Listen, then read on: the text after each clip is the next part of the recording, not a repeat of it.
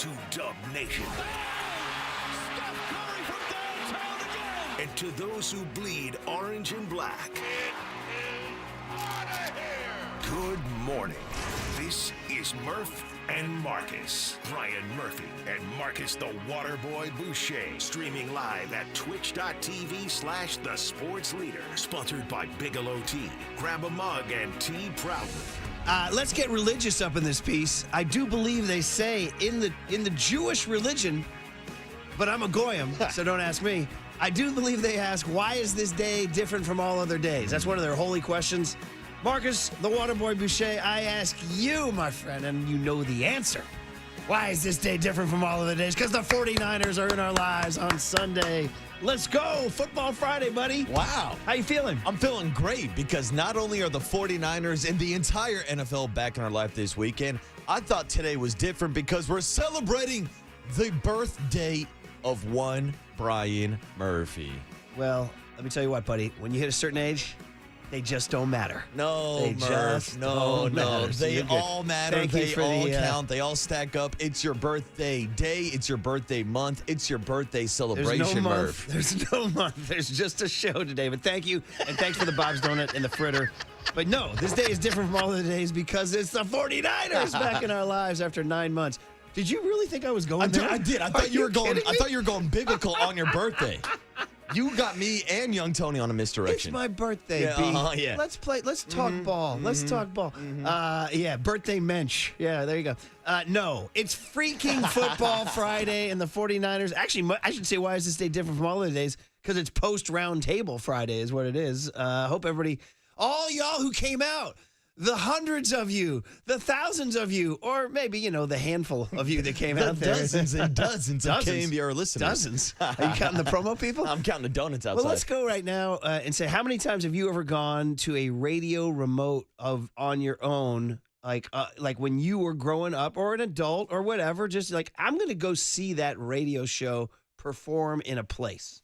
I would say the answer would be never. Never. I don't think I've ever done it. Did you have a favorite show growing up, like Wild 106 or 94.9 or something? I was a big fan. I see you as like one of those hip-hop listeners, kids. Yeah, a lot of Wild 94.9 94.9. with Carmen doing the prank calls every So morning. what if like Carmen was oh, like, no, this is Carmen. Hilarious. what if Carmen was like, we're going to be at Santana Row doing a remote? Young Waterboy wouldn't go? No, I mean, there was one time where Wild 94.9 was at Great America, and we just happened to be at Great America that day, so we were like yelling in the background, like, hey, give us a shout-out on air. So I think that's the closest remote broadcast I've been to. What about yourself? Well, I have the answer, and the answer is one. I've told this story on the air before, but there was a legendary morning DJ named Alex Bennett, who some think, even like, some think Howard Stern kind of stole his act. He was a shock jock in the morning. He kind of pushed the boundaries of what was then acceptable and now would seem mainstream, kind of doing wild things, saying crazy things. And he got a gig at 98.5, The Quake. Shout out The Quake. Can my Quake people stand up? Because you know what it was, Marcus? Early 80s, new wave, brother. New wave. You would not be tuning in. No. You would not be tuning in. I didn't catch that new wave or the old wave. We were listening to all the British new wave and all that. Anyway, he had a cool show. It was kind of funny, kind of edgy. And in my senior year, we formed a really dorky, but we thought we were unbelievably cool club called Locust 409. Don't even ask. Tell me, Murph. And so our bit was to kind of like go to places wearing a blue blazer, a white shirt, a tie, shades, either Ray-Bans or Varnays, and blue jeans, and being very stoic. Like Men in Black kind of thing, you know what I mean?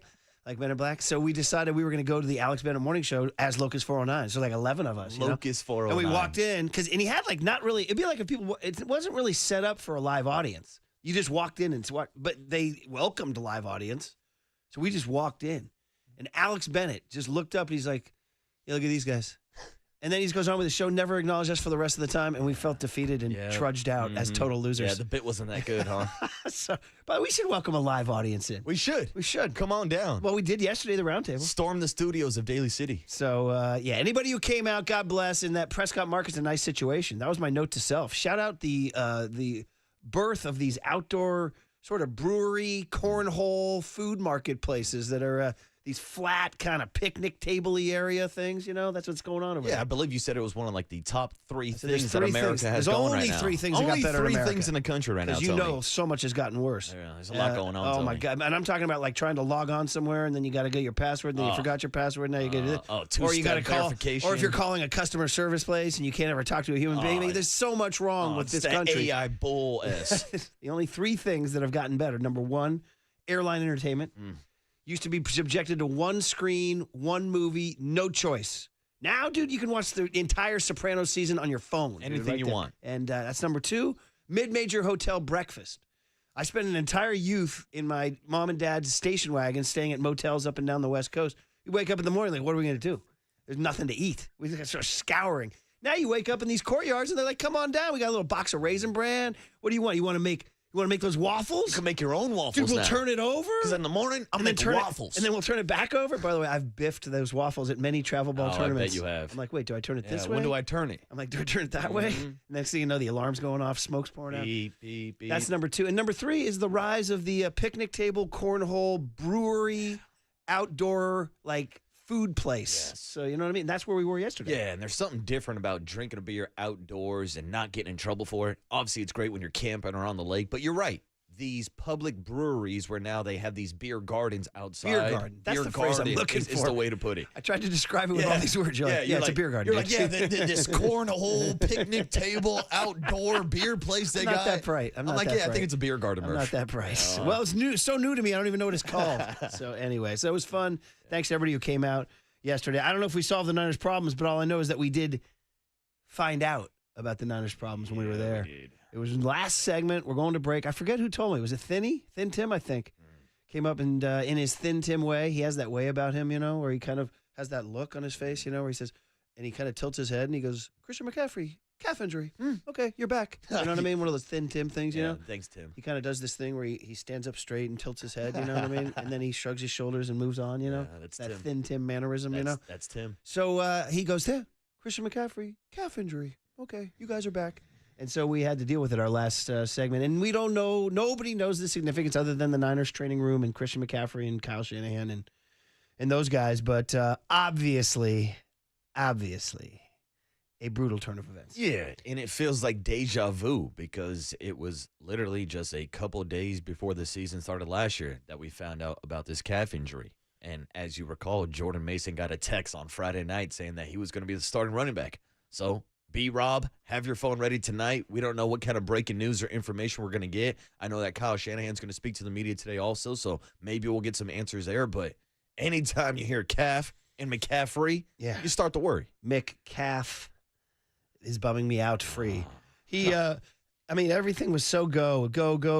Summer's great. He's back. And then boom. So as JD, the transaction monger, was telling us, he said, if you look at a full go on Wednesday and then a limited on Thursday, something happened. So obviously this is not something that was been nagging him because he's been full go the entire summer. And now we know. But you're right. I wondered yesterday on the show, on the roundtable, was there any kind of premonition in this situation why they traded for Brian Robinson? Because remember when they traded for Brian Robinson, nobody was expecting that. We thought they were going to make trades for receivers. We thought the running back room was going to be, okay, when Jordan James comes back, Isaac Guerendo's risen up the ranks. Maybe it's not ideal, but Guerendo was going to be your 2 and Jordan James your 3 and see how make it work, the Bobby Turner, Kyle Shanahan run system. But when they traded for Brian Robinson, we probably maybe should have raised our eyebrows a little bit more. Maybe I don't know if they knew because he was a full go up until then, but it was certainly important insurance to get. Yeah, but again, that's kind of the same situation we went through last year where you really didn't hear too much about the calf injury, a calf injury that he was dealing with in the Super Bowl, going back to that NFC Championship game against the Eagles. And then they give him the contract extension. And then he showed up at camp and everybody's like, all right, now Christian McCaffrey's healthy, ready to go. And literally days before the season, we start hearing about the calf injury that obviously lingered throughout the entire season. So, yes, we'll find out if he's going to play this weekend, but this is the type of injury that, once again, can linger and can have a long-term effect. So, after the excitement of saying, why is this day different from all other days? Why is this day different? Why is this day the same as all other days? Christian McCaffrey injury watch. That's the sad part. So, other than that, we are hyped to have the 49ers back in our lives. Sunday at 1 o'clock up in Seattle. We broke it down extensively yesterday at the roundtable. We'll break it down extensively again today. And don't forget the baseball team that didn't get mentioned too much 5:15 today at St. Louis, taking on Michael McGreevy, a 25-year-old righty from UC Santa Barbara. Go Gauchos. It will be taking them on with Carson Seymour, who's giving up 3 bombs a game. Yeah, I know you've been waiting to see more of Carson. Everybody's saying see less. Yeah. Listen, I'm rooting for the kid. I'm just too many home runs. He literally has given up 2.9 homers per 9 innings, which is a brutal ratio. You cannot live like that. So we'll see how that goes. It's funny. All I hear about is how bad the Cardinals are and how upset their fans are and how they're boycotting and they're under 20,000 at Busch Stadium and it's such a disaster. I look down. They're only 2 back of the Giants in the wild card. Yeah, they're right in the mix. Different relative. Like the Cardinals, are like this is an outrage. Right. We're 70 and 71. We're like Giants are 71 and 69. This is nice. Yeah, and Giants are selling out more ball games than they have in like the past 5-6 years. That's true. Yeah, they have. That's the one thing that's been successful, and I think you can kind of hook what Buster and ownership thought, which is if you give the fans an everyday lineup, they will attach more to the team. Yep. So whether it's Adames or Chapman or Jung-Hoo Lee or now Devers, you know what you're going to see, and as a result, people want to go out more often. What we got? Maybe time for a Brebbia. They want to know who's pitching, Marcus, not wrestle with the ball, not wrestle with the manager on the mound. Right? I don't need to show up to the ballpark with TBD on the pitching matchup and then wake me up before you go because there's John Brebbia about to go. And then finally, we watched football last night. I tell you what, I'm already 0-1 in my picks. I had the Eagles covering. They did not cover. The Cowboys looked better than I thought they would. That was a little disturbing.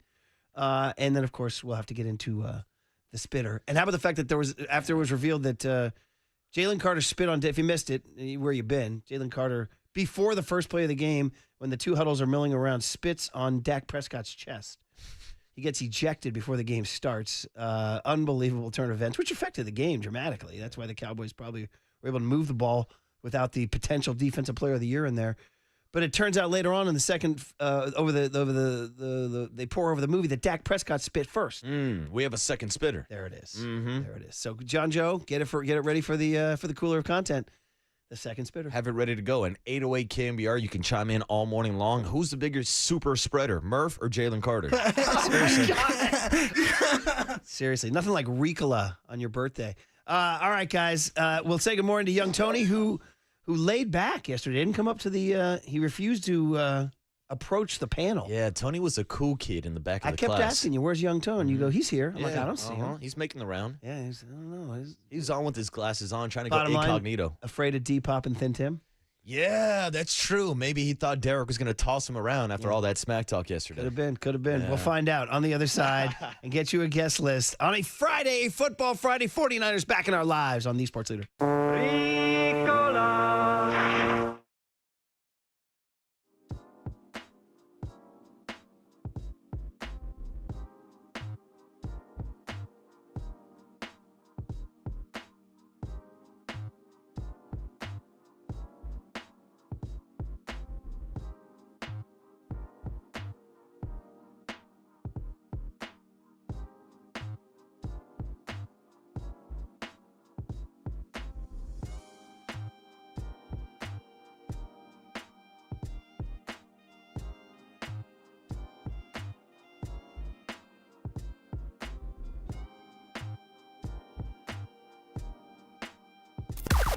Now, from the O'Donnell Financial Group Sports Desk. Learn more at odfigroup.com. O'Donnell Financial Group, because planning is a process, not a product. Good morning, everybody. We have a new contest this week, and today's Friday, which means it's the last day of this new contest. We're giving away 2 single-day passes to the Aftershock Festival at Discovery Park in Sacramento. Stay tuned through the 9 a.m. hour for your chance to win 2 tickets for the Friday show, October 3rd. Deftones, what you're hearing right now, they're going to be there. A Perfect Circle. Lamb of God, also going to be there. A bunch of good bands. When you hear the cue to call, the number to dial is 415-896-KNBR. And if you're caller number 10, that means you win. It's all brought to you by Danny Wimmer.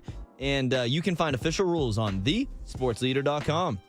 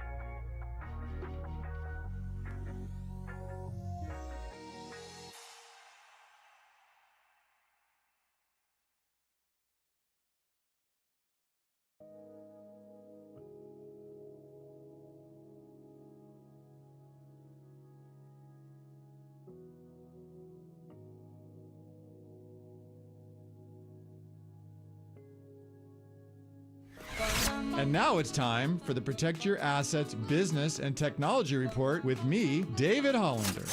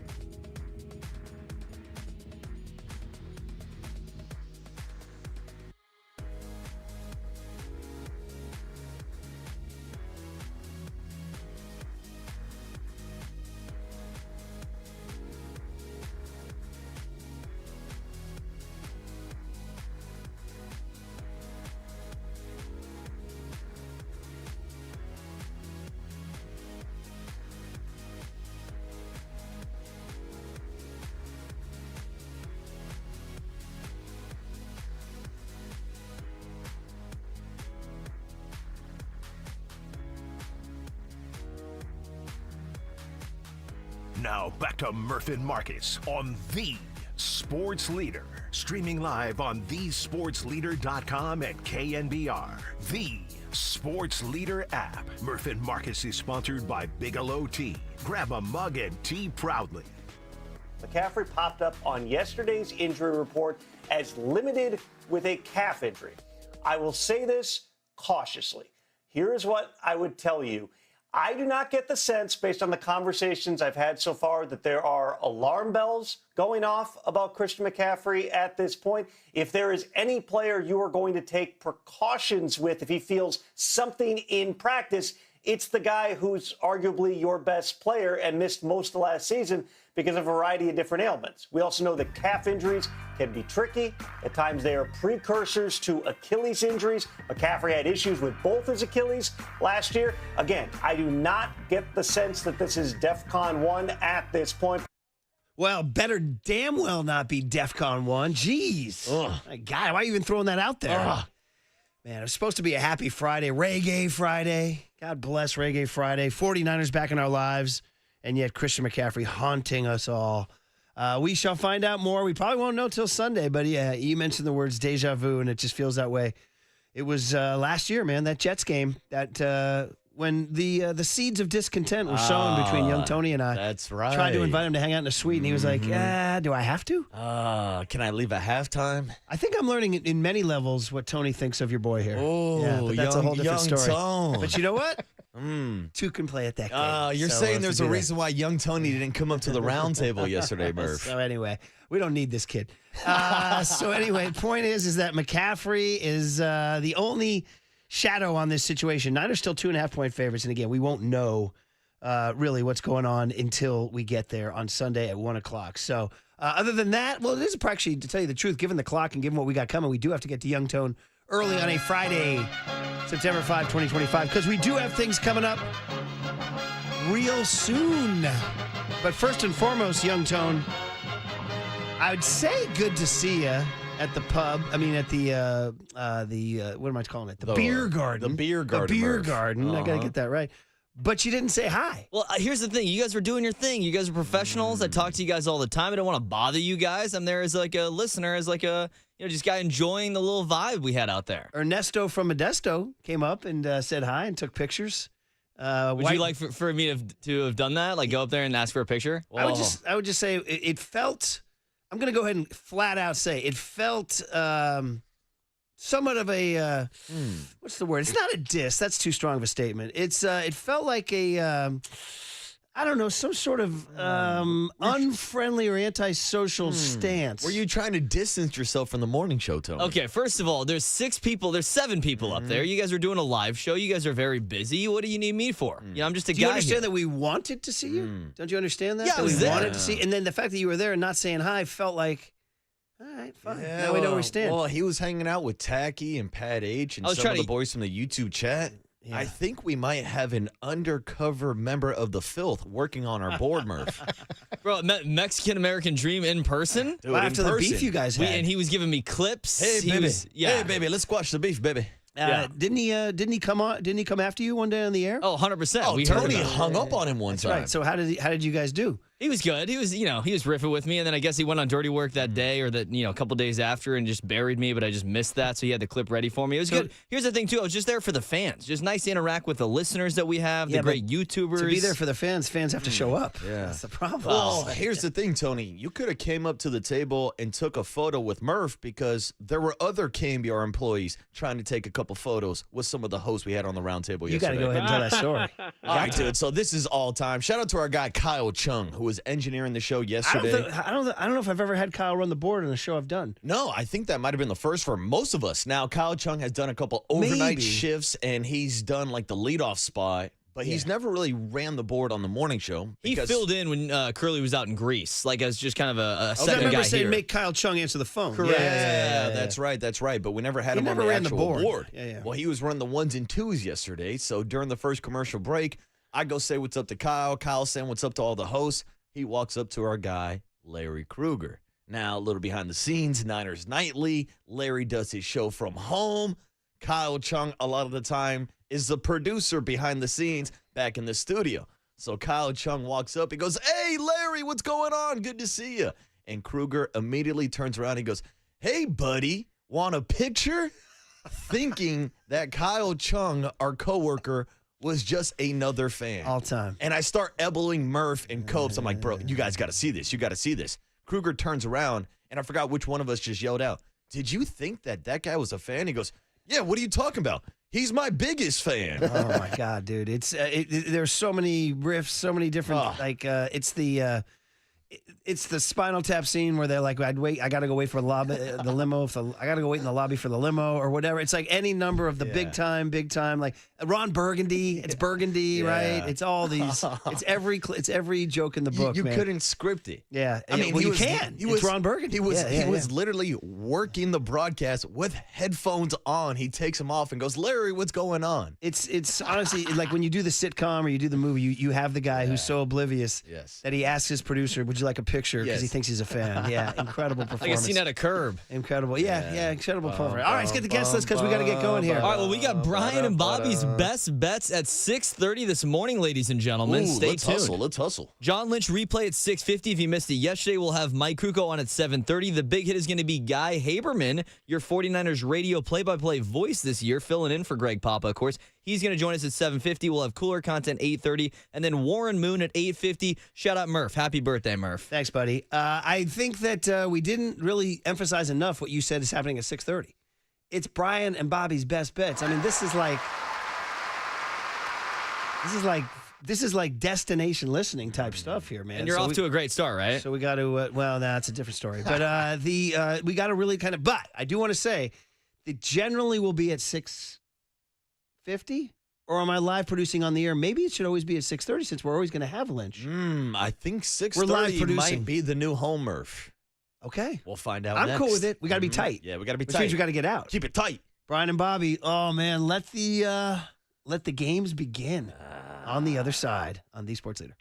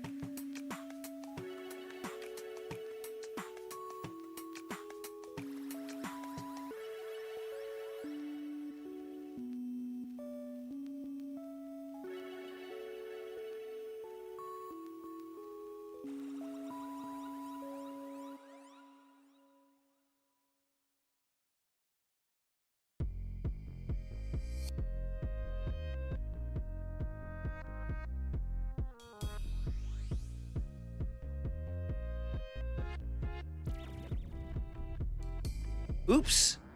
Sometimes the button sticks. It's ready to go now. Let's talk life insurance. Sorry about that, guys. Nothing like dead air to get your morning started, but the button is working and we can talk serious stuff. So, life insurance. Life insurance. A lot of excuses get in the way. I can't afford it. It's too complicated. work coverage is enough. No. Check out Ethos Life. Ethos Life, the online easy way to get life insurance in as little as 10 minutes. Ethos has rates you can afford, like a $500,000 term life policy for a 40-year-old male starting at just $1 a day or $30 monthly. Rates increase the longer you wait, so don't put it off. With Ethos, you get up to $3 million in coverage with no medical exam. Just answer a few health questions all online. Ask yourself this. If something happened to me, who would pay the mortgage? Who would pay the kids' education? Who would pay all the other bills? These are serious questions that must be answered. Don't kick the can down the road. Forget the excuses. Check out Ethos Life, the better way to get life insurance. For your free quote, visit ethos.com/leader. That's ethos.com/leader. Not available in all states. Rates vary.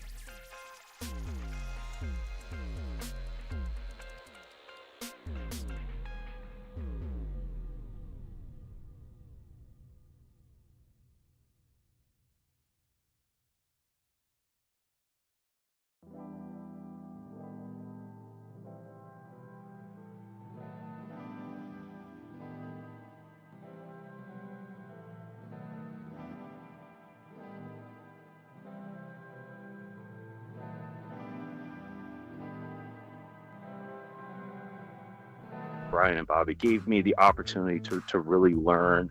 KNBR heads, you ready for your weekend picks? Yeah, baby! It's Brian and Bobby's best bets on the sports leader. But wait, who the are Brian and Bobby?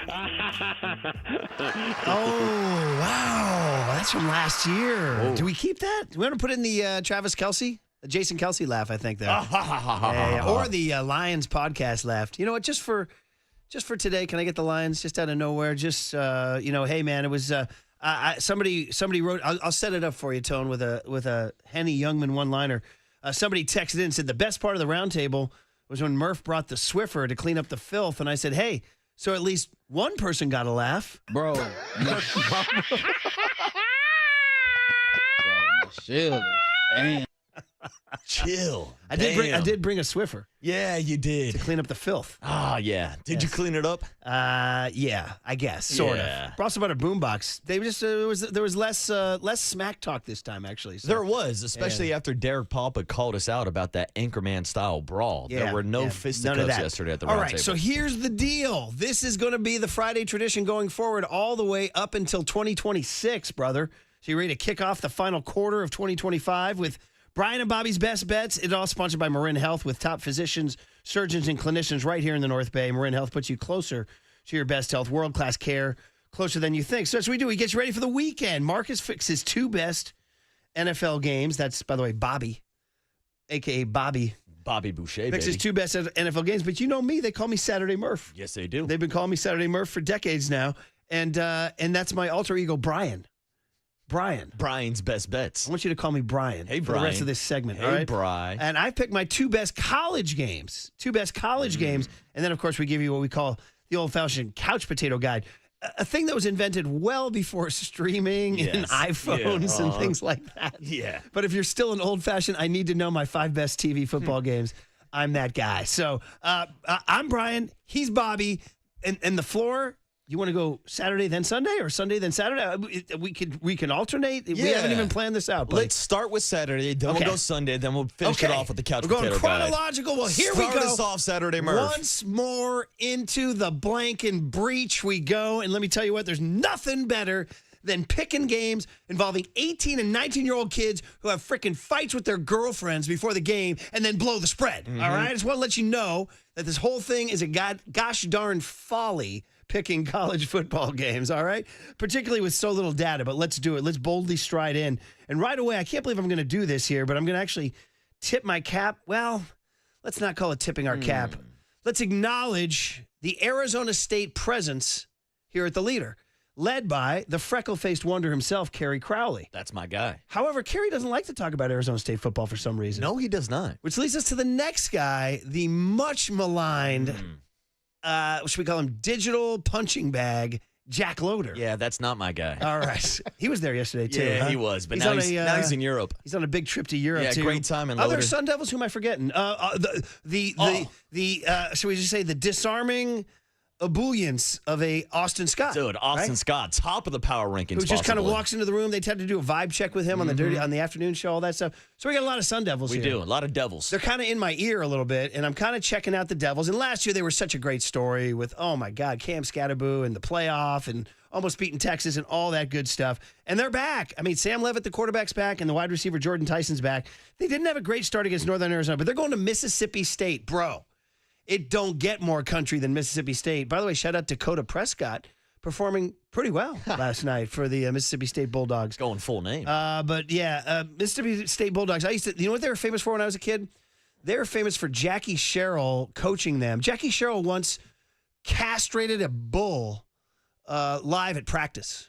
Yeah, he was coaching Texas A&M, and he brought out a Texas Longhorn bull and castrated it right there at practice. Wow. He said that's what they're going to do to Texas. That's a hell of a message. Yeah. It's Jackie Sherrill. He wound up at Mississippi It's a State. little bit like deeper than just like burying a football or Anyway, something. it's a 4:30 game. It's a mild. The bottom line, the backdrop to all this is that the college schedule this weekend is not that good. It's just okay. It's the kids would say mid. So Arizona State being one of the top 10 teams in the nation at Mississippi State. Mississippi State's probably going to be the worst team in the SEC. Arizona State's only given 6.5. Can I see them winning by a touchdown? I'm going to go ahead and hitch my wagon to the Austin Scotts of the world and believe in the Arizona State hype. I love their coach, Kenny Dillingham. I love their quarterback. I don't love Mississippi State. I'm going to go ahead and in early days, I'm going to hitch my wagon to the Devils, lay the 6.5.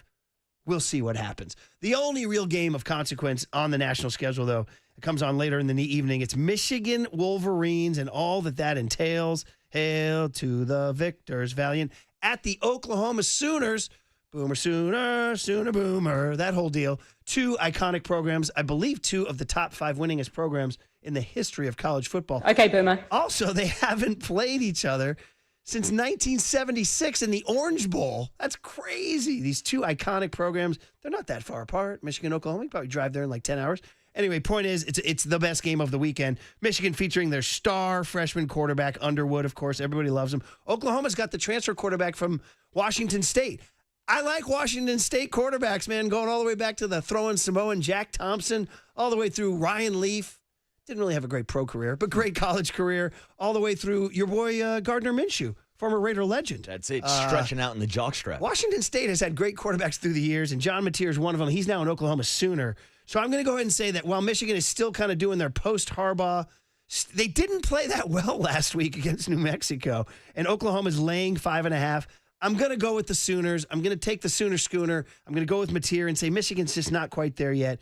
Give me Oklahoma minus 5.5. Those are your very sketchy Brian picks for the weekend. Brian's picks from Saturday, Murph. But now let's get to Sunday with Bobby Boucher. And just to lay out the landscape, Murph, because you know I like to keep receipts. on these bets. Last season in 2024, on this very show, we went 20-12 against the spread. But wait, there's more. Going back to the days of the leadoff spot with Overnight Dave. What is this, an 800 number? Well, exactly.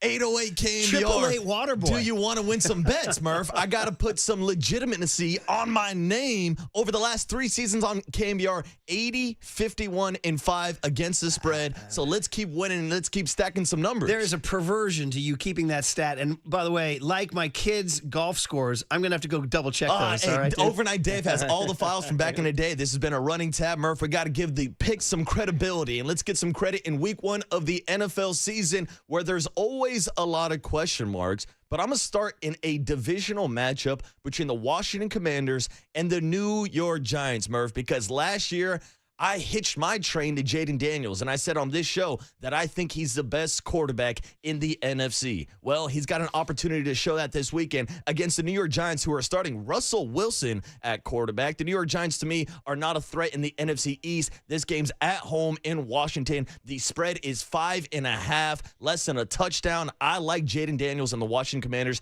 to cover week 1 at home, minus 5.5, Murph. You know, that number moved because that pool I'm in, it opened at 6.5. So I know, I saw it drop below. The number moved to New York, oddly enough.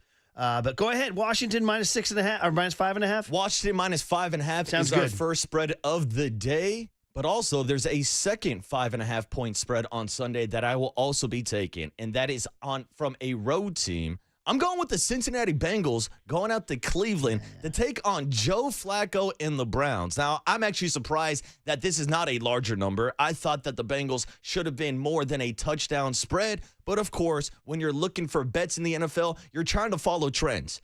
And for the last couple of years, the Bengals have been awful out of the gates. They've had slow starts, but they're trying to buck that trend by actually playing their starters in preseason this year. So I think they're going to be more ready for week 1. I honestly just don't think the Browns are all that good at all with Joe Flacco at starting quarterback. So I love this bet. My favorite bet of the weekend. Give me the Cincinnati Bengals minus 5.5 on the road to start off the year on a good note. That one is a very popular bet. In fact, so popular that maybe it's like it almost makes you want to zag when everybody else is zigging. I know, but I've talked to people saying you got to bet against the Bengals because they lose the first game every year. So now I feel like I'm going against the trend by going with the Bengals. On the Athletics morning newsletter, it's the most popular pick of the week. Cincinnati minus 5.5. I figured. So we'll say this could be the right pick. Mm-hmm. It could be the right pick. I'm in that pool. I'm going to take him. So, well, there you go. He's in, and he's got receipts to prove it. I got receipts. Oh, my gosh. What's wrong with the little credibility? It's just, you're taking it to the next level here, buddy.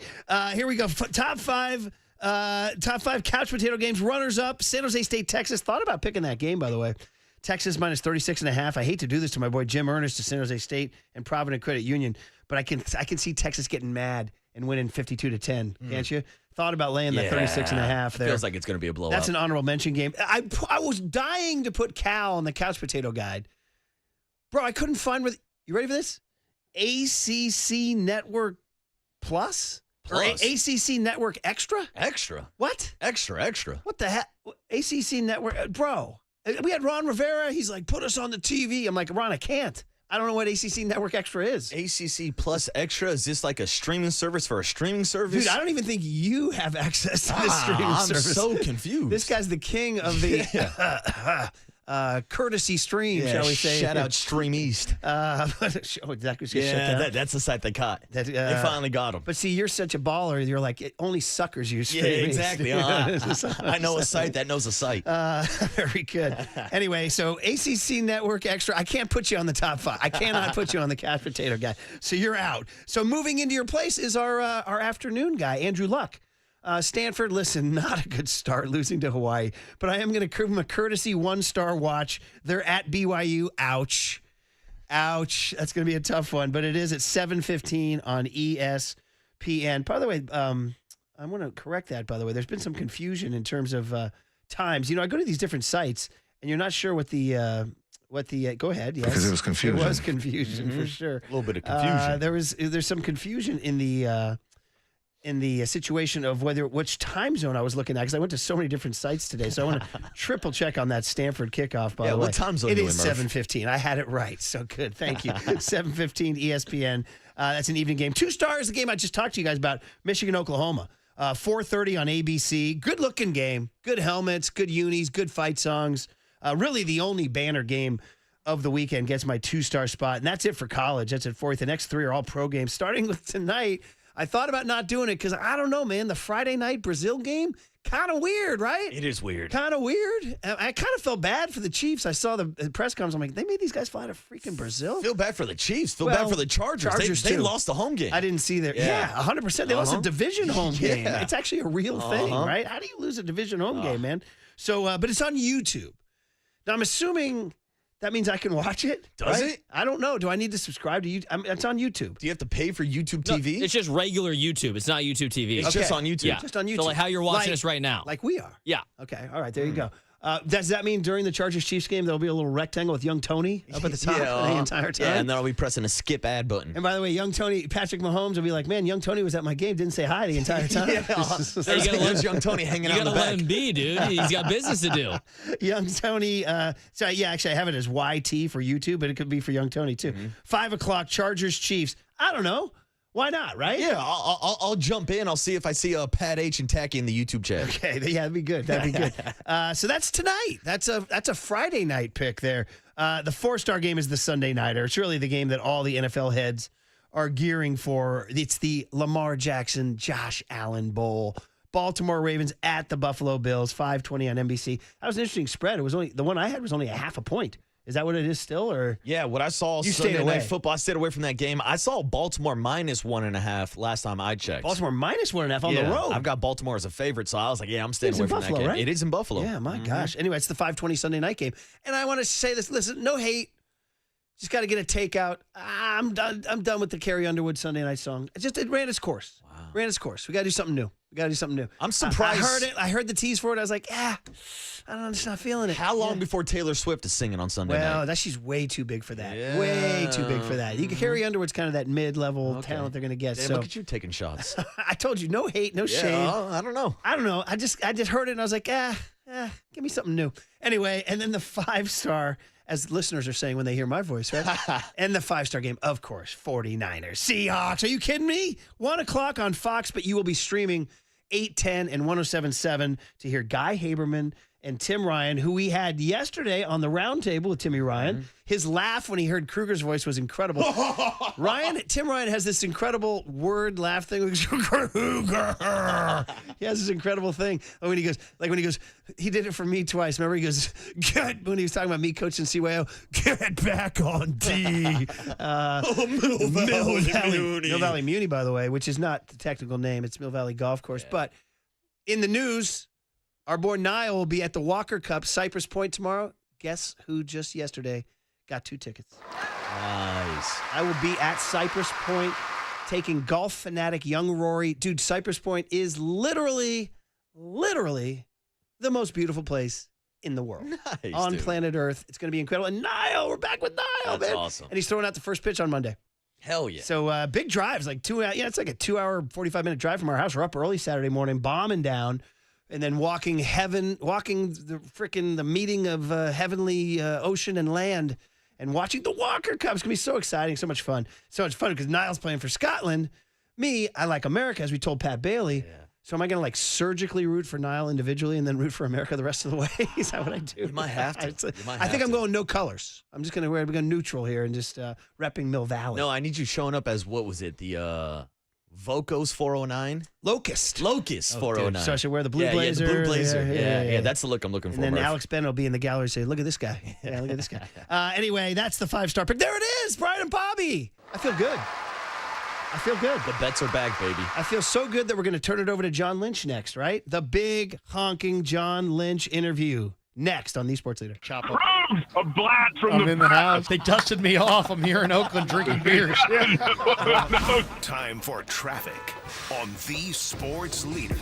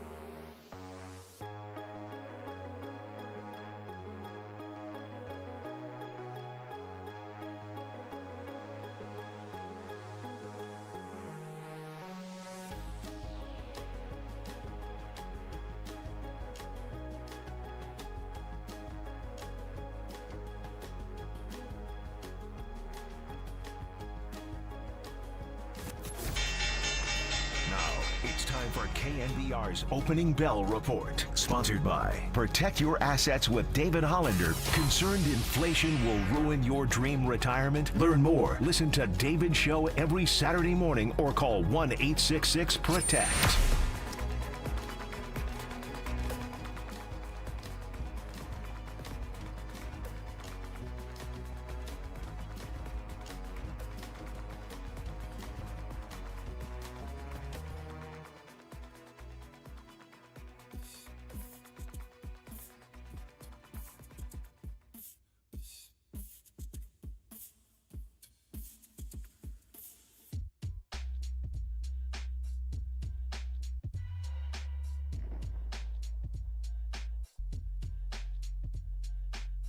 Listen to the sports leader anytime, anywhere. Download KNBR, the sports leader app. Murph and Marcus continue live from the Casino Matrix Progressive Jackpot Studios. Casino Matrix. Progressive jackpots are here. Where are you? Just drop in. 1-800-GAMBLER. Reggae Friday sounding good. Young Tone, what you got? We got a little cool and calm Israel vibration. Sounds great. A bunch of my buddies who are about my age but act like they're much younger were just in Oregon last week at a reggae festival.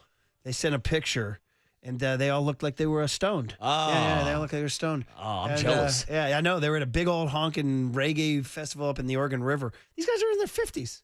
So what are they doing here, man? They're enjoying some reggae. That's what they're doing, Murph. You're enjoying some reggae on a Friday. And I asked them, I said, how long have you guys been... How long have you guys been going to these shows? Well, Murph, you know that these boys have always been a part of the community ever since, you know? How long have you been a Rasta? Well, I've been a Rasta from ever since, you know?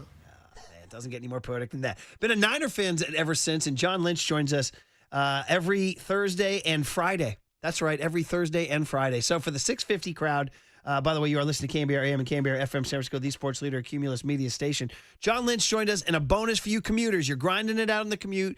You want to hear what John Lynch has to say about your 49ers, and it starts with him coming on the UMA guest line and saying, John, you guys finally figured out the Jawan Jennings situation. After all that time, he's back on the practice field. Well, it's going great for Jawan. I want to commend Jawan. I think the way he took care of his business, both getting healthy and his want for a new contract. He handled it in a good way, and I mean, one thing I do pride myself. We talk about like strategic transparency, but we're pretty transparent people, and when I say stuff, I usually mean it, when I was saying that those things don't have to be mutually exclusive, Jawan did battle a calf injury, and he did want a new contract, and both things seemed to get right at the right time. And so that's a good thing for us. And the great news is Jawan has looked great out there, and he's ready to go. And he kept himself in really good shape. And is there going to be a little rust? Hopefully not. He's played a lot of football for us. And his energy out there is palpable. We feel it. We're going to continue to try to work on a long-term deal. But right now we got a solution that works for everybody for the short term. And that's a good thing for the Niners. That sounds real good. You're listening to KNBR AM and KNBR FM San Francisco, the sports leader, Cumulus Media Station. Marcus. Yeah, and John, just to follow up on that, were there long-term contract discussions discussed? Oh, yeah.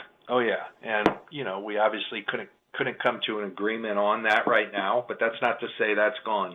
Some teams do have the policy once you hit the season, they put all contracts away. That's not something we've done. We are going to kind of, focus on going and beating Seattle right now, but we'll continue to try to work towards that. We've said it many times. We love JJ. We love his presence on this team, and we want to keep him around here for a while. Can you report on the bro hug? Was it a quality bro hug? The kind of the no bad blood bro hug? Was that what it was? There's no bad blood there at all. There hasn't been, and there's plenty of bro hugs with JJ. He's one of the guys that brings this energy each and every day, and so that's not I guess everybody focused on it because he was back on the practice field, but there's bro hugs almost on a daily basis with Jawan. He's just a happy guy. John, we've seen you guys go through these situations before, specifically in the wide receiver room. So after going through the experience with the contract extensions for guys like Deebo Samuel and Brandon Ayuk, do you feel like those helped you out in this situation here and how it all played out with Juwan Jennings? I'm just happy we have Juwan, and we take every situation as its own, and happy and proud the way this thing got handled, and now it's time to focus on beating the Seahawks. All right. Well, John Lynch is the voice you hear every Thursday at this time, and we are ready for the 49ers and the Seahawks at 1 o'clock. It'll be on 8:10 a.m. and 107.7 FM. And, of course, it'll be Guy Haberman and Tim Ryan on the call as we continue to think about our buddy Greg Papa getting better and hopefully coming back soon enough. He will be watching for sure. I'll just throw one out there. And, listen, you've been in this game forever. So you know what prognosticators do, and you know how worthless it all really is. But sometimes it's motivating. And The Athletic did an anonymous NFC poll and had you guys rated as the 7th best NFC team behind the Rams, among others. Does stuff like that fire you up? No, it's really kind of elevator music. It's just kind of there. It's, last year there were a lot of people saying we were the number one team in the NFC, and that didn't work out so well. So, I think either way, might some people in our locker room use it as motivation? Sure. I think you kind of make everything personal, but it's not something we're worried about. We understand that after a 6-win season, we got to go prove it. And that's the cool thing about this league. As long as I've been around it, is that you have to go prove it each and every day, and we have to do that. We got punched in the mouth last year, and we have to respond. And there's a whole lot of new faces that weren't even part of that, but the people that were, I think that's what we take personal, is that we didn't play up to our standard last year, and that's not acceptable. And we have to change that. And so what we're doing is focusing on the work to go about changing that, and not reading articles as to where people have us rated. And I think the results will speak for themselves when it's all said and done. So that's really where our focus is, where our mindset is, and I really like the mindset of this team. Yeah, John, I remember going in last year, we talked about the target on your guys' back after that Super Bowl run. But as you mentioned, after a 6-11 season, it seems like that target has shifted. But does that also play into the mindset going to the season where maybe now you're the hunter instead of being the hunted?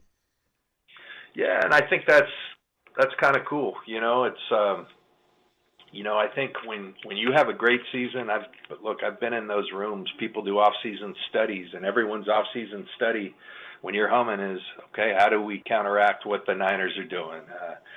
Back when I was playing for the Bucks, how do we beat the Tampa 2? This defense is stifling people.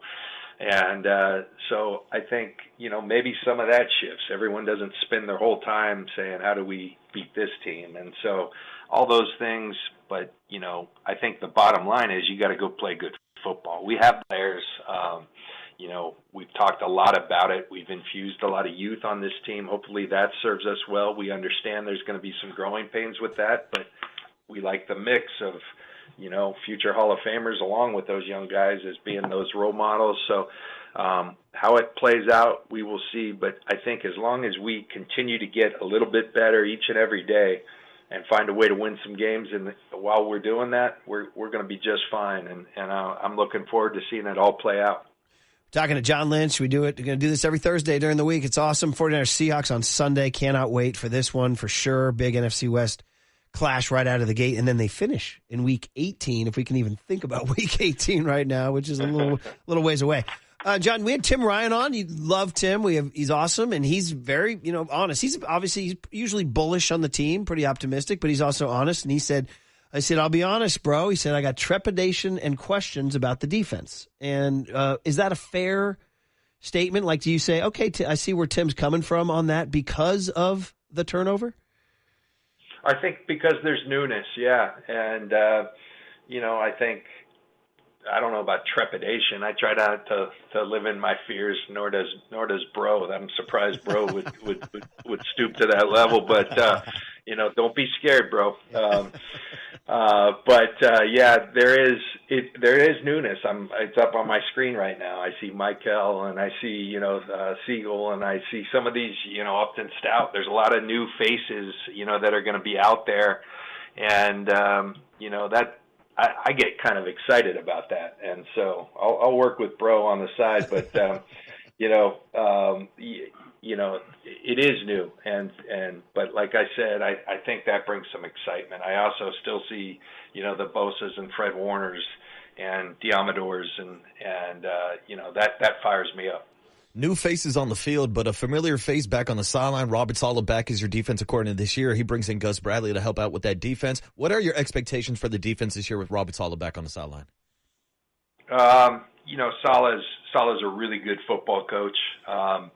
He was at the core of us developing this system together. Now that system has evolved while he left, and then he went and expanded upon it when he was with the Jets, brought back some new ideas. Gus comes in, brings some new ideas, and you forge it into your own. And that's part of each and every year in the NFL is finding, okay, what are we really good at? And let's emphasize that. And I think that's something Saleh does extremely well.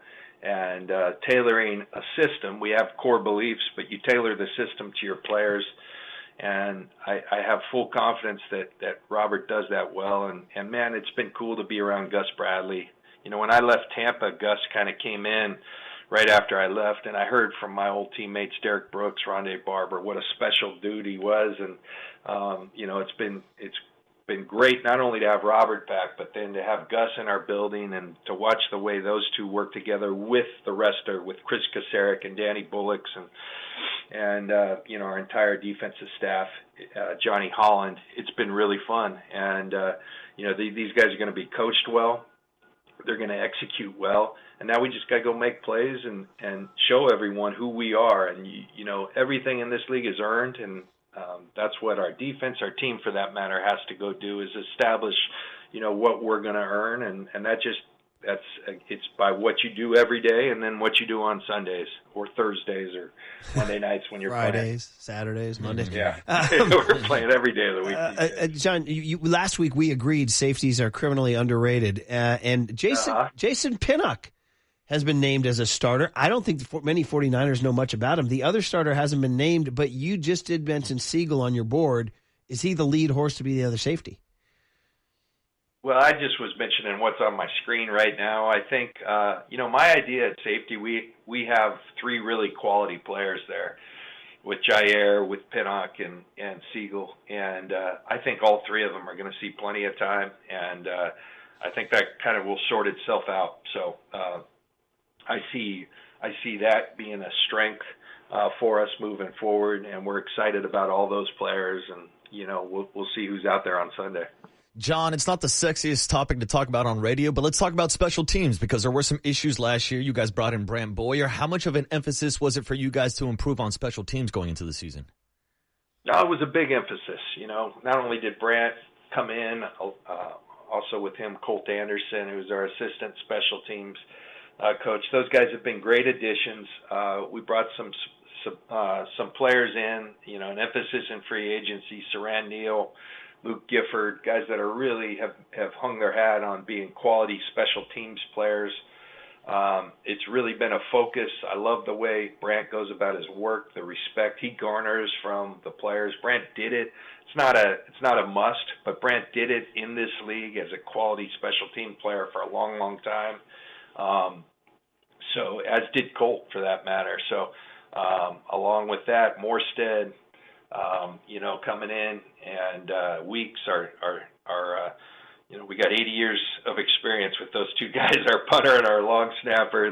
They're awesome. So I'm excited about our special teams and where it's going to go. We've got to be better. It's a huge part of football. We've got to be better in that facet of the game, and I expect us to be. Talking to John Lynch as you get ready for week one, man, and special teams, it'd be nice to see a couple big plays from special teams for sure. And we talk so much about the youth and all the changes and all that, but then there's your guys. You mentioned future Hall of Famers. I'm not putting them there yet, but Nick Bosa has a chance. And he said yesterday at his media scrum, he said, I've been to the pinnacle. I want to be, I've been the defensive player of the year. I just want to be dominant for a long time. Can you kind of give us the check-in on Nick Bosa? Maybe his sack numbers weren't what they wanted last year. Maybe that had to do with the guys he was playing with. I don't know. What's the John Lynch expectation for Nick Bosa? Is it going to be a big sack year? Is it quarterback pressures? Will Michael Williams and Bryce Huff change who he is? What's the Bosa diagnosis? Well, Nick is always going to be a force to be reckoned with. He's just that kind of player. He really is. His work habits are impeccable. He's got a lot of gifts from the good Lord that allow him to be a really effective pass rusher. I love that, my expectations for him, I guess, are sort of important, but like his expectations for himself. And I love hearing Nick say, hey, I expect to be dominant. I want to be in the running for the Defensive Player of the Year, because that's the type of player he is. And so he's going to do everything he can to put himself in that situation. What we throw out there around him, I think, is going to be integral to that. I think Saleh's really gifted at finding a way to get the matchups we want. And, I think that's going to bode well for Nick. But really, Nick's a presence, and I do believe that he's shown over time whoever is blocking him going to have their work cut out for us, for them. And we're excited to watch Nick out there and performing at the high level he usually does. Well, John, taking a look at the Seahawks this Sunday, it's a new-look Seahawks team. They have a couple familiar 49er faces out there. Clint Kubiak running the offense with Sam Darnold at quarterback. So what is your breakdown and scouting report on these new-look Seattle Seahawks? Well, I always have a lot of respect for the Seahawks.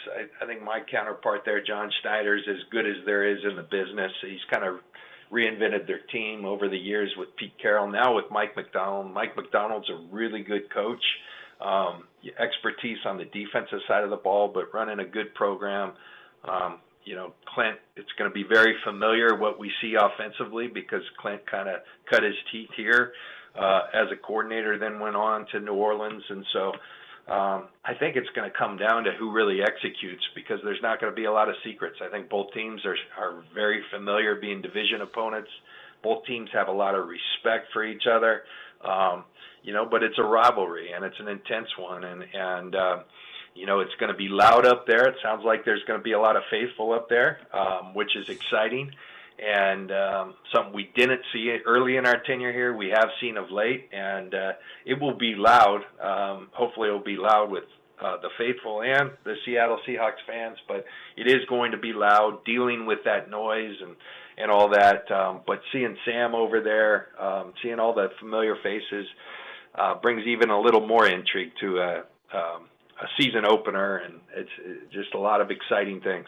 As we're wrapping up here, I'll go to your comfort zone and talk Stanford. Christian McCaffrey is back, and that just made you a lot better GM, John. When Christian McCaffrey's on the field, made us a better broadcaster too. Made us a better radio broadcast. But the guy behind him is Brian Robinson, and all of a sudden he's number 2. And I just wonder, do you anticipate I don't want to say spell Christian, because he always wants to be on the field, but is there sort of a plan that in getting Brian and making him the number 2 guy, B-Rob Robinson, that there will be a little bit more preservation of McCaffrey this year, perhaps, on snap count? We always talk about that. We're not so good at executing it because he doesn't like coming off the field, but that'd be a great problem to have. And I'll tell you what I'm excited about. I'm excited about Christian being out there, obviously. I'm excited about B-Rob. I'm excited about Garindo, and I'm excited about Jordan James. I think that position group was strengthened this offseason in general, and I think all those players can bring something to the table. Jordan James has had a tough training camp, nicked his knee early in camp, then broke a finger, but he is a tough, really good football player. So I think all these guys, we're going to see him contribute at some point during the year. Obviously, our bell cow, one of the better players in the league, in Christian, and having him healthy is just a godsend for our team. He looks tremendous.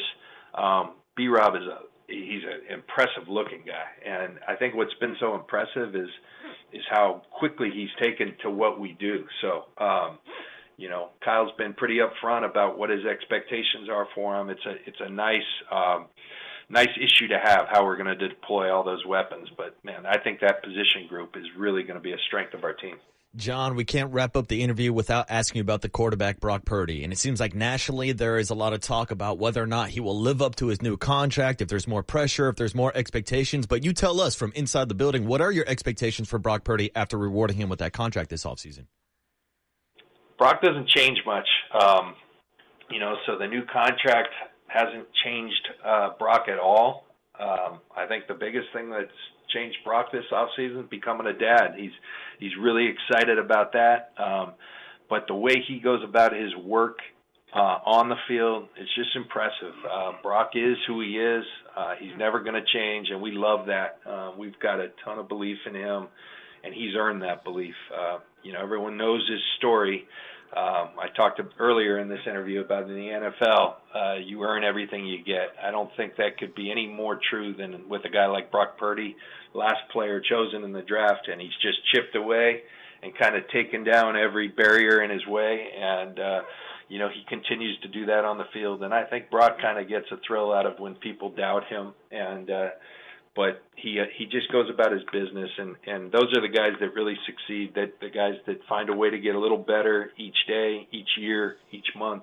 And Brock's going to be that guy, and that's a tremendous leader for our team. And we're very fortunate and excited to have Brock a part of us.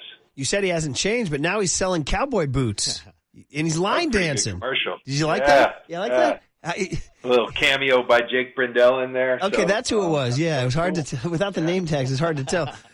What's your line dancing history? Did you ever get out there and do the like in the urban cowboy era out there, John?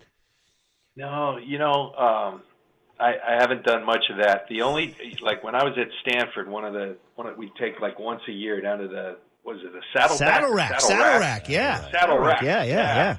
We'd go once a year, and that's my experience at line dancing. But isn't there a story about Lisa McCaffrey leading some dances on a table? Like she was, wasn't that some of the parties? Wasn't she? Lisa always had fun, and so she's a trip. I mean, she's so much fun. Eddie's a great guy, and they make great babies. So we're very grateful for that. And Luke isn't he part of the Commanders' situation over there? Luke, right? Isn't he? He's one of their dudes. Luke is part of it. Max, I believe, is coaching in Miami. So they're a football family, no doubt. Man, oh man! Last one is you get to just be you get to be a pundit here. Last one. Cowboys trade Micah Parsons to the Packers. You're a GM. You grade the trade. Who won it? We'll see. I think that's always it's always with these trades, no one knew when we got Christian McCaffrey. I think everyone thought it was a really great deal for us, and it's proven to be.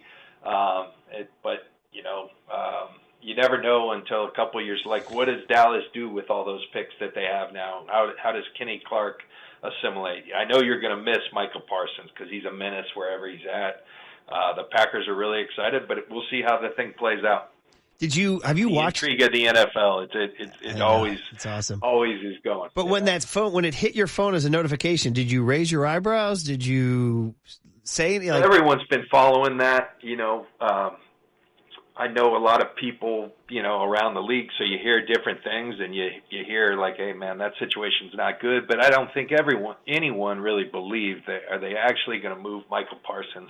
And so I think for everyone, when it actually did happen, it was like, wow, But there were whispers out there that thing had gotten bad. You're always transparent with us. Did you guys make a call? We always are going to listen. We weren't really in position to do that, you're always going to make calls and have your ear to the ground. And I just mentioned a couple big trades we made. Yeah. You don't if you don't shoot, you don't score. Right. So I think you're always listening, but like this one wasn't very realistic for us. No. And I know you're busy, between running the team and having a family, but have you caught any of the Netflix Jerry Jones Gambler thing? I haven't. At some point I'm gonna maybe some long plane ride. Yeah, maybe on a plane ride. Have an occasion. You will be entertained, man. You will be entertained. Those two guys, Jerry Jones and Jimmy Johnson, don't mind. They don't mind saying stuff.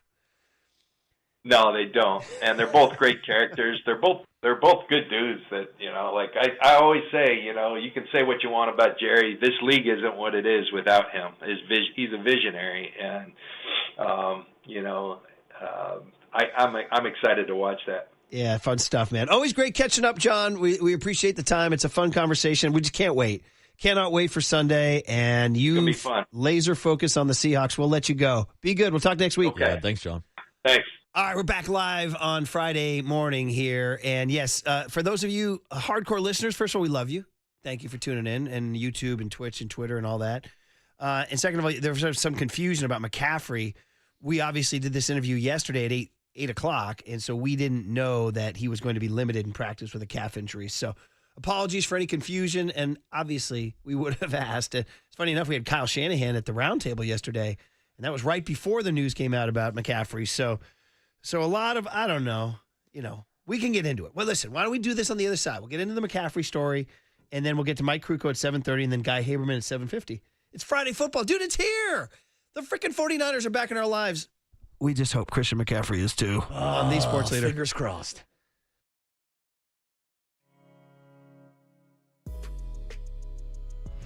Time for traffic on the Sports Leader.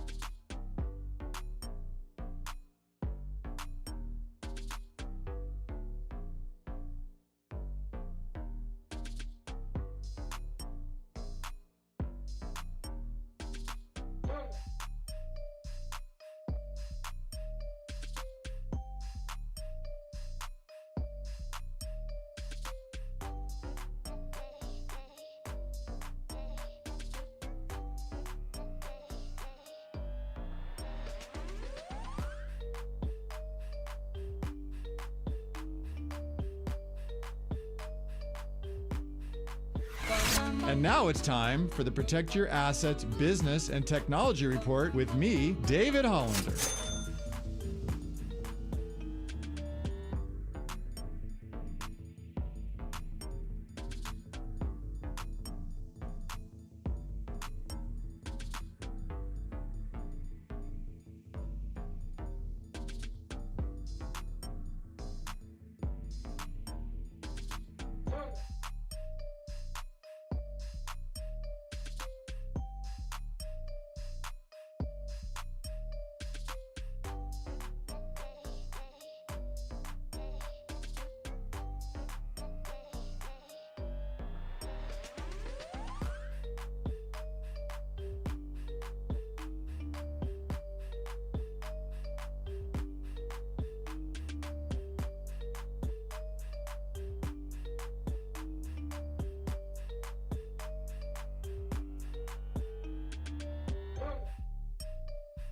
Now back to Murph and Marcus on the Sports Leader. Streaming live on thesportsleader.com and KNBR. The Sports Leader app. Murph and Marcus is sponsored by Bigelow Tea. Grab a mug and tea proudly. And the pitch to Youngblood, hit high in the air to right field. That one is up in the air, back at the wall. It's gone! Home run! The Giants have won the ball game. Holy cow! I gotta love a Reggae Friday where we're like 49ers, 49ers, 49ers, and we got Hank Greenwald calling a Joel Youngblood homer. I don't know what happened. I loved it. I'm a Joel Youngblood guy. I love Joel Youngblood, but what's going on here? What's going on? Well, Murph, we know that you're a Joel Youngblood guy, and we also know that it is your birthday, and John Joe Curley likes to pull off a couple birthday surprises each and every year. So joining us now on the UMA guest line for Brian Murphy's birthday is the one and only Joel Youngblood. Oh, you guys have gone beyond. That's a deep pull. Is Joel... Wait a minute. Joel, I am totally unsuspecting here, by the way. Joel Youngblood, this is Brian Murphy. I've been hosting here at KNBR for 20 years. I've always told these kids I work with, anytime we talk old Giants, I'm like, man, Joel Youngblood could hit. I'm like, Joel Youngblood could hit. And are you telling me they called you up? They bothered you, Joel? Good morning. Well, good morning to you and happy birthday. And it's my pleasure to spend some time with you on your birthday. And to hear you talk about that home run made me feel really good. I'm still a wannabe. I still want to be playing. Oh, dude, this is so great, Joel. What a pleasure, and thanks for spending a couple of times. You know what? So I've coached youth baseball for years and years and years. And when I was a kid, you're not going to believe this, but you had I think you had like a 5-hit game for the Giants one day. And the next day in the paper, you told the examiner, you said, yeah, man, hitting is a blast. You said hitting is a blast. And they used it as a pull quote. Joel, I have said that to every team I've coached. I said, there's this player named Joel Youngblood. He said, hitting is a blast. I'm like, you guys should have fun when you're in the box. Do you remember saying that? Well, that's a long time ago. No, I don't. But you know, hitting and throwing was my game. So, you know, I had to hit to stay in the game, and it's just something that was competitive, and I enjoyed doing it. That's what we live for, to go up there and compete against a pitcher and see who was going to have the best outcome for the day. And you did it from 1976 to 1989, 14 years in the bigs. We're going Reds, Cardinals, Mets, Expos, Giants, Reds. And the Giants is obviously, you know, you were there from 83 to 87. So you were there, Joel, during the transition, because 83, 84, 85, not fun. 86, 87, a lot more fun. Can you tell us about being part of that transition of going from the dark days and then the Hum Baby and Will Clark and Robbie Thompson arriving and all of a sudden sunshine coming to Candlestick? Absolutely. You know, when I first went to San Francisco, I was a free agent, and I told my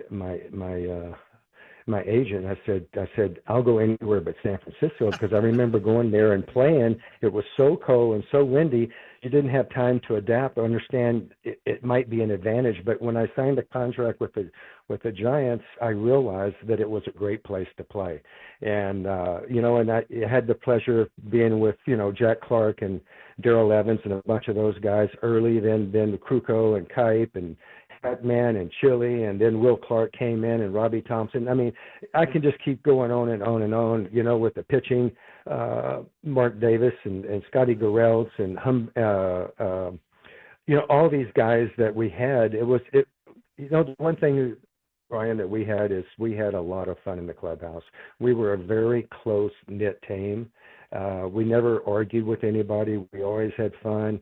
You know, we lost together, we won together, and we just had fun together. It was a pleasure to come to the ballpark every day and be a part of the game that we were going to play that night. Well, you lit up the fan base, man. 86, you got to like these kids. 87, winning the West, and it was just, from my generation, it was very transformational, and Candlestick Park went from being a forgotten place to an awesome place. This is great. The boys surprised me here with Joel Youngblood on the UMA guest line, one of my favorite hitters from the 80s. He just hit, man. He's got in the box and hit. And you have to tell the story, Joel. I know everywhere you go, every banquet you do, every youth group you speak to, you have to tell the story. I work with a bunch of young kids now, Joel. I've been here long enough. They brought in a bunch of young kids. They don't know about August 4th, 1982. You got to tell the story about getting 2 hits for 2 different teams in 2 different cities on the same day. I know you got to tell it. I'm sure you have your banquet story ready, right? Well, actually, it was a long day. That's all I can say. We were in Chicago. It was Saturday, and it was a day game, obviously, because that's going to make it easier to accomplish this day. And I'm playing center field. I was going to be a free agent at the end of the year, and I'm playing center field, batting third. And I get a base hit my first time up, and my next at bat, I'm getting ready to go up on no deck circle, and they took me out of the game, and I was like, what? You know, and they said, Joel, you just been traded to the Montreal Expos. They're short players. Can you try to get there? And I said, I'll do everything I can. So I would say it's probably 2:30 in Chicago. I'm still in uniform. I'm telling all my friends goodbye. I go take a shower, pack my bags, go to the hotel, have to pack my suitcase, pay my incidentals, get back in a cab, and I'm going to O'Hare Airport, and I realized I left my glove on the station in Wrigley Field. And I went, oh, no. So I told the cabbie, I said, you got to go back to the Wrigley. I got to get my glove. And so I ran in there, and I grabbed my glove. I waved at everybody again. I ran back out, got in the cab, and I said, look, if you get me to the airport, I'll give you a great tip. And it's like 5:20 now in Chicago, and my flight's at 6 o'clock. So it's maybe 5 o'clock. And so we're taking all these back streets, and I'm running through the airport, and I make it to the plane. And it's a 2-hour flight from Chicago to Philly with an hour difference. Okay. So I land at 9:05 Philly time, and I'm waiting for my luggage, and it's all these bags are coming out. I don't see my baseball bag or my suitcase. I'm going, oh my God. And finally I see it, and I said, oh yeah, I grab them, and I run out, and I get another cab. And I go to the ballpark, and my uniform's in my locker. I put my uniform on, and I ran outside real fast because we were playing the Phillies, and Pete Rose was on the Phillies, and he was my idol. I played with him, against him, and for him. And I waved at him, and he waved back at me. And then manager said, get a bat, you're hitting. I said, okay. And so I hit against Fergie Jenkins and Steve Carlton, one at bat, and I got base hits in both days in 2 different games. So wait a minute. So the story was, as a Met, you were facing Fergie Jenkins with the Cubs? That's correct. And then as an Expo, you faced Steve Carlton on the Phillies. That's correct. So that will never be tied because of the circumstances. No, all-time record. Oh man. Well, listen. Hey, Murph. Murph. Yeah. I'll be remembered for something. That's all I know. No, you're always. Oh yeah. Hey, listen, there's a whole generation of kids in Mill Valley, California, who've heard Joel Youngblood said hitting is a blast. All right, because Little League kids get scared, right? Oh, this guy throws hard. I'm like, what do you mean? Hitting's a blast. Remember what Joel Youngblood said? So there you go, man. Well, listen, what an absolute treat. And by the way, are you down? I hear in the voice. Are you still down in Texas? That's your home, right? Is that right? No. I've been in Arizona for Arizona? The last 35 years. Okay, yeah. You still got the Texas twang. Because I'm from Houston, Texas, but when we went to spring training with the Giants in Scottsdale. We used to live in Connecticut, and my wife said, we're going to move here one day. And so we moved to Arizona because we loved it so much because of the Giants. That is awesome. Well, he was an all-star in 81 with the Mets. He was on the 76 Reds that won the World Series, the Big Red Machine. He was a Candlestick Giant. What a great treat, Joel. So listen, Marcus and I, we do the February, every Scottsdale, we do the broadcast. Hopefully you can come by Scottsdale Stadium and we'll run into you. And you know who we're going to talk to next? Your old teammate, Mike Kruko. Kruko. Oh, Kruk. Tell Kruk Blood said hello. Perfect, Joel. Have a great weekend. Yeah, thank you so much for the birthday call. Love you, buddy. Have a great day. Bye-bye. There he is, Joel Youngblood. I told him I loved him, by the way. You did. He was great. Curly, that's above and beyond. Hell yeah. Because that's it's a deep pull. Yeah. It's like when you go to a concert, it's easy to play the hits. Mm-hmm. That's a deep pull. That's great knowledge there, kid. Yeah. Great knowledge. Shout out to John Joe Curley. Shout out to Young Tony behind the scenes. And shout out to the boss man, Mike Holler, because we got that tip from this date in Giants history. That was a Mike Holler production. Wow. Holler finally did something productive. How about that? Wait, Apple, Fritter, and Joel Youngblood, this is a win already. Got to get to Kruko. Blood says hello on The Sports Leader.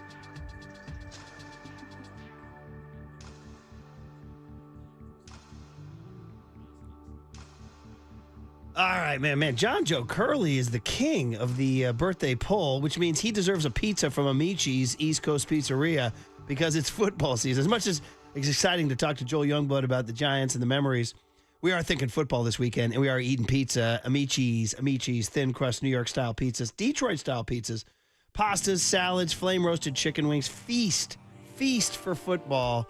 Courtesy of Amici's. All right, you can pick up the order from any of Amici's 11 Bay Area locations, including San Jose and Oakland, or order from delivery. They can bring it to your house, man. Sit on your couch.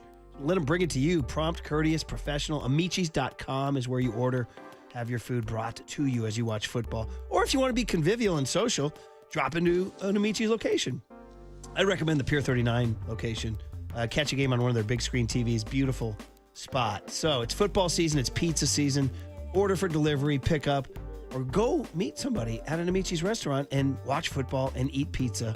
Football, pizza, Amici's delivers. I just want some pizza.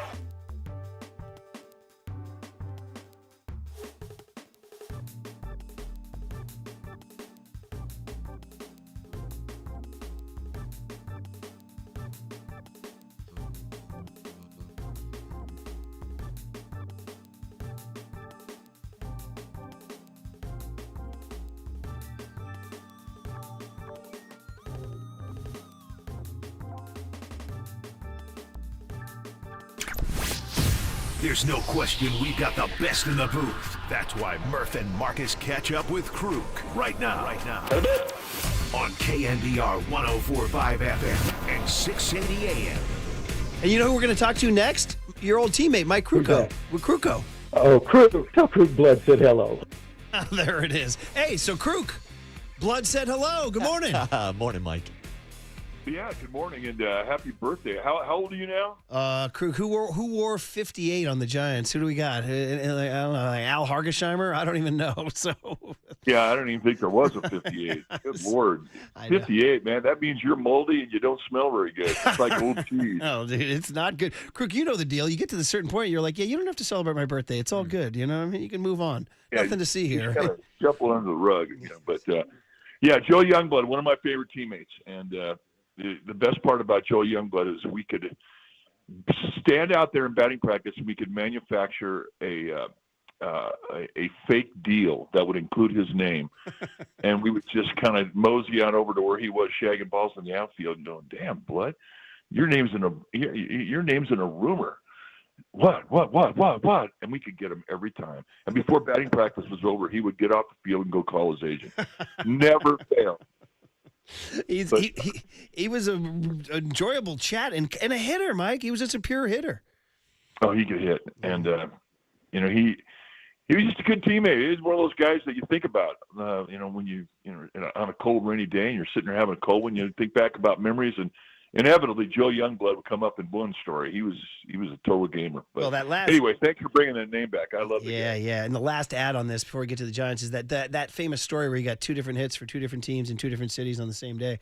I did not realize it was against Fergie Jenkins and Steve Carlton. So that's the cherry on top of those stories, man.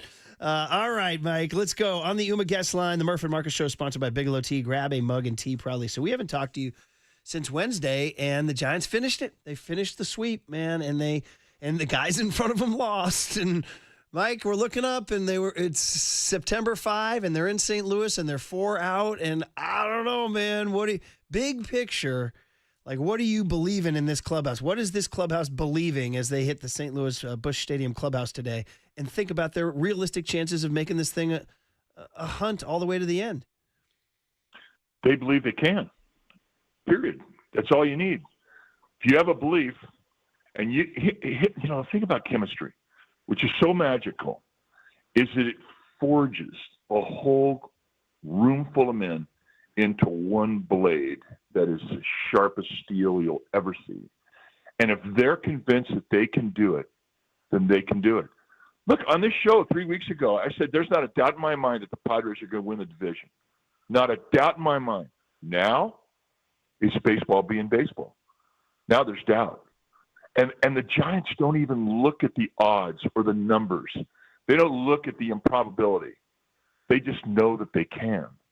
And that's the beauty. It's just so simple. It's so freaking pure. And they're going into St. Louis right now, and they're a spearhead. And they're the hottest team in baseball. I mean, go look at the numbers, what they've done. And that is the time. I mean, they're doing it at the right time. And who knows where it's going to go. But right now, they can believe. Baseball is just being baseball. There's that little bit of opening in the door. And right now, they are bursting through it. So they're a great story, and we're all digging it, and we're all watching it. Mike, on Wednesday, Matt Chapman hit 2 home runs and helped the Giants sweep the Rockies, but we also found out about his 1-game suspension. Now, he played in the game because he's going through the appeal process, but what were your thoughts on the punishments, not only for Matt Chapman in the 1-game suspension, but for the fines for Kyle Freeland and Willie Adames also? Well, when it's just a fine without a suspension, you kind of take your lump with just the fact that you couldn't play the game. They got tossed in the first inning. I mean, if you're going to get tossed in the 8th, right? But so they kind of already have missed a game. And I don't like the fact that baseball, when you have an appeal process, it hangs over your head for a couple of days. I don't even know if they're going to be able to get a result in regards to his future today. It's just you're kind of out there in limbo. But I love the fact that he appealed it, because I do think he has a chance to win the appeal. I just think that baseball is so overly sensitive when teams leave the bench. They're so paranoid that somebody's going to get hurt that, I mean, even the threat of an aggressive move or an aggressive step, you're more than likely going to get banged, and you're going to have to spend a day. So we just have to wait and see. But I love what they've done with this. You lose Chapman and you lose Adames, and you win the game. You have a makeshift defense just kind of put together on the fly, and guys wind up having a great game with it. And that's what you have to do. They got more out of that win than just about any other win they've had in the last month. And that's saying something, considering some of the wins they've had to end losing streaks have been remarkably big. But the fact that this is when you forge your chemistry and you have your team overcome a huge obstacle like losing, your two big guys who are hot, that's a big deal to overcome. And so that made them a better team. That made them a tougher team. And then when Chapman comes back the next day and he leaves Earth twice, well, I mean, that says a whole lot about him. So right now they're fighting to make contribution. And even if he loses a game, whether it be in this series with the Cardinals or at home, they think they can overcome it. They just don't think there's any obstacle that they can't overcome right now. And that's a powerful thing. I mean, if you want to get just absolutely bonkers, they're 7 back from the Dodgers, and they have 7 games against the Dodgers. So, I mean, but we'll talk about that next week when they play the Dodgers. Let's talk about tonight. So Carson Seymour, we had Zach Manazzi on yesterday, and I asked him, I said, so listen, Zach, it's going so great, 10 out of 11. You look at the pitching staff and you look at the bullpen, and you're just seeing a bunch of guys. They're just really kind of almost just running new guys out there, whether it's Brubaker or anybody else. And then tonight's starter, Carson Seymour. And, he said to us, I said, could that be the thing that stops a run? He said, the honest answer is maybe. But he said, but somebody has to have a great season. You have to overperform. And he said, maybe some of these guys can overperform. So your analysis, Mike, of Carson Seymour getting the ball tonight. Now, his problem is he gives up home runs. He's given up 3 a game. And there are 3 per 9 innings. So maybe just a comment, kind of a multi-layered, long question about the pitching staff having new faces and Seymour getting the ball tonight. Well, the statistic that kind of jumped off the page last year when the Dodgers won the World Championship is that they only got 3 2/3 innings out of their starters. So the importance of a starter has been diminished greatly. And we keep comparing the start for Carson Seymour with expectations of start in previous histories, and you really have to throw that out the window. He needs to give him 3 innings, and he's more than equipped to do that. And, it's not such an issue now because, you've got a 14-man pitching staff, so it's not like you're stressing out the bullpen. Everybody is relatively healthy, and that's saying something coming out of Coors Field, but they got an off date, which is enormous when you're coming out of Coors Field. So I think Seymour goes out there and he has one thing in mind: keep the ball down. Keep the ball down. Do not be wild in the strike zone. Meaning, don't get ahead by 2 strikes and then just flop a slider over the plate at the belt and think you're going to get away with it at the big league level. You're not. So you have to think before you throw. You have to have a location in mind, and you have to know the areas where you can miss, and you know the areas you can't miss, and you can't miss that out in the middle of the strike zone. You cannot be wild within the strike zone, and so that's the deal. And from the Giants' perspective, 3 innings they'll take. And then after 2 starts, I think what they have, then they have Verlander and I forget who else, but then they have another to be determined. They're still hoping that Birdsong, finds it. They're still hoping that Wisenhunt gets off the IL and says, "Okay, I'm good to go." So there is a glimmer of hope in the future as to, somebody else can come in here and eventually take these starts. So this may be the last time they have to go to Carson Seymour, but it's an opportunity for him, and he has to pitch better because you cannot go out there and give up long balls like he has. And all of those long balls, you could throw a circle around where he's getting beat. It's above the belt, out over the plate. Stay away from that place. It's the freaking big leagues. Well, that's beautiful. You're 100% right about that, in that he only needs to give 3.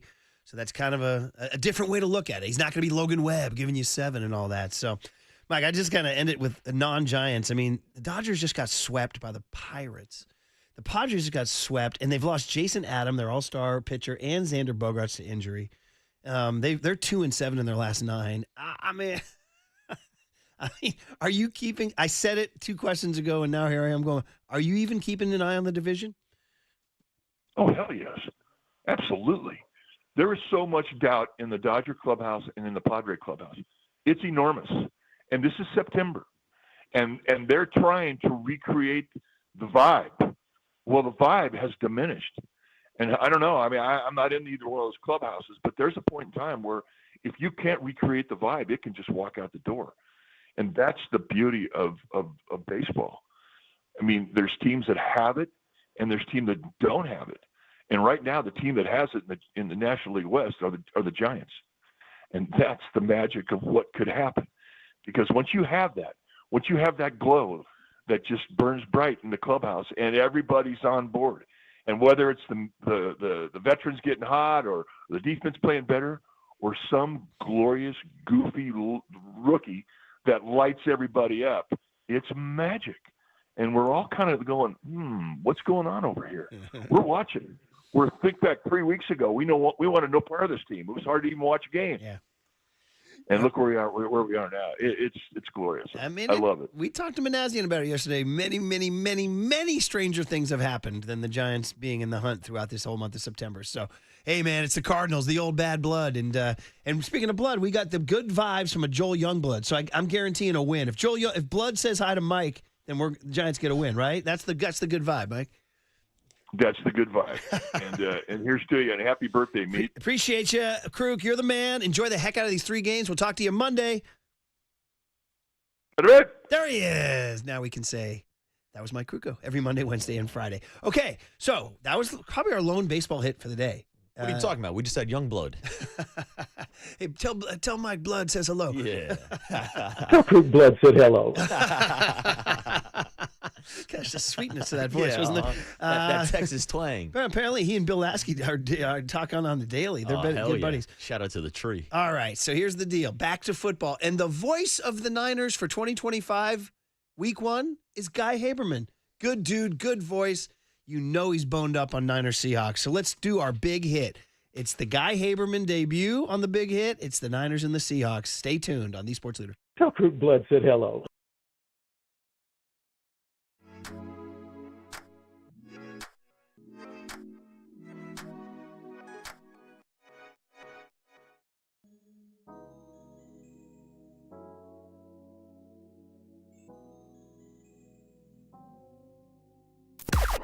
Now, from the O'Donnell Financial Group Sports Desk. Learn more at odfigroup.com. O'Donnell Financial Group, because planning is a process, not a product.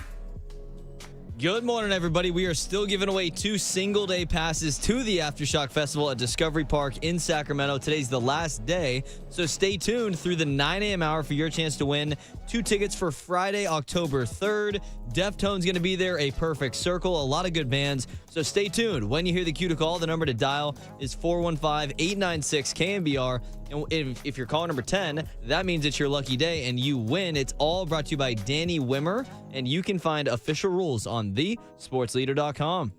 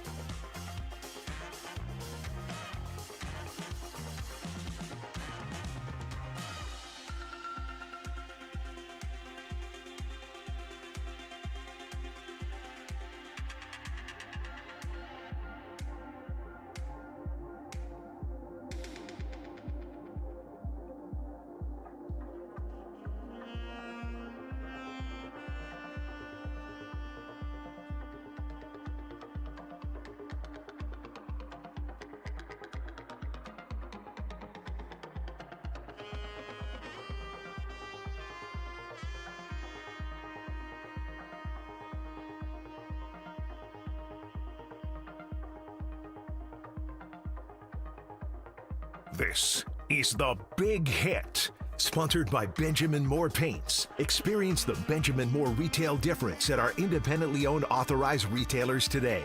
or at benjaminmoore.com. Murph and Marcus continue live from the Casino Matrix Progressive Jackpot Studios. Casino Matrix. Progressive jackpots are here. Where are you? Just drop in. 1-800-GAMBLER. All right, Reggae Friday sounding good. We got to treasure these. Only got a few more of these here. And that means it's fall is coming. That means autumn is coming, which means the 49ers are in our lives Sunday at Seattle. And, man, what a big, hearty congratulations to our next guest. We've had him before, of course, but not official. Week 1. Voice of the Niners as Greg Papa recuperates and fights. And we send Greg our love and good wishes.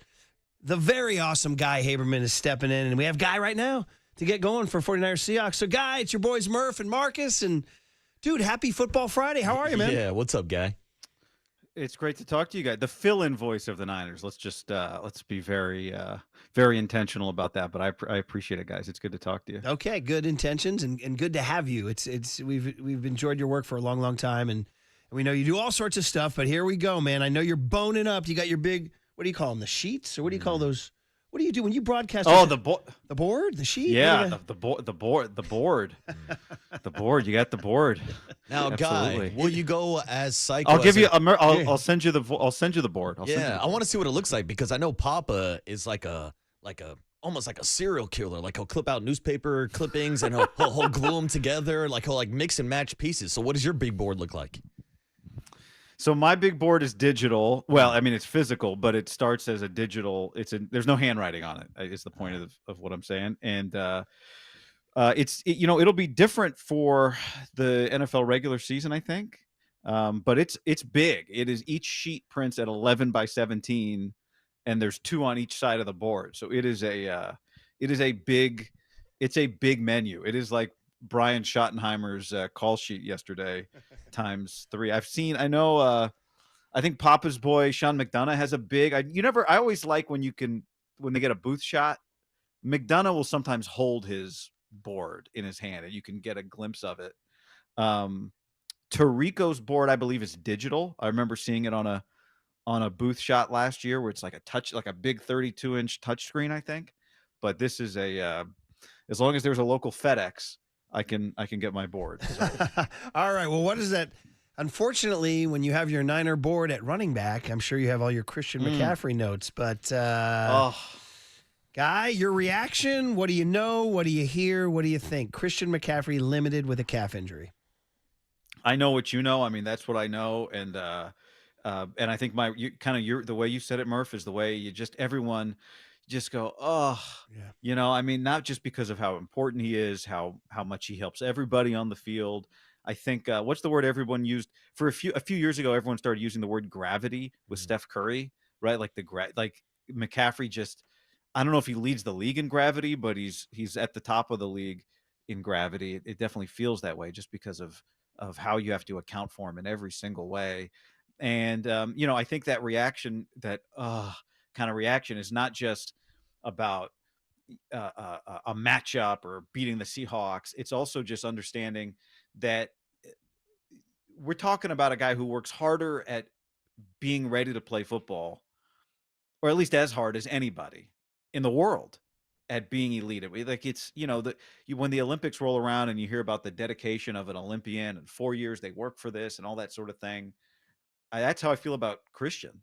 It is all geared towards being ready to play 17 plus the postseason. He puts so much effort into it. If you've ever heard him talk about it or watch it, I mean, it is just so. This is not a guy just like taking health tips off TikTok. Like this guy is so dialed in, and so that was my first reaction. And I just hope he's okay, and you hope he can play because he does it so right to be ready to play, and because we're also aware of how good he is. I was thinking about him the other day. I bet if we watch his high school tape, it looks the same as the NFL tape. Like at the high school level, it was just crazy. And then at the college level, for those of us that were, so many people saw him at Stanford and it was just domination. And then he gets to the NFL, it looks the same. If there were another level of football above the NFL, he would look the same in that. He would dominate that level too. There's just not many people like that who just keep dominating at that same level. at every level. So if you feel bad, because you're so aware of how special he is, and you hope hopefully he can play this week, and if not this week, soon. Yeah, and hopefully we get a good update from Kyle Shanahan later on today. He's scheduled to speak to the media around 1:30 today, so we'll have updates for you here on The Sports Leader. But, Guy, I don't even want to go down this road because we don't know Christian McCaffrey's status for this Sunday. But if there is any scenario that he misses any time this season, are you confident that Brian Robinson Jr. can carry that workload? By the way, can I not answer that question to tell you one thing real quick? Yeah, what do you got, Guy? Greg just sent me pictures of Tirico's board. So I don't. Nice. So Papa's listening. Yeah, what's up, Papa? What's up, G-Pop? Yes. Oh, that is so good. I was just having a conversation with somebody a couple weeks ago, like, what does Tirico's board look like? You're always you want to know how other people think and prepare and that sort of thing. So I got to analyze this thing now. But pinch and zoom. Yeah. Yeah, but it's a lot of. These are good pictures too. These are clearly directly from the source. These photos clearly are right from Mike. Well, those are that's Syracuse Mafia looking out for each other there, right? Yeah, that is Hall of Famers, right? That's right. That's true. We had Tirico break the news to him. Surprise announcement. That's right. So, the Brian Robinson now thing feels like an extra blessing that he's here because, the red zone. I think when you think about the 2025 49ers and how they can be better than the 24 49ers outside of health, obviously stop the run and score touchdowns instead of field goals in the red zone. And Christian feels like the whole key to the thing to scoring touchdowns in the red zone. The good news is Brian Robinson is excellent in short yardage. Which I think we should all avoiding. I would love to avoid the sneaks with the quarterback with Brock Purdy if you can. I know it's not always a dangerous play, but it has been before for him. So hopefully Brian Robinson specifically in that area, Marcus can score some red zone touchdowns. Guy Haberman is the voice you hear. He is filling in for Greg Papa week 1 up in Seattle. We appreciate him. We appreciate Papa listening and sending our love and best wishes. And you get to work with Tim Ryan, who we had on yesterday at the roundtable. We also had him on Tuesday on the Murph and Marcus show. And he, Tim's always very positive, party with Lombardi and all that. But he also sometimes gets real. And he said, bro, I got trepidation and questions about the defense. And when we kind of asked him about it, he didn't back down. He's like, yeah, no, there's trepidation, man. So your feeling on, you and Tim did August together. You guys have talked about the defense. You've watched the defense. We don't know. We really don't know what's going to be. So you tell me your analysis of sort of what you've seen from the defense. Do you agree with Tim's take? Is there trepidation and questions going into this game? Bro. Bro, I didn't say that. Yes. He did say that, actually. Yes. Yeah, I mean, there's a lot of questions. Absolutely. I think, the good news is that Robert Saleh returns, but we didn't get to see Michael Williams. Those of us that are fans or, media that went to training camp before he got hurt on that Thursday before the Denver game, hyperextended his knee, the first preseason game. We got to see him a little bit, but we hadn't got to see him. We got to see some CJ West and it looked good. It does feel like Alfred Collins. This is an ongoing development for him, which is good. I mean, it sounds like, he's taking big steps forward where big steps need to be taken, missed OTAs because of injury, but you're not drafting 3 defensive linemen expecting all of them to make immediate impacts. But I think if 2 of those 3 guys can make immediate impacts and all 3 are obviously going to play, and if all 3 can hold their own, then that's a positive. I think Bryce Huff's going to be good off the edge, but that's pass rushing, and stopping the run is the critical part. That's the first step for this group. And this week, like it starts this week because these are not Geno Smith's Seahawks. That Geno Smith is not walking through that door, which I think means probably a kind of a more disciplined Seattle offense, which is going to be good for them. I think the part that excites me about the defense is the potential of the secondary. We just haven't gotten to see it yet. Upton Stout at nickel, Diamador Lenore, Renardo Green at the corners, Jason Pinnock, who's new. Presumably Marquise Siegel, could be Jair Brown, obviously also, but those guys didn't all play together for 1 snap in the preseason. They were not all together for a lot of practice. I think when they're all together, it can be a pretty good group. I think there's a lot to really like there, especially because Upton Stout seems to be like Renardo Green, who was like Diamador Lenore in terms of just attitude. Like they're not big, but they're ready to scrap at any moment. And it's a very smart player and a very tough player and a very energetic player. And I think that energy is needed. I think the guy that's kind of been, I've been saying this, one of my points for the last couple of weeks, I think the guy that gets a little forgotten, who is critically critical, is D. Winters. I think we get so understandably enamored with the possibilities of Nick Martin because he just flies around. But if D. Winters can elevate his game here in year 3 and take the next step to being really like, he doesn't have to be Dre Greenlaw, but just solidly be Fred Warner's running mate, to be in the right place at the right time and still make splash plays, and allow Nick Martin the time to come along and develop. And then maybe you can have a dynamic linebacker group. That's kind of I think, I don't want to say forgotten because we do talk about D. Winters a lot, but kind of a forgotten part because he's been around for 3 years now, 2 year, his third year. And we spent a lot of breath on the last year rookie class and now this year's rookie class. So if Tim, Tim's the guy grinding the tape with that cowboy clicker in his hand. And so if he says it, I agree. In this case, I think everybody probably agrees. There's just a lot of questions here, but it doesn't mean that there isn't a path to having a good defense. I think that's what you expect with Robert Saleh. It's going to be so interesting to see it play out. You're listening to KNBR AM and KNBR FM San Francisco, the sports leader, a Cumulus media station. Last couple minutes here with Guy Haberman on the call, 810 and 107.7. You got to listen to him and Tim Ryan on Sunday. Yeah, Guy, last question for me. Outside of the rush defense, there were 2 major red flags for me last year with the 49ers defense. They were ranked 25th in the league in getting off the field on third down, and they were ranked 31st in the league in stopping opponents from scoring touchdowns in the red zone. So how much do you think those numbers can improve this year just by simply adding the play calling ability of a guy like Robert Saleh? And I think they can improve. If you're just, for an offense that was still pretty efficient last year outside of the red zone scoring, if you can just go from that to middle of the pack, I think you take big strides as a defense. It doesn't have to be like the number 1 rated defense that we saw in some of those, like that first Super Bowl run.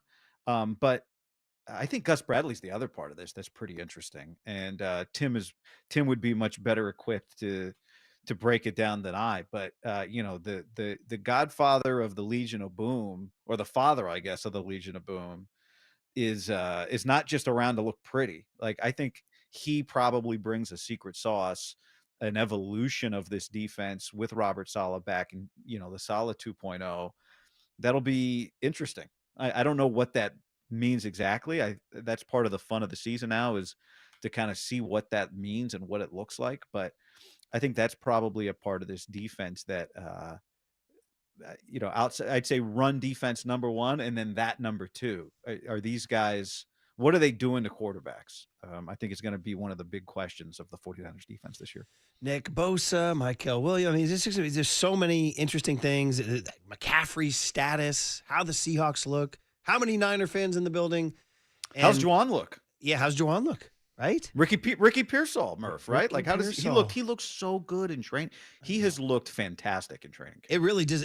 I'm sort of trying to hedge my expectations from like an 11 catch, 110 yard touchdown game.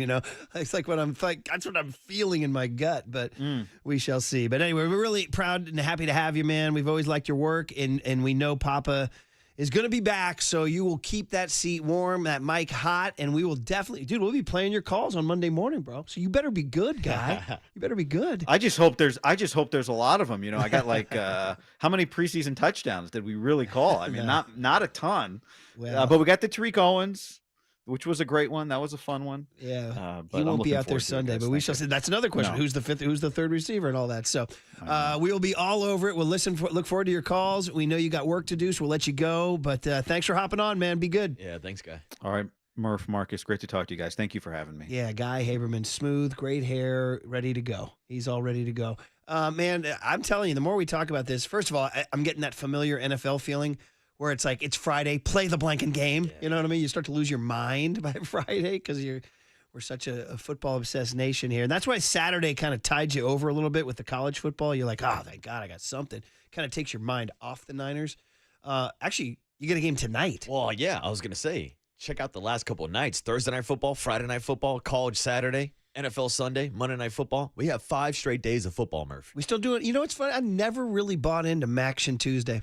Never did. You're not about you would that. think Saturday Murph. You're not about that Maction. They don't call me Tuesday Murph. I'm just about that Maction. I think I need a day of rest on Tuesday. On Tuesday, Murph, Had a day of Sabbath. Rested, Yeah, exactly. you rested, Mirth. So listen, man, we don't know.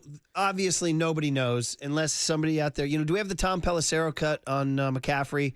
This is literally the only new information. NFL Network, Tom Pelissero says he talked to somebody. Here's the report from, this all happened at 5 o'clock yesterday at the freaking round table. Trying to have a good time in the beer garden. Talk about bummer vibes. With the cornholes and the picnic buzzkill. tables and the umbrellas keeping you from the sun. And all those different beers you can choose from. That's another thing about the beer garden. You can't figure out which beer to choose. Oh, unlimited beers. There's like 700. Yeah, what kind of lager you want? American, Mexican, Irish, they had them all. While that was all going on, Thin Tim came over in his Thin Tim way and said, Christian McCaffrey, injured, but we're back in 2. And then did his little tilt of the head and kind of pursed his lips and walked away in his skinny way, That's the Thin Tim way, Kind of waddled away a You little feel me bit. on that Thin Tim? He does. We're back in 2. Yeah, exactly. He's like, Christian McCaffrey, limited. And he's so thin that when he turns his head, you think he might fall over. I made a reference to olive oil in the Lightly Red Jockblad recently, and I lost Jack. Loader's my editor. How about that? Loader's my editor. Yeah. He said he tried to spell check me because it's spelled O-Y-L. I bet you don't know. There's no way you know olive oil. In fact, when I write these things, sometimes I think about young Tony, which is disturbing. Wow. Considering young Tony thinks so little of me, he doesn't even come say hi. Bro. Doesn't want to say Social hi to events. anybody yesterday. And when I offer him a suite for a Niner game, he's like, Bro. really? Do I have to?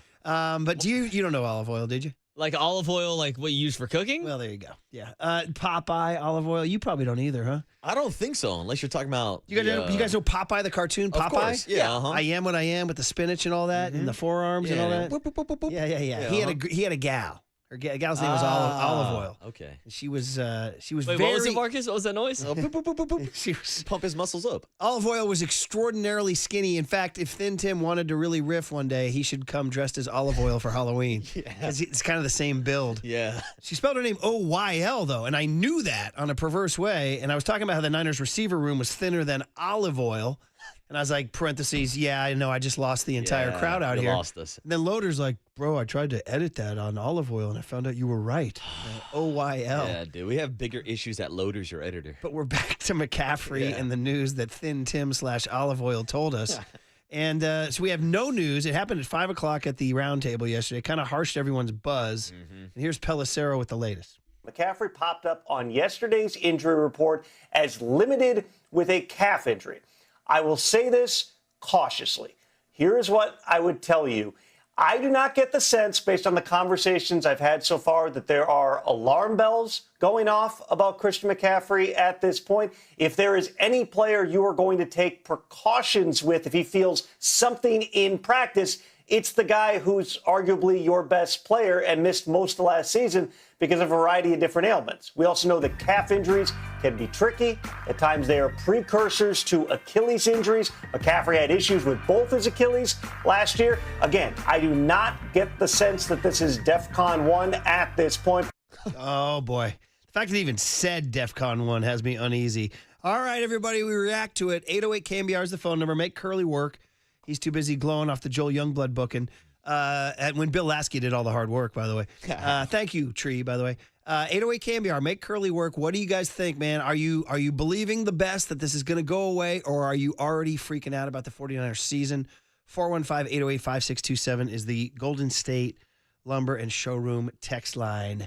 49ers, McCaffrey, next on the Sports Leader.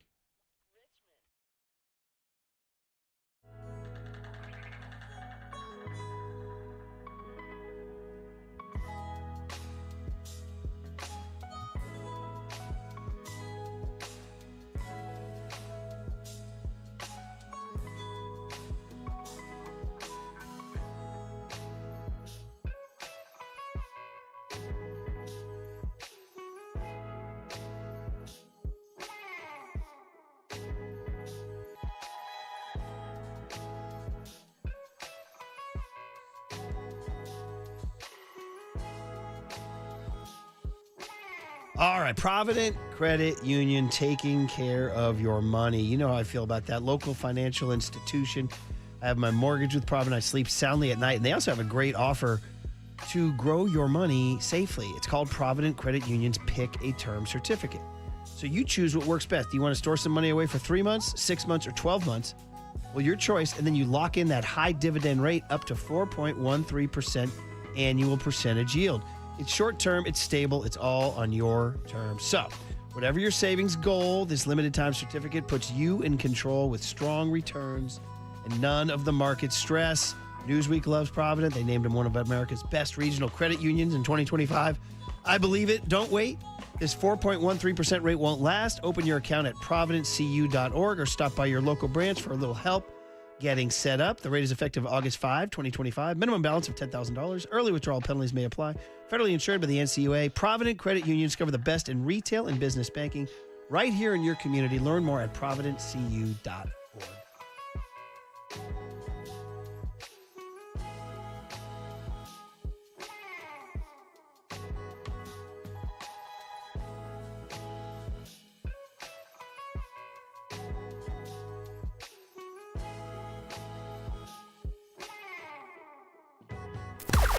Now, from the O'Donnell Financial Group Sports Desk. Learn more at odfigroup.com. O'Donnell Financial Group, because planning is a process, not a product.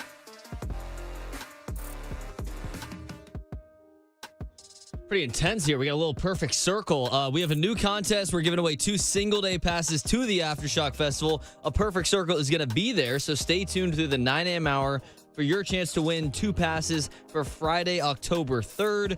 When you hear the cue to call, the number to dial is 415-896-KNBR. And if you're caller number 10, that means it's your lucky day and you win. It's all brought to you by Danny Wimmer, and you can find official rules on thesportsleader.com.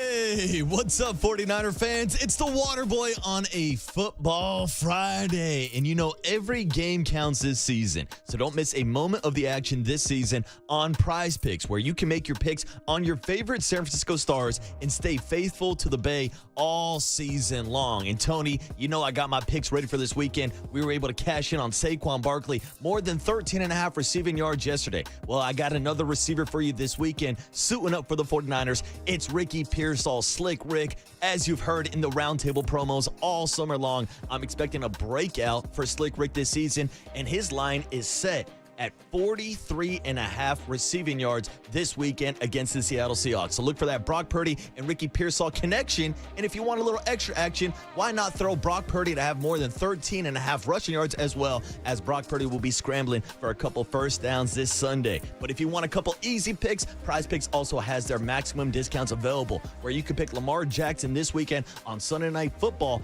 to pass for more than 1 yard against the Buffalo Bills. All you need to do is make a couple of these picks, put them together, 2 to 6 picks by picking these player stat projections. And if you get your picks right, you could cash in, because Prize Picks is the best way to cash in on sports action in more than 40 states, including Texas, Georgia, and right here in California. But the best part about it is Prize Picks offers Venmo, Apple Pay, MasterCard, and more for quick and easy deposits straight into your account this football season. So what are you waiting for? Download the Prize Pick app today and use the code word LEADER to get $50 in lineups after you play your first $5 lineup. That's code LEADER to get $50 in lineups after you play your first $5 lineup. Prize Picks, where it's good to be right.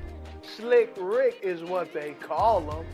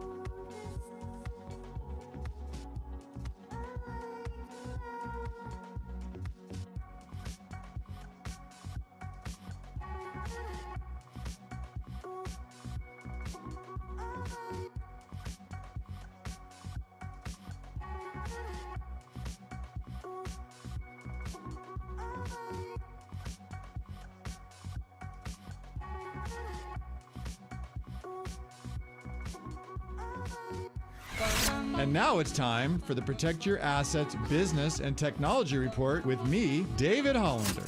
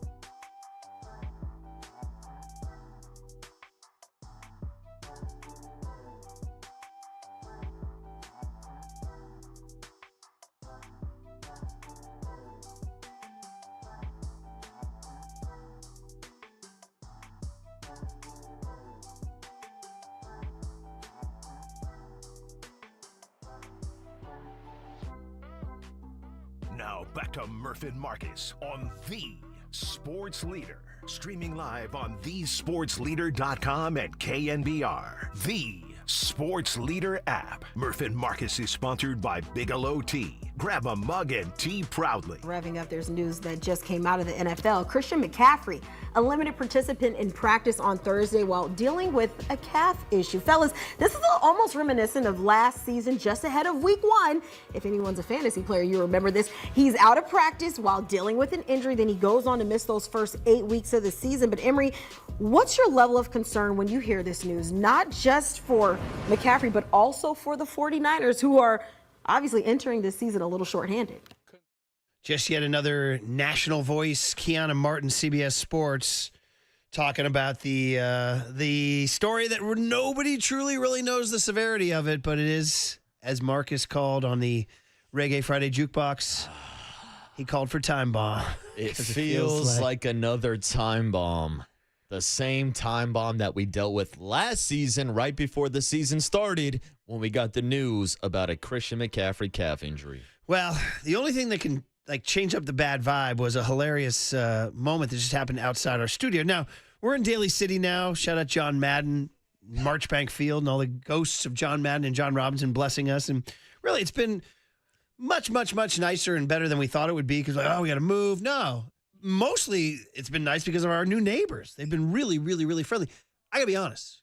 If they had moved into our building, I'd have iced them. Yeah. I'd give them no time, no love. Yeah, you got to earn your treatment. stripes, kid. I might have treated them, Marcus. I might have treated those guys if they moved into the way young Tony treated us at the round table yesterday. Oh, come on. We've been over this. Just zero acknowledgement. So they have been the opposite. They've been actually good people, welcoming, warm, friendly. They want to share things with us. They want to give us food. They want to give us cookies. They want hugs. They want greetings. They want to chat. They want to chop it up. They're always a good vibe. I mean, it's an exemplary. And I look at me and I say, yeah, I still would have iced them. Yeah. I still would have iced them. Then they look at us and like, who are these D-bags in the corner of the studio To now? the point where, listen, I'm not freaking Triple E on my birthday. Nobody needs to really acknowledge it other than maybe, hey, let's go have a cold one or something. But John Joe Curley gave me Joel Youngblood this morning. It was fantastic. You were awesome. Everybody's good. Then I walk outside during the break. Marcus is reading the prize picks. By the way, he's 80, 51, and 1. Yeah, tell him, Murph. Tell him, Murph. Put some respect on my name. And I walk out. There's a handmade birthday card from our neighbors. How about that? And it's signed by the great people, Fresca and Rudy, who do the morning show next to us. And Billy Vidal, 96.5 in the morning. Yeah, we'll go ahead and pump up our quote-unquote competition. Yeah. Because there's room for all of us to succeed. Competition. And it says, Happy Birthday, Murph, and it's got a cake in it, and it's all written. And look, I'll hold it up here right now. Awesome. I'll hold it up. It's like a nice, to see that thing? Look at that. How sweet of them. And then if I put it on YouTube and Twitch and Twitter, look at the inside. They signed it. There's a cake. And on top of the card was a freaking bottle of Four Roses Kentucky bourbon. Are you kidding? I was like, yo. Get into the bourbon. I was like, yo, these guys. Wow. I was like, that's a great they've gift. been very friendly the whole time. And I was like, they just went above and beyond. I mean, this is like. That's big. They've just reestablished the boundaries of our friendship. How did That's they know huge. you like bourbon? These are my people now. I'm like, so I walk over and they're all hanging out because it's Friday. They all done pre-tape segments. So they're actually having a tailgate, and Greg from 99.7 is wearing his Josh Allen jersey. He's about to jump through a dumped table. the Cowboys. They're eating chips and cheese dip over there. They're like tailgating. And I was like, man, I dapped everyone up. I'm like, you guys really touched me. This is like redefining friendship, and I really feel like you guys are my people now, man. And I turn around and Marcus is peering through the window from the studio, and he's like, "Hey, I gave you that. That's not from them." Yeah, turns out I was the one that brought in the bottle of bourbon, but because I was doing a live read during the break, Murph walks out, sees the bottle of bourbon, assumes that it came from our neighbors. It was like this. The bourbon was under the card was under the bourbon. And then from what I could tell, it's almost like I walked out and it seemed like they were going along with the bit. Like they actually bought you the bourbon. Oh, they never once blinked. They never once. They're like, "Yeah, man, happy birthday." I was like, "No, dude, I'm making a big deal of their freaking birthday." I'm like, wait a second. And so Marcus had to come out. And he's like, "Yo, I gotta get some shit." Yeah. He went Sally from the Charlie Brown Christmas. What about all I'm asking for is or the Thanksgiving or whatever it was. All I'm asking for is what I deserve. All I'm asking for is my fair share. That's it. Yeah. Well, dude, I'm trying to get my guy a bottle of bourbon. So what happened? I got our neighbors claiming it. Were you just going to leave it out there till I found it? So I actually ordered it during the Youngblood interview earlier today. It got delivered that fast? Got delivered. Not the first time I've DoorDash bourbon at 8 in the morning. So yeah, had a delivery, ran down during the break, picked it up, and then ran back in. We did drive alcohol now to places. Oh yeah, you can get alcohol dropped off. And so we ran back in. We had Mike Kruk and Guy Haberman back to back. So I just put the bourbon next to the donuts. I said, "Well, acknowledge neither." I just had no idea I'd walk out to the rest of our co-workers taking credit for my birthday present. It's a curb enthusiasm. Yeah, it definitely is. Or there is actually an episode where Larry David is going to the opening of this new aquarium or something, and they all were thanking their benefactors. A lot of people wrote checks. And Ted Danson, who's frequently Larry's rival on the show, because Ted, he plays this celebrity who loves the attention, whereas Larry hates it all. And Ted wrote a huge check, and they're like, "We want to thank Ted Danson for his thing, and we want to thank the anonymous donor too." Larry had done it; he was anonymous. He got so upset that Ted Danson was getting so much shine, he started going around telling people, because I'm anonymous. Yeah, I'm the guy. I'm anonymous. So that's how I was going to leave the bourbon. Like I was Santa Claus, just leaving bourbon for Murph. I wanted to stay anonymous. You're just like, I'm anonymous. Yeah. I'm anonymous. So anyway, but happy birthday, Well, we Murph. tie it in. Thank you. We tie it in by saying, "Hey, 49ers fans, let's start doing shots." Yes. Because Christian McCaffrey is a question mark going into today's practice. Kyle will speak at 1:35 today, I believe. Is that the real? I think I read that. That is the game plan, and I believe that Greg Silver and John Dickinson are planning on carrying that press conference live today. I'm going to guess that Kyle's going to leave it a mystery going into Sunday. Very mysterious. He doesn't need the Seahawks to know. Why would he tip his hand? And he's going to say he's questionable, and then we'll see. Game time decision? We're really going to have to tune in Monday. It might be a Schefter or Rappaport tweet at 11 a.m., something like that. That's what my guess is. And meanwhile, are you just feeling, does this completely change your opinion of the Niners season, even if it's not super serious, even if he plays, that this is even on the horizon? This is changing your opinion? Yeah, it definitely changes my overall outlook. Now, again, we're playing the guessing game. That's what we have to do on radio. I'm not a doctor. I just pretend to be one on the radio. But I know that when you have a calf injury, when it's tied to Achilles injuries, when you dealt with bilateral Achilles tendonitis last year, he had calf injuries and Achilles injuries in both of his legs. And I will say, he looked good when he came back in Buffalo last year before it hurt his knee. But he's also recovering from that knee injury. Now he's got ankles. Now he's got calf. Now he's got Achilles. I don't know, Murph. I don't feel good about this situation at all. I still think that the 49ers can run the rock with Brian Robinson Jr. Thank God they made that trade. We saw him be productive last year with Jordan Mason, but we all know that Christian McCaffrey is a game changer. When he's healthy, he's the best player in the league. But the question is always the health of Christian McCaffrey, and it really does feel like deja vu all over again from where we were starting the season last year. Well, I asked you guys for text, and here they come. 916 says this is definitely freak out worthy because they were saying the same downplaying things last year on this very day. Before the weekend, we had the deja vu, man. We had the deja vu. 925 says, here we go again with McCaffrey. With our young defense, we needed him to kickstart our running game. Now our season is hanging with him hurt. Niners are going to have to use him wisely because he's bound to get hurt. 714 says, limited means he practiced. Jennings was also limited. It's all speculation until 1:30 p.m. It could be something as simple as skipping team reps. I have my CNC jersey on. Cook the Hawks. Now, that's super fan right there. 415 says, I feel like Chris Farley in the splash zone at SeaWorld. Son of a bee, not again. Because I guess there was a skit where Farley kept getting splashed by the whale in SeaWorld. That's a good bit. 818 says, I'm believing that the 49ers are being overly cautious with McCaffrey, and this is just them making sure he's available to play on Sunday. That's another whistle through the graveyard. Yeah, but they've been overly cautious by not playing him all throughout the preseason. and they did not have to put him on the injury list to be cautious. And 818 says, he goes on to say Thursday has been their most strenuous day of practice for sure. And then 707 says, was Jawan Jennings the super spreader of calf injuries? That's what he says here. A lot of people say, and somebody, here's 925 says, you should be very concerned. All it took was 4 days of ramping up practice for week 1.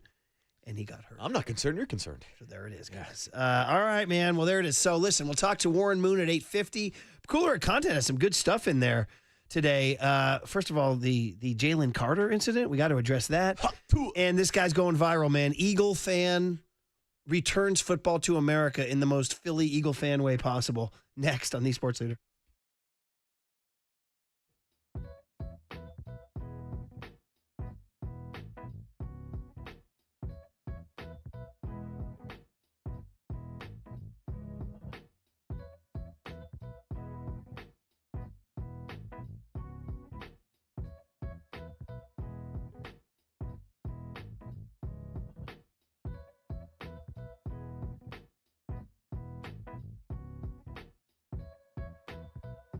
All right, let's go Ethos Life Insurance, the important stuff here now. We all, joking around. Dude, life insurance, that's the real deal. If you have a family, you got to take care of them. And a lot of excuses get in the way. Well, I can't afford it. It's too complicated. My work coverage is enough. No. Here's an online easy way. Ethos Life, an online easy way to get life insurance in as little as 10 minutes. How about that? So Ethos has rates you can afford. If you're a 40-year-old male, you can get a $500,000 term life policy starting at just $1 a day or $30 monthly. Now, the rates do increase the longer you wait, so don't put it off, all right? With Ethos, you can get up to $3 million in coverage with no medical exam. Just answer a few health questions all online. You got to ask yourself the real questions. If something bad happens, who pays the mortgage? Who pays the kids' education? Who pays all the other bills? Then forget the excuses and check out Ethos Life, the better way to get life insurance. For your free quote, visit ethos.com/leader. That's ETHOS. I can spell. ETHOS.com/leader. Not available in all states. Rates vary.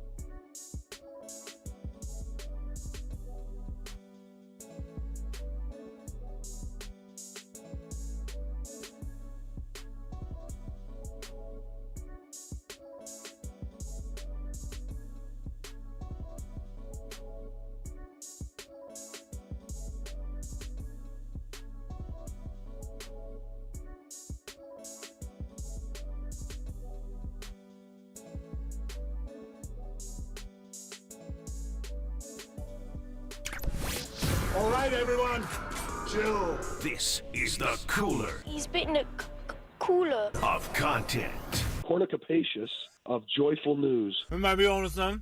Yeah, baby! Murph and Marcus is sponsored by Bigelow Tea. Grab a mug and tea proudly. All right, Reggae Friday sounding good. Maybe it's the only thing soothing everybody from the Christian McCaffrey situation, man. The reaction on the text line. People are not optimistic. People have been trained to be pessimistic about things like this. We'll get into it. Warren Moon joins us in about 15 minutes. So what we need is reggae. We need bourbon. Have it right here. And we need the cooler of content. We can get into the bourbon. Cooler of content will loosen our mood, buddy. It's all sponsored by Marin Health with top physicians, surgeons, and clinicians right here in the North Bay. Marin Health puts you closer to your best health, world-class care, closer than you think. I believe Four Roses, by the way, is Paulie from Rocky, Burt Young, Adrian's brother. I think this is his jam. Oh, is it really? I think it's his jam. Oh, I didn't know that. Yeah, which is good company. Good company. Good company. Great company. All right, guys. I told you guys to get ready for football, to get our mind off of McCaffrey. Eagles football guy. Now, I'm not even sure where they found this guy, but I heard about him this morning. I got in my car, and the national shows were talking about him. And then I saw the Barstool guys jumped on him, and I think they're going to have him on the show. And like already, it's like 8:30 in the morning. This guy's already and he's just a Philly Eagles football fan. He's being interviewed by like a local news station. Well, it's funny. You said, I don't know where they found him, Murph. I think they just found him on any corner in Philadelphia. So you tell me if this gets you ready for, even though he's an Eagles fan and we don't like the Eagles, tell me if this gets you ready for football. Eagles football guy interviewed on local TV news, ready for week 1. I can't even count how many beers I have in my cooler. Multiple.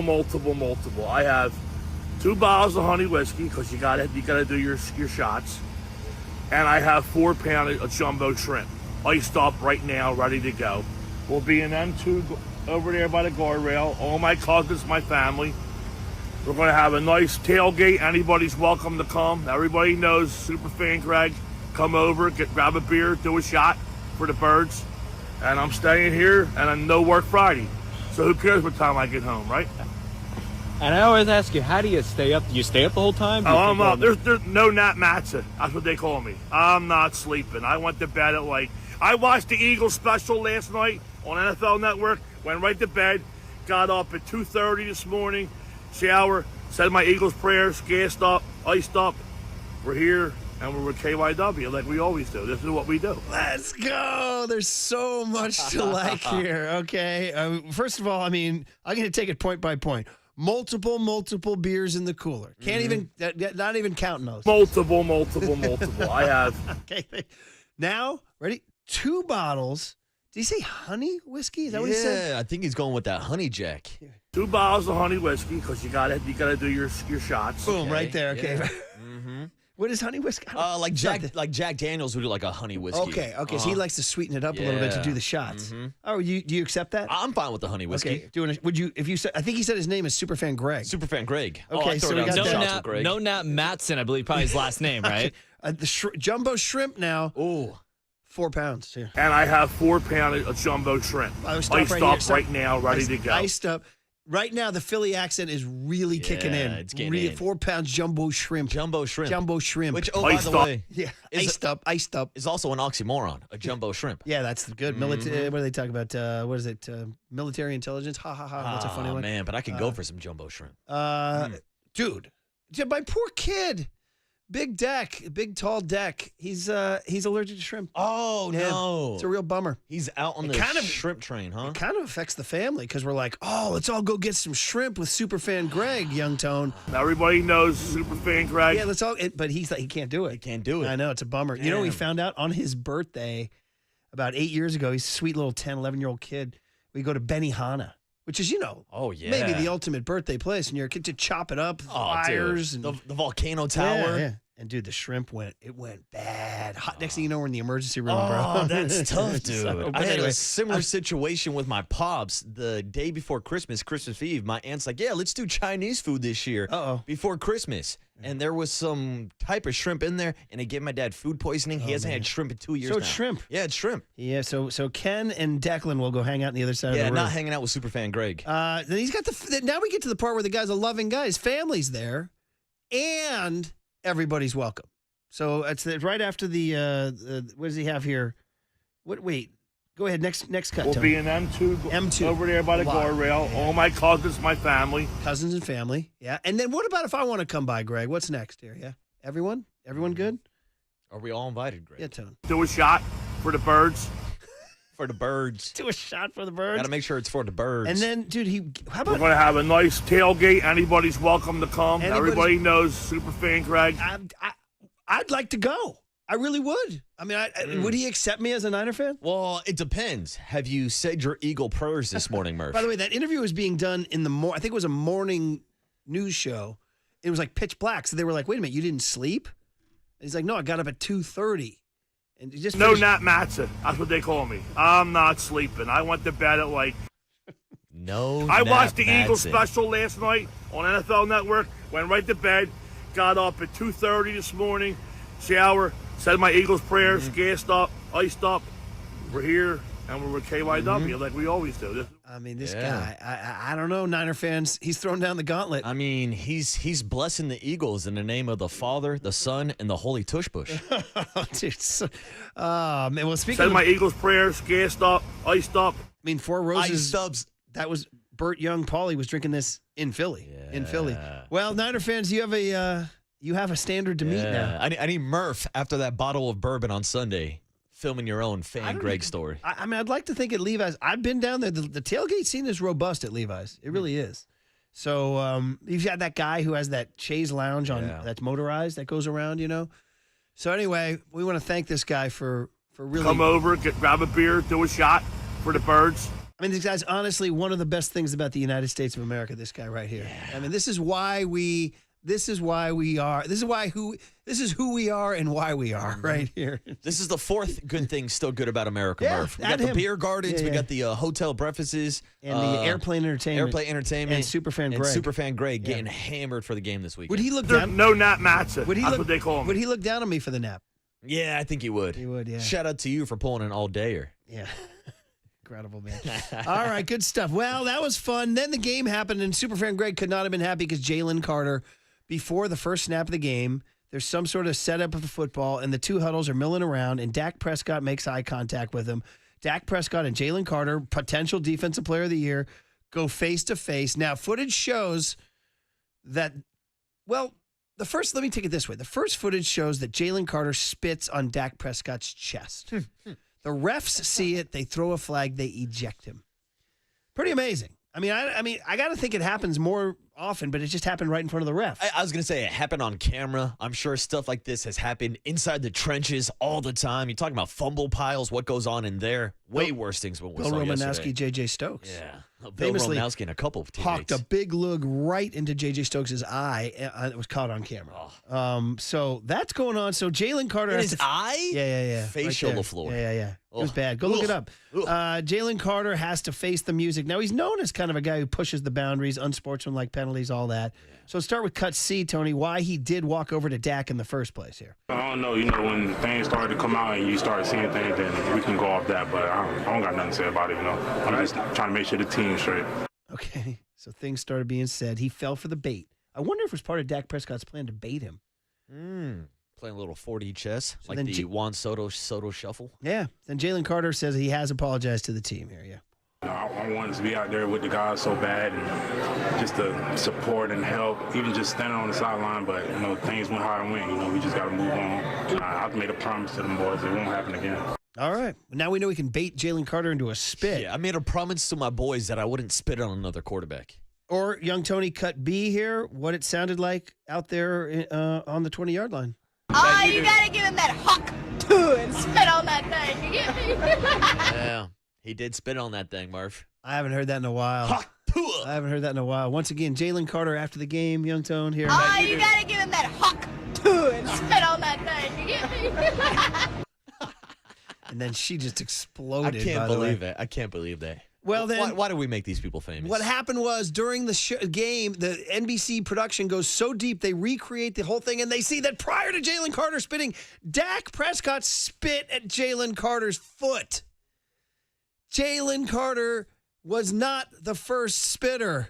There was a second spitter, and here's where American culture peaks right here. Take it away, Seinfeld. Hernandez was coming toward us. As he passes us, Newman turns and says, "Nice game, pretty boy." Hernandez continued past us up the ramp. Then, a second later, something happened that changed us in a very deep and profound way from that day forward. What was it? He spit on us. And I screamed out, "I'm hit!" Then I turned and the spit ricocheted off him and it hit me. So you guys understand, this was when the movie JFK came out in the 90s. Oliver Stone recreated it. It was a send-up of the whole Kevin Costner courtroom scene of how about the bullet ricocheted. And they said, Kevin Costner says, there must have been a second shooter. Well, about 6 months later, Seinfeld comes out with this episode. So it's parodying the whole JFK movie thing.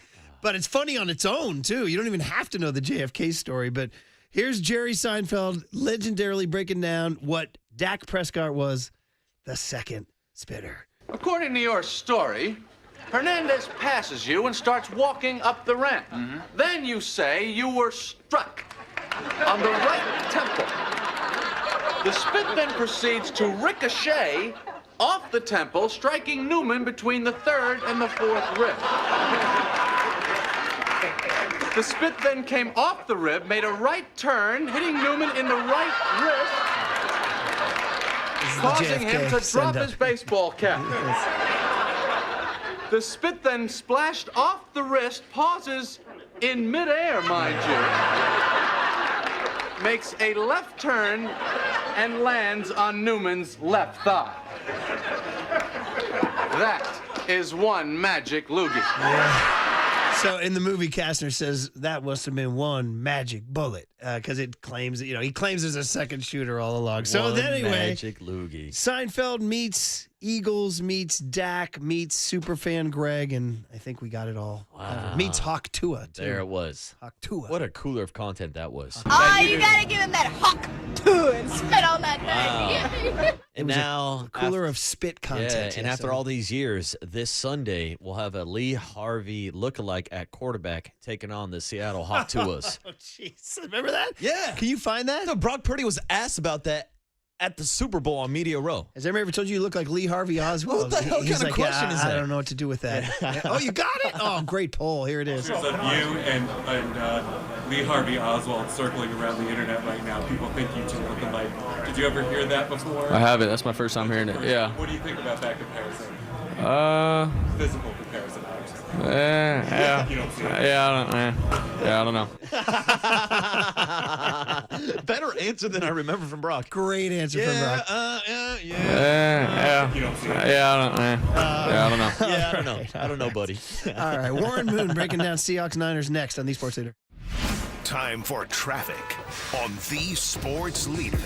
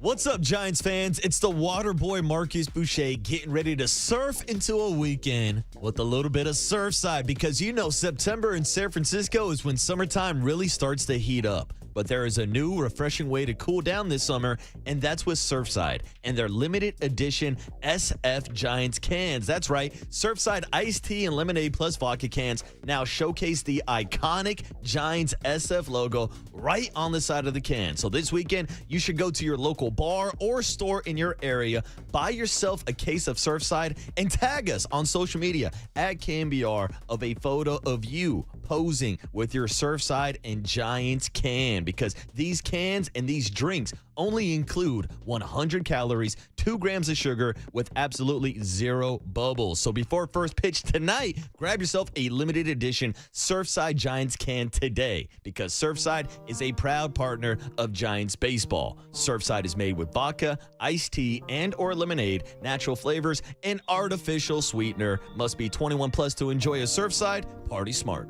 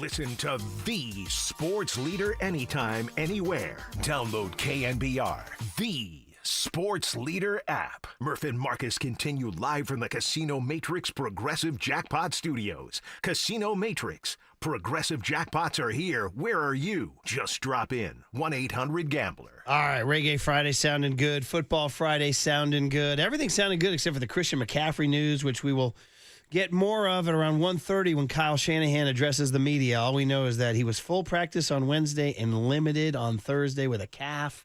It's got a lot of people feeling some kind of way. Anyway, we had booked Warren Moon prior to this just to talk 49ers Seahawks. Of course, Warren, the Hall of Fame quarterback who was up in Seattle in 97, 98. Old Washington Husky, knows these knows this team very, very well. So we'll get a little preview of what the Seahawks are all about. So, Warren, we welcome you back to KNBR. We've had you on before, Murph and Marcus in the morning.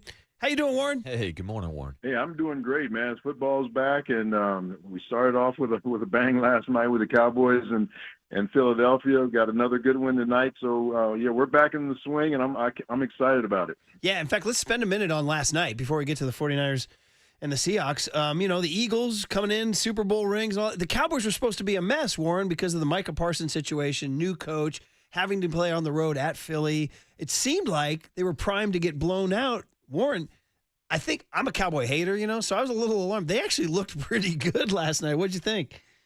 Yeah, I thought they did as well. I thought they ran the ball a lot better than I thought they would. Dak Prescott looked really sharp, and they had some big drops by CeeDee Lamb. Otherwise, they might have been right in that football game to maybe win it. But whenever you have two divisional teams play against each other that know each other very well, you can almost throw what you think is going to happen out the window, because these guys are going to really compete because they know each other so well and they hate each other. So it didn't surprise me that it was a close game. I thought Philadelphia would win by 10 points, but they only actually won by 4. But, yeah, it was a very good ball game. Warren, one of the national stories from last night's game is Jalen Carter getting ejected before the game even started for spitting on Dak Prescott. Now, you've seen a lot of football games. You've been on the field a lot. Have you ever seen something like that where a guy gets ejected before the game even starts? No, I haven't seen that one. Usually that happens like once the game has gotten going and you're in the heat of battle, and something like that happens maybe after a play with somebody you were going against, like an offensive lineman against a defensive lineman or something like that. But, yeah, for the game to not even have started and have your best defensive player kicked out of the game, that was I'm sure that was a momentum shifter for the Cowboys in their favor as well, to see your quarterback get spit on and them lose their best player. I'm sure that helped Dallas. It's funny, Warren, I know you were on the offensive side of the ball trying to avoid those guys, but I've been watching that Cowboys documentary a little bit on Netflix, and there's a lot on Charles Haley. And he, as we know, and we're friends with Charles, we've had him on a bunch, and just did an event. But Charles would push the envelope of what it took to get it done, right? And so some of these D linemen, like Jalen Carter, he's gotten some unsportsmanlike penalties last year. You see this happen. How do you, as a teammate, balance? You need him to be a dog. You need him to be a lunatic, but you can't have him go that one step farther. How do you, as a teammate, how do you handle it or balance that? Yeah, you want that guy to play on the edge because that's what gets the best out of him, but you also have to make sure that he keeps control, and you have to always be talking to a guy like that. And I know when Charles was with the 49ers, Ronnie Lott was one guy that could get inside of his head and really calm him down when he needed to.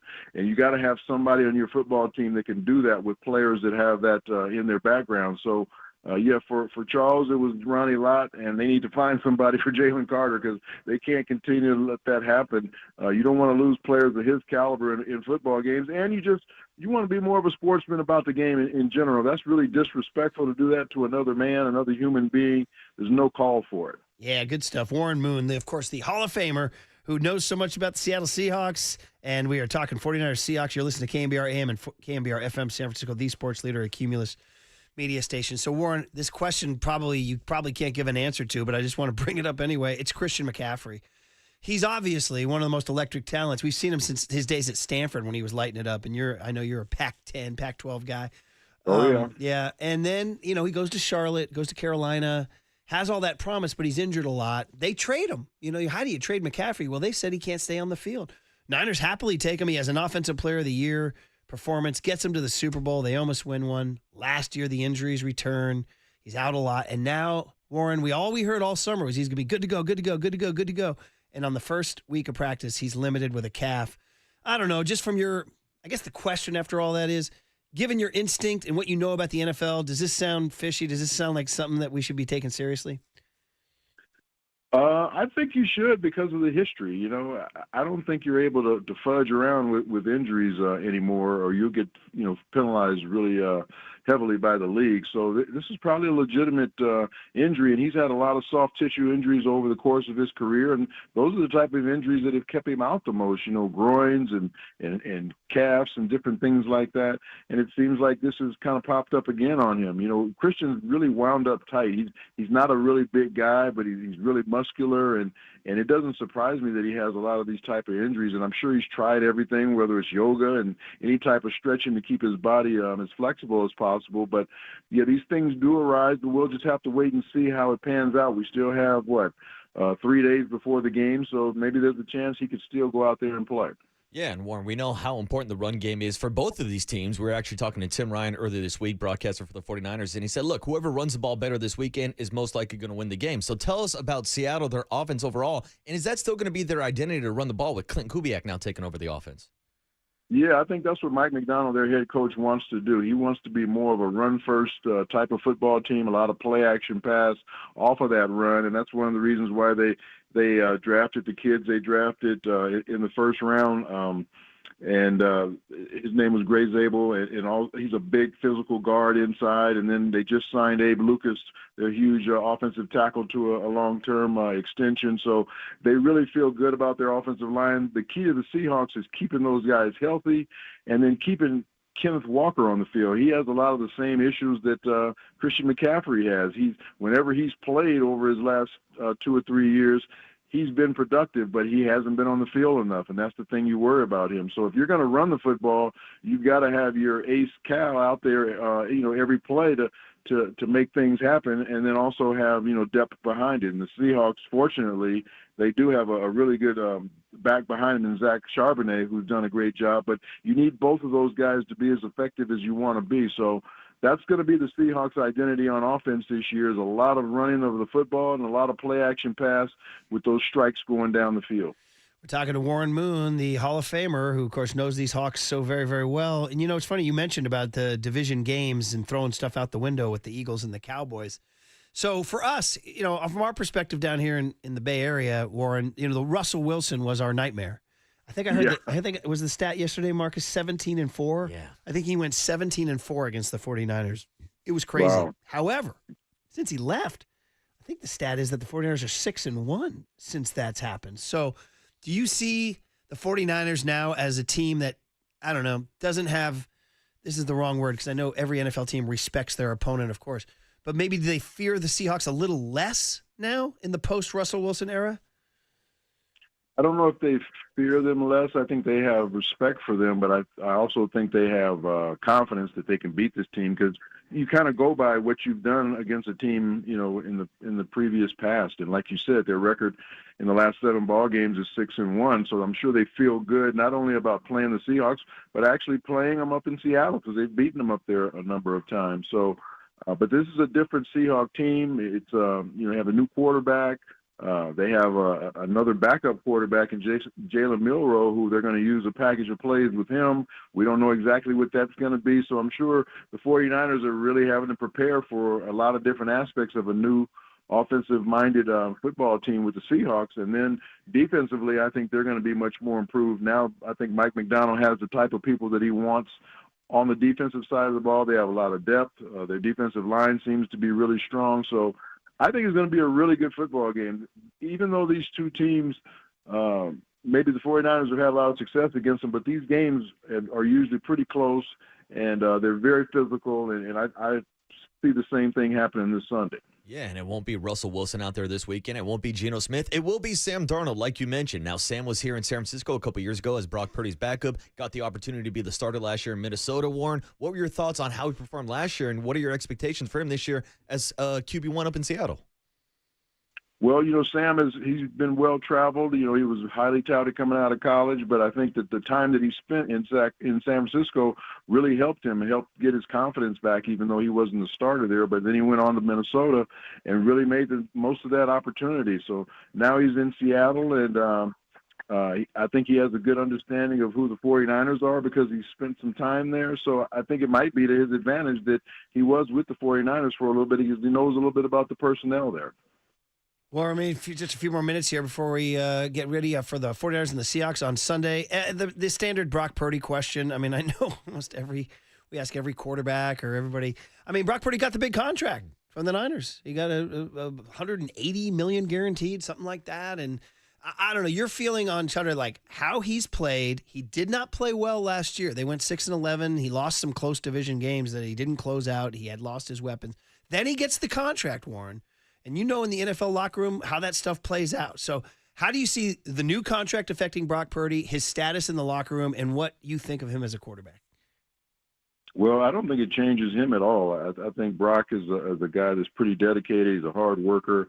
That's why he's gotten to where he is right now, because of his work ethic. And he's very talented, and he knows this offense very well. And I think he'll just continue to keep improving. Last year, they lost a lot of talent on that football team. They lost guys on the offensive line that he wasn't protected as well. He lost some of his skilled people. So having all those people back, and that's for any quarterback, you've got to have good people to surround you. And if he stays surrounded by good people, which the 49ers normally do with their quarterbacks, he's going to have success there with that Shanahan offense. So I know he understands in his mind that when you get paid these big bucks, more is going to be expected of you, and that's just part of playing quarterback. So if he continues to just keep doing what he's been doing at the quarterback position, the kid's already been to 2 NFC championship games. He's been to Super Bowl already. He just continues to keep playing the way he's playing and improving a little bit each and every year. He'll be fine. I don't think he has to put any extra pressure on himself. All right, finally, Warren, of the big four, just for fun football question, just for you on the way out, the big four, the 4 quarterbacks everybody loves: Patrick Mahomes, Josh Allen, Joe Burrow, and Lamar Jackson. You got one game. Who you taking? I think I'm going to take Mahomes. You know, he still has shown he's a big-time quarterback and makes big-time plays at the end of ball games. He hasn't had the numbers the last couple of years that some of the other quarterbacks have, but he comes up big at the end of ball games, and that's why they've won so many close ball games over the last few years, because of the way he plays it. That's what the other guys are missing, coming up big at the end of those ball games, right? So there you go. That's it. All right, Warren. All right. Hey, man, always fun talking football with you. We appreciate you hopping on Murph and Marcus down here in San Francisco. Enjoy. Oh, I didn't even get who's winning the game Sunday? Who wins? Well, I think the Seahawks are going to win 23-21. Okay, we got it in the books. We're coming for you, Warren, on Monday. We're going to call you, all right? Call me up. I'm available. Thanks, Warren. Thanks for the time, man. All right, guys. Have a good weekend. There he is, Bye-bye. Warren Moon, 23-21. Ooh, sends a shiver down your spine. That doesn't mean that when it's 23-21, the Niners have a field goal to win. Oh. No. Uh-oh. I didn't say that. Oh, you're putting it in the universe, I didn't say Murph. that. You didn't say it. Jerry, we were riffing. We're riffing we here. were riffing, We're riffing Jerry. here. Oh my God. Well, you know, listen, the Seahawks, we've exhausted this thing. We got 54 more minutes to break it down. You know, we know the deal. It's Sam Darnold, you know, against his own team. It's going to be running a Seahawks team that thinks they can probably run on an untested 49er run defense. It's probably, you know, as he mentioned, and, you know, Derek Papa brought this up yesterday, the Jalen Milroe packages, to be honest, I hadn't even given that any thought. That's Young Tony's guy. Yeah. And, I mean, who knows, you know, if they're ready for that. Who knows what he can do. I mean, we've seen the 49ers struggle against mobile quarterbacks a lot. Man. Darnold, not particularly mobile. No. Milroe, I definitely. would not say. But I am fearful of Charbonnet and Walker gashing them. You talk about the lineman they drafted. Yeah, and now they get Clint Kubiak up there calling plays, who, of course, was here with Kyle Shanahan in San Francisco. So they're trying to steal a little bit of the 49ers playbook, which Sam Darnold had success in as a backup quarterback. And do the 49ers even have McCaffrey in this game? And if not, does Brian Robinson become that guy? I mean, does Garendo get some touches that we weren't expecting? You know, does Ricky Pearsall have that 11? I told you guys, I keep having this. Yeah. You guys know my visions. Hardcore listeners have hit me with the Murph, stop with your visions, because none of my visions come true. Yeah, dude. That's why you got to wear glasses. You got bad vision. that meme where the guy doesn't have. Oh, there it is. No, don't do that, Tony. That was the vision. No. Joe Montana. Yeah. There's Zonka. Oh, man. Oh. I had my vision of Montana coming out with the confetti late on a Sunday night in February. No. Well, Tony, kill this music and finish off your vision of what you're seeing from Ricky Pearsall this weekend. Yeah. Oh, it was 11 catches. Yeah. It was 11 catches. I hate to say that, even as a guy that just picked Ricky Pearsall to have more than 43.5 yards on Prize Picks during the last commercial break. The Seattle Seahawks have a really good defensive backfield. Like Devon Witherspoon and Reek Woolen are like two of the young studs in the NFL. I'm not saying they're at the level of the Legion of Boom, but Mike McDonald is building a defense. And we just had Mike Sando on the other day. He said he wouldn't be surprised if they're not only a top 10 defense, but a top 5 defense this year. Well, I mean, we're laying it out, and I would say, well, yeah, but we got 23. Yeah. We got 23. Do we? Well, we don't know. We don't know. By the way, 925 comes over. He says, Murph, question mark. Purdy didn't have a good year? ? He said, compared to who? ? I jock blogged about it. I think it's dropping today. Murph's got a new jock I blog. remember when Macy Gray came out to the Grammys, my new album, she wore a dress, and on the dress it said, my new album drops May 2nd or something like that. I'm like, yo, that's taking branding to the next level. That's what I'm going to wear a hat that says my new jock blog drops today. I think I have your birthday gift for next year. Put the bottle of bourbon behind us. I need a T-shirt or a hat. Give me the bourbon. New jock blog drops today. No, by the way, I didn't wear my Run the Damn Ball hat. I was just going to bring that up, yeah. Where's the damn hat? To be honest, we can't find it. Yeah. And now I'm blaming my kids. We got tension in the house. I'm like, I think one of you wore it. They're like, no, we didn't. I'm like, well, where the hell did it go then? It just magically got up and disappeared. I remember my new Titleist hat. Wasn't it in your car? You always leave it in your car. I did, but then after the season was over, I brought it in for safekeeping. I'm pretty sure one of the kids wore it one day. I'm pretty sure. Damn. But anyway, I'm going to have to remedy that. Otherwise, just you'll be looking at my nice new Titleist hat. Dude, I'll be playing 9 today at Mill Valley Muni. You're going out to the Muni, huh? So anyway, the point is that I forgot where we were about McCaffrey and all that good stuff. I had a riff, but I lost it. And you had a hat, but you lost it. Run the damn ball. Run the riff. damn ball. Run it again! Run it again! So, it was the vision. Pearsall, 11 catches and all that. So anyway, we'll see how the vision goes. Okay, here's the deal. We got 50 minutes left. We have some fun. It's a Reggae Friday. It's been a really fun Friday. Thanks to everybody for all the love, the bourbon and the Joel Youngblood hits and all that. But I've been advised by close advisors that we are sleeping on probably the best story in the Bay last night. And we'll tell you what it was next on The Sports Leader.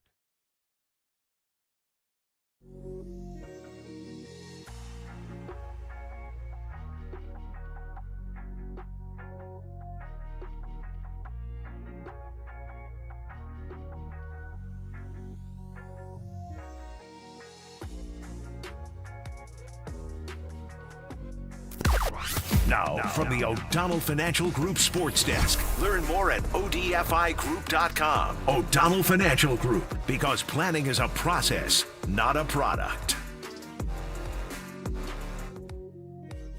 Good morning, everybody. Happy Friday. We are still giving away 2 single-day passes to the Aftershock Festival. Stay tuned through the 9 a.m. hour for your chance to win 2 tickets for Friday, October 3rd. Deftones, A Perfect Circle, and what you're hearing right now, Lamb of God. This song is called Walk With Me in Hell. Kind of feel like the Niners situation right now. When you hear the cue to call, the number to dial is 415-896-KNBR. And if you're caller number 10, that means you win. It's all brought to you by Danny Wimmer, and you can find official rules on thesportsleader.com.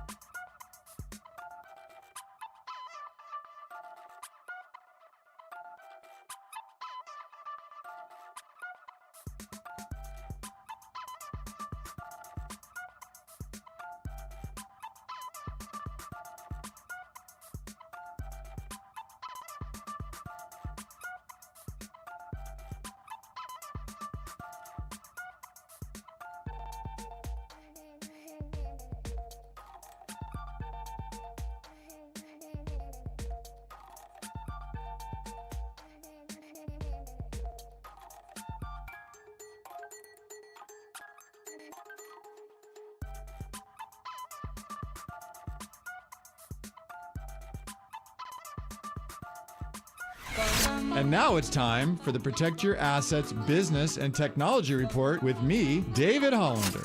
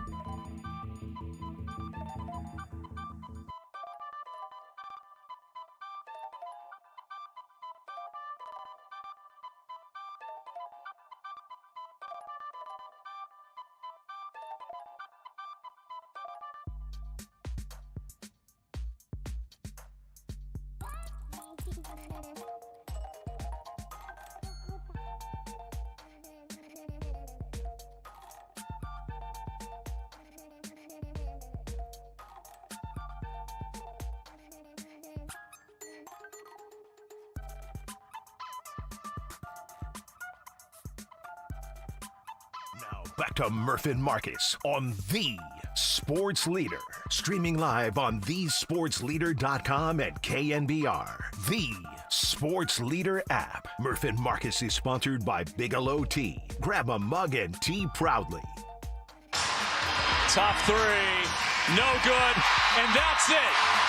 Put an X next to their name. The Golden State Valkyries are off to the playoffs.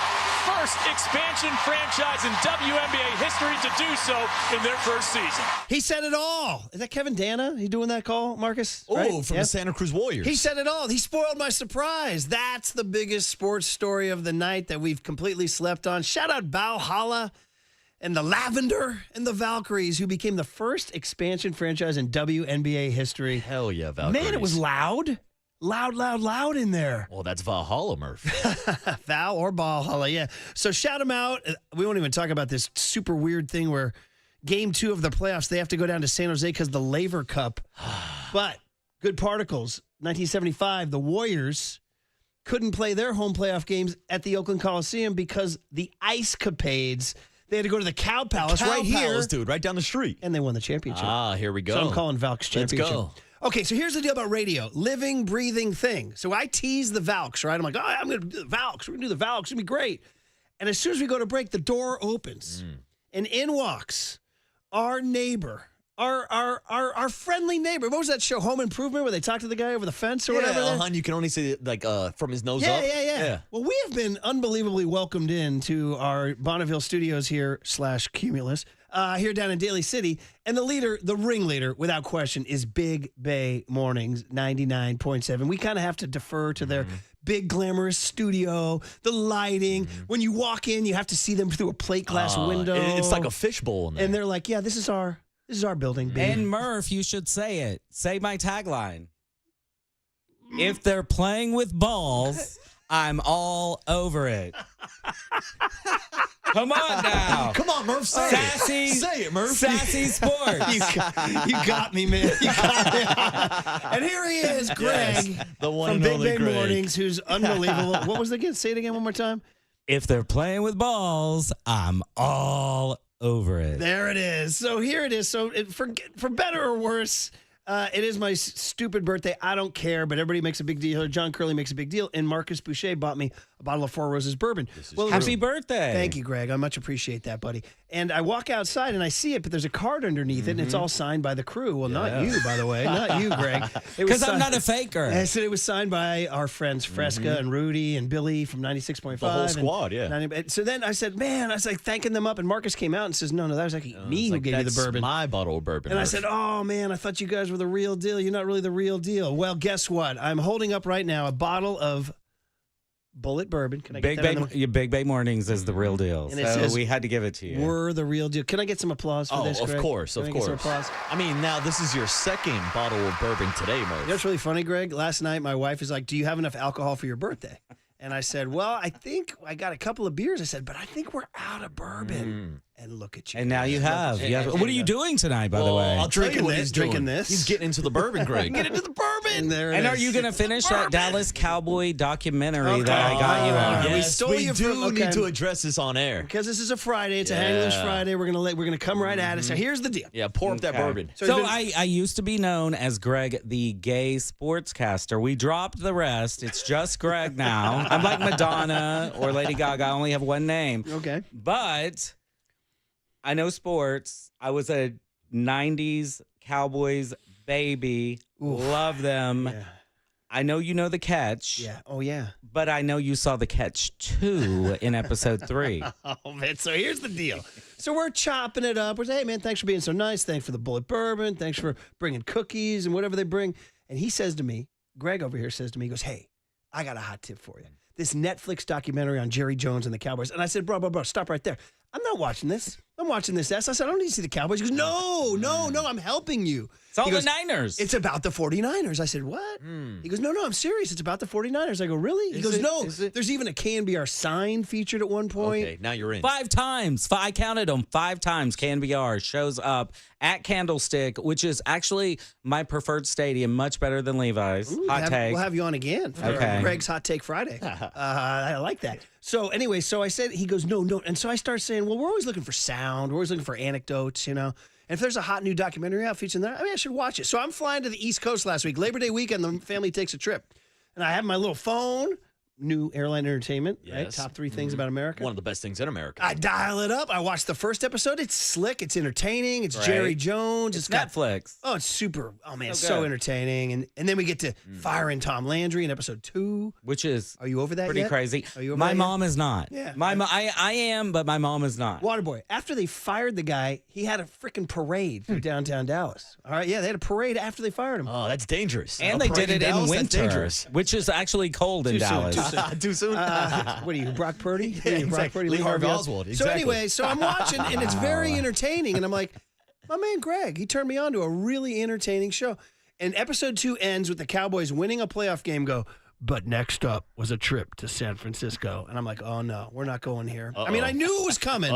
But they spend, episode 3 is the entire hour is a pornographic breakdown of their frickin' 1992 NFC Championship game at Candlestick Park in the mud with Steve Young throwing the interception to Ken Norton late and your frickin' guy screaming, how about them Cowboys? And I'm on the plane and I'm pissed. The best I'm like, part of it. Pissed. 'Cause my wife's like, why are you so upset? You're agitated.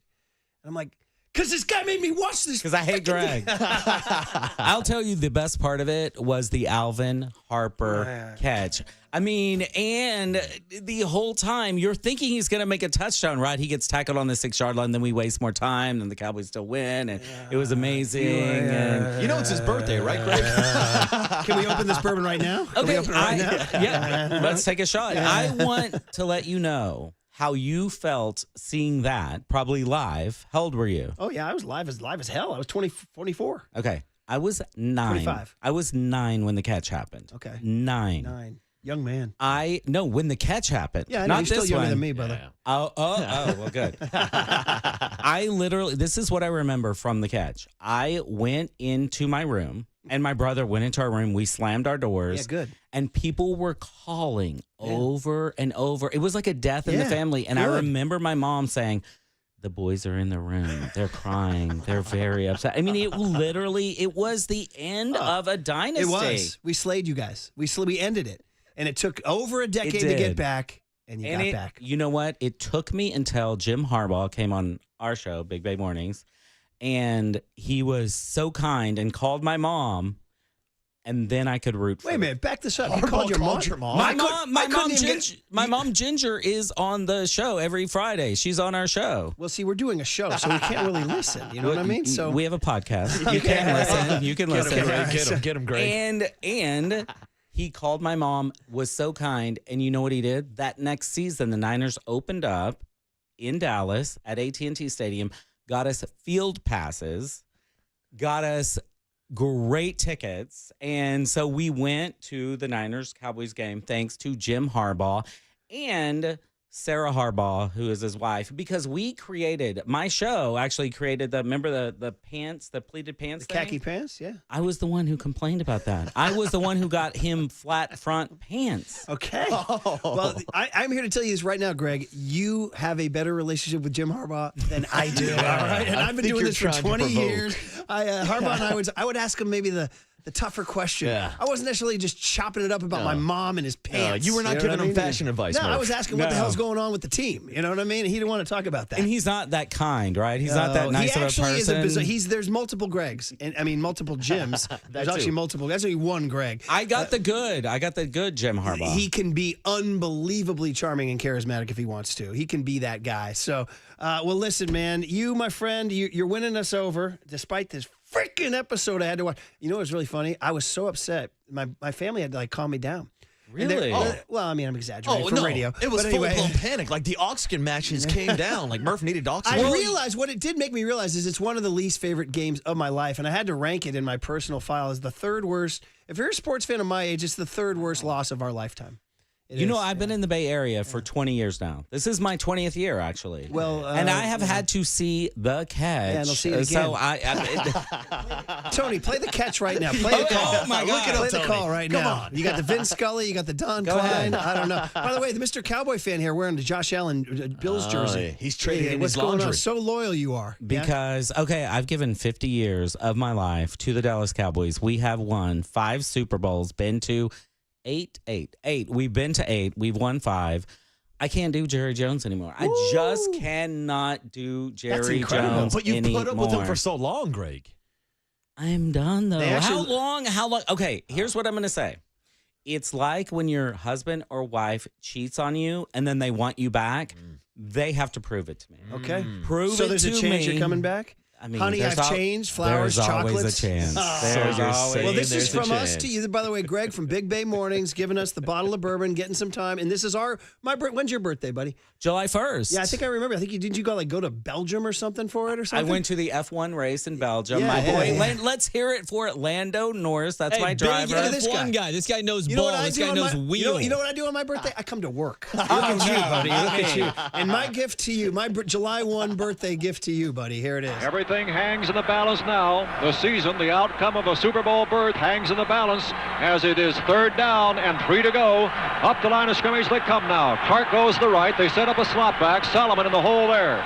Running backs are split behind Montana. 3rd and 3. He has the ball. Montana rolling out the right. Looking toward the end zone. Throwing under pressure. Throws his pass.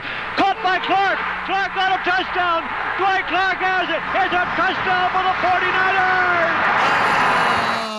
Happy birthday, Greg. And do you remember who was in his face? I do. Too Tall Jones. Yeah. Yes, and do you remember Danny White hit Drew Pearson after that over the middle? Should have been a touchdown. Yeah, Eric Wright with the one. horse collar, yes, and then Lawrence Pillars and Jim Stuckey. Listen, you're talking to a PhD. Okay, here, well, so yeah. we remember it all. Thanks for the bourbon, buddy. You're good welcome. Luck Happy good birthday. luck to your Bills on Sunday. Yeah. All right. Thank you. Nobody circles That's the wagons. neighbor like Big Bay Greg Mornings. on the Sports Leader. Thanks, Greg. If they're playing with balls, I'm all over it.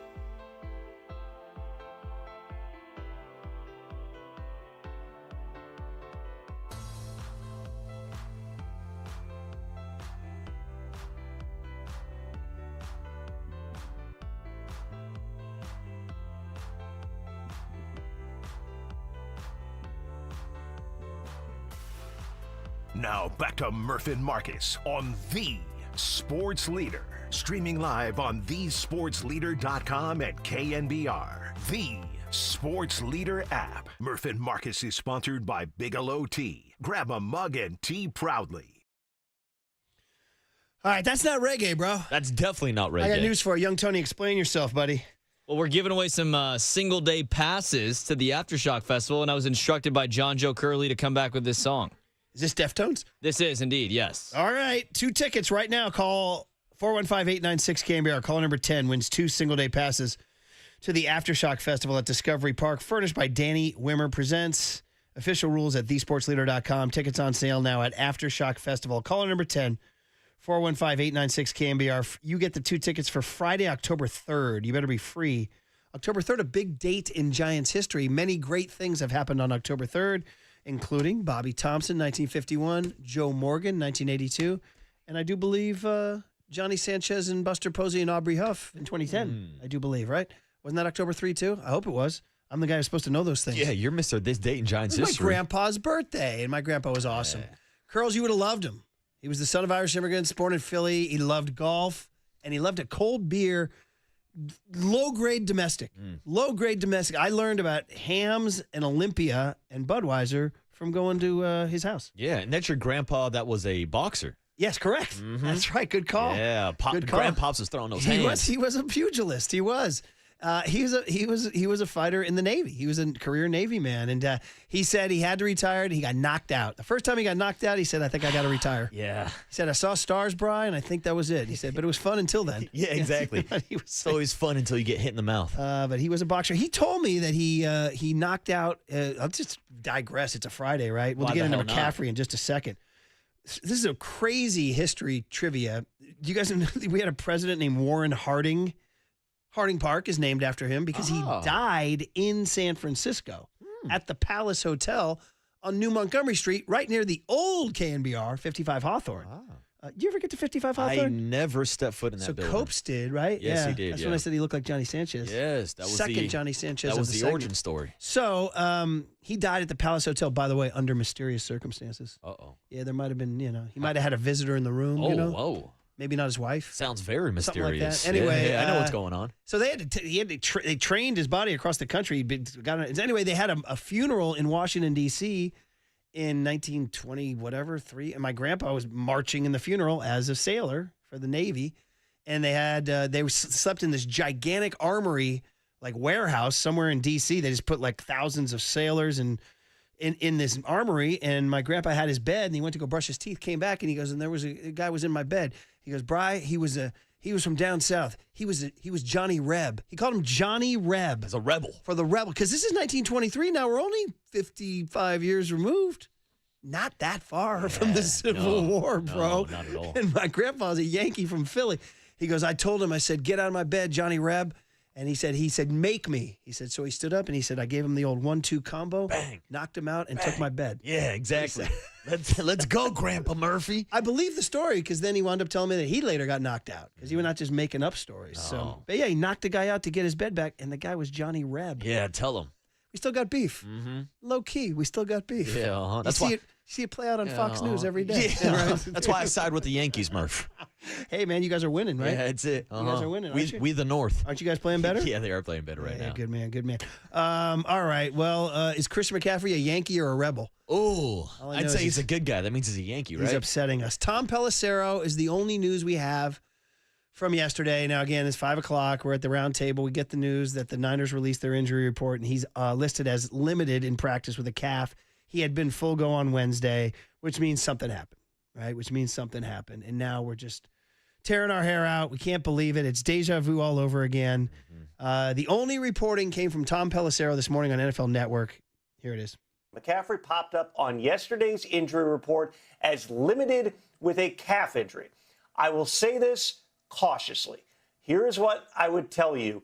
I do not get the sense, based on the conversations I've had so far, that there are alarm bells going off about Christian McCaffrey at this point. If there is any player you are going to take precautions with if he feels something in practice, it's the guy who's arguably your best player and missed most of last season because of a variety of different ailments. We also know that calf injuries can be tricky. At times they are precursors to Achilles injuries. McCaffrey had issues with both his Achilles last year. Again, I do not get the sense that this is DEFCON 1 at this point. Yeah, even the fact that he said DEFCON 1 upset me. I don't know what to think anymore, guys. I mean, you have to be pessimistic is what you have to be.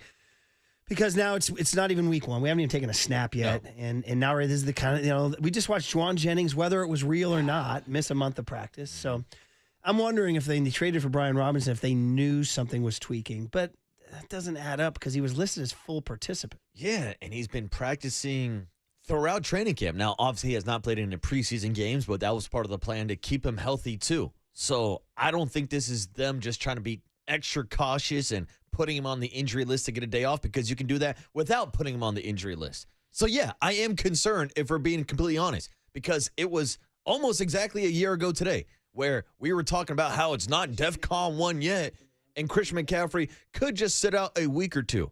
Next thing you know, we're talking about Christian McCaffrey each and every week for 7 to 8 weeks to start the season last year after he misses the first 8 weeks with bilateral tendinitis in both of his Achilles. And now it seems like we're creeping back to that territory where we don't even know which calf is the issue because both calves were the issue last year. That led to that bilateral. Whatever. I'm done talking. It's frustrating. It is very, very frustrating. And I mean, it's even stupid to bring it up, but fantasy football fans are like, oh my God, that's stupid to bring that up. So I'll scratch that from the record. But the point is that, one of the listeners points out, 707 says, Shanahan sounded pretty upbeat and happy on the roundtable.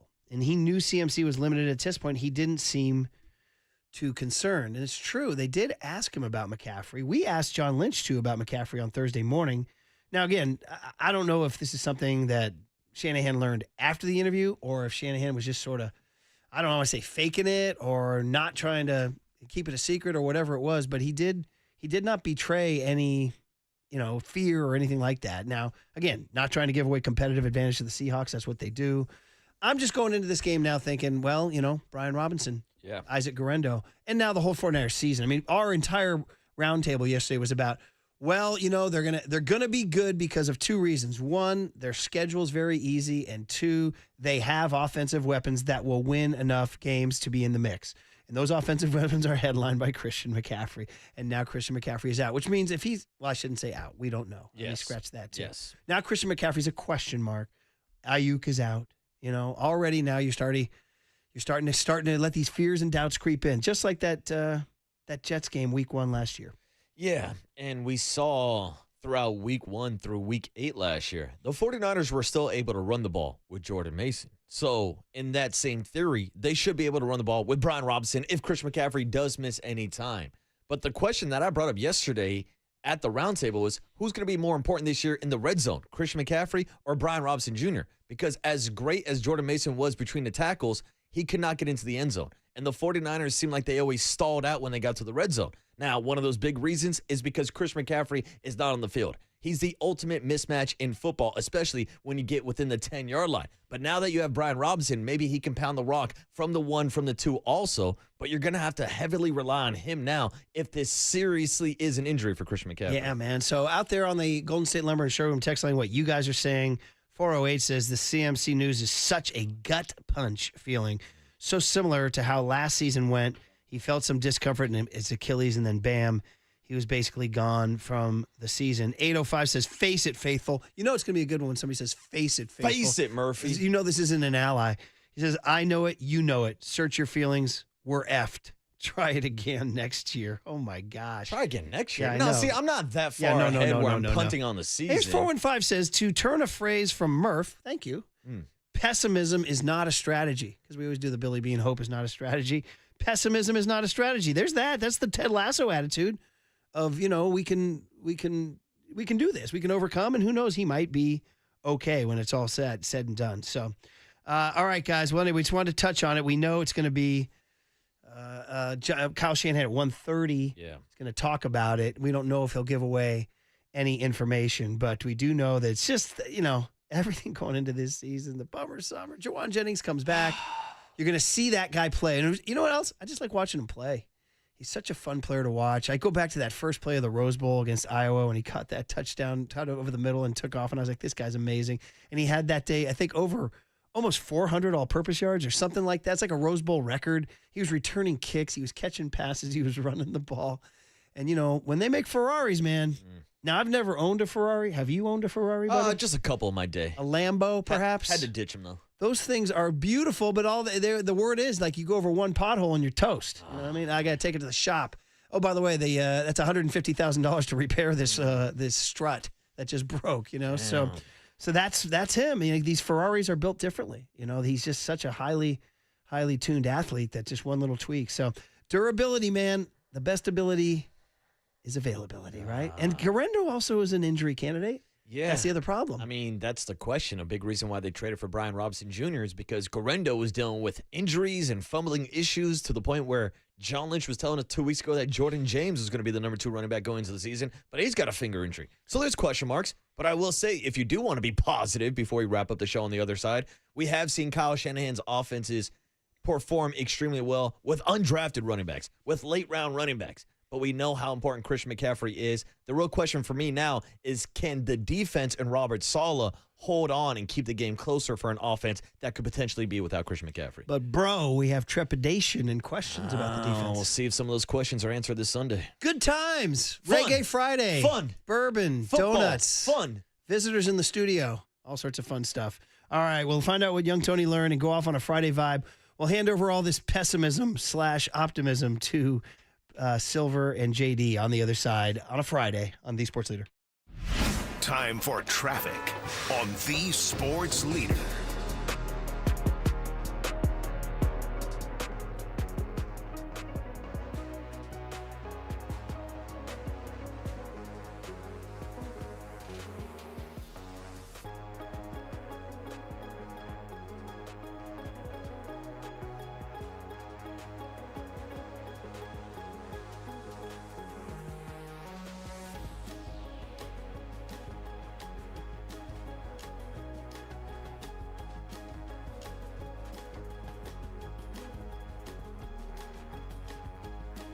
All right, we always love Bigelow Tea because every season is Bigelow Tea season, but particularly when you got a cold. It's like when it ramps up its value.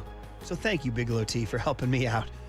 We reach for it every day here, particularly when you got a cold and a sore throat and scratchy. It's awesome. Tastes good, very soothing. We love all of Bigelow's different flavor options. It's perfect for those of us who make our living behind the microphone. So, keeps me going, keeps you going, keeps us at the Sports Leader going right here in the studio. So grab a mug full of your favorite Bigelow tea and tea proudly. I'm just sipping on chamomile.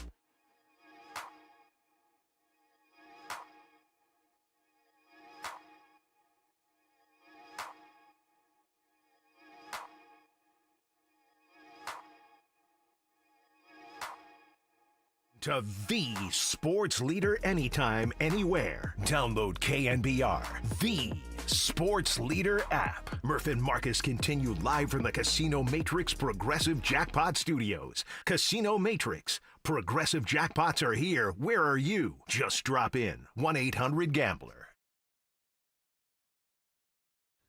Thank you, Marcus. He just helped his elder buddy out here. I lost something on the floor. I couldn't find it. Murph is well into his 50s. It's like looking for a contact lens. Friday tradition, saluting K-Fog, which always played this every Friday at 5 o'clock. As we are very neighborly here, we got birthday cards and greetings, and Greg from Big Bay Mornings came in, and we exchanged a little barbs about the Cowboys and the Niners. Yes, and now he left the studio, and there's not just one bottle of bourbon. There's 2 bottles of bourbons that Murph can get into tonight. We can get into the bourbon. We will. Although I can't go too hard because I got to drive early morning tomorrow down to Cypress Point for the Walker Cup. Super excited. The Nile legend continues, man. Golf Digest did a big story on him. What's really funny is I'll just put her on blast here. So when we were all mobbing Nile after his win on Friday in the quarterfinals, Candace decides, she goes, I want to get some prime territory. So she gets right in next to him on Golf Channel. So she's kind of like giving him a shoulder shake and looks like a proud mom. And that happens to be right when Getty Images took the photo that's gone around on the wire. And Golf Digest used the store picture. She looks like she's his caddy. She's right there. Yes. Check with Candace. There you go. God, you're going to punch that board, Yeah, aren't dude, you? I'm getting closer and closer to snapping this soundboard. Saw you You pulling. heard me clicking it like 4 or 5 times. What's going on over I don't know, dude. Lots going on with the behind the scenes. Same guy running your board ran the stream at the round table yesterday? Yeah, exactly. That one Anyway, disappeared. so Cypress Point, and it's awesome, Tony. Have you ever looked at like the helicopter views of Cypress? Have I? No. Cypress Point? I've seen pictures online. No, you got to do the drone thing, dude. I'll send it to you. And for the old heads out there, Barry White and the maybe cue this up here. Barry White and the Love Unlimited Orchestra Loves theme. Yeah, cue it up, Tony. So I know he's got a lot going on. We go late 70s, early 80s. They used to open the Pebble Beach coverage with this helicopter view of the coastline. And it was like, dude, give it to me here now. Oh, yeah. We didn't know he loves theme. Loves theme. Can't get enough of your love? No. We need, it's very specific. We need loves theme. Oh. Barry White's worth investigating at any point. Yeah, I just want to hear the voice Baby of Barry making White. music for sure. Oh, without question. There was more pregnancies per capita to that music. Here you go. Yeah. Here, this was it. Do you guys remember this one here? This is it. Yeah. Here comes the helicopter view. They're like, welcome to Pebble Beach and the 1976 Bing Crosby Invitational. The Monterey Peninsula, America's most fabulous coastline, hosting the world's best golfers and your favorite celebrities as the Crosby Clambake 1976 gets underway. And there's like a helicopter view going down the coastline. The Clambake. Yeah, so they used the same thing for the 1981 Walker Cup, Cypress Point. It's going around on the internet. I showed it to Marcus. Yeah, you showed me the shot, and that was like pre-drone footage. Yeah. So it's an actual helicopter. So you know what they've done now? Ooh. They did they did 1981, it's on the internet right now, 1981 Open 2025 drones. So they revamped the footage with the same music playing. Oh, that's awesome. And when you showed me the video, like it kind of gave me the experience where I felt like I was on like Soaring, California. Yes, where like I'm exactly. flying over. It's like, ooh, there's the golf course. And then someone hits the ball and it comes straight at you. So exactly. By the way, Soaring, California always gets me like, my stomach drops. I'm like, whoa. Dude, it's a fun experience. It is. I like it. Don't sleep on those rides like Pirates of the Caribbean, It's a Small World, and Soaring, California. But you don't do It's a Small World. Yeah, you lost me at It's a Small World. 2 things I wanted to say. One, Cypress Point. Hope to see everybody down there. Walker, although I'm lucky a friend got me a ticket because those prices, holy moly. Number 2 is the Jock Blog that we lost our thread on about a half hour ago was about Brock Purdy. And I do have legit questions. I do. We'll get into more of that as the season goes on. Who do you have questions on?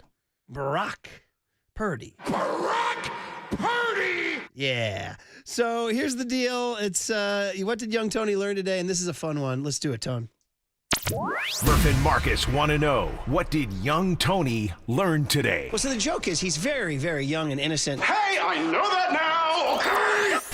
All right, so no big deal. We all have birthdays. Today happens to be mine, but because it's a work day, John Joe Curley wants to make it fun.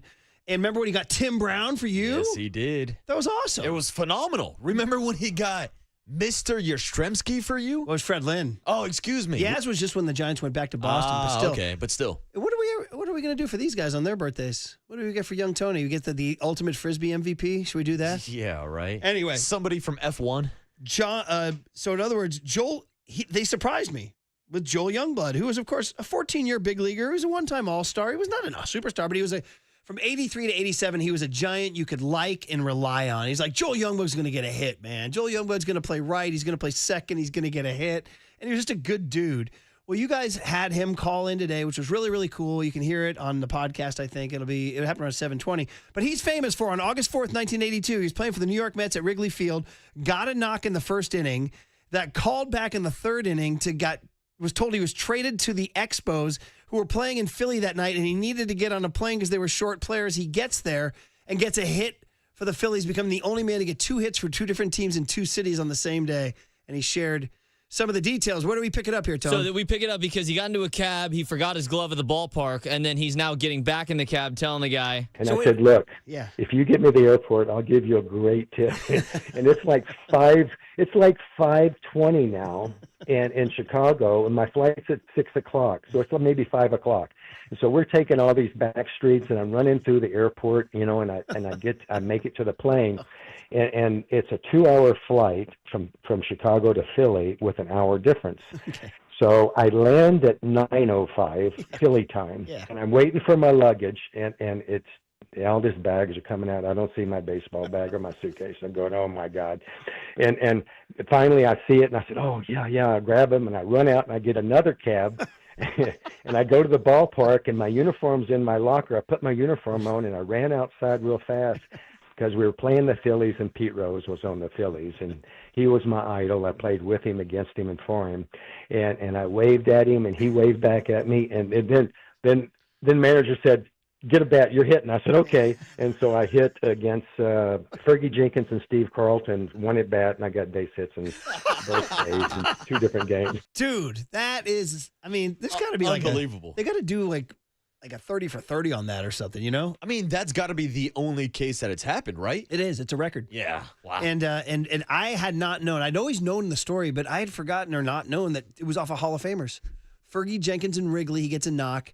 And then Steve Carlton in Philly, he gets a knock. Unreal. I told you could hit. Yeah. That's the whole point of the damn story is you wanted Joel Youngblood up to bat. So. And what would you tell the kids that Joel Youngblood would say about hitting? Hitting is a blast. I knew he wouldn't remember because it's like not a signature quote. It's just one of those moments in my childhood when I used to read the sports page every day, and they call them pull quotes. If there's a quote that's like highlighted and bolded and in big print in the middle of a story, that's called a pull quote, to keep the story going.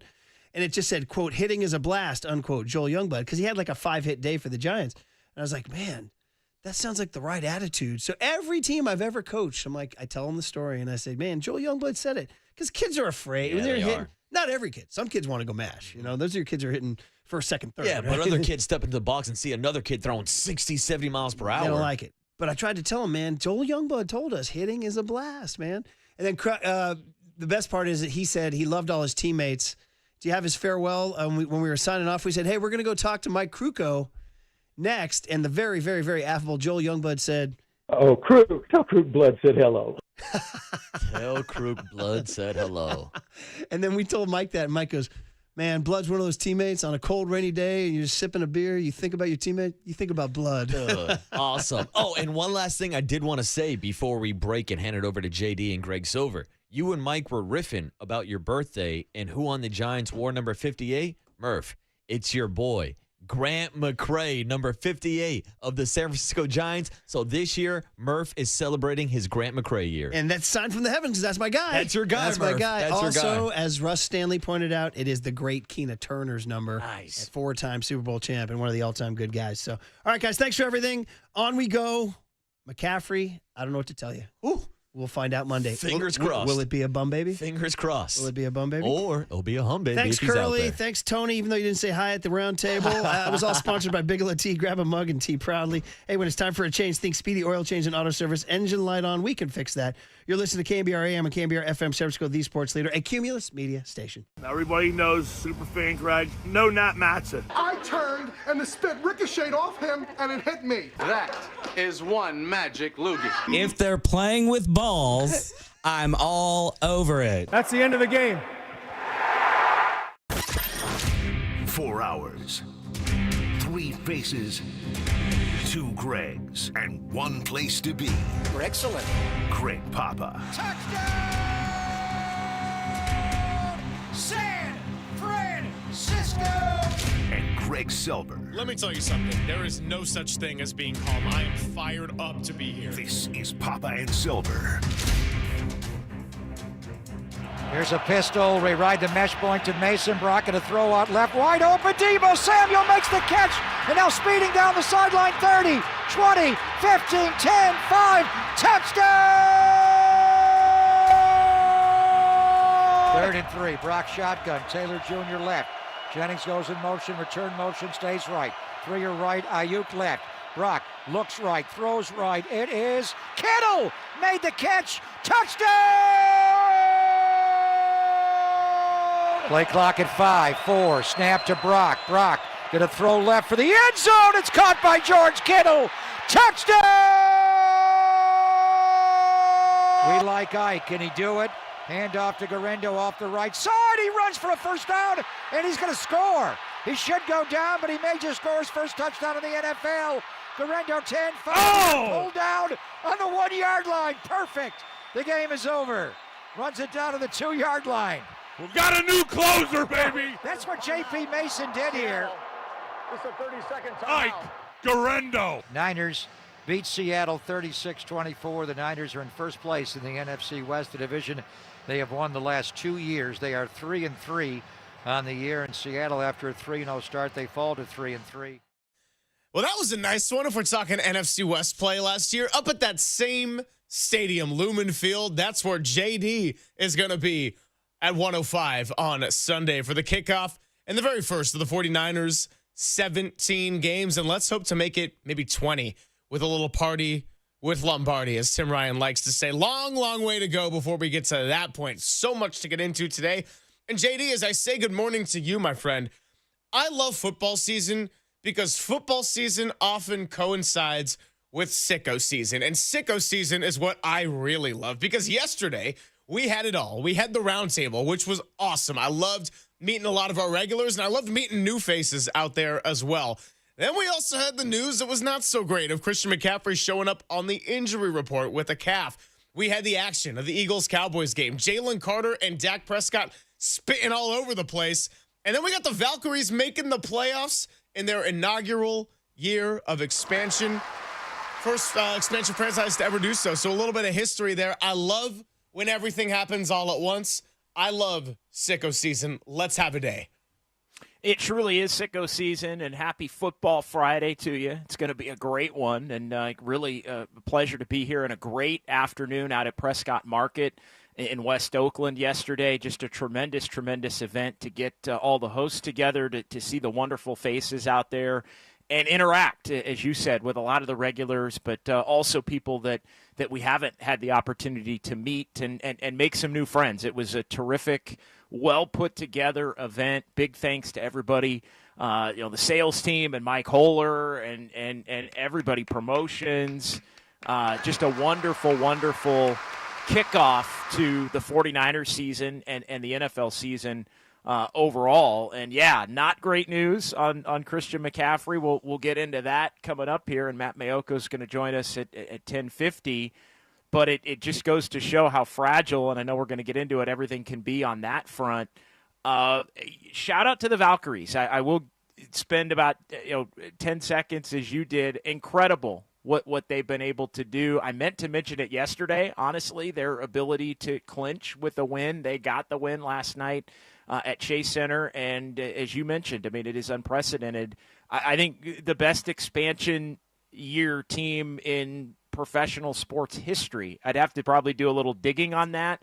But Didn't the Vegas Golden Knights go to the Stanley Cup final and lose their first year?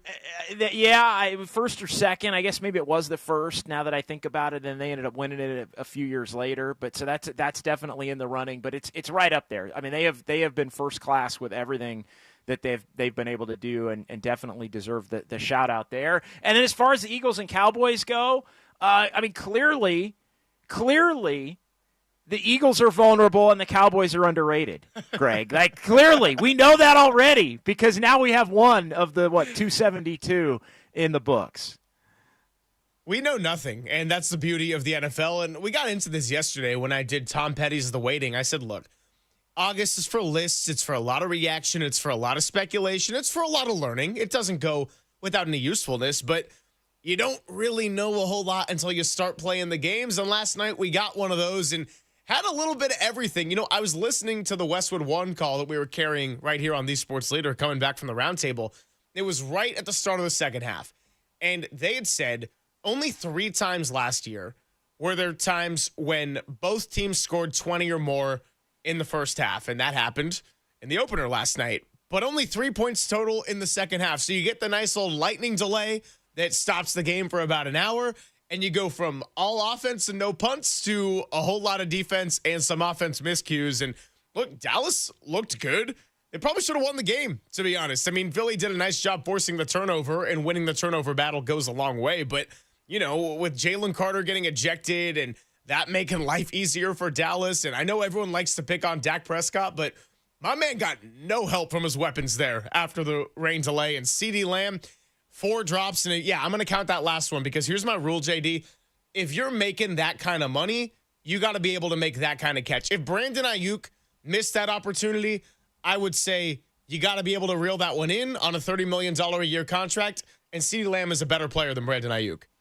No, you do, and I will. And look, the great teams find ways to win games, and I mean the turnover with the Cowboys going in obviously is one thing. I mean if they get that score, and then there's the stoppage due to the lightning and the weather in the Philly area there, maybe with the way the game slowed down after all the offense and the explosion both ways in the first half plus. That winds up, maybe the Cowboys are able to go on and win the game. You never know. Maybe the Eagles open it up a little bit more and are able to score. But, yeah, I feel like just objectively speaking, the Cowboys should have won that game. And it is telling. Again, it's going to change a million different times. But the bigger theme for me is just how we consume the NFL. We spend months upon months upon months, and there had been essentially 7 months, give or take a couple of days, since the Eagles won the Super Bowl and blew out the Chiefs in between games that mattered. And now you get the Eagles and the Cowboys, and everybody's kind of down on the Cowboys, right? I mean, we said it. I said yesterday, I don't think they're a team that I would project to have a shot at making the playoffs. The Eagles were talking about a team that looks primed to potentially win multiple Super Bowls, which is what we always say every year about any team most of the time that wins one Super Bowl, and quite frequently it doesn't unless you're the Chiefs wind up working out that way. So we shall see how it ultimately plays out. But then they play the game, and immediately, and of course I'm embellishing here, immediately the Eagles are vulnerable and the Cowboys are going to be better than expected. Wow, they should have won that game. It's just the beauty of the NFL. I'm here for it. I can't wait. I mean, we're going to be doing the same things about the 49ers coming up on Monday and league-wide as well. But it just no greater indicator that football is back than some instant overreactions, and I think I give you both sides there with Dallas and Philadelphia. Already getting some good texts, 415-808-5627. This is what we love. YouTube chat is firing up. Good to see a lot of our YouTube family yesterday. Rockin' New Era and Pat H and Dom already in the chat right now. We got to see Tacky. We got to see the Mexican-American Dream and got to meet a lot of new faces as well. So big thank you to the YouTube chat as always. And the texts, we got 925 saying people who bet the over last night are pissed. Yeah, what was it, like 47? And it was easily going to clear. And then we had a little weather action, and it ended at a cumulative 44 points. How about that one? 916 hit me with all the feels with Greg Papa on our opener. Going to be missing him this Sunday. No question about it. And I've been texting him a little bit as well. And I know that this is a tough time just emotionally in addition to what he's going through physically. So we're all here for him. And Guy Haberman and Tim Ryan are going to do a great job. We're going to have that 105 810 KSFO, and JD is going to be a part of pregame and postgame. And then 408 with the text that I think is going to lead us into the start of our show. And really this first hour, JD, 408 says Christian McCaffrey, funny. Yeah, it's not so funny if he's going to end up missing a few weeks like it was the case last year. We'll get into a lot of that. Matt Mayoko joining us at 10:50. Andy Baggerly going to come by at 12:50. And the best part of a new season, whether it's a Friday preview or a Monday overreaction, we want to hear from you. 415-808-5627. How concerned are you by the headline that CMC surfaced on the injury report yesterday, limited at practice with that dreaded four-letter word, calf? Let's talk about it next on the Sports Leader.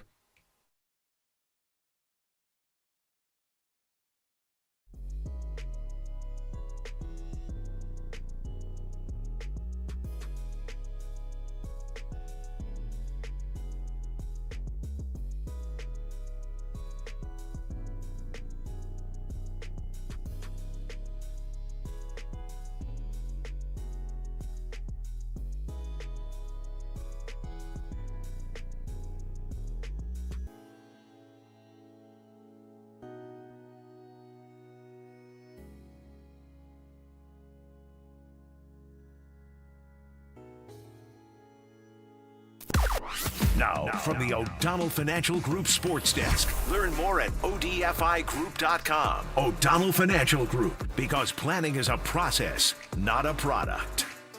If you missed it yesterday, 49ers running back Christian McCaffrey surfaced on the injury report as a limited participant in practice with a calf injury. So we know how that went last year. And while the early indicators show that it's not that level of severity, it certainly warrants a lot of questions and a fair amount of discussion ahead of Sunday in Seattle. So keep it right here on Papa and Silver, as we'll be getting into it all from 10 to 2.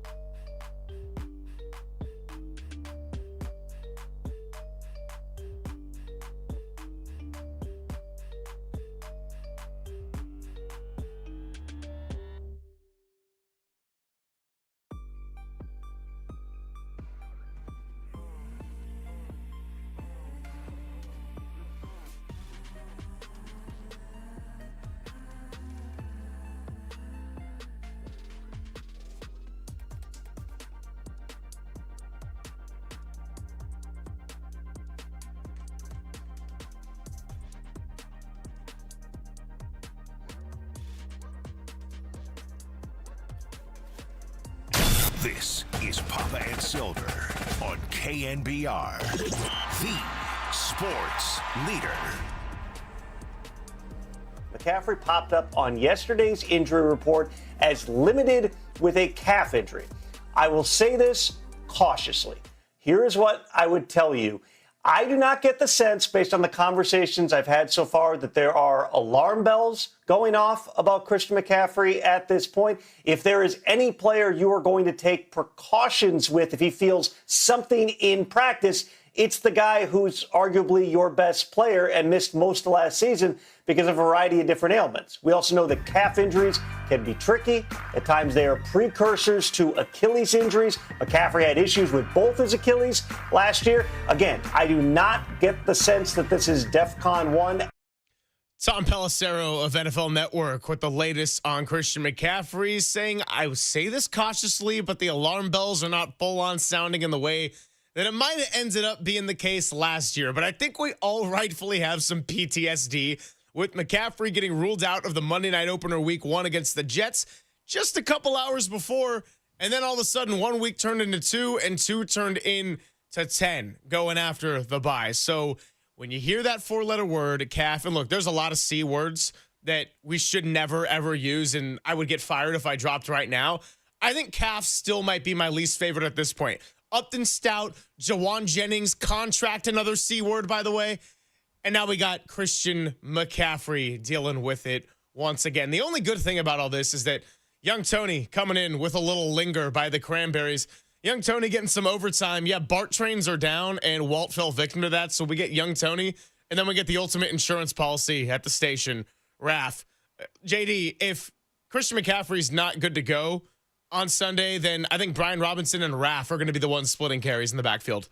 Yeah, always ready to roll Raph in here on the show. We appreciate young Tony for hanging out and wish Walter the best. We'll see him on Monday. Yeah, tough BART travel today in the Bay this morning. But look, the concern on McCaffrey is, I mean, it does feel like a little at this point, and we'll see what happens on Sunday. We'll see what happens today with the official injury designation after 49ers practice this afternoon and what Kyle Shanahan has to say. But the concern is it feels a little deja vu because all signs were pointing toward McCaffrey being able to play in the opener a year ago at Levi's against the Jets, and then he didn't.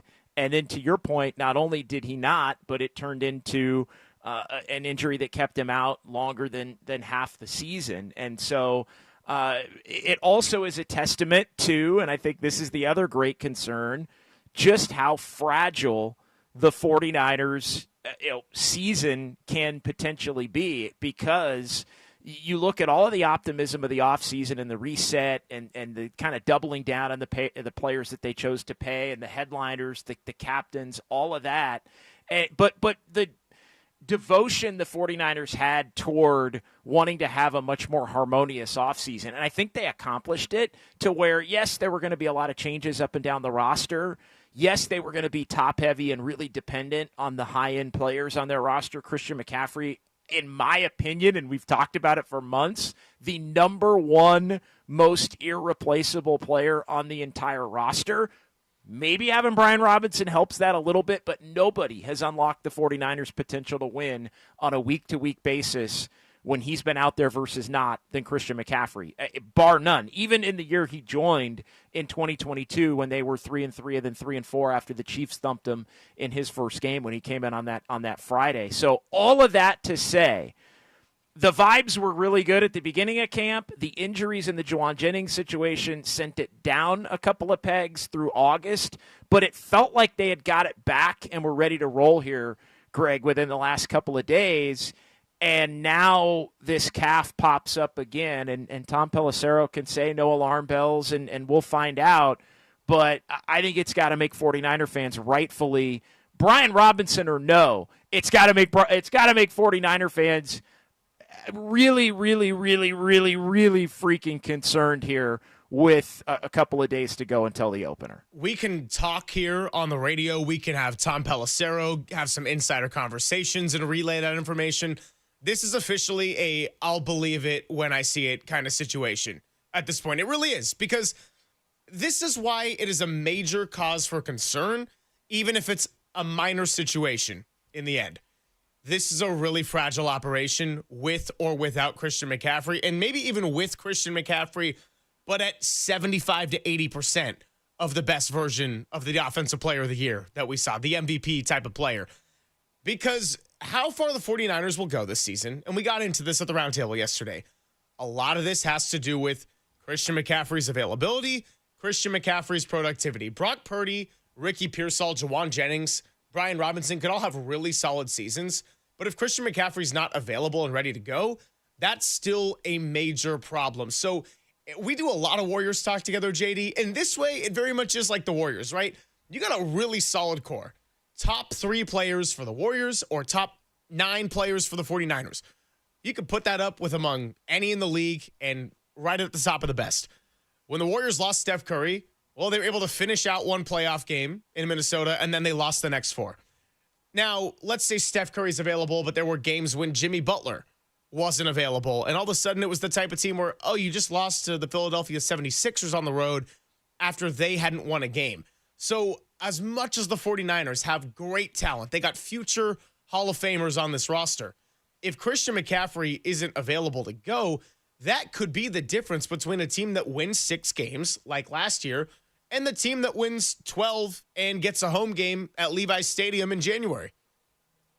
It could. There's no question. And again, I think you're feeling better than you would have been feeling about it because you have Brian Robinson. But I don't think by any stretch should you believe that Brian Robinson is going to be a savior in this type of scenario. And you know, I go back to just Christian McCaffrey coming in and how much he flipped the script on everything the 49ers were doing going back to 2022. When he's on the field, they are a completely different team offensively. And I think because they're a completely different team offensively, it allows them to be a more effective team defensively. And let's be honest here, Greg, so much of the beginning of the season for the Niners, we've gotten into it a bunch of different times, is contingent on maybe the offense's ability to carry a defense that's trying to fit in a lot of new pieces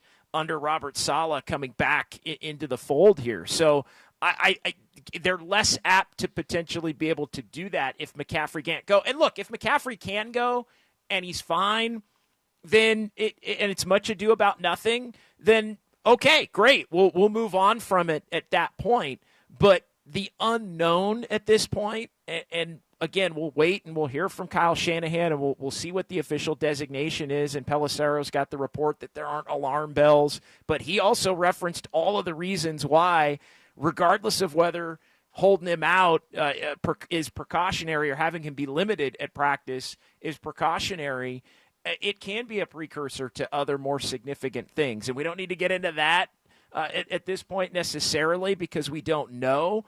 But the reality is if the 49ers are to lose Christian McCaffrey for a significant point, significant chunk of the season, immediately whatever you thought of them and their ceiling as a team drops, and it drops by multiple games.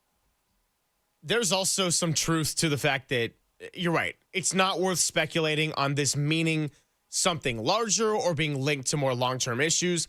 But what I do think is fair to say, and Derek Papa brought this up yesterday, is that there's a history with running backs as they get older, as they compile a lot more mileage. It gets tough when you have an injury that existed before.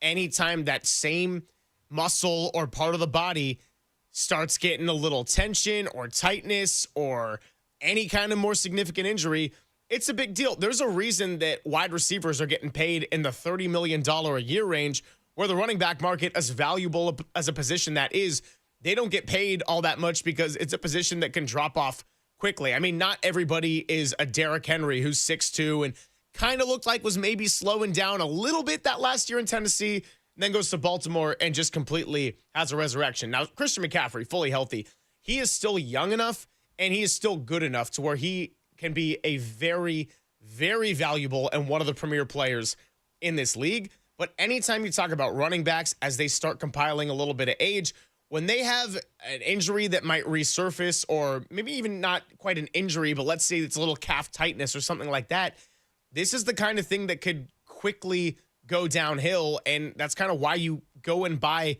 insurance plans. Let me ask you this one. Do you believe that the 49ers traded for Brian Robinson because internally there was concern on McCaffrey? I don't, but that's a theory that was going around yesterday at the end of our roundtable, and I don't think there's no legs on that. I don't. And the reason I don't is because I think if there was significant concern about Christian McCaffrey, he wouldn't have maybe been out there as much as he had been in training camp, if that makes sense. I think there would have been more days, and I know they really did try to manage his practice schedule throughout camp like they do with a lot of the veterans. But to me, it was more about Isaac Guerendo falling out of favor, and also the fact that Jordan James had the injury in camp, and then the other guys that were projected, the Patrick Taylors of the world, the Corey Kiners of the world, ended up with injuries as well. So I think they felt they needed, and John Lynch said it, I'll take it at his word. He said it to the morning guys last week. To me, it's a matter of they did not believe in Jordan James, and this was interesting too, could be their number 2 back. At this point, considering the injury and him obviously being a rookie. That tells me it was a lot more about something going on with Isaac Guerendo than anything. But regardless of how they came to it, it winds up giving them a better chance if they don't have McCaffrey, or if they choose to be careful with McCaffrey because something has popped up here yesterday or within the last couple of days. Again, Brian Robinson is a really good running back. I think he might be one of the best number 2 backs in the NFL. I mean, this guy's been a legitimate starter throughout his career. Really good player. I was, as we talked about, probably higher than most on the acquisition to get him. He's not Christian McCaffrey, all that being said.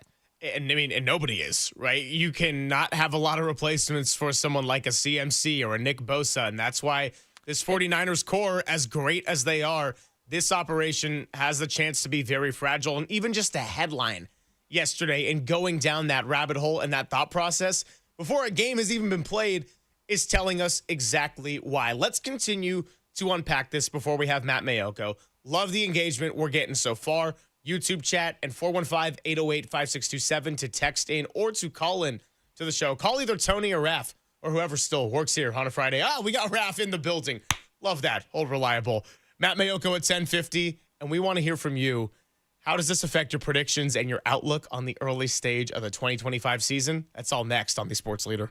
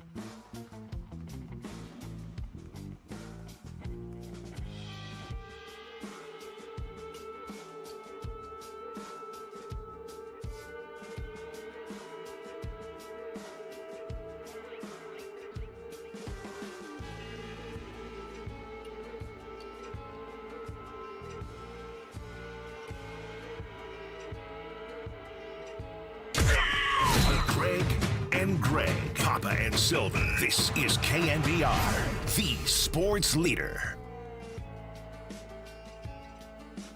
Why are we coming back with Olivia Rodrigo at 10:30 on a Friday before the first 49er game?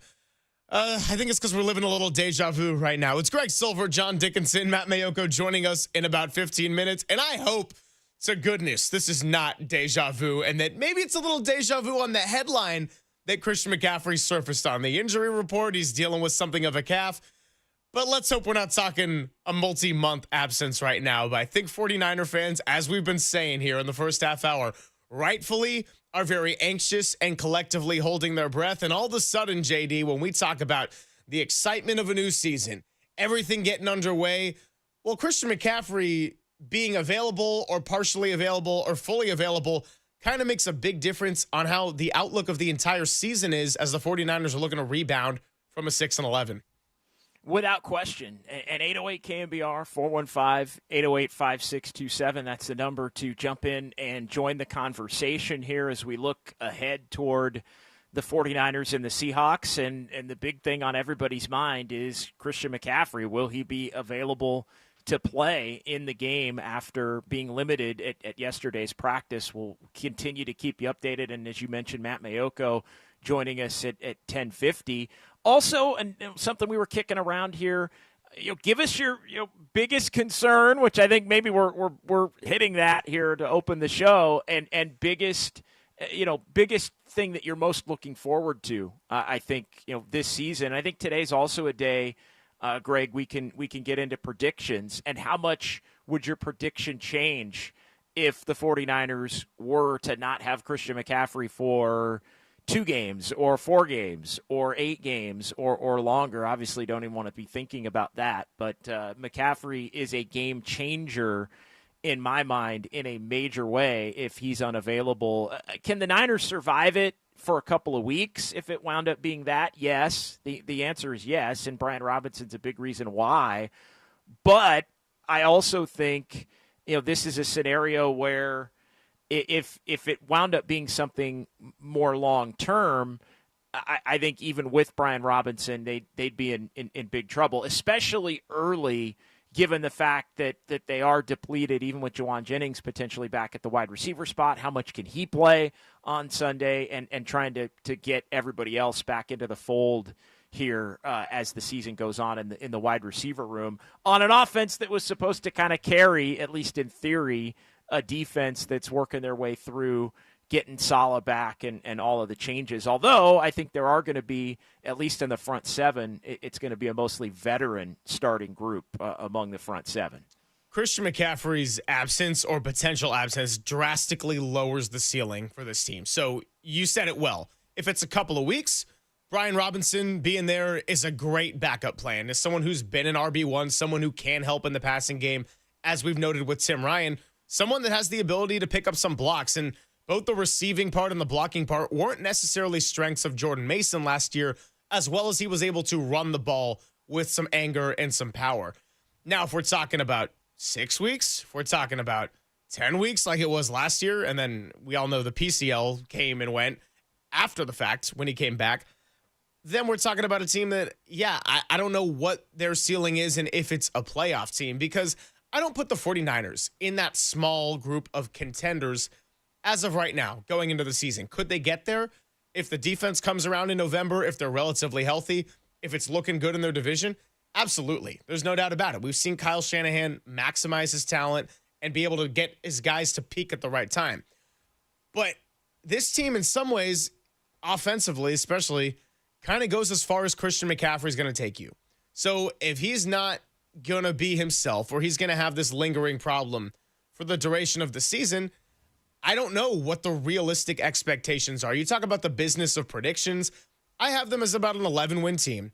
When I did the schedule game with Papa and we had the pen and we got out the red and the gold marker, I went 12-5. I don't want to go with 10 because I think that's what the entire world has gone with, and that's what Vegas is hammering down. But I think they could be an 11-5 team if they take care of business against inferior opponents and don't blow any games that were rewarded to them per their last place schedule. But as far as division tests, as far as the games on the road in Tampa Bay, those ones that are theoretically tougher on the schedule. If you got Brian Robinson leading the way with the rest of this offense that still has a lot to prove, nothing against Brian Robinson, but it's not even close to the same product that we envision with the McCaffrey out there. It's not, and look, you can call it the safe pick, the chalk pick, whatever. I think when I ran through it initially, I found 12 and audited myself and said, yeah, 12 seems a little bit optimistic.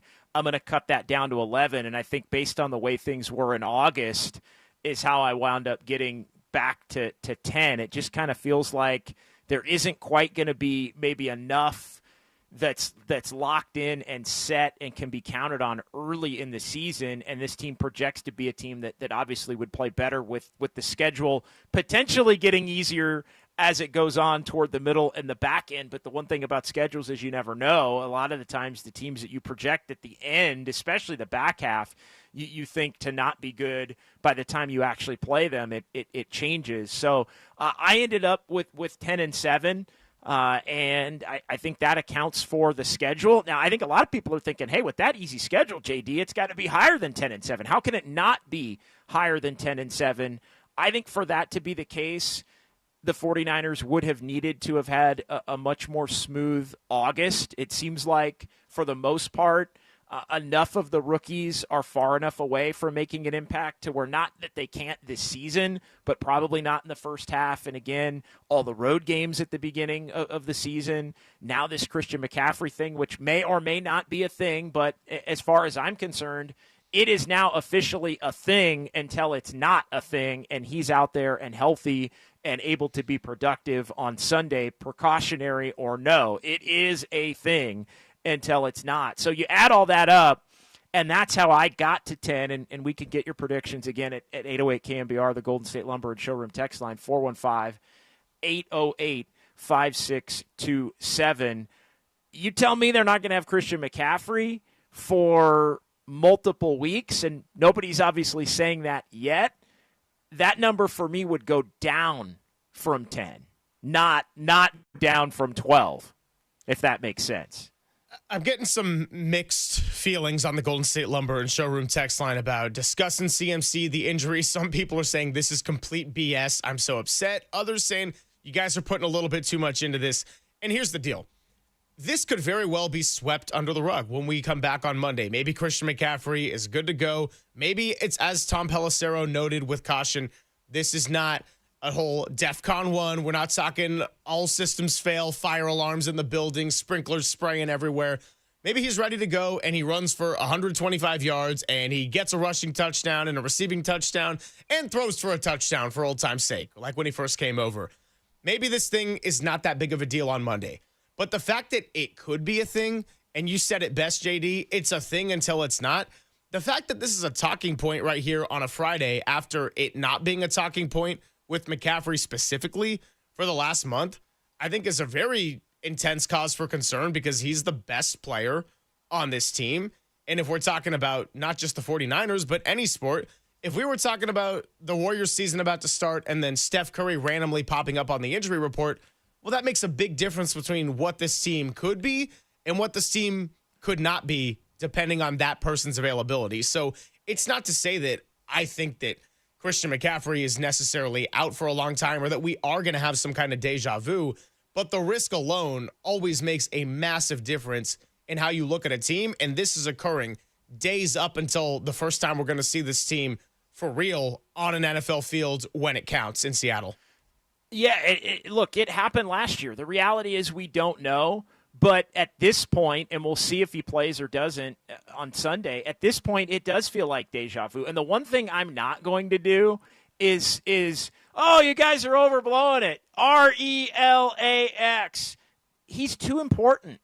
Christian McCaffrey is too important. He is the Steph Curry of the 49ers offense. Again, Steph Curry's in his own stratosphere, but you look at the impact when he's on the field versus not. And look, the 49ers have had other running backs able to come in and perform and put up stats, but the overall function of the offense has not been the same. The efficiency top to bottom has not been the same. The red zone capability has not been the same. So for anybody out there that's like, you guys are overblowing this, we're not overblowing it. If he comes out and plays well and plays the whole season or a majority of it, and this thing isn't an issue, then great. It's not an issue. But the whole 49ers season, in many ways, is contingent, not only Christian McCaffrey, but contingent on the big-time stars and the guys that they've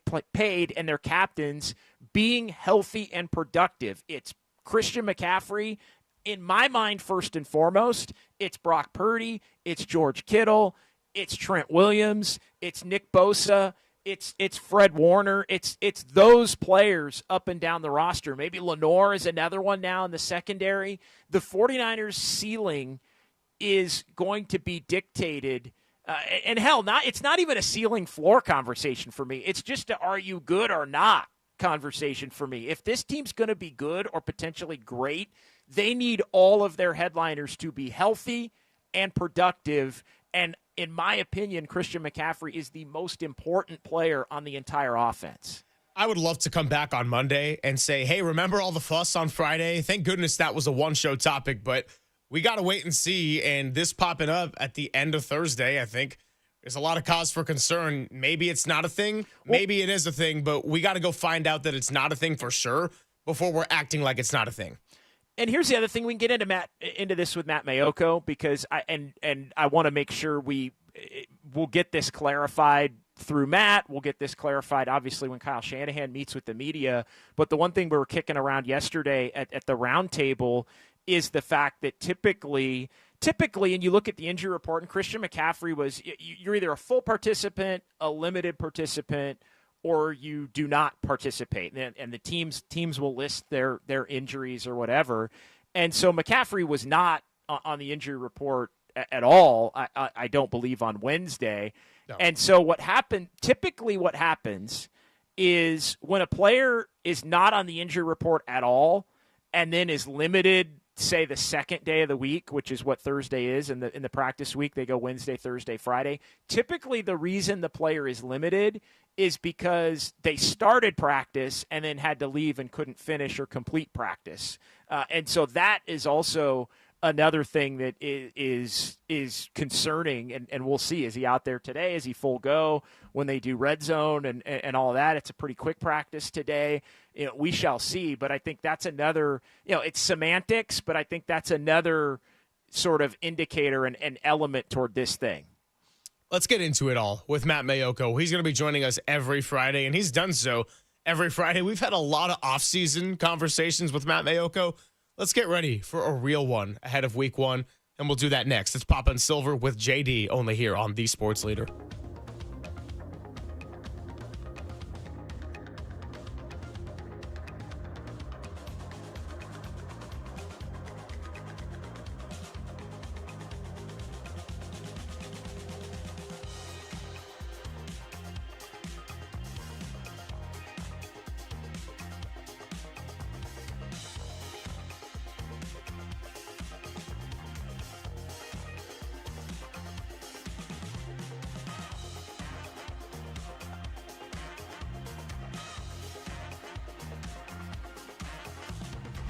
Time for traffic on The Sports Leader.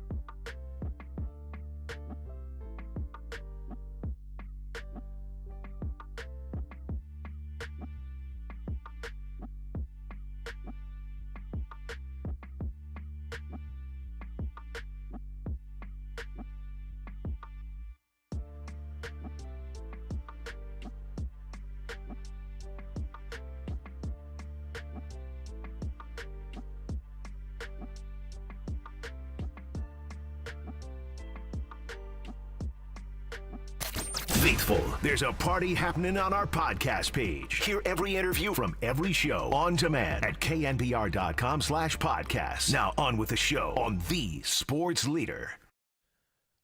Poppin' Silver with JD on a Friday, getting you ready for the first of many 49er previews. And we got Seattle Seahawks 105 kickoff, but more importantly on our Fridays, we got our time with Matt Mayoko, 49ers insider for NBC Sports Bay Area and right here on the Sports Leader. And Maddie, as I say hello, looking forward to checking out your interviews with Kyle Shanahan. I know that in many ways, because of Greg Papa and how many different hats he wears throughout an NFL season, we got a whole bunch of different people picking up some of that slack that still is irreplaceable. So I'm looking forward to hearing that conversation with Kyle.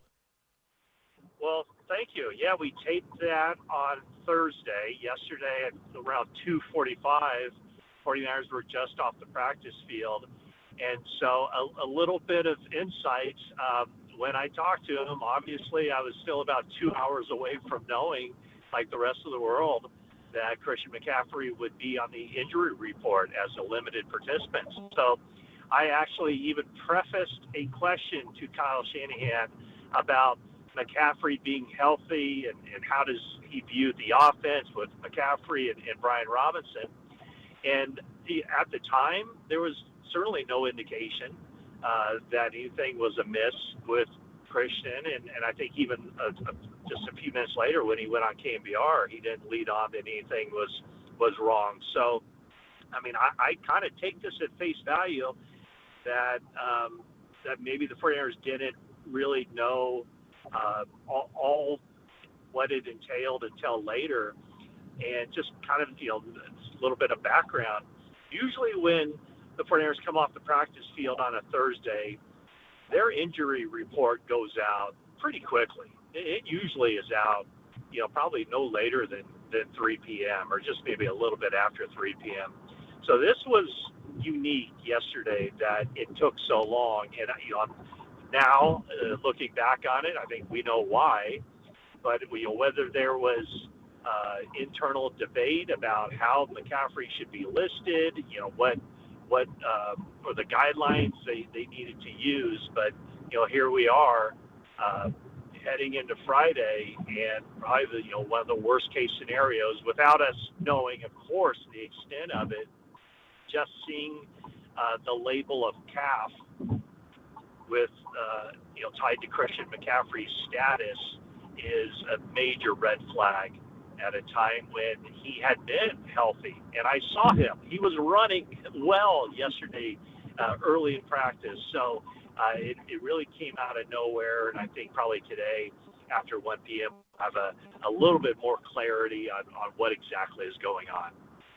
Yeah, and Matt, I mean, how much of the concern is just the fact that you go back a year ago and it feels a little deja vu in the sense that all indications were he was going to be able to play in the opener a year ago against the Jets. Now, it was a little more murky and questionable in the lead-up last year as opposed to this year, but everybody kind of thought going to Levi's that Monday night for that game that he was going to be out there, and then he wasn't, and then all of a sudden it turned into a missing over half the season type of a deal. We don't know that that's what this is yet, but is it fair for 49er fans to be concerned just based on how important he is and how there is a little bit of that deja vu type feeling? Oh, absolutely. I think because of the history, because of what everybody was kind of led to believe last year at this time. I remember, I forget now because it was a Monday night game. I forget if it was the Friday or the Saturday, standing around talking to Christian McCaffrey in front of his locker, and he expressed optimism that he was, going to play and play well. And, he's one of these guys, I guess a lot of football players are like this, probably a lot of athletes like this. They certainly don't like talking about their injuries. And, the number one reason why they don't like talking about their injuries is because they're injured and they're not able to do what they love to do and what they're good at doing at top strength. So, another indication yesterday, all these players, I'd say the 49ers have 5, marquee players with intense media demands. Trent Williams is at his locker every day, so pretty much if you want to talk to Trent any day of the week, you can. But it is Nick Bosa, it's Fred Warner, it's George Kittle, it's Brock Purdy, it's Christian McCaffrey. Those are the 5 main guys, and each guy has their own routine. For Bosa and Warner, they do their media obligations on Wednesday. Generally speaking, on Thursday, it's Kittle, it's McCaffrey, and then Brock Purdy at the podium. Well, yesterday was Kittle and Brock Purdy. We went to the podium to hear him, but there was no sign of McCaffrey, which wasn't totally out of the ordinary. A little bit, but not totally.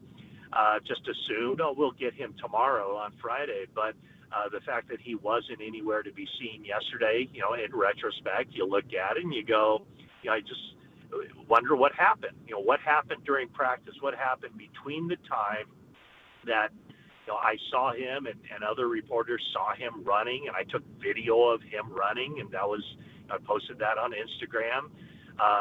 So at the beginning of practice, in that window that the media is allowed to watch, he was fine. There was no indication anything was wrong. And then 2 hours later, finding out that he was limited with a calf situation, it's alarming because it's Christian McCaffrey and because it's a calf situation. And Matt, I don't want to project or speculate too much, but I am going to ask you this just as a point of somebody that's followed those injury reports for years and years. Typically, as was the case here with McCaffrey, when a player is not on the injury report on a Wednesday, the first day of the week, and then they show up as limited on a Thursday, and to your point on everybody watching him run around and the video that was shot and all of that, typically, and maybe this is just semantics, typically when a player is limited like that on the second day, it means he couldn't complete the second day, right? Like he was out there, something happened, and either they held him out or he was physically unable to. I don't want to project too much there, but that would lead to why he would be limited, correct? Yeah, I think that's accurate. And another thing to note, too, is McCaffrey was not on the injury report at all on Wednesday, and yet there were, there were like 8 to 10 guys probably who were listed as full participants, and they were on the injury report. Players such as Upton Stout with a calf, Juwan Jennings. Well, no, Juwan was limited, so he's a bad example. But C.J. West with his knee, Michael Williams with his knee. So basically what that means is a player is still receiving treatment for, a previous injury, but he's good enough to go and do a full practice. So there's still some stuff going on in the training room with the player, even though he's been fully cleared and he can practice. With McCaffrey, with him not even being on the injury report as a full participant, it tells you that there was no indication up to this point that anything was wrong. So he wasn't receiving treatment on the calf or anything of that nature.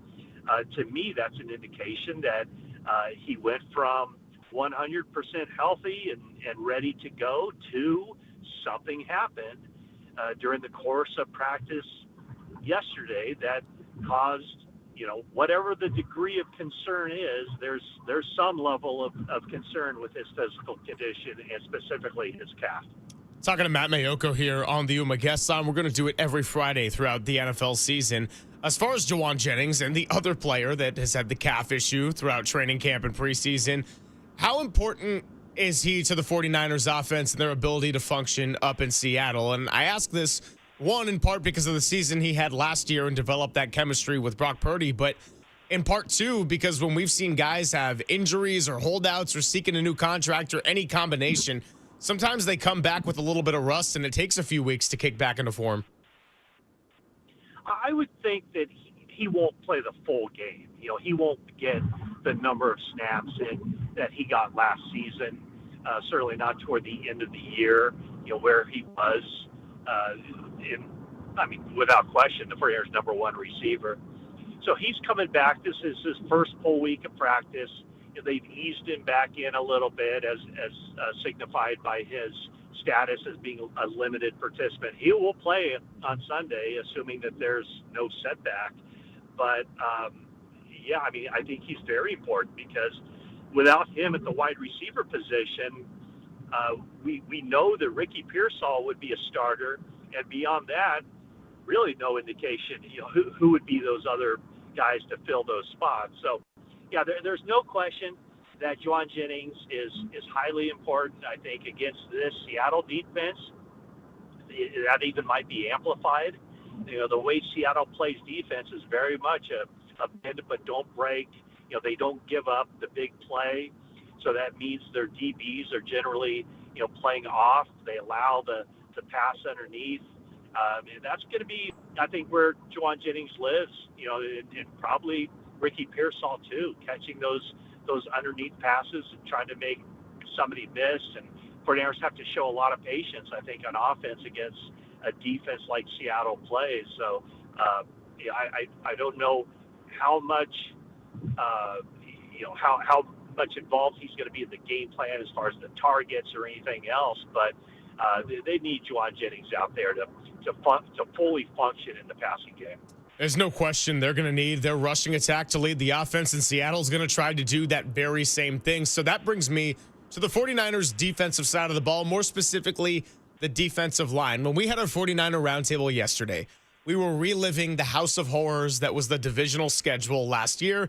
And that Seattle game, when they came to Levi's, Nick Bosa gets injured. He goes off the field. All of a sudden, the defense is porous, and we all know how that game ended with the Geno Smith scramble. So when you think about this defensive line and trying to stop the run, who are the most important players to make it so that there is still steady production opposite of Nick Bosa?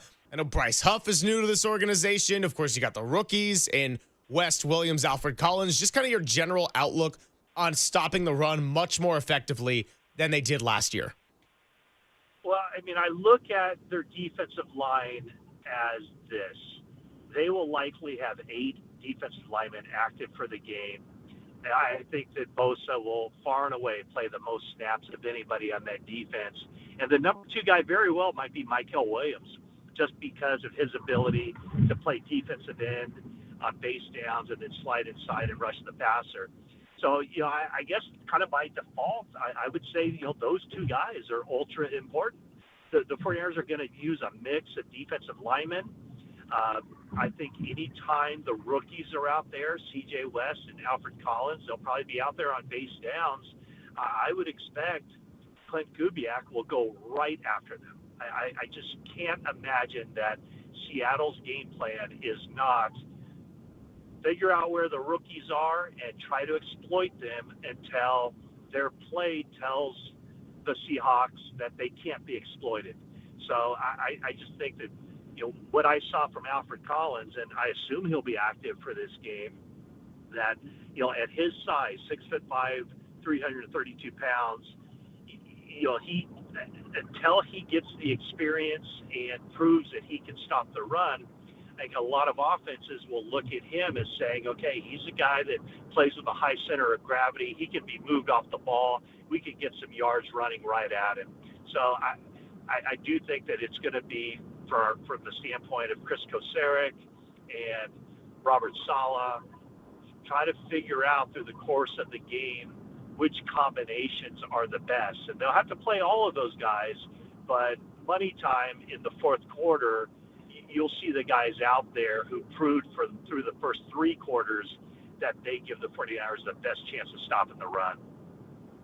Matt, I want to ask you about Brian Robinson. I mean, if there is an issue, whether it's Christian McCaffrey needing to be limited at any point or unable somehow to play on Sunday or moving forward, I mean, how equipped is Brian Robinson? How up to speed do you feel Brian Robinson is with the ability to contribute in a big way? Because that's a big part of, in my mind, why you go and get somebody like Brian Robinson is that insurance policy if something's amiss with McCaffrey. Well, you're absolutely right. They like Brian Robinson. They brought him in, 4 years ago for a top 30 visit. and he is the number 2 running back. I mean, Kyle Shanahan said it, on the day that Brian Robinson showed up in Santa Clara. He's the number 2, so he's already supplanted Isaac Grendo. Having said that, if Christian McCaffrey is not available, I'm not sure that Brian Robinson's the number 2, because he has been here, a second. He hasn't been here very long. He's only been here for 3 practices. There's no way that he can know all the stuff the 49ers are installing. There's no way he can know all of the protection assignments, the blitz pickups, everything else. So if, again, and this is a big if, and we'll know more later in the day, in about 2 hours, we'll know a lot more. But if Christian McCaffrey doesn't suit up for that game, I think you'll see a lot of Isaac Grendo. And yes, you will see Brian Robinson as well. But I just think that it's a tough ask for Brian Robinson to step in and just take over as the lead back in such short order. So I do think that there would certainly be a backs by committee, and that committee would be, in essence, a committee of 2. The other thing to keep in mind is Jordan James has just returned to practice after having a broken finger and having surgery to repair that. He's back in practice on a limited basis now. And so, they could conceivably sprinkle him in a little bit. But I would think that it would be more of a shared load with Isaac Grendo and Brian Robinson. Last couple minutes here with Matt Mayoko as he gets ready to head up to Seattle for a little Sunday afternoon kickoff. Haven't won an afternoon kickoff in that stadium since 2011. Why don't we reset the clock? How about that? All right, my last one for you, Maddie, is I don't know how closely you got the chance to watch last night, but JD and I sort of jokingly opened up the show with, hey, we got real games, and the NFL's great because it gives you so much information at once. All of a sudden, everything flipped. The Cowboys are not that bad, and the Eagles are vulnerable. But as it relates to the NFC as a whole and the Eagles going in as what everyone's looking at the top team, you have any major takeaways from that game, just seeing those teams for the first time in action in a new season? No, I mean, I guess the takeaway is, especially early in the season, very rarely is one season a carryover into the next season. Sure. And probably even less frequent is how a team looks week 1 is how a team's going to look week 10 or week 18 or even going into the playoffs. So, I mean, the Eagles did look vulnerable, but I think objectively, when you look at their team, they're loaded. They are stacked. They have the best roster of any team in the NFC. Maybe they have the best roster of any team in the NFL, period. So they'll be there. But, I mean, that's the ever-changing landscape of the NFL it's just not – it's so unpredictable. You never know what team is going to show up from week to week, and that's all 32 teams. It's not just the team you follow or the team you watch on a weekly basis. It's why it's such a great spectator sport. The week build up, and after every game, this team is either the worst team in the league, and the team that won that game is the best team in the league, and then everything just kind of sorts itself out or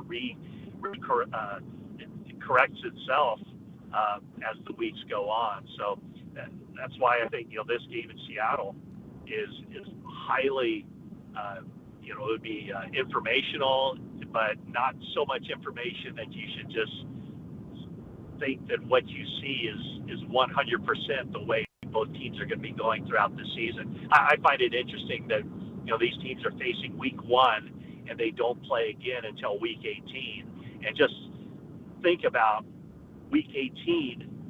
Will these teams even use the film from week 1 as a primer to get ready? Because there's no telling how different these teams will be that far down the road.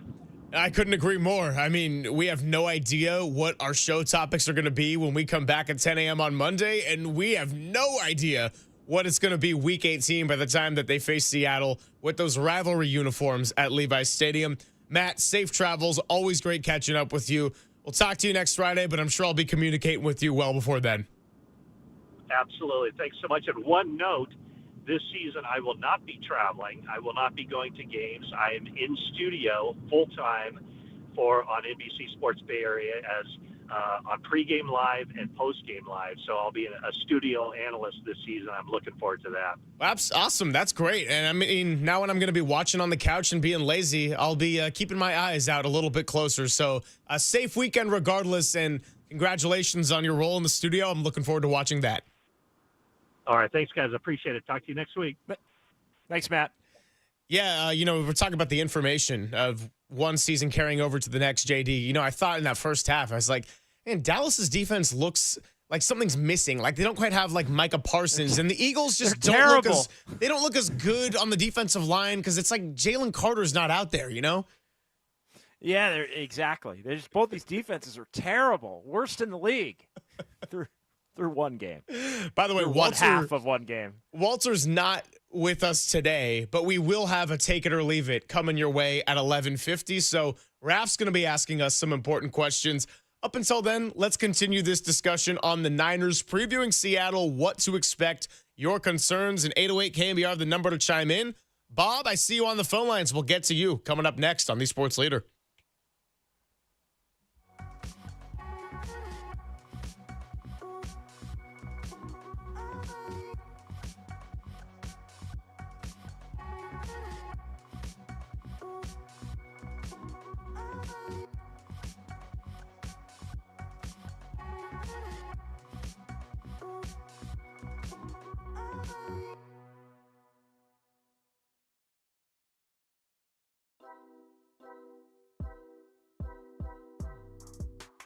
From the O'Donnell Financial Group Sports Desk. Learn more at odfigroup.com. O'Donnell Financial Group, because planning is a process, not a product.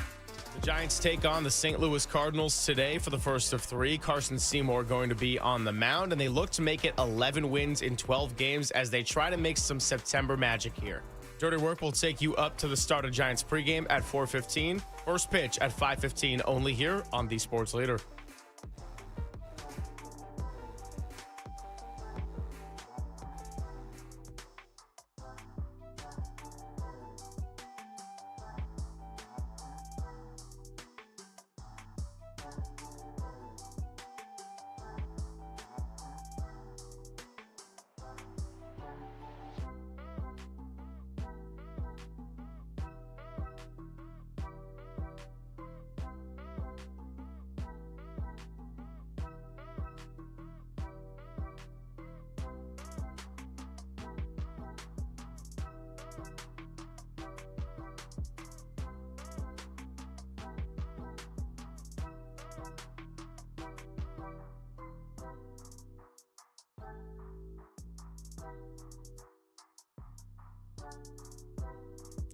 Hey, what's up? It's Greg Silver getting you ready for football season and maybe a little talk about the law. Because did you know that many of the attorney ads you've seen or heard aren't based here in the Bay Area?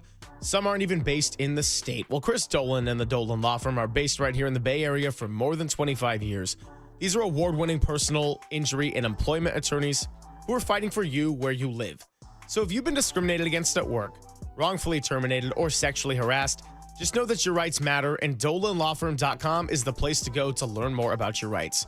Unfortunately, over the past year, Chris and his team saw a sharp increase in no-fault injury accidents. So with all the schools getting in and out, getting you ready for the weekend today, we got football, we got youth sports. I mean, weekends are just going to get busier and busier, running all your errands out there. So please be careful, work together, make the Bay Area as safe a place as it can be. And feel confident that you're in good hands with award-winning California Lawyer of the Year, because if and when you need that helping hand, the Dolan Law Firm has secured more than $1 billion in verdicts and settlements on behalf of their clients. And you don't have to pay anything up front and no kind of hourly rates. But the best part of it all is that they don't get their paycheck until you get your paycheck. So they live here and they work here, but best of all, they win here. DolanLawFirm.com.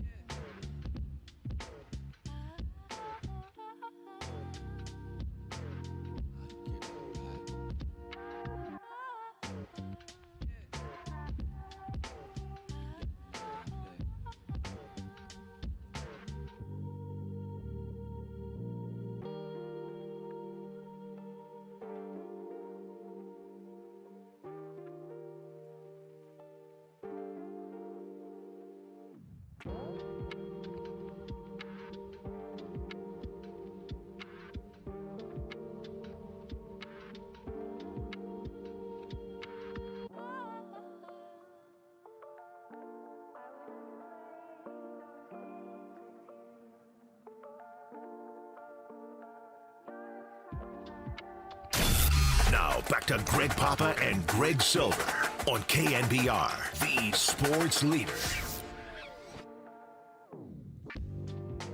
Thank you, Raph. I can always count on Raph for just the best musical knowledge in the entire building. The ultimate insurance policy here at KNBR, the ultimate vibe, and he's going to be hitting us with the hard-hitting questions on a little take it or leave it at 11:30. We're getting back into it here on Papa and Silver. And JD, before I even talk to you, my friend, let's just get right back out to the phone lines. Your predictions, what you're looking forward to, concern level if Christian McCaffrey is in fact compromised. Throw it all at us. That's what the start of a new season is for. And let's start it with Bob in Saratoga. Wants to talk Juwan Jennings. Bob, we appreciate your patience. Happy new football season to you. Thank you so much. I call in a lot, probably more than 100 times a year to all of your shows. And I had called in about 4 shows in the last month about Jennings. We need him to win on Sunday. And he's so immature. Today's Mercury News said, I love money. You know, and the difference between a good teammate and these guys that are for the money only, like Ayuk and this, they need to grow up. They're immature is the problem. So I'm really happy the 49ers got him because we're going to have a better chance of winning with him because he's a good player, but he's immature. To say something like, I love the money, is not good. So anyway, thanks for just taking my comments. The 49ers knew that incentive compensation is the way to go. The guy has to earn it. You don't change a contract in the middle. You give him extra bonuses if he achieves more than, and I'm sure they've set a bunch of incentives like passes caught, touchdowns, making the playoffs, winning your division, getting into the Super Bowl. I mean, these are the things that guys should all be aiming at, and then they get the money to get rewarded. So that's enough. I just wanted to comment again. Yeah. Real quick, how many wins you got for the Niners this year? Give us your prediction. I think they're going before you head out. I think they're going to surprise everybody. They're going to win more than half their games, but it's all about the injuries. That's the thing we don't know. I mean, now you're talking about our best running back. Fortunately, they went out and got a really good second guy for running back. So they're smart. They're spending their money. They deserve to win their division 10, and be in the Super Bowl.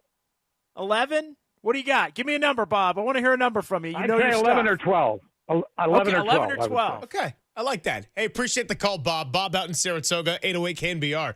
If you want to join the conversation. I got to say, I didn't read too much in the Juwan Jennings comment about liking money. I think he was just asked if he felt happy with the new deal. And he's like, yeah, I like money. You like money. This is good. Juwan Jennings, as far as his actions and the type of teammate he's been and in this locker room and the big personality, that has backed up a guy who really wants to win. And I always point to, and you know this very well, JD, from going to a lot of Niner games last year at home and, of course, on the road. Juwan was the type of guy who he'd have great games, the type of games where he would be asking for more money because he'd say, hey, I am underpaid at $7.5 million. And he was so upset with the way it ended and the team losing, he didn't even want to talk to the media. No doubt, but who doesn't love money? I mean, that's my initial thought. Like, come on, who doesn't love money? That's human nature, right? Like we can debate the extent of whether that's good or not, but I don't care what you do. I don't care how much you make, what your level is, whether you're making millions or tens of thousands or hundreds of thousands, whatever level you're on in the money making spectrum. Everybody loves more or would want more. I don't think that's. I think we all got to keep that in the back of our minds. It's the old Gene Simmons quote that Murph loves. Happy birthday to Murph, by the way.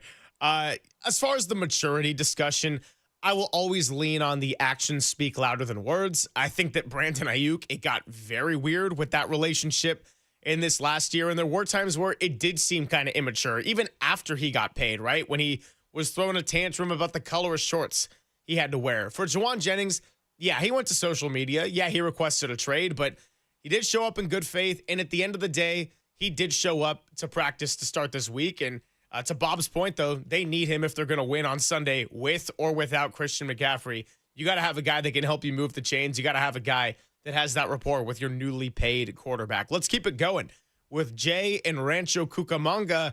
Wants to talk a little Christian McCaffrey news. Yeah, big headline of yesterday. What's up, Jay? Hey, guys. First of all, money. Yes, money. The thing for me is I was telling the screener that I can't believe I'm saying this. I'm looking more forward to the Giants. Before I was like hoping, when does Warrior season start, because we have nothing to look forward to.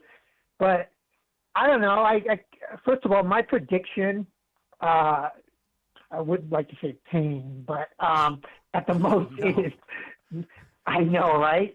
9 wins. That's my prediction. If this, because I have a feeling this is going to linger on through the year, and I'm not a conspiracy person, but I think I'm wondering if the Jawan Jennings signing had a lot to do with what they were finding out with McCaffrey. You know, down goes another weapon. So I mean, I don't know. I mean, I don't know. I'm not feeling very good. I'm trying to go in optimistic, but it's going to seem like it's going to be one of those years, and I don't know. Well, hey, Jay, if it goes well on Sunday and Christian McCaffrey plays and he's getting in the end zone and he's looking like that key that unlocks the offense that he has been in the entire time that Kyle Shanahan's had him, give us a call back and we'll help you turn that frown upside down. 808 KNBR. Appreciate Jay and Rancho Cucamonga. All right, so as far as predictions, JD, so far we've had Bob in Saratoga giving us 11 or 12 wins, and then we've had Jay saying 9 with a side of pain. Yeah, I mean, 9 is probably going to feel like a side of pain for a lot of 49er fans. That's an interesting point here. And, I mean, yeah, looking more forward to the Giants. I mean, I don't think we're quite to that point yet. Let's give it about where are we on the calendar? Let's give it about 2 weeks. If in 2 weeks they're 2 out or better with, let's say, 10 to play, then I think, all right, maybe because they don't have the tiebreakers, they've got to be within 1 with about 10 to play or a week to go, especially with those games against the Rockies at the end. But I digress on that note. But yeah, I do think, and I know we've touched on this a lot, it's, because of the standard that's been set here. And I know we can talk about how it's a little different, and there's a lot of roster change, and a lot of the headliners are still here. Brock got paid. It's still Kyle and Brock and CMC, obviously, if he winds up being healthy. But I do think, even off of the 6-11 last year, Greg, I do feel like a 9, even 10 if they get there, because I think for the most part, if they do get to 10, it's going to be coming from a point of 6-6, right? Like if they get to 10-7, it's probably going to be, if you look at the schedule, because they won 4 of their last 5 to get to that point and get in.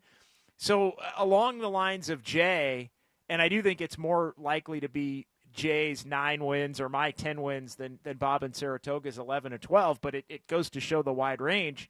I just think any team that's in that 6-6 to 9-8 to 10-7 eventually range, when the standard for so long has been Super Bowl or bust, it does have a tendency from a fan base point of view to be really, really frustrating. So I hope, I don't think everybody, at least the masses, Greg, have gotten the message that this thing's going to be maybe a little bit more of a struggle by comparison to the last few years. And I hope everybody's got that seatbelt fastened nice and tight for the wild ride ahead.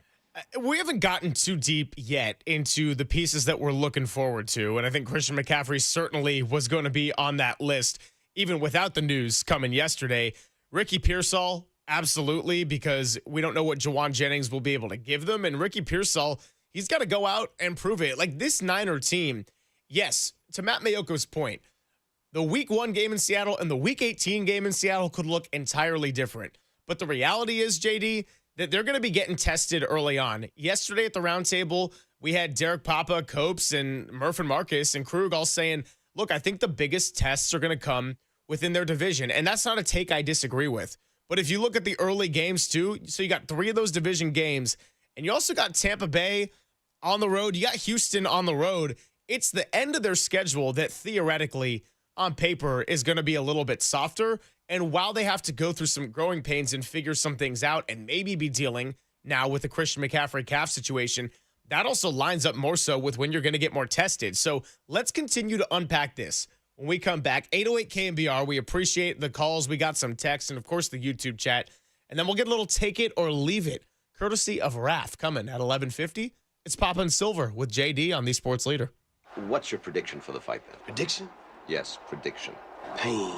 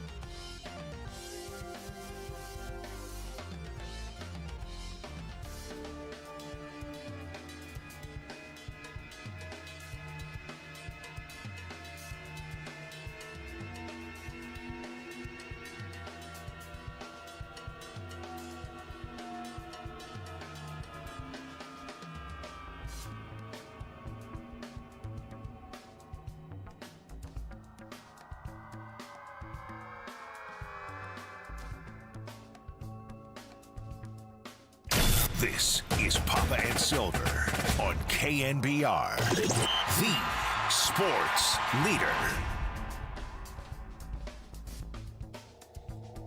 Everybody loves a little bit of money, right, Juwan Jennings? We're going to see Juwan out there on Sunday. Hopefully we see his other calf brother, Christian McCaffrey, with that surfacing on the injury report yesterday.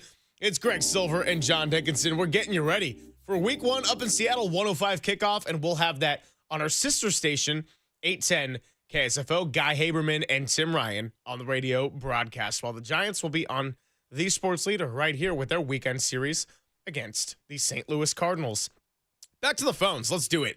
Oh, well, JD, Jack in Pinole is on the line, and he wants to get into something we haven't really unpacked too much to this point. Little Spitgate that happened last night between the Cowboys and the Eagles. What's up, Jack? You're on the sports leader. Hey, how's it going, guys? Good morning. Hey, really excited for the season this weekend to start. Reminiscing with the spit incident last night. You know, the one thing I would say to Dak, it's uncalled for. Obviously, it's not something you ever want to see. But in the old days, I don't know if you can remember Bill Romanowski. He got traded to the Raiders, and he spit in J.J. Stokes' eye socket. So at least it wasn't in your eye socket, Dak. And I'll say 11 wins. Okay, 11. I like it. But I got to clarify with you. You said Dak shouldn't have done that. Are you blaming Dak more than Jalen Carter for Dak being the initiator but spitting on the ground? Oh, no, absolutely not. Okay, absolutely good. Not. We're on the same page. There's no place in the game for it whatsoever, but it just kind of brought back a memory of Bill Romanowski spitting in J.J. Stokes' eye socket many years ago. That's a really good call. I appreciate the call, Jack. 808 KNBR and late JD. 90s. And I think he was with the Broncos at that point, Romanowski, with Denver. I think. I know he played with the Raiders after that. He had gone to Philadelphia. I know Romo had been a lot of places, but I think if memory serves, and it was one of the really good Super Bowl year Broncos teams, but it was late 90s. It might have been one of their championship teams at Candlestick, and it was Monday night. Yeah, he was. I could be slightly off. He was Denver 96-01. So there you go. All right. So there you go. Yeah. No, that start of the game, and we were just finishing up the roundtable, so we kind of didn't absorb what was going on in real time. There was such a delay because of actually what was a really brutal headline where Eagles fullback and special teamer Ben Van Sumeren had overcome a torn ACL to make the Eagles squad. He gets injured on the very first play, and he's sitting there for a while. No official diagnosis that I've seen on that one, but didn't look good. And you could, if you're a professional lip reader, you could hear him say WTF, man, of working all the way to get to that point, and then not even a snap taken. First kickoff, you're injured and sitting there. So for a while, you had both teams just kind of hanging around. You got the Cowboys huddle, and then you have Jalen Carter and the Eagles. And, Dak, video did come out. He did bait him into it, but there was a difference between spitting on the ground and then what Jalen Carter did. I'm like, dude, come on. Like, that was just full-on selfish and idiotic, and he's a tremendous player. But, he dropped from probably number 1 in the draft to number 10 because he hasn't exactly been the best decision-maker over his football playing career. No question. And you got me down the rabbit hole. It was December the 15th of 1997. It was Monday Night Football at Candlestick. It was a year that the Broncos won the Super Bowl that year over the Green Bay Packers. So it was the first of their back-to-back. And a hell of a late year with Mike Shanahan coaching the Broncos and Steve Mariucci coaching the 49ers. A hell of a late year Monday Night Football game. That was a 12-4 Broncos team, Greg, on that night. The 49ers, or 12-4 Broncos team that season, the 49ers that year ended up, they were 13-2 after that game. They were 13-2 with the win. The Niners beat the Broncos on that night. One of the 4 losses for the Broncos. Broncos dropped to 11-4 that night. But yeah, that was the disgusting act of Bill Romanowski spitting on J.J. Stokes. It was a good call there by Jack and Pinole and 808 KNBR to join the conversation on your Niner predictions. So he's going 11 wins. That was the same as me. Now, to be fair, when I originally did the 12 in the schedule game, I don't know necessarily which one I would flip-flop. I had them starting 2-0, losing the home opener against Arizona with a young defense going against a quarterback like Kyler Murray, who they haven't really, or they won't have to really face. I mean, you get Spencer Rattler week 2, and then you get Darnold, of course, up in this weekend. I think I had them losing on the road to Houston and Tampa Bay. Those are going to be 2 of the tougher tests. I don't remember what I had them in the division, but I want to say 4-2. Yeah, the one thing that's flipped for me, I really think this week's game is a toss-up toward lean loss, as dominant as the 49ers have been. It feels to me as if, and I've kind of looked at it as this first 5-game stretch, and I think I have them winning at New Orleans. I have them winning a game, the 2 home games, Arizona and Jacksonville. And I think, well, if they're, are they going to be 4-1? They might. And if they win this one, I mean, they might get off to a really good start. Obviously, with the game in New Orleans is going to be one that, regardless of what you think of the ceiling for this team, winning that game at New Orleans is going to be one they're going to have to get, I think, early. So I don't know. As I've kind of gone through it, and just looking at, now with the McCaffrey question mark, like I just think that really, maybe it's the Niners. It's a statement game, it feels like, for both teams, right? A statement that the Niners, hey, last year was the fluke, and we mean business, and we're going to reestablish the hold on the division. And it almost feels like a coming out party kind of a type game for the Seahawks, who won 10 games. Their defenses, they're flying around. They've got the new quarterback. They're committed to running the ball. Like, I think I'm really interested to see. I think it's one of the more interesting, weekend full of a lot of really interesting matchups, but an early, are we going to read a lot into everything that happens? I mean, the short answer is yes, we are, because that's what we do, Overreaction Monday and all of that. So we are, but I'm with Mayoko more in line with the fact that we are going to overreact to what we see, but it's not win or lose going to mean a ton in the grand scheme of the way both of these teams are going to look in the middle or the end of the year. All that being said, if you're saying, JD, you got to pick 2 losses in the first 5, because I do think they're 3-2 after 5.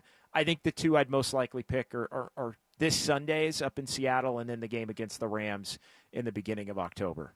I think Seattle's defense, and that's rightfully a big talking point, that's almost the vision of what the 49ers are trying to do, and not schematically, like it's apples to oranges in that regard, but I just mean in the sense of hitting on young draft picks and having a great defensive mind leading the way. We're talking about Devin Witherspoon, of course. Reek Woolen had a tremendous rookie season, and then he's got some experience under his belt.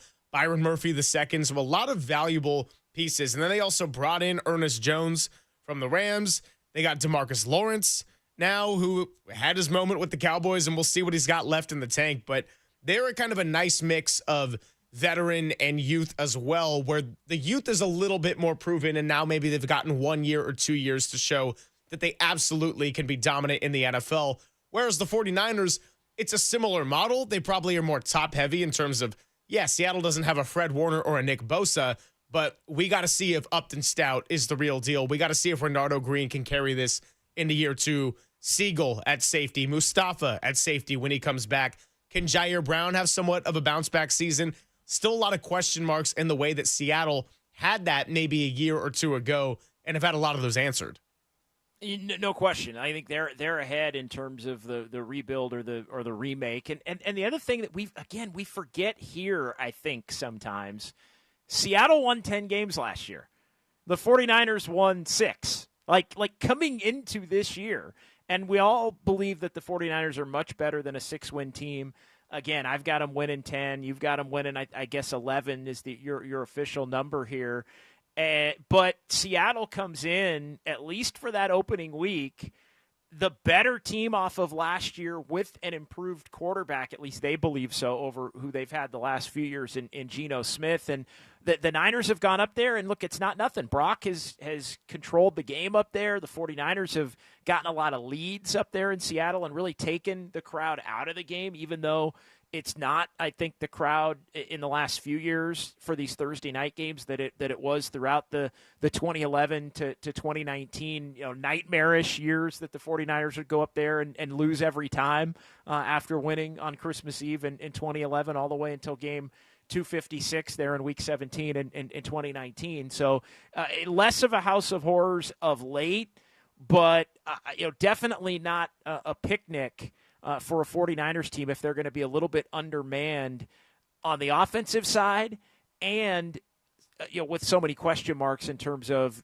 the ability to factor in new players on the defensive side. A little bit of swapping, too, in between training camps because Chaz Surratt, who was with the 49ers in the preseason, is also with the Seahawks now. He's part of their second-string linebacking core. And then MVS, we'll see if he gets a lot of action this weekend. And I mean, not this weekend because he's been up and down on the practice squad and everything, but that was one of those where it's like, a little swap from Seattle over to San Francisco. So basically, big headline is it's the Chaz Surratt revenge game. You lost me at swapping, Greg. I channeling my inner Papa there. Love you, mofo.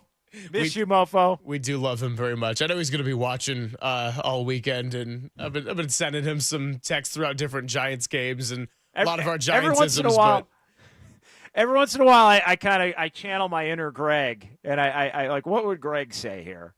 Maybe that needs to be a segment throughout the season. What would Greg say? Whether it's like the spitting incident or whether it's a play in which, I don't know, Michael Williams attacks the A gaps and the B gaps.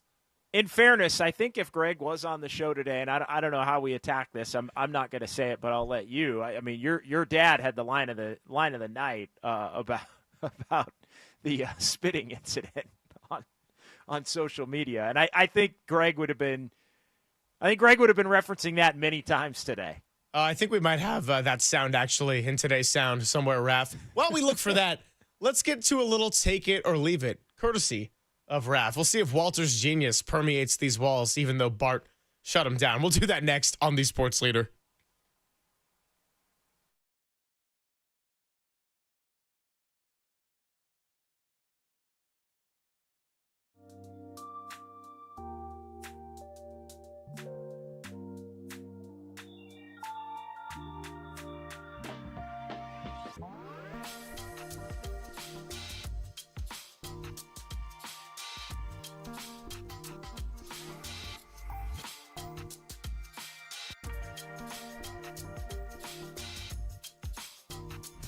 Time for traffic on The Sports Leader.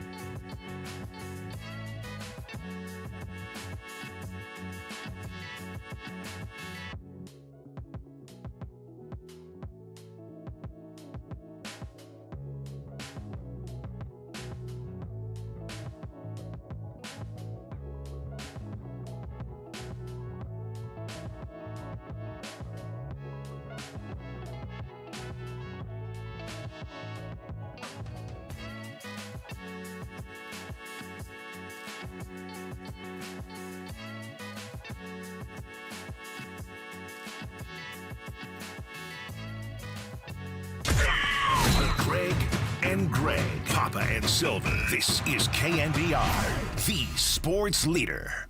Oh, you gotta give him that hawk too and spit on that thing. You get me? Nice, Raph. Nice. Yeah, that was the theme of last night before the ball had even been snapped for the Dallas Cowboys. Little Spitgate going on between Dak Prescott and Jalen Carter, and Jalen Carter took it to another level. So, by the way, nice laugh at the end. That gets me on the set. We got some funny texts, too. People saying Papa would say, it's disgusting. We got 408 saying, maybe you guys could change hats for different segments of the show like Papa's done. Yeah, that was my April Fool's, and then I went full Santa suit by the very last segment and had a good time doing that. So, yeah, when he comes back, it's going to be outfit change galore. I just got to try to keep up. But we're going to do a little take it or leave it action, and we did this with Walter this last week. We got a few different categories. Lay out a take. JD and I get to take turns, and we get to take it easy as you take it or leave it. This is also open to the Golden State Lumber and Showroom text line and to the YouTube chat. All right, Raph, so today, our categories we have, as I got to look through all my messages, we got one or the other. One or the other is a category. We've got Christian McCaffrey. Thanks, Walter. And we've got don't call it a comeback. So, JD, would you like to pick the first category? We don't have the wheel out right now. One or the other. Let's just go from the top. One or the other. Raph, first of all, thanks for stepping in. I hope you don't feel crazy sleep deprived. And what do we got today on one or the other? All right, let's start this off with Dak deserves the blame for last night's Spitgate. Oh, definitely leave it. I'm leaving that on the table. Did he bait him into it? Was that new added context when we saw the video after the lightning delay? Absolutely. You got to take in all your information. We're not your traditional journalists or reporters, but hey, we still got to have all the context to be able to talk about it. But Dak spat on the ground. He said he came up to his rookie, Tyler Booker, kind of getting Jalen Carter in the mood. The injury on the kickoff made everything kind of weird. But no, if you spit on the ground near someone, maybe it's low-key a punk move. It's not the same as going up to someone and just spitting directly in their chest and, by the way, getting tossed for the game. Nobody's happier that the Eagles won last night than Jalen Carter. Incredible player. Needs some decision-making enhancements. I'll just say that. Yeah, this is a big-time leave it. In no way did Dak Prescott instigate it. He didn't. Again, you spit at somebody, it's a different story. He pretty clearly, upon review, although I will say initially I wasn't so sure, but I did watch it multiple times. But as I watched it, maybe the second or the third time, I was like, oh, yeah, Dak clearly, it's not directed at Carter, and it's toward the ground, and then Carter just, brutal, vile and disgusting act. Yeah, I mean, so we're all being nice and social and hanging out with our KNBR constituents at the round table, being among the people, and I hadn't even gone into the main viewing room yet. I was still kind of out hanging, hanging with the folks, hanging with Rock and New Era, hanging with Ernie, all those guys, and I think you were the one that came out like, Jalen Carter spat on Dak Prescott. I'm like, what?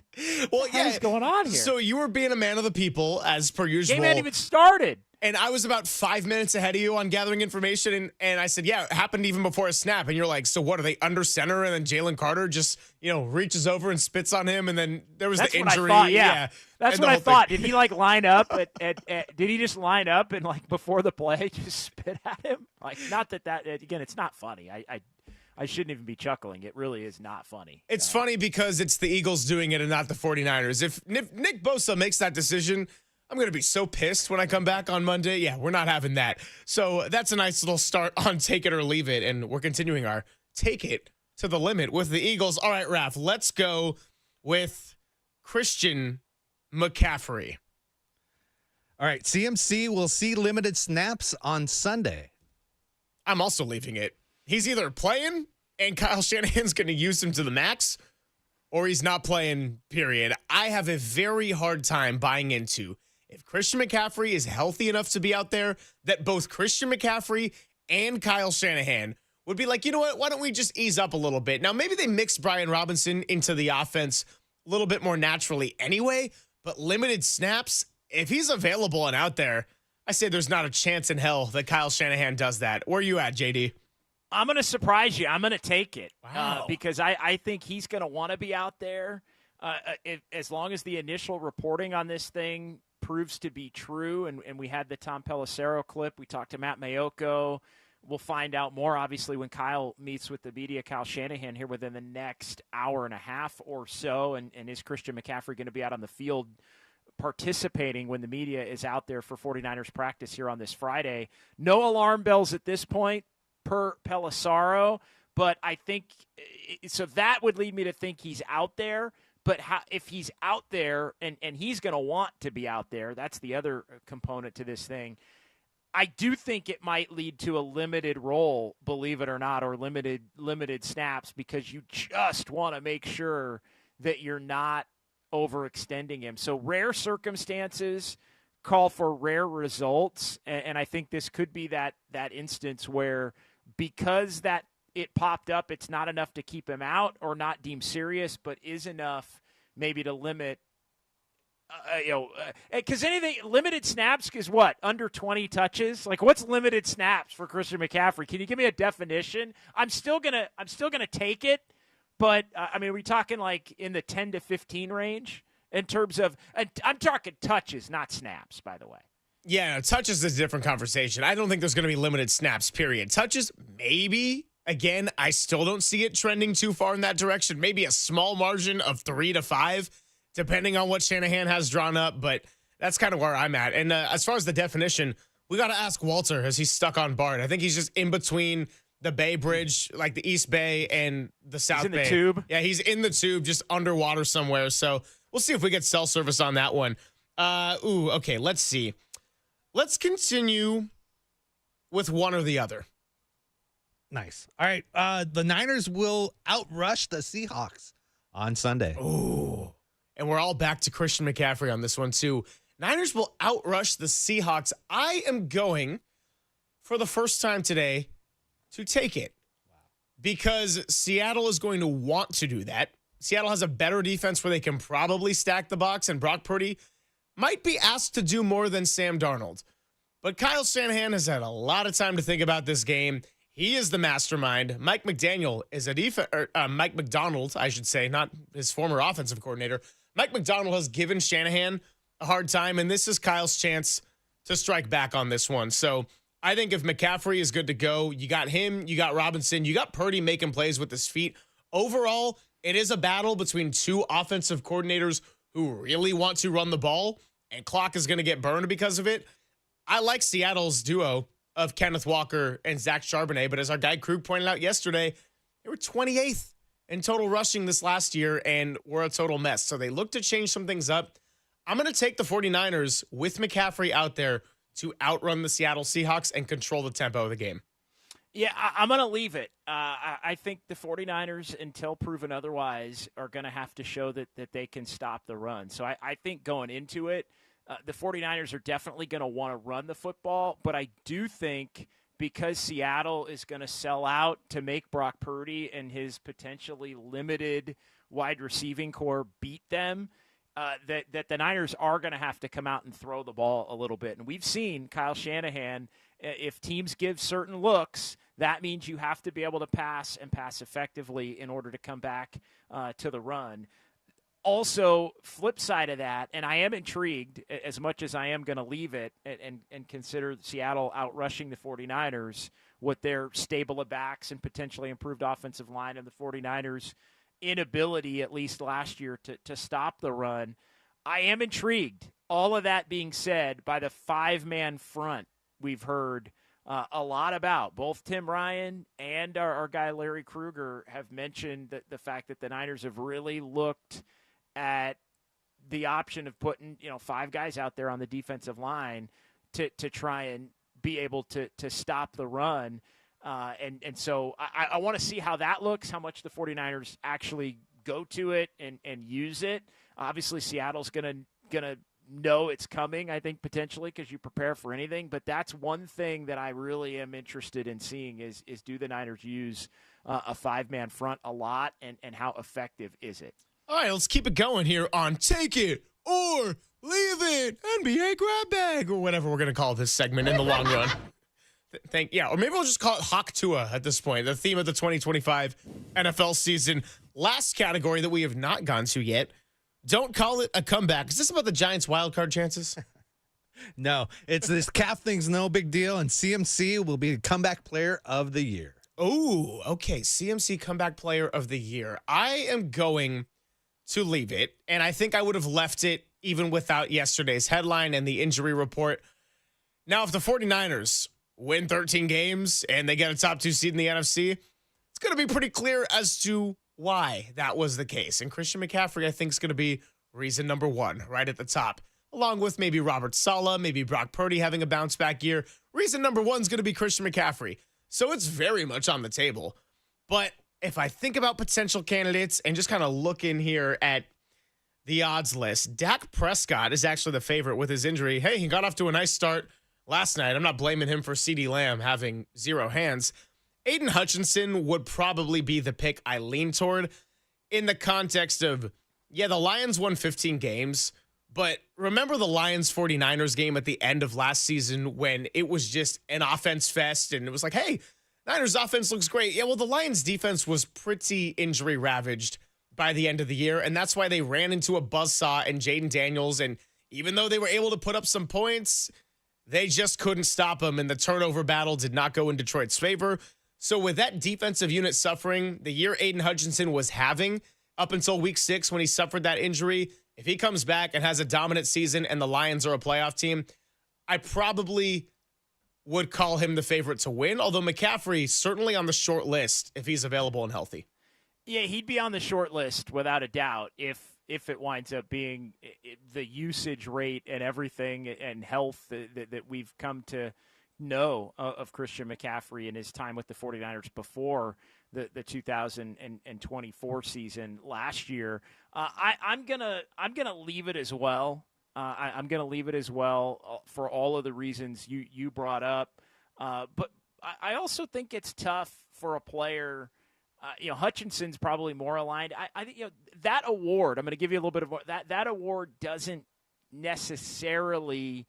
It doesn't always go to somebody that had an injury, and I think Christian McCaffrey. It could go to somebody that just used to be good and then maybe wasn't good and then kind of comes back and is good again. Like I feel like a Trevor Lawrence. Although I guess he was injured last year, but even when he played, he stunk. Yeah, no. So I feel like there's an alignment there to where somebody like that could wind up getting it.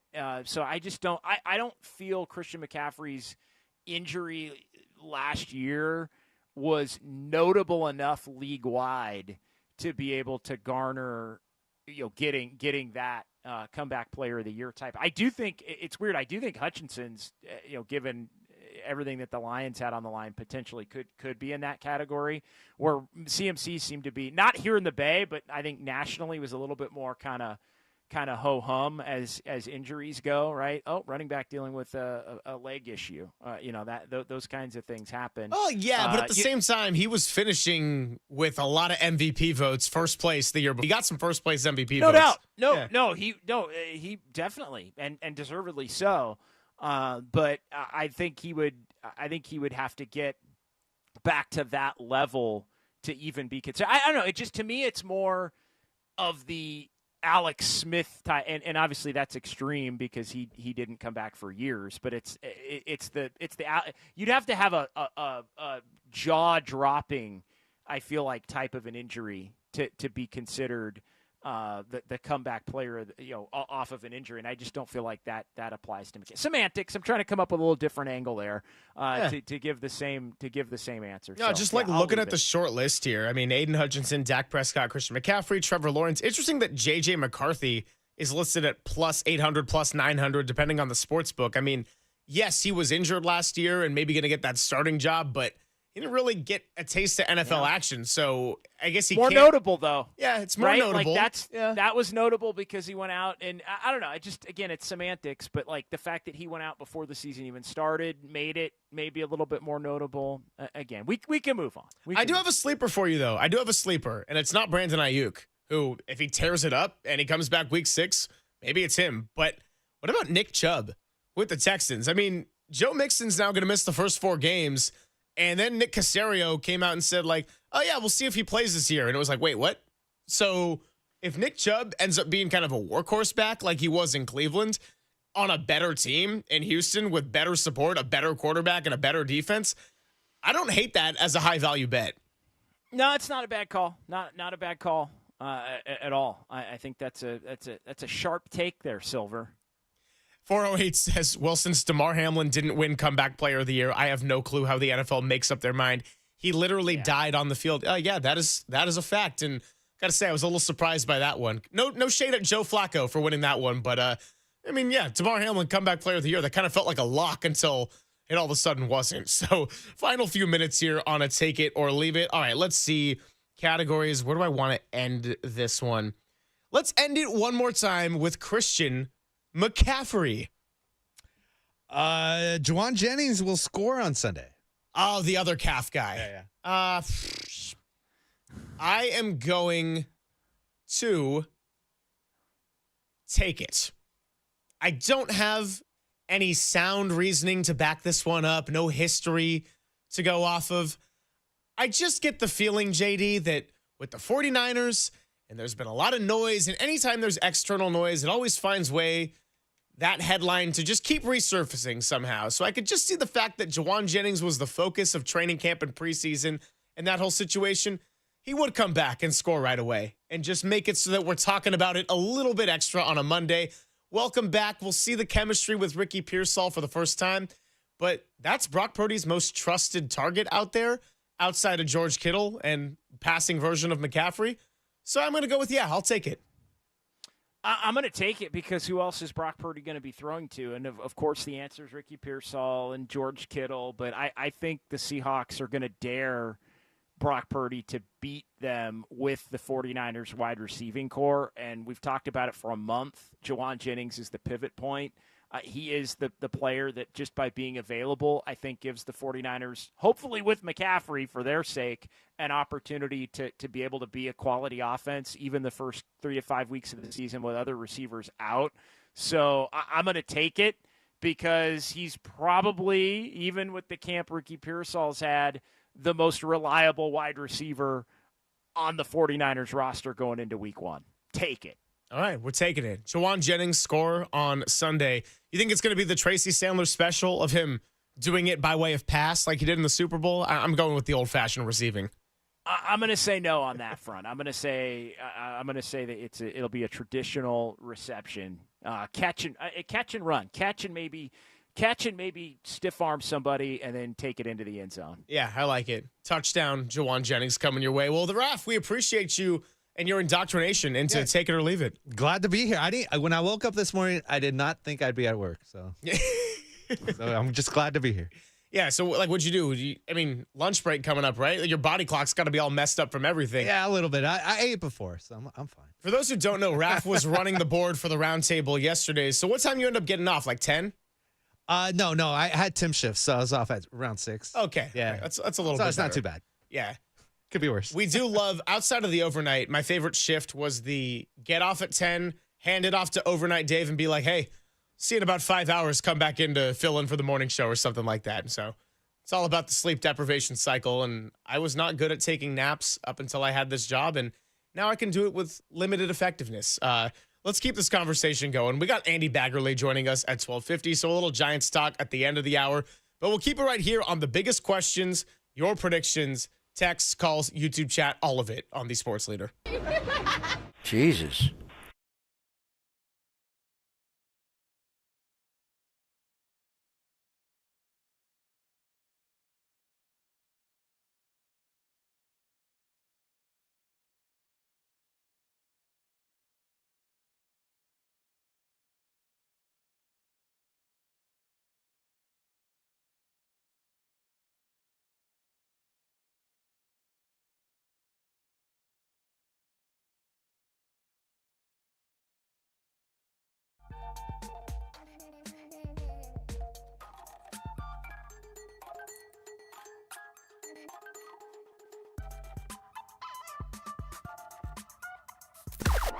Now, from the O'Donnell Financial Group Sports Desk. Learn more at odfigroup.com. O'Donnell Financial Group, because planning is a process, not a product. Hi, Haberman joined Murph and Marcus this morning for a full preview of Niners Seahawks kickoff at 1:05 on Sunday. The latest with Christian McCaffrey as he surfaced on the injury report with the calf.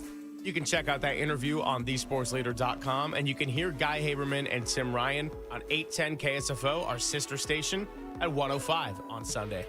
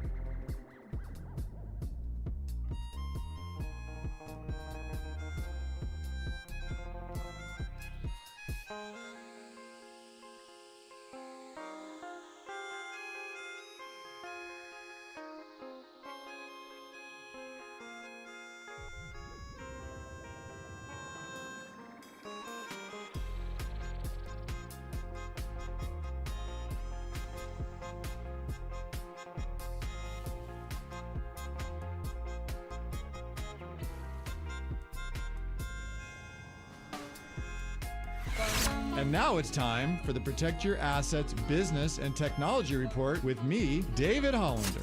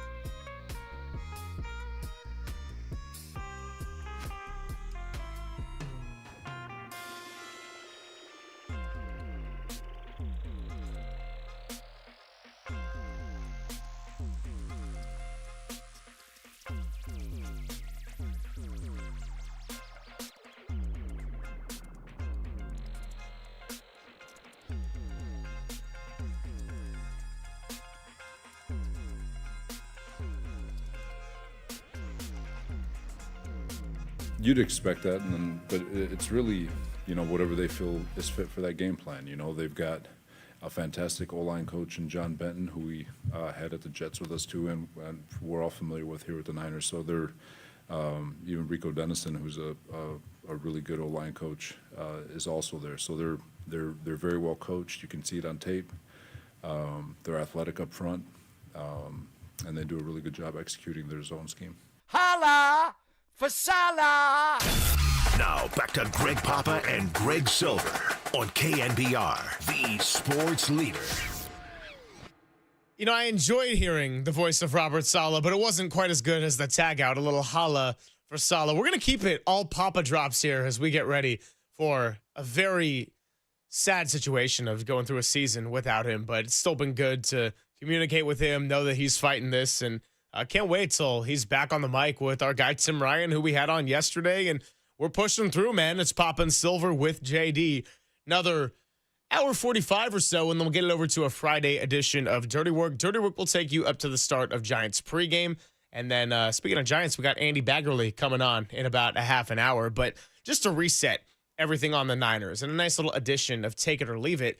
Well, Saleh was talking about the defensive line and being able to stop Seattle's run because he knows that is what Clint Kubiak is going to try to do. So one of our big questions was who will win the rushing battle? And as far as the take it or leave it, we had a bit of a disagreement, JD. I went 49ers will ultimately take that one. You're thinking Seattle in their home stadium, and those loud fans got a chance to be the ones to outrun San Francisco. Of course, whoever wins that battle is not going to be a clear indicator of who wins the game, but it certainly could be one of those key marks we look back at the end of Sunday. Yeah, it definitely could be. And I think the number one thing for the 49ers as a whole for this season, as we talked about with Tim Ryan, is their ability to stop the run. I think that's as important as any singular thing that's not injuries, because I think injuries are still at the top of the list, and we can understand exactly why injuries are at the top of the list with everything that's gone on with the Christian McCaffrey conversation and him popping up on the injury report yesterday and leading toward today. So, those are all that is definitely a big key. 808 KNBR, 415-808-5627. Again, the number to jump in and join the conversation as we reopen up the phone lines here and try to continue the interaction with the people on a Friday. This is the day to go on record. Give us your predictions. What do you got for the 49ers and how much concern? What's your concern level over the Christian McCaffrey injury? Could it be? I know 49er fans are certainly hoping it's much ado about nothing and he's on the field and productive Sunday. And it's something that winds up being a blip when we reconvene on Monday at 10 a.m. I would say the passing game's got some question marks to me as well. As far as the 49ers defending Seattle's passing game, we've gotten a lot into Brock Purdy and who he's going to throw to and the reliability of someone like a George Kittle out there. But when I think about Sam Darnold, they saw him last year, and we've seen Darnold with good weapons. He had Justin Jefferson. He had Jordan Addison. He's got a good running game when he was over in Minnesota with Aaron Jones coming over there. And so it's a little bit different now. And Jackson Smith and Jigba in particular is somebody who carved up the 49ers in that game at Levi's last year when Seattle came back and won it. I know Tim Ryan said he's very thankful that DK Metcalf is off the roster, and I can understand why. He is a physical specimen and a really tough cover for someone like Diamador Lenore. But now it's about defending Jackson Smith and Jigba, who's got to take on that challenge of being a number one. The first show that I did with Papa was the day after that dreaded Seattle game at home, and we're talking about JSN, and he says he is Amon-Ra St. Brown, part 2, with the way he was able to run routes, find little spots in the defense, and also just the sheer accuracy of the hands and being able to, it's almost been compared to like framing catchers do, where it looks so accurate because of the way he can just do a slight adjustment on the hand as the ball's coming at full speed. Now we're talking about Diamador Lenore. We're also getting into Renardo Green, and this is really our first test of Upton Stout. There's been so much talk and positivity surrounding this young starting nickel corner, but we also haven't really gotten to see it outside of some joint practice reps against Denver. Other than that, it's against his own team, and he didn't get to play in any of the 3 preseason games. So that's a matchup I look at right away as, yes, both teams want to run the ball, but when you take away some of those primary objectives and teams go to their plan B and C for how they want to try to move up and down the field, I'm looking directly at Upton Stout, Lenore, and Green for how they can defend this passing attack. Not to mention Cooper Kupp is on this team now too. And look, and those the Smith and Jigbas of the world and the Cooper Kupps of the world, those are the types of players that historically hurt the 49ers. Guys who can get it over the middle of the field and find those creases, find those seams in the defense. And so I think that is definitely something that's going to be a target. And the secondary, while talented, is young, and especially at that nickel spot, if Upton Stout's healthy enough to be able to get out there, and as everybody's anticipated, I mean he won the starting job basically the first 2 weeks of camp, and then missed time, and so he's much more of a question mark there. A lot of question marks on the defense, I think, without a doubt. But those types of receivers, and we know Seattle's going to try to run it, but those types of receivers, the ones that hit the seams, have been an area where the 49ers have been vulnerable over the years. Yeah, there's no question about it. So Robert Saleh's got a big test ahead of him, and who's going to win that rushing battle, but also we look at the passing game too, and this is now a chance where Seattle made some changes. I think there's less question marks. There's fewer question marks. There's less general uncertainty on their defensive side of the ball because Mike McDonald did a great job with that. He's going into year 2 now, and we mentioned how they got guys going into year 2, year 3, young draft picks that seem to have hit very hard now, whereas the 49ers, those questions have yet to be answered a little bit too, and they might need somewhat more of a sudden impact right away. So 808 KNBR, your predictions, whether it be for Sunday, whether it be for the season as a whole. Let's continue unpacking this one. And as far as just the overarching questions and the main themes, we got to Jawan Jennings, a lot about Christian McCaffrey and Brian Robinson there. I do wonder, can Robert Saleh make Sam Darnold uncomfortable? We talked about the corners and them doing their job and not letting Cooper Kupp and Smith and Jigba carve them up in ways that 49ers secondaries have been susceptible to. But when we had John Middlecoff on yesterday, he said, look, they would love to have Darnold throw it 15 times and run the ball 40. Darnold was never uncomfortable in that Minnesota game last year. And the only reason it was still somewhat of a game in the second half is that Fred Warner was making these crazy game-changing plays, goal line stops, punching the ball out. And without that, that was on its way to being a blowout.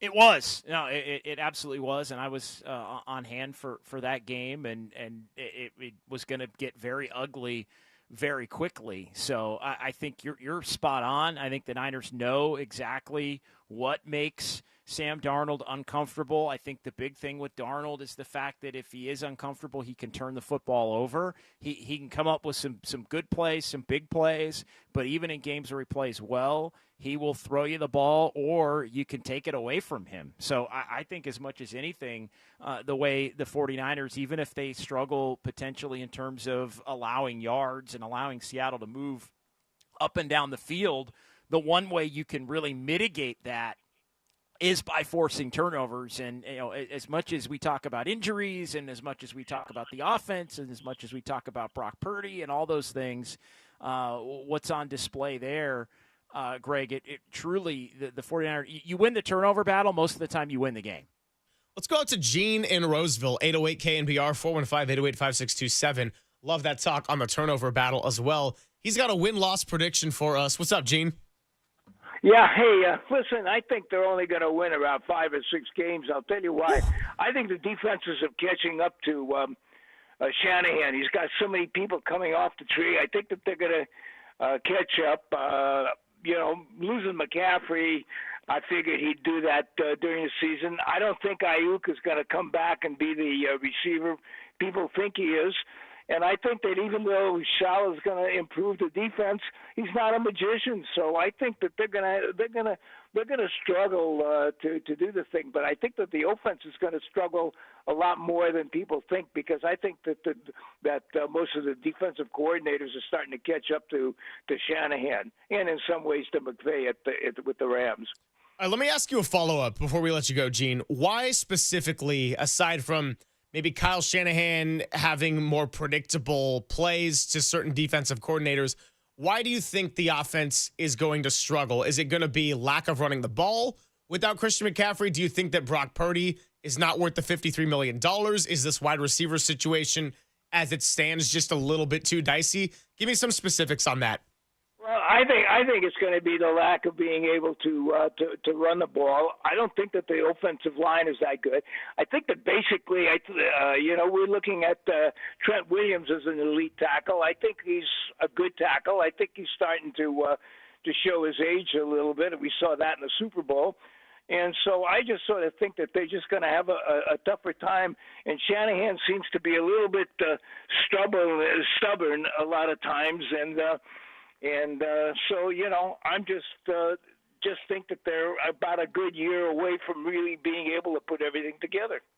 All right, appreciate the call. Gene out in Roseville, 808 KNBR, if you want to join the discussion. I have a thought off of what Gene said, because even though I don't pick the 49ers to win 5 or 6 games, we can't deny that there are certain question marks and certain concerns as we head into week 1. And that's how we led off the show today with McCaffrey. So I'm going to give you a thought when we come back, JD. And I want to see if you agree or have a little bit of a means of pushing back. It's Pop and Silver with JD on the Sports Leader.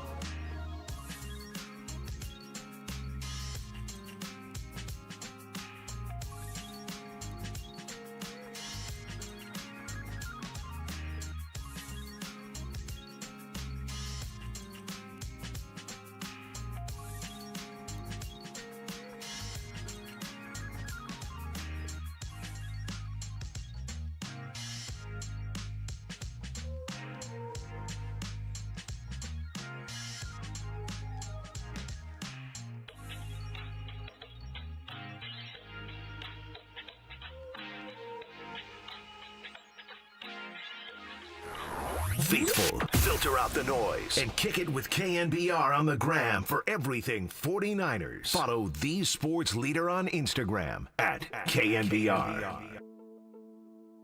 Hell no, mofo.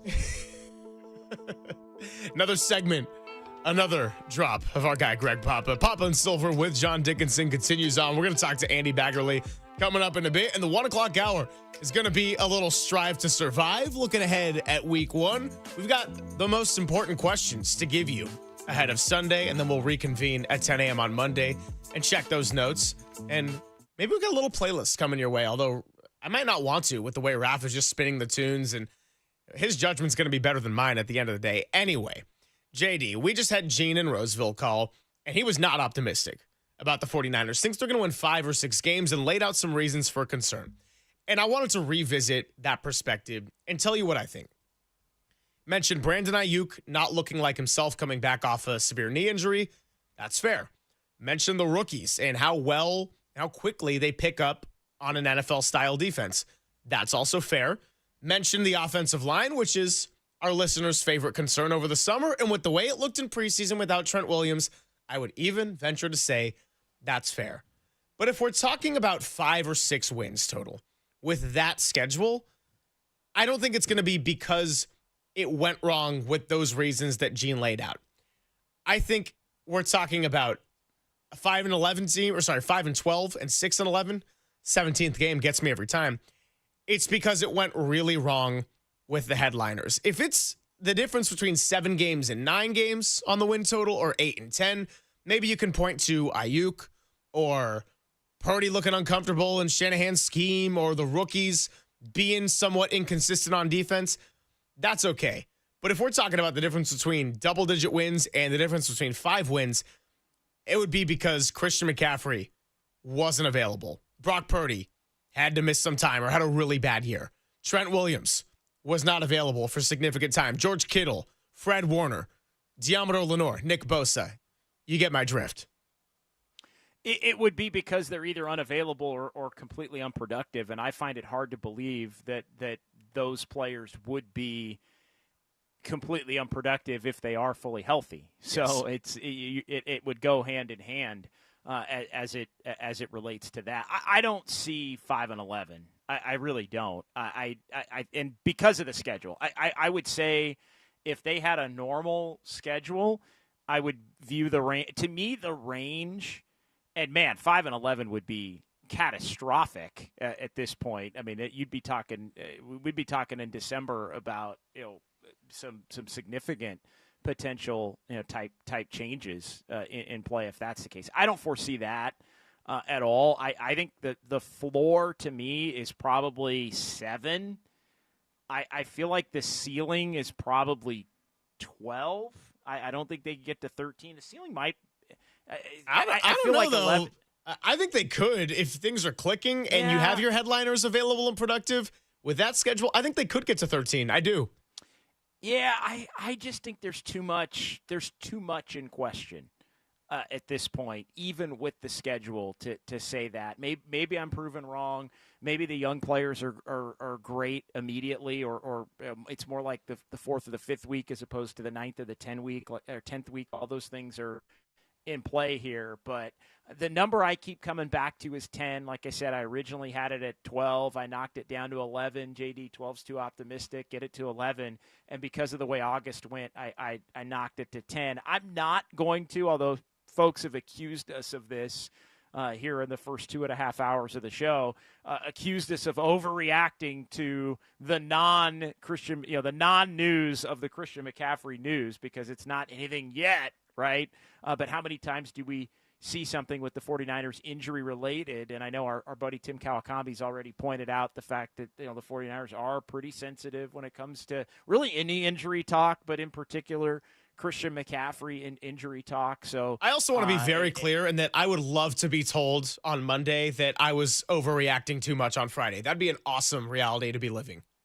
No question. What you don't want is to be overreacting on Monday because he didn't play and the 49ers got stomped up at Lumen Field for the first time since 2021, and you're 0-1, and it looks as much as it won't define the 49ers season, even if that does happen, it looks as if they're closer to the team that they finished the year as than the team that they ultimately want to be. Again, it wouldn't be defined by it, but I'm telling you, if this team comes out and it looks awful, that we're going to be, we hope we're not, but we might be having that conversation. Again, back to the McCaffrey part.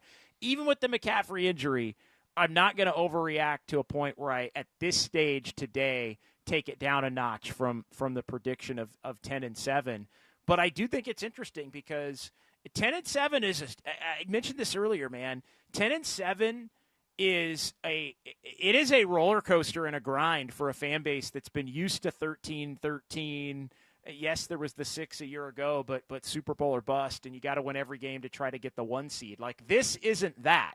Maybe it proves itself to be in November and December, and if the Niners can get themselves to where they're actually in the running for that come, Thanksgiving week and beyond as we get into December at that point, if the Niners can do that, then I think it's, then all bets are off, and we'll come back, and I'm the first one to say, hey, I got that one wrong when it comes to fruition. So, but I'm sticking firm with the questions, with the ability to work some deficient areas potentially of the roster into strengths as the season goes on, to leaning more in that 10-win range as opposed to, say, 11 or 12. By the way, Christian McCaffrey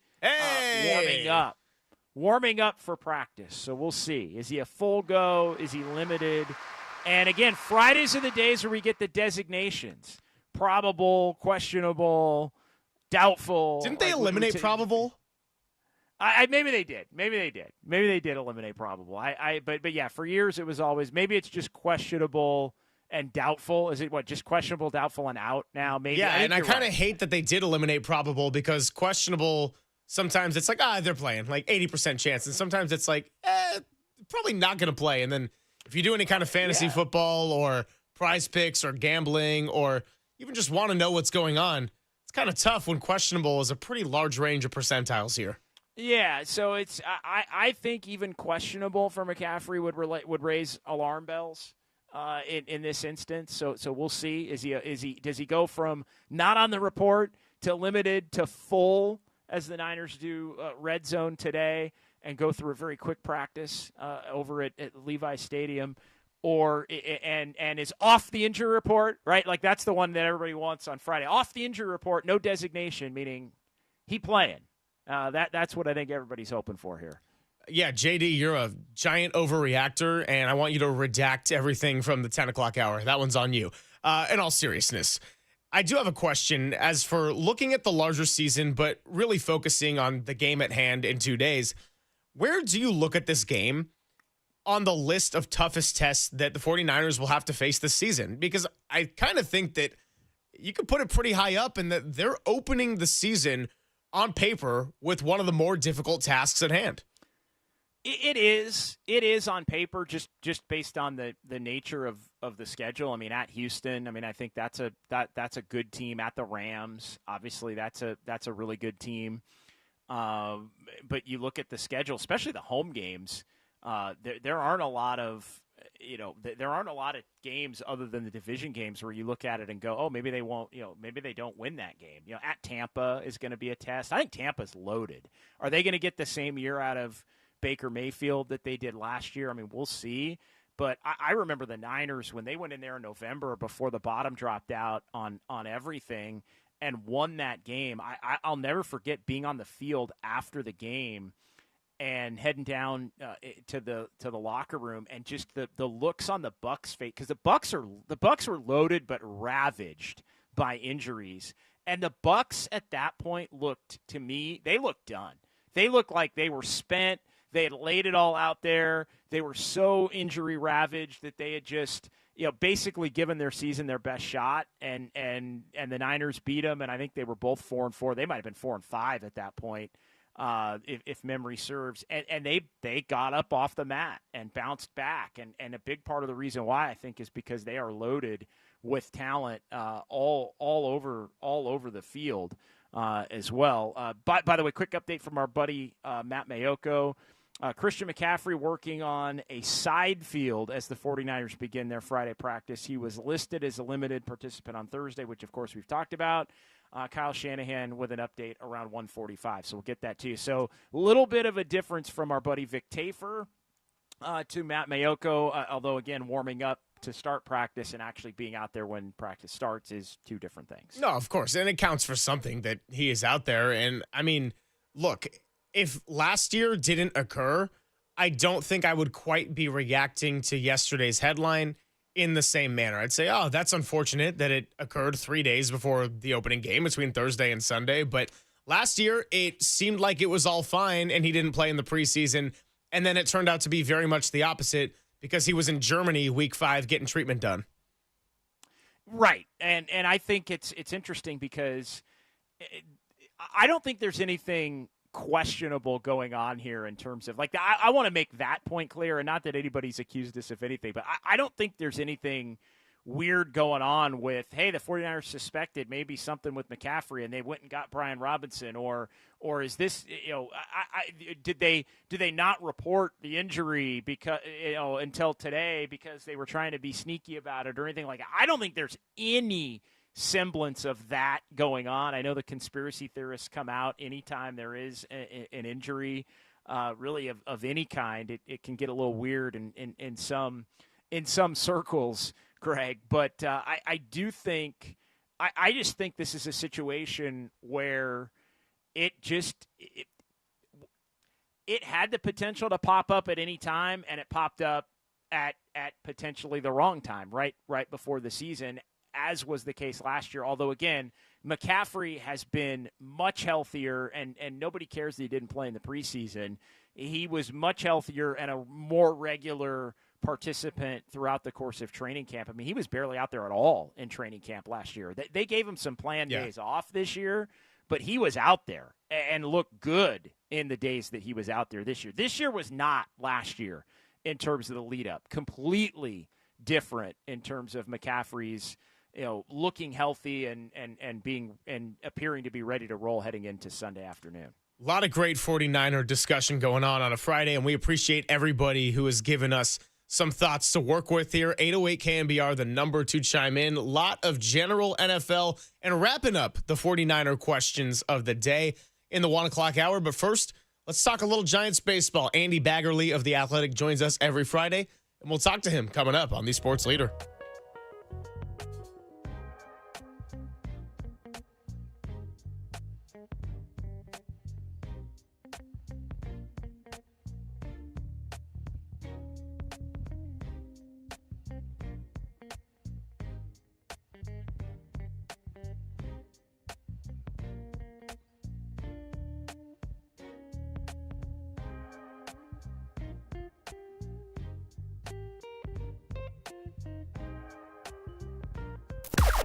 Now, from the O'Donnell Financial Group Sports Desk. Learn more at odfigroup.com. O'Donnell Financial Group, because planning is a process, not a product. If you missed it yesterday, 49ers running back Christian McCaffrey surfaced on the injury report as a limited participant in practice with a calf injury. So we know how that went last year. And while the early indicators show that it's not that level of severity, it certainly warrants a lot of questions and a fair amount of discussion ahead of Sunday in Seattle. So keep it right here on Papa and Silver, as we'll be getting into it all from 10 to 2.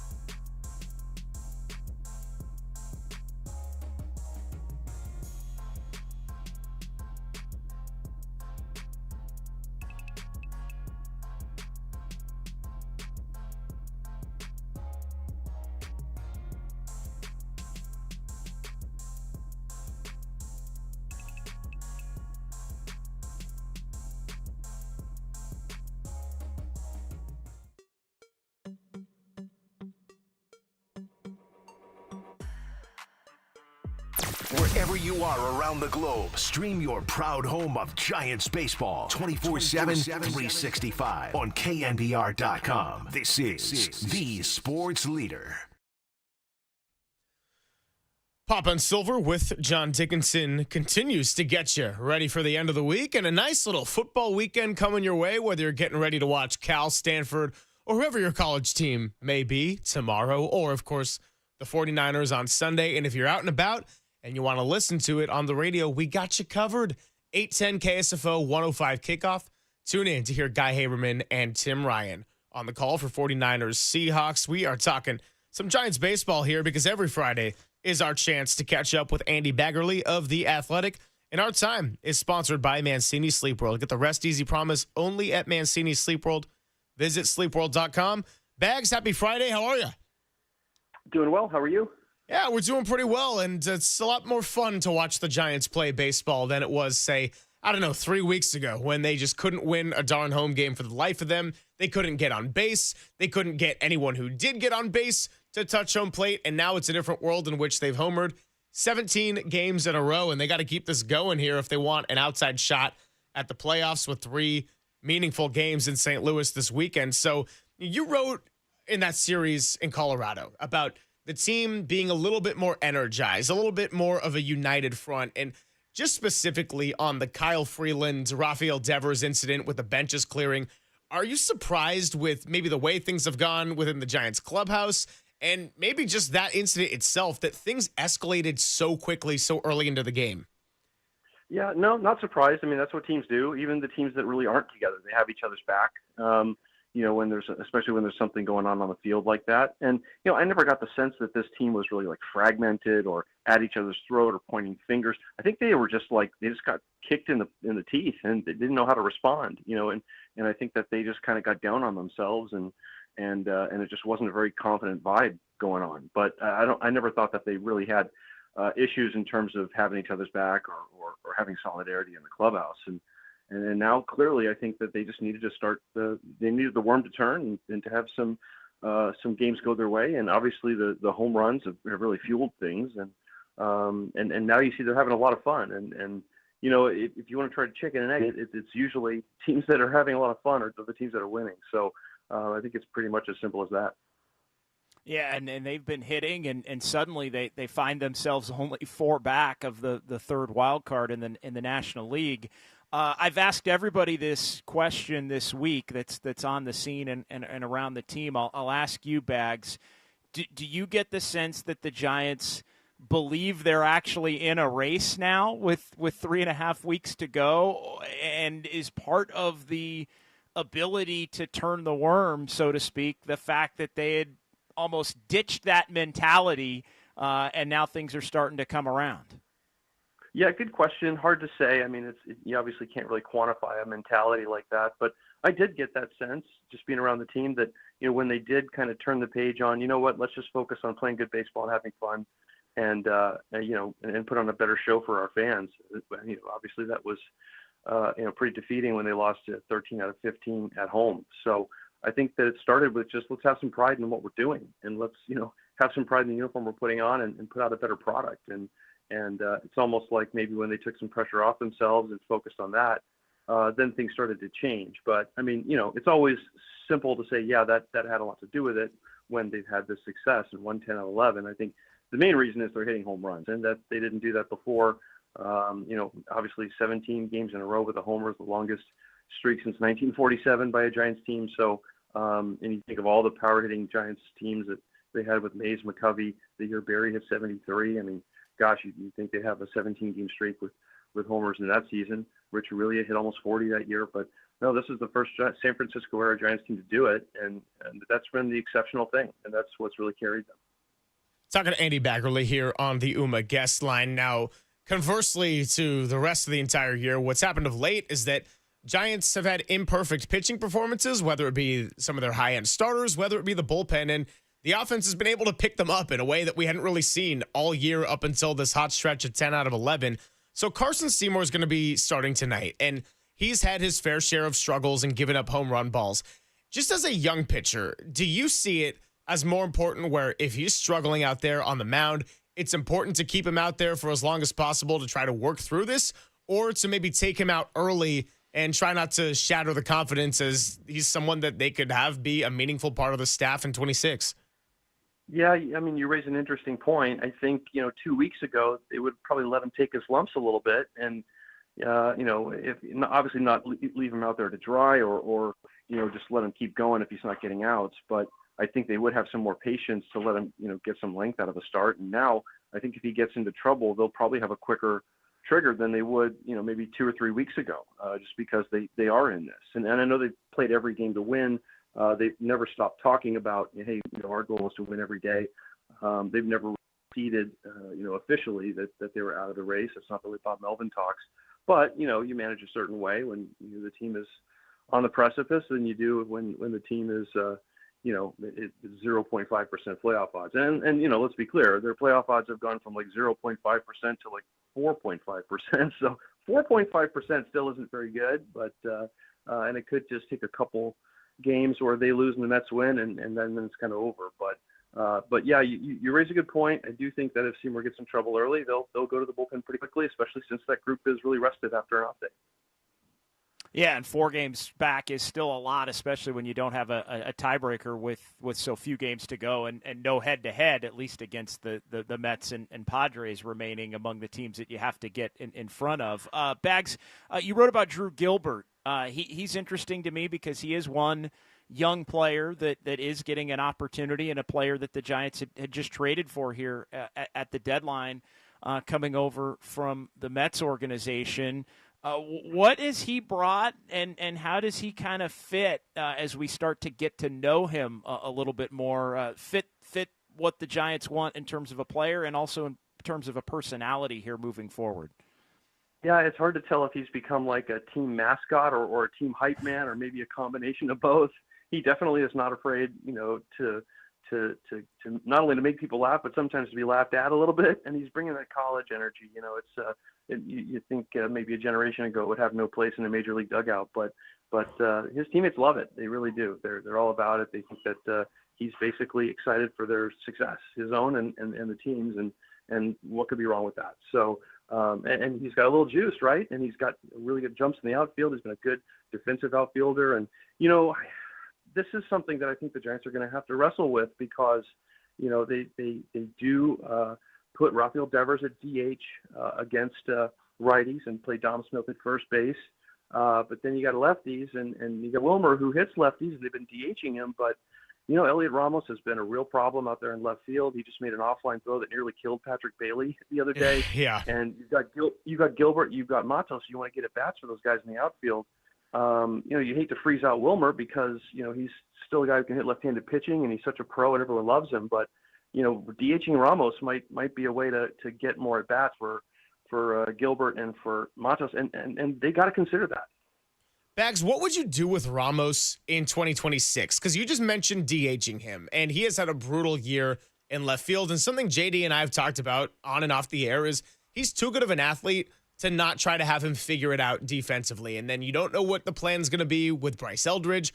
Rafael Devers is your first baseman, but he's been DHing as well. You can only have one DH spot with so many players that may or may not be a liability on defense. Is that something that you think is on the table for next season? I mean, on the table in terms of like they need him to figure it out, or they need to trade him because he doesn't fit the roster, or where are you going with that? I guess on the table, and yeah, is it figure it out defensively or bust? I mean, yeah, they have to level with him and say, look, we need you to be better in left field, because he's had a nice offensive season. He hasn't hitting lefties anywhere near the way he hit him last year, but he's improved against righties, and in a way that's an even better and more kind of optimistic way to improve, to be an everyday big leaguer. But he's given away a lot, if not all of his offensive contributions away on the defensive side, at least in terms of WAR or the metrics that generate overall value. So, he knows he's got to be better, and he is working hard at it. I watch him take fly balls early every day, and whether that means that he's got a different voice or it means he's got a different routine or what, they got to come to figure out a solution here, because it really has been stunning, and I can't remember really ever a player kind of having a year-over-year sort of degradation in their defensive skills that isn't necessarily due to, injury or age or slowing down. This is just kind of inexplicable. And yeah, everyone's got to figure this out and try to come up with an answer.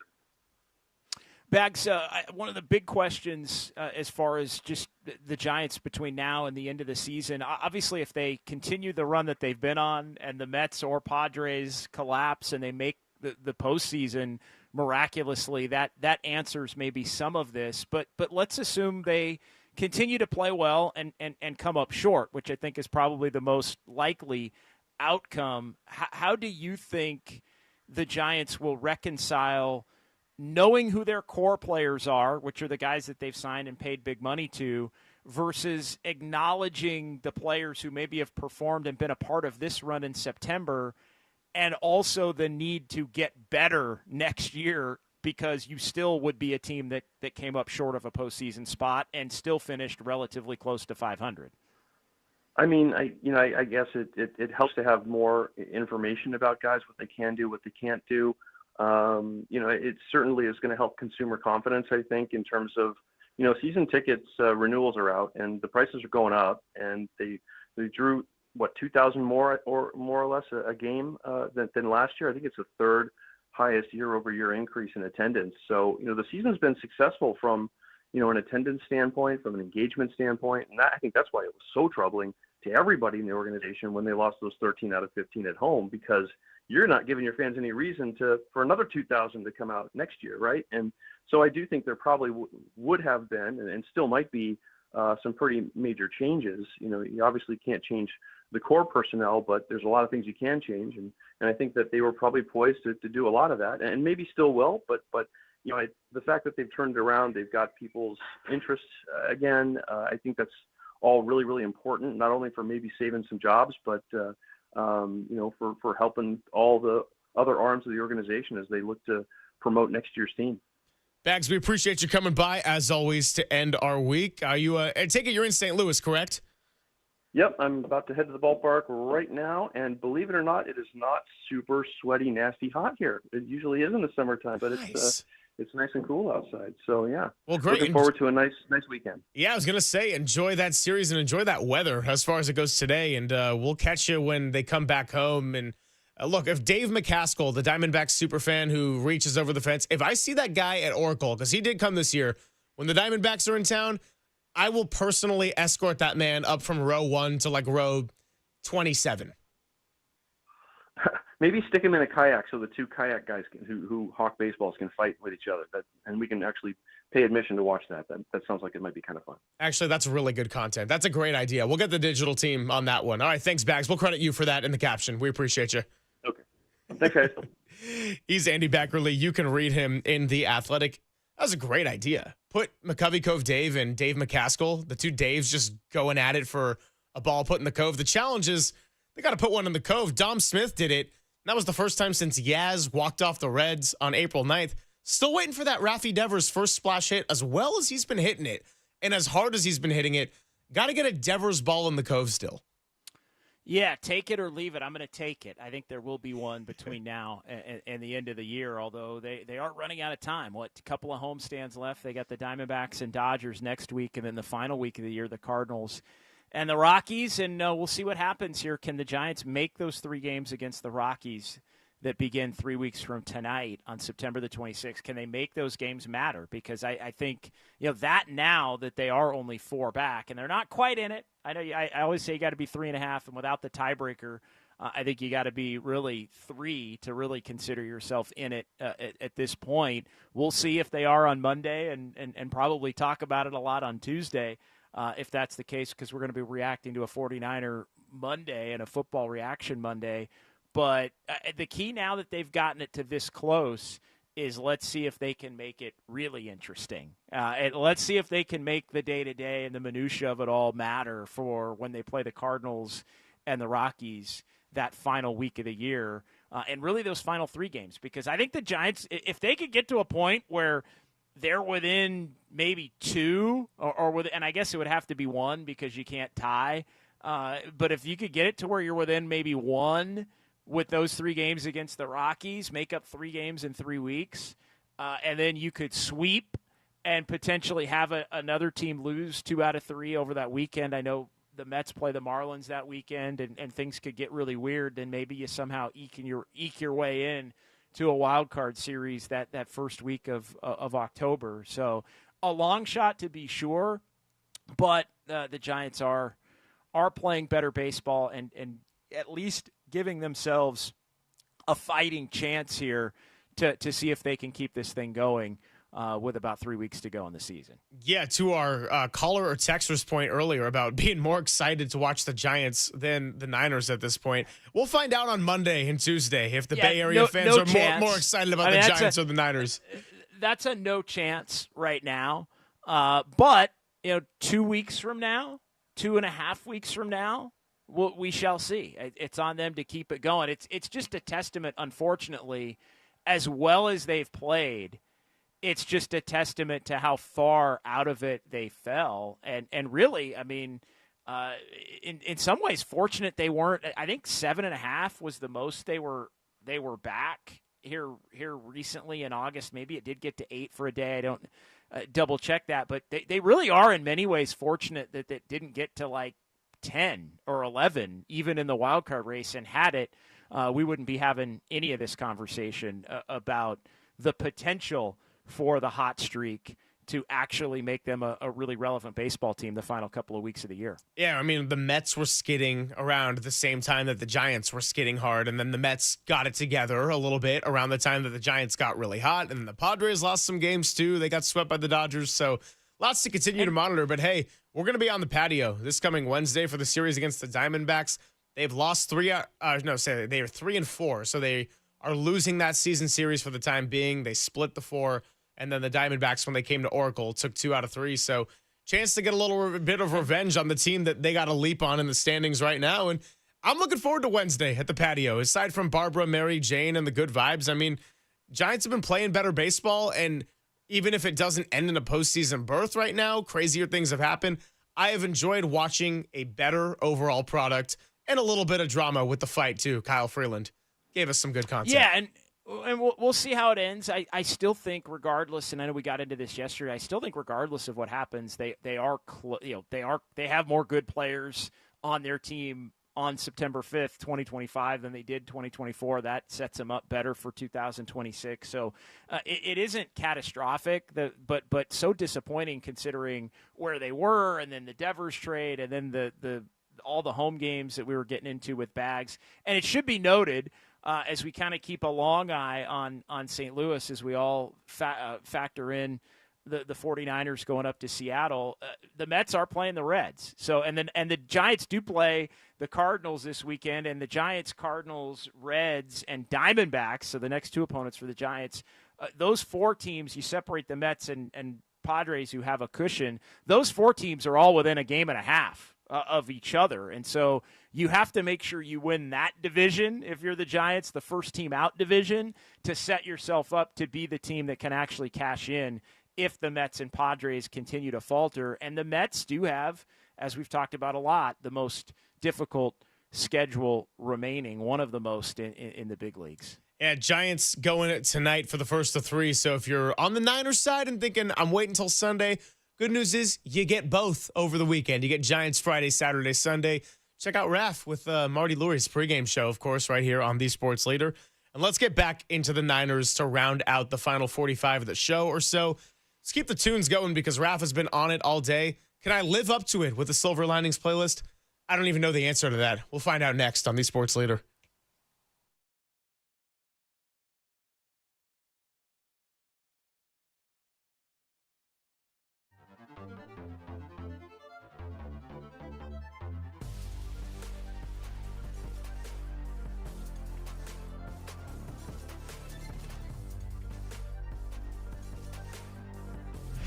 Time now from the O'Donnell Financial Group Sports Desk. Learn more at odfigroup.com. O'Donnell Financial Group, because planning is a process, not a product.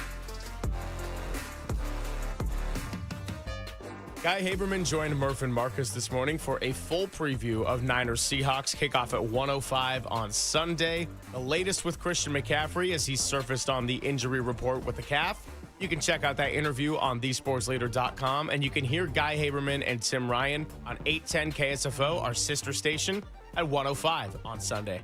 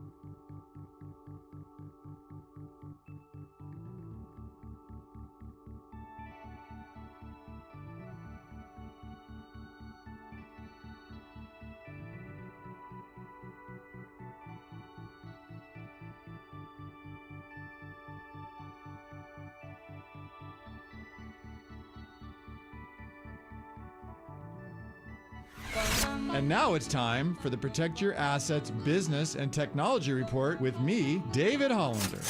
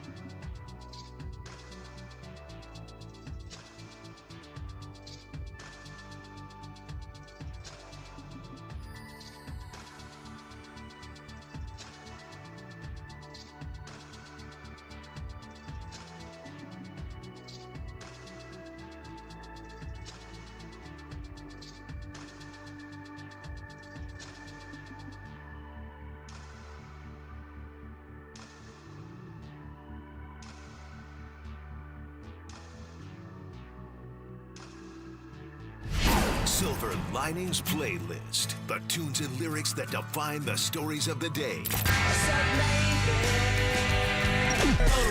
Drop the mic, Silver.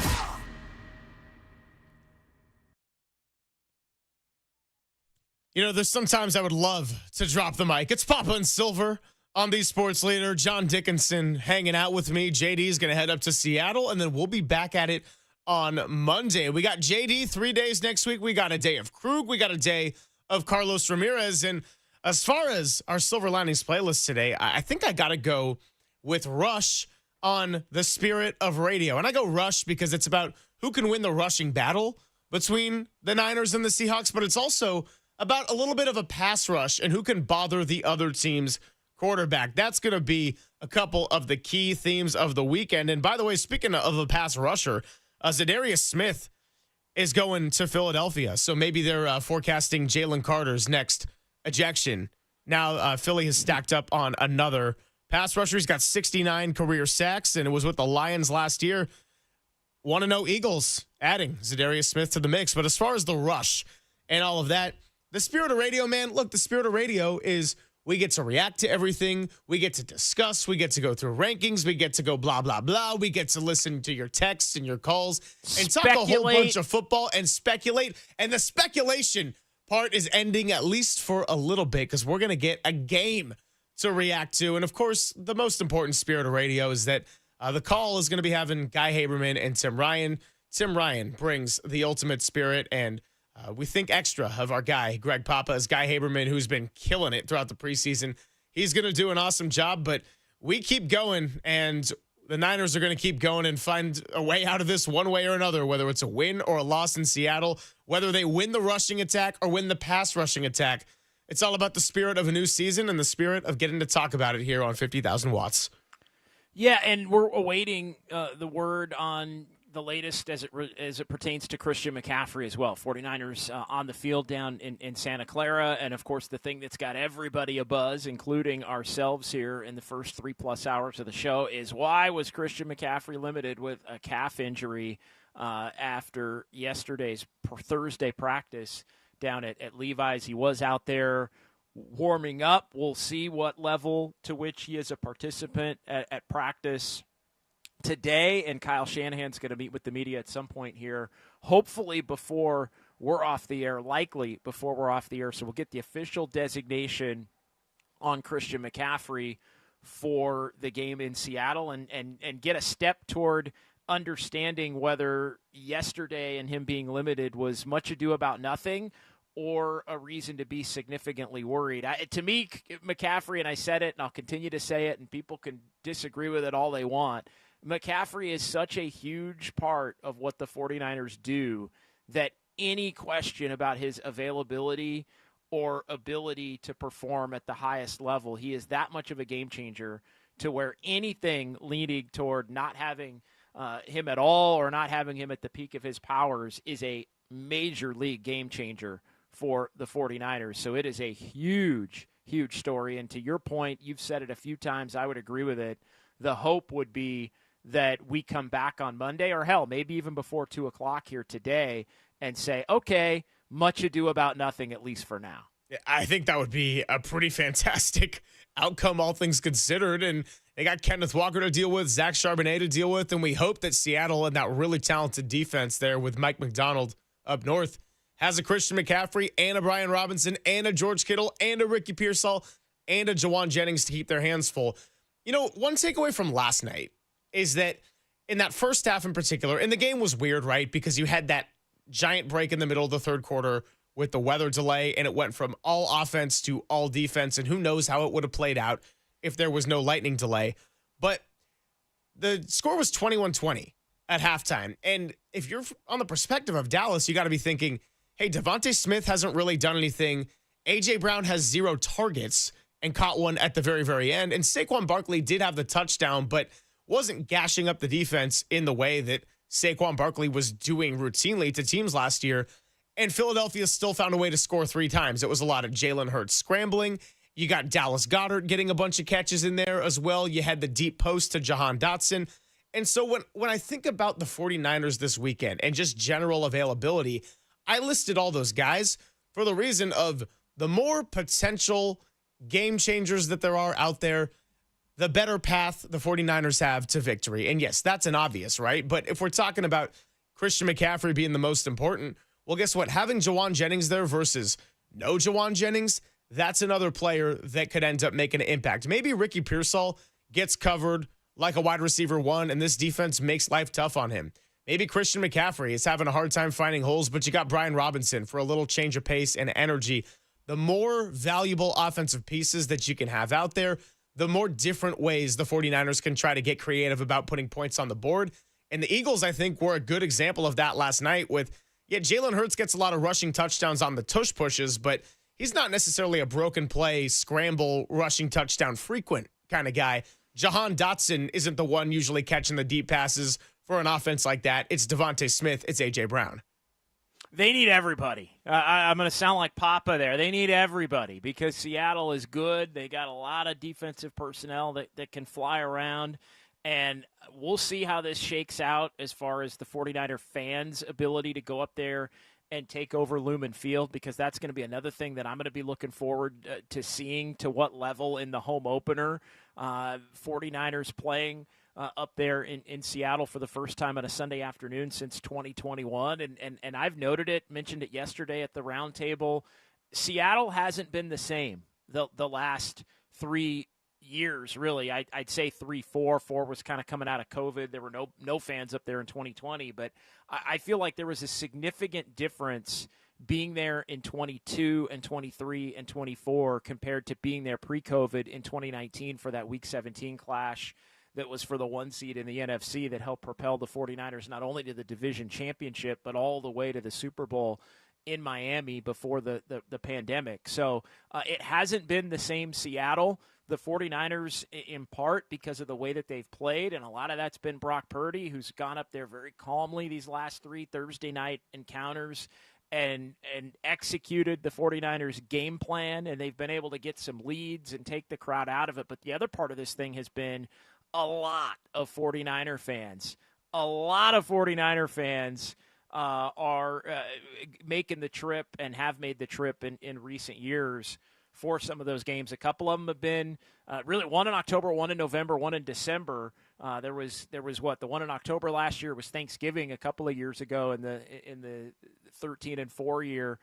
And then the 49ers won the division up there in December, and Brock Purdy's second career start in 2022. So it's going to be interesting. I'm really interested to see if a lot of, and I think Seattle's got a little swag to them, and believe that they are a really good team, and they're going to try to come out. It's both teams trying to make a massive early statement, but I think could there be rain? I know our boss Mike Holler was talking about that last night. Could be rain. I think it was up to 40 or 50% chance during the hours of the game there. That's one element of this thing we haven't talked about. If it's a wet ball, how does that impact things? But I think the crowd and the Niners' ability with a relatively new team to go up there and play calmly. They've played very calmly in Seattle these last 3 years, which in part they've also been significantly, I think, the more talented team at the point in which they've played. But they've gone up there and handled business, which is something that it doesn't make it any easier necessarily the next time, but the Niners are going to have to do it. Final half an hour or so on Papa and Silver with JD. And JD, we got some nice production work going on behind the scenes. We got Raph and Derek Papa working together. And due to the fact that Kyle Shanahan is set to speak, we're actually going to take that live at 1:45. So we're going to rearrange some things in just a bit. And as we sort of round things out here before we take care of some business and then get ready to hear from Kyle Shanahan, I think let's go with big questions of the weekend for the 49ers. And we're going to try to each week on Friday list maybe 3 big ticket items that we can revisit on a Monday. So this one is not going to make my big 3, but I think after last night you could say, hey, what's the weather? We got Weatherman Raph back there who knows all about that. Looking like about cloudy, humid, 70 degrees, low chance of precipitation. Shouldn't have any delays, first and foremost. If we're going serious questions, I think I'll just rehash what we used in Take It or Leave It. Who outrushes the other? Is it 49ers? Is it the Seahawks? Who outrushes the other's attack? What else would you have in a big question? The two now, and I won't spend a ton of time belaboring it because we have spent a good chunk of the first 3.5 hours of the show on it. The number one question is, can Christian McCaffrey play, and how effective will Christian McCaffrey play? I'll leave it at that. Number two, and it's in line with exactly what you said there, can the 49ers prove that they can stop the run? I think their ability to stop the run is even more important than their ability to actually run it. I think we all have confidence that they will be able to run it effectively over the course of a season. Can they stop the run? And Seattle is going to try to force the 49ers, I think, to stop the run. Do they use the five-man front? How do they try to mitigate that? That, to me, is at the top of my list. Non-McCaffrey withstanding, can the Niners specifically defensively stop the run is I think, the number one storyline of this game. Yeah, well, that and McCaffrey weaving in together, it seems like the common theme here is running the football or being able to prevent your opponent from running the football. So if we're going to list it off, we got, can Christian McCaffrey play and how effective is he out there? Which team wins the rushing battle? And if I could throw a third one into the mix, I probably will go with, can Robert Saleh make Sam Darnold uncomfortable? Because of what we broke down a little bit earlier. We saw last year Sam Darnold looking comfortable, having weapons at his disposal. He is a talented enough athlete and thrower of the football to completely gash you up if you're off your game. But if you do make him uncomfortable and you hit the nail on the head with this one, he is very turnover prone. And if the Niners can win the turnover battle, that's a way for a younger defense that's going to go through growing pains to at least be opportunistic and work through some of their mistakes. A little bit of buffer room, a little more margin for error that you might not have otherwise. No doubt. And I think if there was a fourth thing, I guess I would put on the list here to kind of close it out, is just how do the young players look that get opportunities, and what, how much do the young players play, I think is a question. It sounds like Jordan Elliott and Kalia Davis are going to start. So how much run does does CJ West and Alfred Collins get? On the interior there? How does Mykel Williams look? Does Upton Stout, in fact, start? What do they do with Marquise Siegel? All of those things, I think, as it relates to the young players, would be the fourth thing to keep an eye on. That's not so much how much of an impact can they have on the game Sunday, but I think it's an early tell if those guys, which ones in particular, are able to be trusted going into week one. I think bodes. It's a tell for how quickly they can get the rest of these guys locked and loaded, and I think it helps potentially improve the 49ers ceiling if those guys can be ready sooner rather than later. Well, I mean, this is something we're going to do every Friday, is list out the big ticket questions and get you ready for the game as we revisit them on Monday, when we hopefully have some answers, or maybe some weeks we won't always have the answers on given matters. JD, we'll catch up in just a bit and get ready for Kyle Shanahan. But in the meantime, it is time to make you some money. The following interview is paid for by TakingVegas.com, and the views, opinions, and picks expressed do not reflect those of the station or its ownership. Well, it's been a while since we did this one, but we welcome in our friend JR of Taking Vegas, and you can call him now at 888-9-WIN-NOW or text WIN to 545454. We always go through a couple of big games. JR is going to be with me throughout the football season, giving you tips on how to make some money. JR, great to talk to you again. You excited for a new season? Man, I couldn't be more pumped up. I'm dead serious. I just had some really good time off, but during that time, we also formulated a whole bunch of new systematic ways to beat the books as usual. We're always a step ahead, man. That's the name of the game. And I got to tell you, last night was a fun game, other than the lightning in a bottle, of course, with an hour of no gameplay. But it was a real exciting game to get the football season started. And I'm excited about this matchup tonight. You got the Kansas City Chiefs, of course, taking on the LA Chargers. And I'm going to tell everyone this, okay? It's early. Don't start throwing your money away, too much of it on one game. Let me show you the longevity way to make money doing this. I mean, let me put a real game plan together, and it's going to start with tonight's game. I'm going to give this one to you free. I'm leaving it on a recorded line right now. All you got to do is call the number, and it's yours. 888-9-WIN-NOW. That's 888-994-66 You dial that number, and right there on the recorded line, guys, I'm giving you this winner, outright winner, absolutely free. Again, Chiefs Chargers, the line is -3. It hasn't moved, okay? The total did move a bit. It went up 2 points from 44.5 to 46.5, but I'm telling you, I've got it completely locked up. Don't even bother doing your homework. Just bet my side on this game. Call the number now. It's 888-994-6669. That's 888-9-WIN-NOW. Well, the Chiefs and the Chargers, it feels like they've played a similar version of the same game, really, every time they face off in the last few years. I think the last 6, the Chiefs have won them all, and 5 of them have ended up being one-score games. And tonight, we'll see if it's any different there in a foreign country playing in Brazil. I'm happy that we get some Friday night NFL in our lives. A lot of week 1 storylines, JR. I mean, you got marquee matchups across the board. Packers-Lions, you got Ravens-Bills. What about a little revenge going on? Garrett Wilson says he hasn't spoke to Aaron Rodgers since he was released by the Jets. Now Rodgers in what's likely his final year with the Steelers. Steelers, Jets, little Justin Fields, Aaron Rodgers, some meshing there. We could even call it the old Le'Veon Bell revenge game if we want a mini throwback on that one. How are you feeling about this one? Yeah, that's the one I'm actually going to give out. You guys know every week I like to give out a free play. We've hit that game so many more times than not. I mean, we've been consistently over 70% on our free play on air. I tell guys, I don't just give it out and say, oh, this is a small play. I give you a real game. But it's just one game. My company as a whole, by the way, last year, if you took every single game that we gave out, from our top plays to our regular service games, there was 580 games. We hit 60.1% of those games.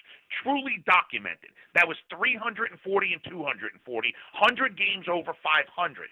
But we took advantage of those 100 games to the utmost. I mean, I'm telling you, when it comes to compounding your money, we have the strategies that truly work. So, look, let me give you this game, okay? I absolutely love the Steelers to get the job done. The Jets are the Jets. They're going to continue to be the Jets. They're not going to – I'm not going to sit here and tell you they're only going to be a two-win team this season, but – you know, they're still the Jets. They're putting things back together. They're still in a rebuild, a new head coach, a new system in place, a new quarterback. By the way, Justin Fields, who could not put it together in Pittsburgh with his time there, even though he had some W's under his belt. That was because of the great coaching and the great team around him. Aaron Rodgers now, with an entire offseason to get completely and fully back to 100%, will be playing above what he did the second half of the season last year, which was great with the Jets, by the way.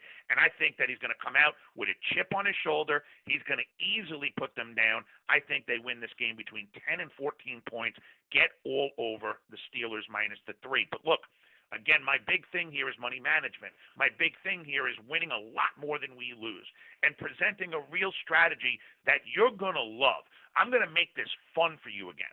So call the number. Let me give you the winner of tonight's game. Again, Chiefs-Chargers, free on the recorded line. All you got to do is call the number and get it. 888-994-6669. That's 888-994-6669. You get the Chiefs-Chargers free on the recorded line. Guys, 888-9-WIN-NOW. Be safe. Have fun. Mike, I appreciate you having me. Guys, go out there and let's make some money. The preceding interview was paid for by TakingVegas.com, and the views, opinions, and picks expressed do not reflect those of this station or its ownership.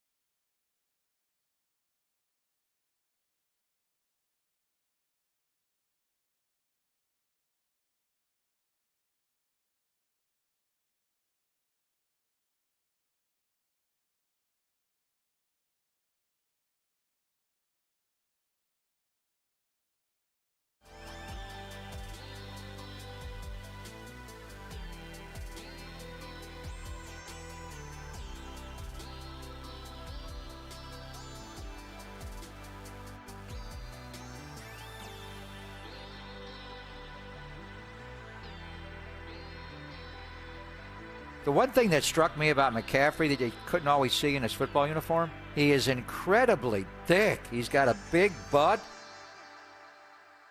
This is Papa and Silver on KNBR, the sports leader. You know, I just got to take a second before we get ready to hear from Kyle Shanahan speaking to the media and wrap up our show and give it to dirty work. Just a full round of applause for Raph and his contributions today. I mean, this is someone who was here running the board for the roundtable yesterday. He didn't expect to work today. He's got to come in because Bart is all shut down and Walter can't get over from the East Bay. Young Tony gets the show started. Raph comes in. And, I mean, he's the ultimate pinch hitter. He's the ultimate emergency practice squad man. And then he performs just like an all-star, an all-pro, a Hall of Famer, whatever you want to call it. And the way he's peppering in the Papa drops, I hope to see Christian McCaffrey in the tight pants and the big butt out there on Sunday. Fantastic effort from Raph, and he's always on my 53-man roster, by the way. No practice squad for the great Raph Corral. We appreciate you, brother. You are always up on game day, and you are always on the initial and the full 53-man roster for the entirety of the season. Before we wait for Kyle, we don't have Kyle yet, right? No, we do not have him yet. Greg? Not have Kyle yet. And because I know so many are hanging on every single moment of the Giants, their lineup is out. Their lineup is out for the massive tilt in St. Louis, first of the 3-game series. Elliot Ramos leading off in left field. Devers is the DH. Willie Adames, shortstop, batting third. Then Dom Smith at first base. Matt Chapman at third. Jung-Hoo Lee in center field. That's your 4-5-6 with Casey Schmidt, Drew Gilbert in right field, and Patrick Bailey, the catcher, behind Carson Seymour, who's going to be on the mound here on the Sports Leader at 5:15 when the Giants go at it. Huge series, critical series with the St. Louis Cardinals. Hey, listen, I'm looking forward to what, like I said, they're playing better baseball. I like watching better baseball. It's going to be a challenge with the pitching rotation that they got this weekend between Seymour, Verlander, fresh off of 121 pitches, and then Kai-Wei Tang on Sunday. Tonight, by the way, they're going against Michael McGreevy, a former classmate of mine, a fellow Gaucho. So I will be rooting for him to have a great performance in a loss to the Giants, and Carson Seymour to have the game of his life. We're going to hear from Kyle Shanahan coming up in just a bit. Of course, the big ticket item of the day with a limited practice is Christian McCaffrey surfacing on the injury report and suffering a little bit of a tweak in that calf. And that headline alone, not great, because the most important offensive player, maybe the most important player as a whole to this team, not being available, or the risk of that, is a drastic difference when you got to go face Seattle in just a couple of days. But it's also, this time last year, was the very same injury that ended up turning into Achilles tendonitis, and it kept him out for a good couple of months. And we all know how the 49ers offense function. Even with a productive Jordan Mason, it still wasn't the same. It was not the same, and Mason was extremely productive, and I think Brian Robinson Jr. has the potential to be extremely productive as well. Although, interesting to hear Matt Mayoko say that he thinks it could be a little bit more of a split behind McCaffrey, or if McCaffrey were, for some reason, to be unable to go, that Robinson might not be totally up to speed in the offense to be able to get the lion's share or of the carries, which I found to be a little bit surprising, even though, true, he's only been around for a little bit more than a week.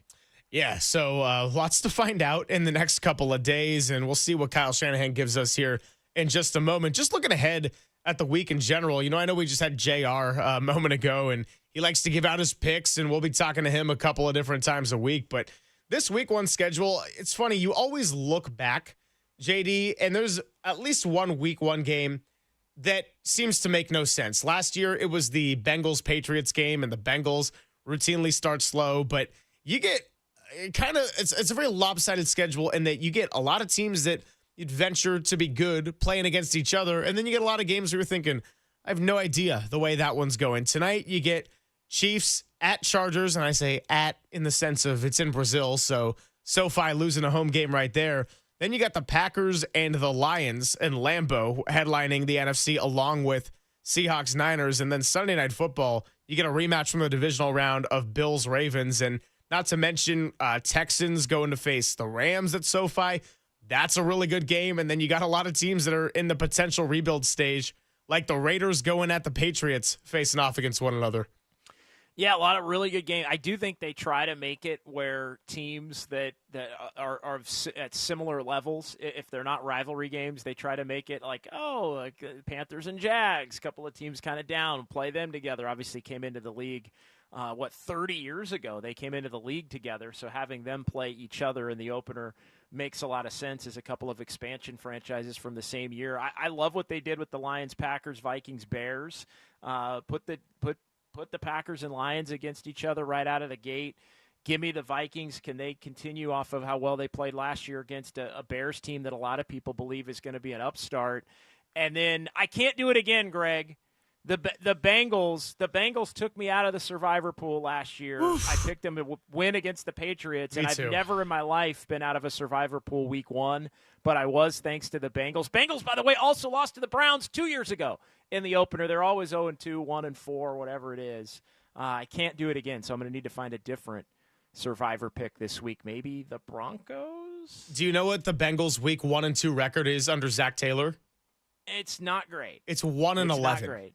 Yeah, he's been there a while now, too, and obviously made it to the Super Bowl, but it's, not great. Yeah, and I get that when he took over at first, they weren't a good team, but by the time Joe Burrow came back from that season-ending knee injury in his rookie year, they've been a force to be reckoned with, at least on the offensive side of the ball. So I had 2 survivor entries last year. I got burned by the Bengals, and then in week 2, I got burned by the Ravens at home, losing to Gardner Minshew and the Raiders. And I was not alone in that regard, but it was a crazy season where I think by the time we got to week 4, if we're talking about Walt's mega survivor pool, nearly everybody was gone. I mean, we're talking like less than 20 left out of 170.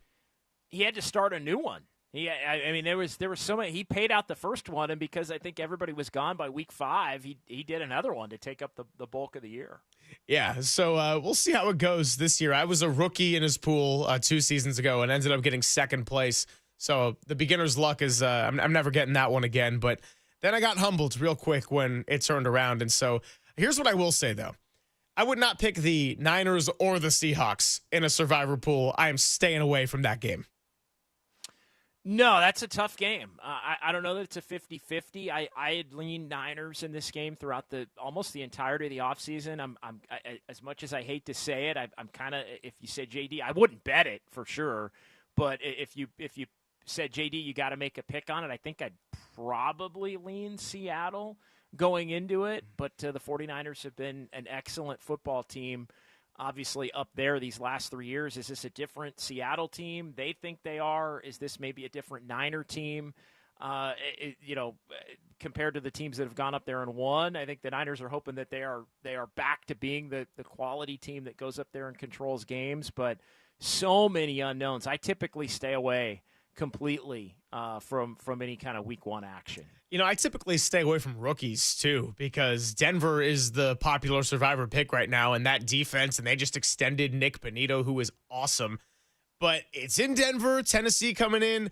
Theoretically, Cam Ward, that's a brutal first test at an NFL defense, and you'd think Denver would be able to take care of business, but I don't think anyone foresaw what C.J. Stroud or Jaden Daniels were going to do in quite the seasons they had. So I don't love betting against rookies, but I think I might be settling on Denver in the end. But again, staying way the hell away from San Francisco and Seattle. I will pick the Niners. I do want to stick to my guns when we got out the red and gold pens with our guy Greg Papa. And I'm going to think that the 49ers got a chance to do this. But obviously, Christian McCaffrey and his availability and what we should hopefully hear from Kyle Shanahan in just a bit is a major factor in how this one gets decided. Yeah, without question. I mean, and the ability for McCaffrey to be out there has been really the single greatest determining factor of how well the 49ers play and how well their offense functions. So it's significant. I would anticipate McCaffrey probably does wind up being out there, but I think collectively and rightfully so, anybody that's been following this since late in the afternoon yesterday when the injury report came out and Christian McCaffrey was on it, if you're a Niner fan, you're holding your breath a little bit as to what the update is here and hoping that it is much ado about nothing. Kyle Shanahan coming to the podium shortly. Once he's done, we will close out the show, take a quick break, and then get ready to hand it off to Dirty Work. just to revisit our questions heading into the weekend. We ended up going with 4. Don't know what the routine number is going to be when we do this throughout the season, but to revisit the 4, number 1, can Christian McCaffrey play, and if so, how effective?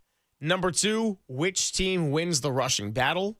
Number 3, can Robert Saleh make Sam Darnold uncomfortable? And then number 4, how much do the rookies, particularly the defensive ones, end up seeing the field? Yep, all of those things are things we're going to keep an eye on.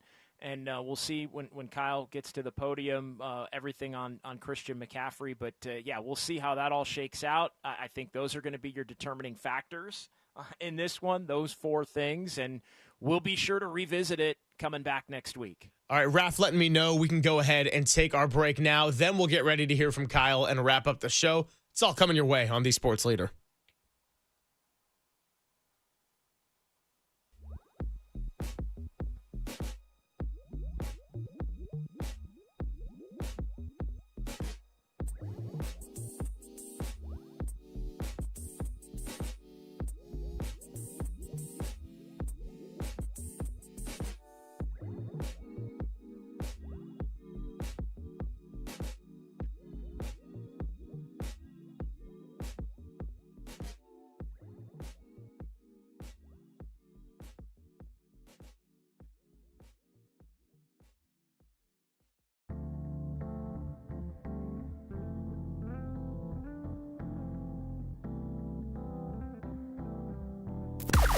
Now, from the O'Donnell Financial Group Sports Desk. Learn more at odfigroup.com. O'Donnell Financial Group, because planning is a process, not a product.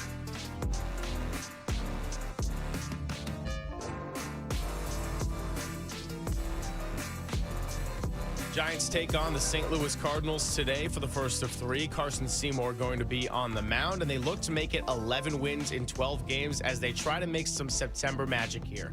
Dirty Work will take you up to the start of Giants pregame at 4:15. First pitch at 5:15 only here on The Sports Leader.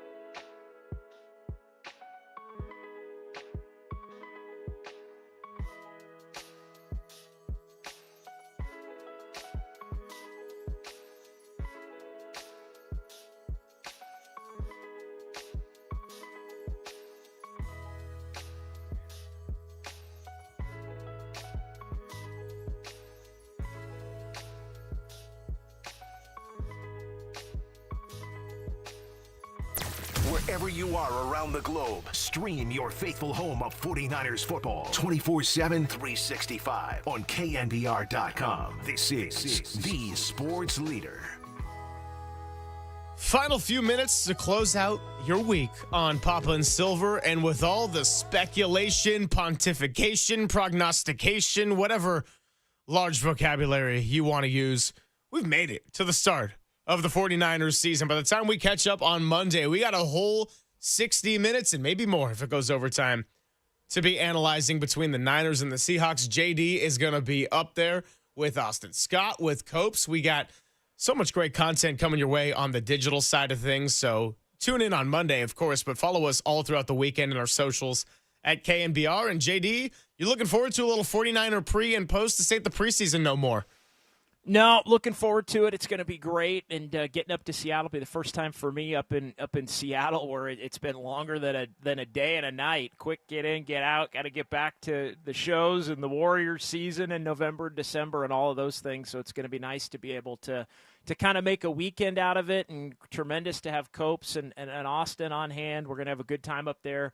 Bring you the best Niners coverage in the Bay, which we do regularly here on the Sports Leader. But, yeah, it's going to be an absolute blast, and it's so great to have football back. Well, Kyle Shanahan is going to address the reporters at the podium shortly, but I believe that we'll be passing that duty off to Dirty Work in just a bit because we're just about ready to finish up here. Want to thank you, JD, for all the filling in you did throughout the week. We got 3 great shows ahead next week, including on Monday with a big one. Big thank you to Matt Mayoko and Andy Baggerly for their time coming by today.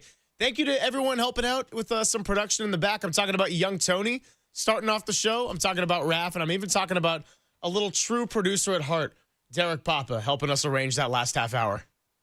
Tremendous job by one and all, and we'll talk to you on Monday, my friend. Excellent work, my man, and it's been great. Only 3 days. I could do 4, I feel like, next week, but we'll be heading back from Seattle on Tuesday, and Carlos Ramirez going to be in on Thursday. We're going to make the most of our Monday, Wednesday, and Friday.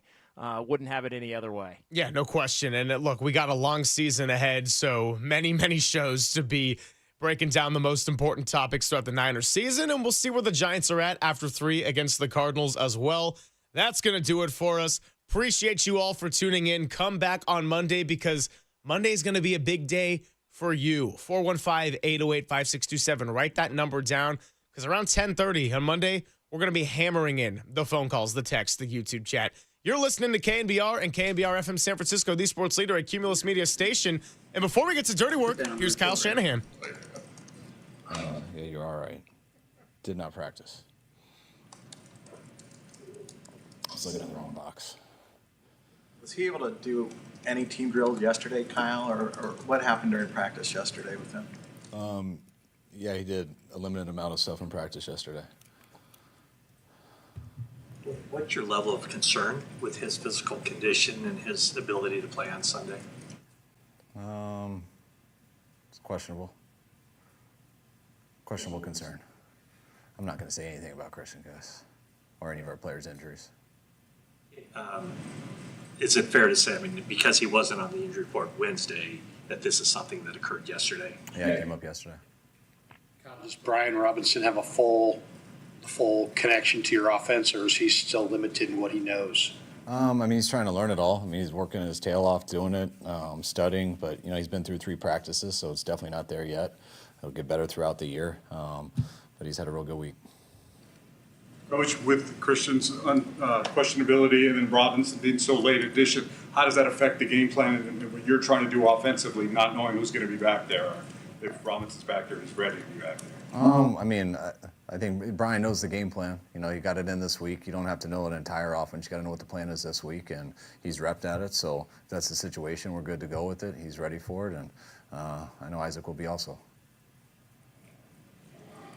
How has Isaac Grindo, he obviously missed some time in training camp, but how is his grasp of the system and the protections and everything, how has that improved over the past year? Well, I think it's done. I think he's improved a lot. I mean, I think he started out pretty good at it. Isaac's a real smart kid, does everything well. Battled a number of injuries last year, battled one in training camp too. But I think he's gotten better and better since he's been here. I think everyone will always be further along, but Isaac's doing good right now and continuing to get back at it. You said Wednesday in relation to Christian's off-season, there was concern, like, I think you said arthritis. I don't know if you meant like tendonitis would still be there, and that wasn't an issue. Is that part of what's going on? I didn't know arthritis and tendonitis were different, but that's just my lack of education on being a doctor. But no, he's just got a questionable deal with his calf. I have a medical degree. I can tell. Yeah. No, that's why you intimidate me with your questions. How did Yetur make it through the week okay? Yeah. No, it's good to go. Yes. How about Juwan's conditioning throughout the week? Are you confident with him going into Sunday? Yeah, real confident. I think Juwan's had a real good week. Got a number of good workouts over the weekend and stuff, which adds to the conditioning. We had our fourth practice today, so I think he's gotten better and better throughout the week, and I'm excited to see him out there on Sunday. Will Christian do anything tomorrow, work out the calf or anything to see how he's feeling? I'm not sure. I haven't asked that.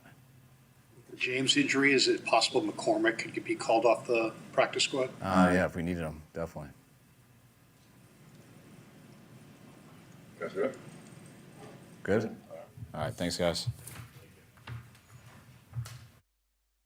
That was 49ers head coach Kyle Shanahan with his press conference listing Christian McCaffrey as questionable. Did not sound all that confident. Really nothing more on that front. We'll get you more of an update, and we'll tell you what Kyle Shanahan had to say there. Christian McCaffrey listed as questionable ahead of Week 1 against the Seahawks tomorrow. Dirty Work starts next, right after this break on the Sports Leader.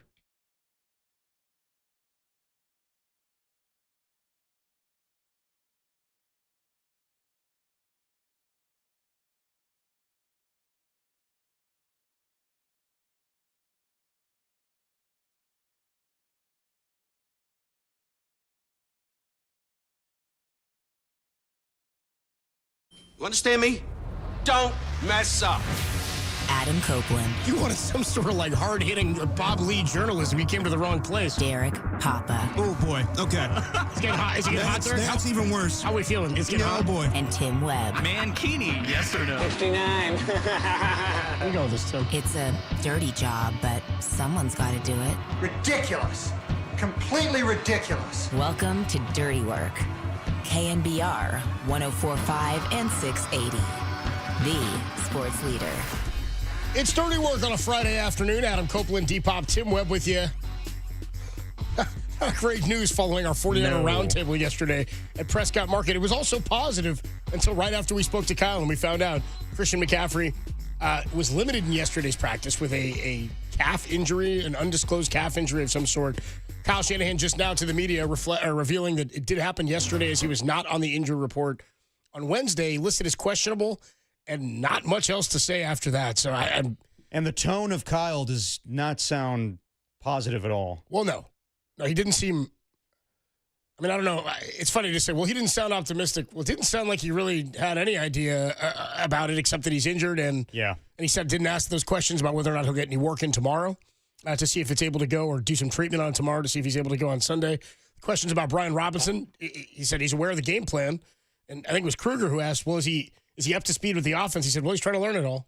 Hasn't been here all that long. But, it's a similar offense. It's probably verbiage. It's probably timing, systematic things that he's got to be up to speed on. It's just that if he's the RB1, he won't have been the guy who was taking the RB1 reps. He hasn't been here all that long. They did get 4 practices in this week, which is a big deal. But if he's the guy who's got to go, he's the guy who's got to go this weekend. And I guess Garendo's out there. Yeah. Jordan James dealing with an issue as well. We'll see about Jordan James' health for Backfield's Sunday. all of a sudden problematic. Yeah. I mean, we had good vibes yesterday for the round table. We were talking about how things have changed this offseason, and obviously guys left, but more positive vibes going into the season, not, contentious contract disputes. But something that popped up a year ago at this time was Christian McCaffrey not playing in the Jets game. We didn't know that until that day. I don't even remember practice participation reports of him being limited or whatnot. I thought it was all systems go. And then we got the news Monday night that it was going to be Jordan Mason. And with Brian Robinson, I'm fairly confident that they could plug him in there and he'll be effective. It's just everything else. It's the play action fakes. It's the passing offense, really. I mean, even if it's Christian McCaffrey at 75% or 50%, you want him out there just to have all eyes on him. Yeah, for me, it's even less about the execution. It's the general vibe of it all. I know. It's the general, hey, everybody's healthy. Let's go into the start of the season, see if this window is open. Brock's got a new contract. You've revamped the defense. You've revamped some of the offense. Let's see how well you did in the draft. And now, again, it's why I was like, in the preseason, it was so hard to evaluate what I thought of how they did in the draft, because one, I'm not at every practice. I'm not down there watching training camp. Mm-hmm. I'm not a talent evaluator anyway, right? That's not what my gig is. But when you get to see guys play in-game action, you can go, okay, I can see what they saw here. I see explosiveness in this place. I thought it's an incomplete because we didn't get a chance to evaluate all those players since they were hurt in the preseason. Right. Same sort of thing for the Niners is we knew, everybody on week 1. It's not if nobody on week 1 is a finished product, right?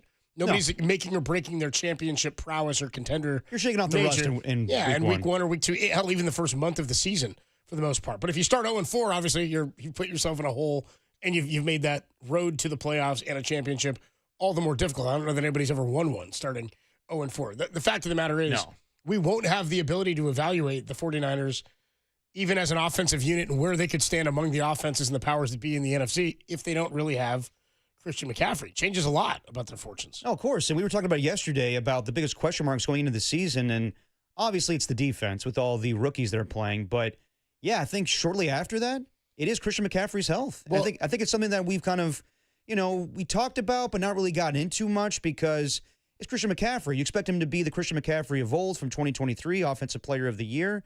Trent Williams gave him glowing praise. Kyle's talking about him. And then, I didn't think the acquisition of Brian Robinson reflected on Christian McCaffrey whatsoever. I thought it was just to acquire another running back because Kyle loves his running backs.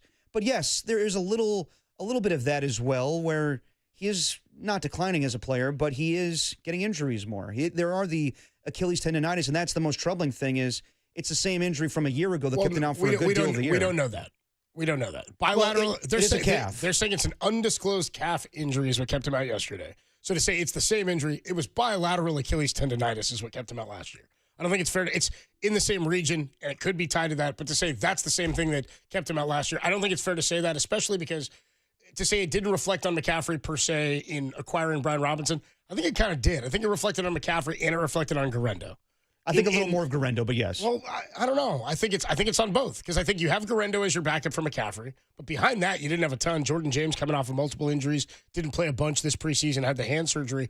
I think also it's the insurance policy for what if, and we talked about this yesterday, he's an aging running back. Yeah. What if he is on the decline based on the shelf life of what running backs give you? Even if he's not 2023 Offensive Player of the Year version, what if he's 5 steps behind that? He's not just a step off or a year off. Guys don't miss full seasons at this age at that position generally and come back and have great levels of performance or recapture what it was they had before. I think they wanted to make sure they could try to squeeze every drop out of him this year while having an insurance policy. And if things did go awry or there was some injury that crept up again, then you have somebody who's got starter prowess.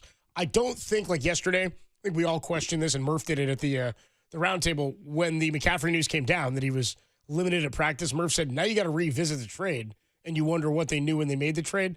I think it's also just smart planning, I think, is what you're doing when you it's like I talk about how it was irresponsible last year for the Dolphins to not have a player behind Tua. Right. A quarterback who was capable behind Tua when you knew he was one hit away from potentially being out for a month or 2 months or the season, or people were talking his career. It would be irresponsible, I think, for the 49ers to go into this season with McCaffrey as your bell cow without having a legitimate plan B.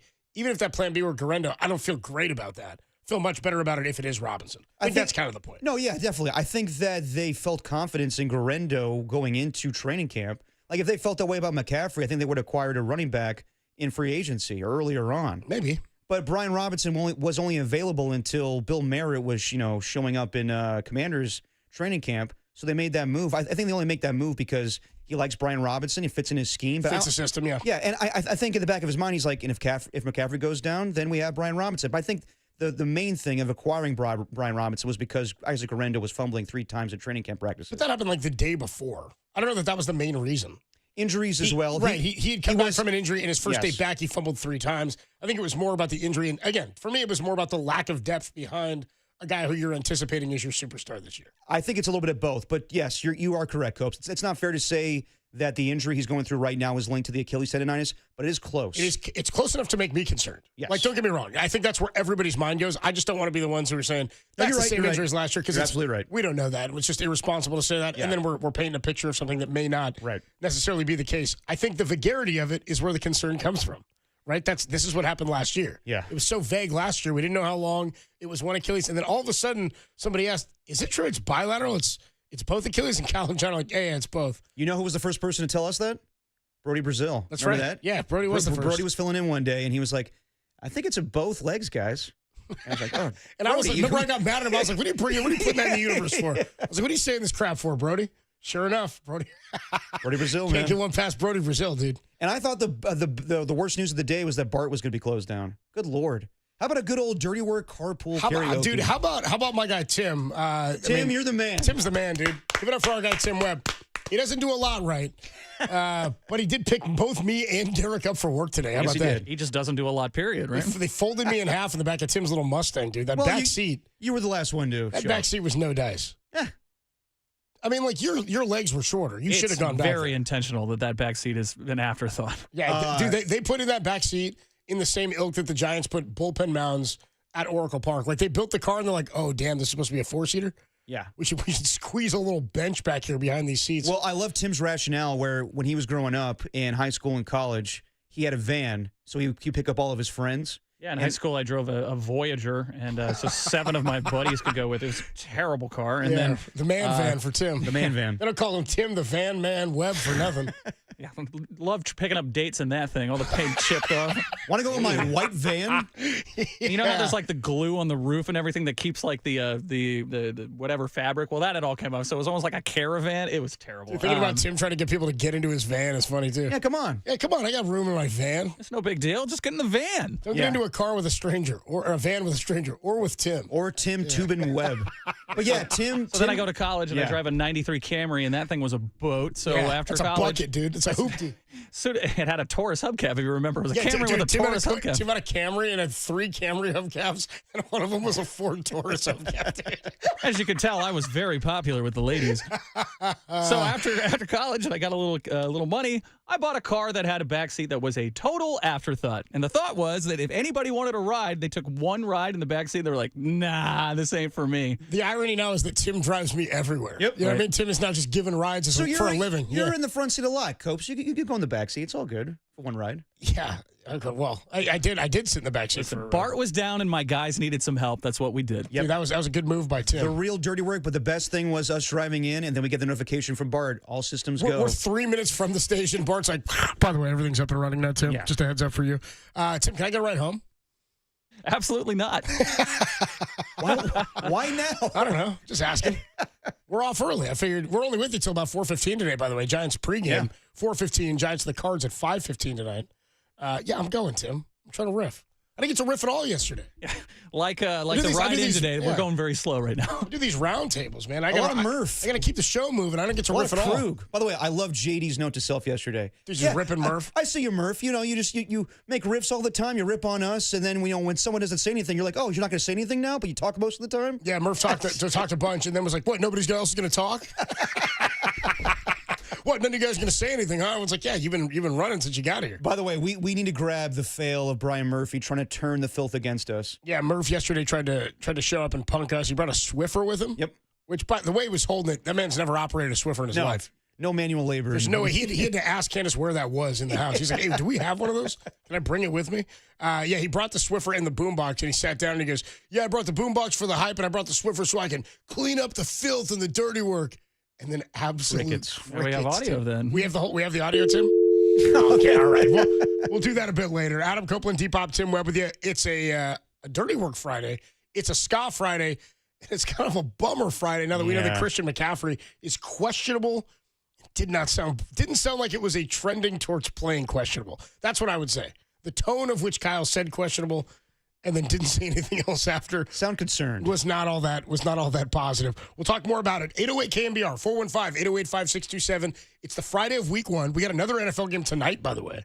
We got the Chiefs and the Chargers. In Brazil. From freaking Brazil. Yeah, man. How about that? I'm down. A little Sao Paulo Pat Mahomes. A little YouTube only? Is it? Yeah. It's on the tube. It's on the tube. Sao Paulo Pat, dude. Tim Tubin. They don't call him Tim Sao Paulo Pat Webb for nothing. Copacabana and kickoffs, right? Copacabana, I can tell. You got Never it. mind. Yeah, you got it. It's much like Murph, I just face planted. Coca Banana. 808 KNBR, 415-808-5627. 49er fans. Are they a playoff team if they don't have Christian McCaffrey this year? We'll talk about it next. We'll get to your calls on the Sports Leader.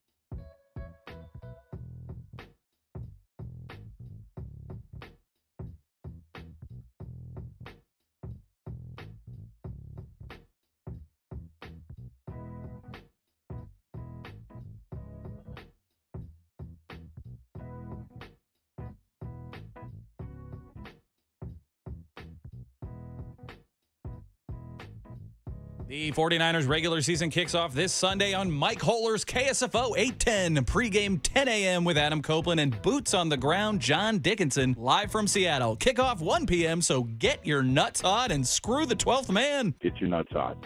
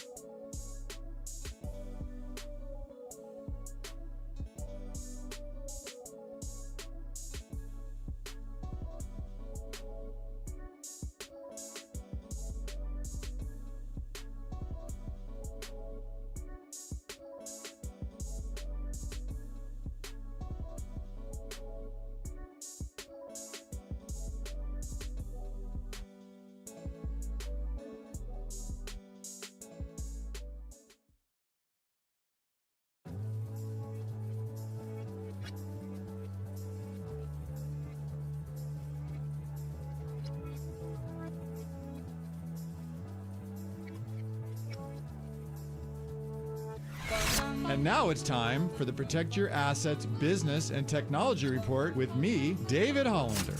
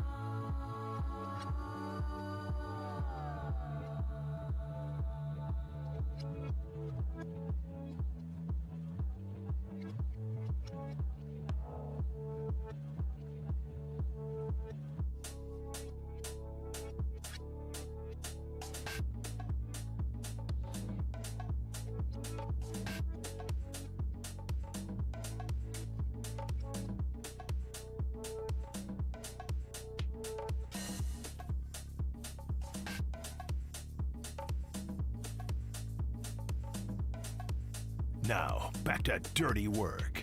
Adam Copeland and Derek Papa on KNBR 104.5 and 680 AM. The sports leader. Was he able to do any team drills yesterday, Kyle, or what happened during practice yesterday with him? Yeah, he did a limited amount of stuff in practice yesterday. What's your level of concern with his physical condition and his ability to play on Sunday? It's questionable. Questionable concern. I'm not going to say anything about Christian, guys, or any of our players' injuries. Is it fair to say, I mean, because he wasn't on the injury report Wednesday, that this is something that occurred yesterday? Yeah, it came up yesterday. Good news! No, it's not. A suppository would be much better news, honestly, than this. Yeah. That's Kyle Shanahan about, 20 minutes ago? It's a suppository. That's what it feels like, right? So, yeah. I love it when Tim breaks up the drop. You get a little bit of it, and then later on, it sneaks up on It's you. hard to do, It's a too. suppository. Anyway. Oh, we're all laughs today. It's a calf injury. Christian McCaffrey. God. By the way, interesting in the way Kyle phrased that and said that. Questionable concern. Because he's not going to give it away. Then he said, I'm not going to say anything about our guys' injuries, dude. Like, nobody's injuries. I mean, I get it. Len, I understand why he didn't tell us anything in our interview yesterday. We didn't ask him. No, we of course didn't have not. reason to ask. Yeah. I asked him about the health of the team, and he's like, yeah, feeling great. Exactly. So this is not good. This is definitely not good going into the first game of the season. It's not he's out for extended period amount of time. It's just that maybe, I don't know. I don't want to assume things. I would hate to be like a week-to-week basis now where is Christian good with that calf? Is it going to be a lingering injury for the remainder of this season? I have no idea. But Well, the best thing they could have done, which was what they did last year, was I think it was before week 2, or maybe it was week 3. Well, it got worse, though, if you remember. Well, I remember maybe it was week 3 when they said we're putting him on IR. I can't remember exactly what the week was or what the game was. I want to say it was the Saturday before they played the Vikings because that whole week they were kind of. It was because I was just looking at my Vikings game notes. It's so funny. I was looking at my Vikings game notes from that game last year. Before the game, pregame, Christian McCaffrey was put on IR. Yeah. I'm looking at my pregame notes from last year against the Vikings, September 15th of last season. It would have been week 2. Yeah. So it was before week 2. So by week 2, he was on IR. So we knew we didn't have many questions because we knew he was going to be out then at least until week 6 or something like that. Yeah, I forget when it was a game. It was the game against Tampa. He came back, I think, week 7, whatever it was. But yeah, going into that game against the Jets, it was so shocking that he wasn't ready to go. We heard about the calf injury in training camp, but we were so focused on Brandon Ayuk that it was an afterthought. And then when it happened week 1, you're like, damn. And then you heard promising things during practice that week. And then I remember that Friday, Kyle was talking to the media, and he sounded like, yeah, something happened. Something like it got worse. So I think they're being precautious, but also definitely, and you can hear from Kyle, today, something happened yesterday. Something happened during practice where now they're worried about Christian McCaffrey's health. 808 KNBR 415-808-5627 is the number to call and the number to text. Let's go to Joe. Joe is in Manteca. Let's talk some Christian McCaffrey and concerns on McCaffrey. Joe, what's up, man? You're on the Sports Leader. Hey, what's up, man?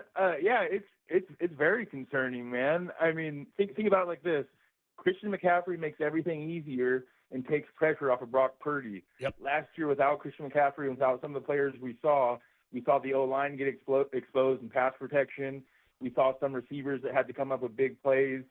And especially without having Ayuk out there, then you're putting pressure on Kittle. You're putting pressure on all these other guys to constantly make big plays. And the way this offense has worked the last few years with the distribution of the ball, then you're asking so much of Brock Purdy. And I know the guy got the bag this offseason, but he's, let's be real, he's not Peyton Manning. He's not gonna go out there and carry that load without that reliance on the running game. And then you have, like you said, you have Brian Robinson Jr. in there now, but how acquainted is he with the offense at this time? And then then you're putting that pressure on the defense. And this is a very young defense, man. Like, we don't know about the defensive tackle position. There's a lot of new faces out there. It is concerning, man, because Christian McCaffrey makes a lot of things a lot easier on a lot of other people, and there's going to be a lot of pressure elsewhere now. And that's that. Appreciate the call, Joe. Dude, Joe makes a good point. I mean, we all know that Brock's not Peyton Manning. Yeah. That's fine. But I think the point he's making here is when your best player is a skill position player that's not the quarterback, then obviously he makes things better and easier for everybody else. And the receiver, like if that's the case, again, a receiver without a quarterback, how good are they? What difference does it make? If you don't have anybody to deliver the mail, who matters? It doesn't matter if somebody's there to receive it.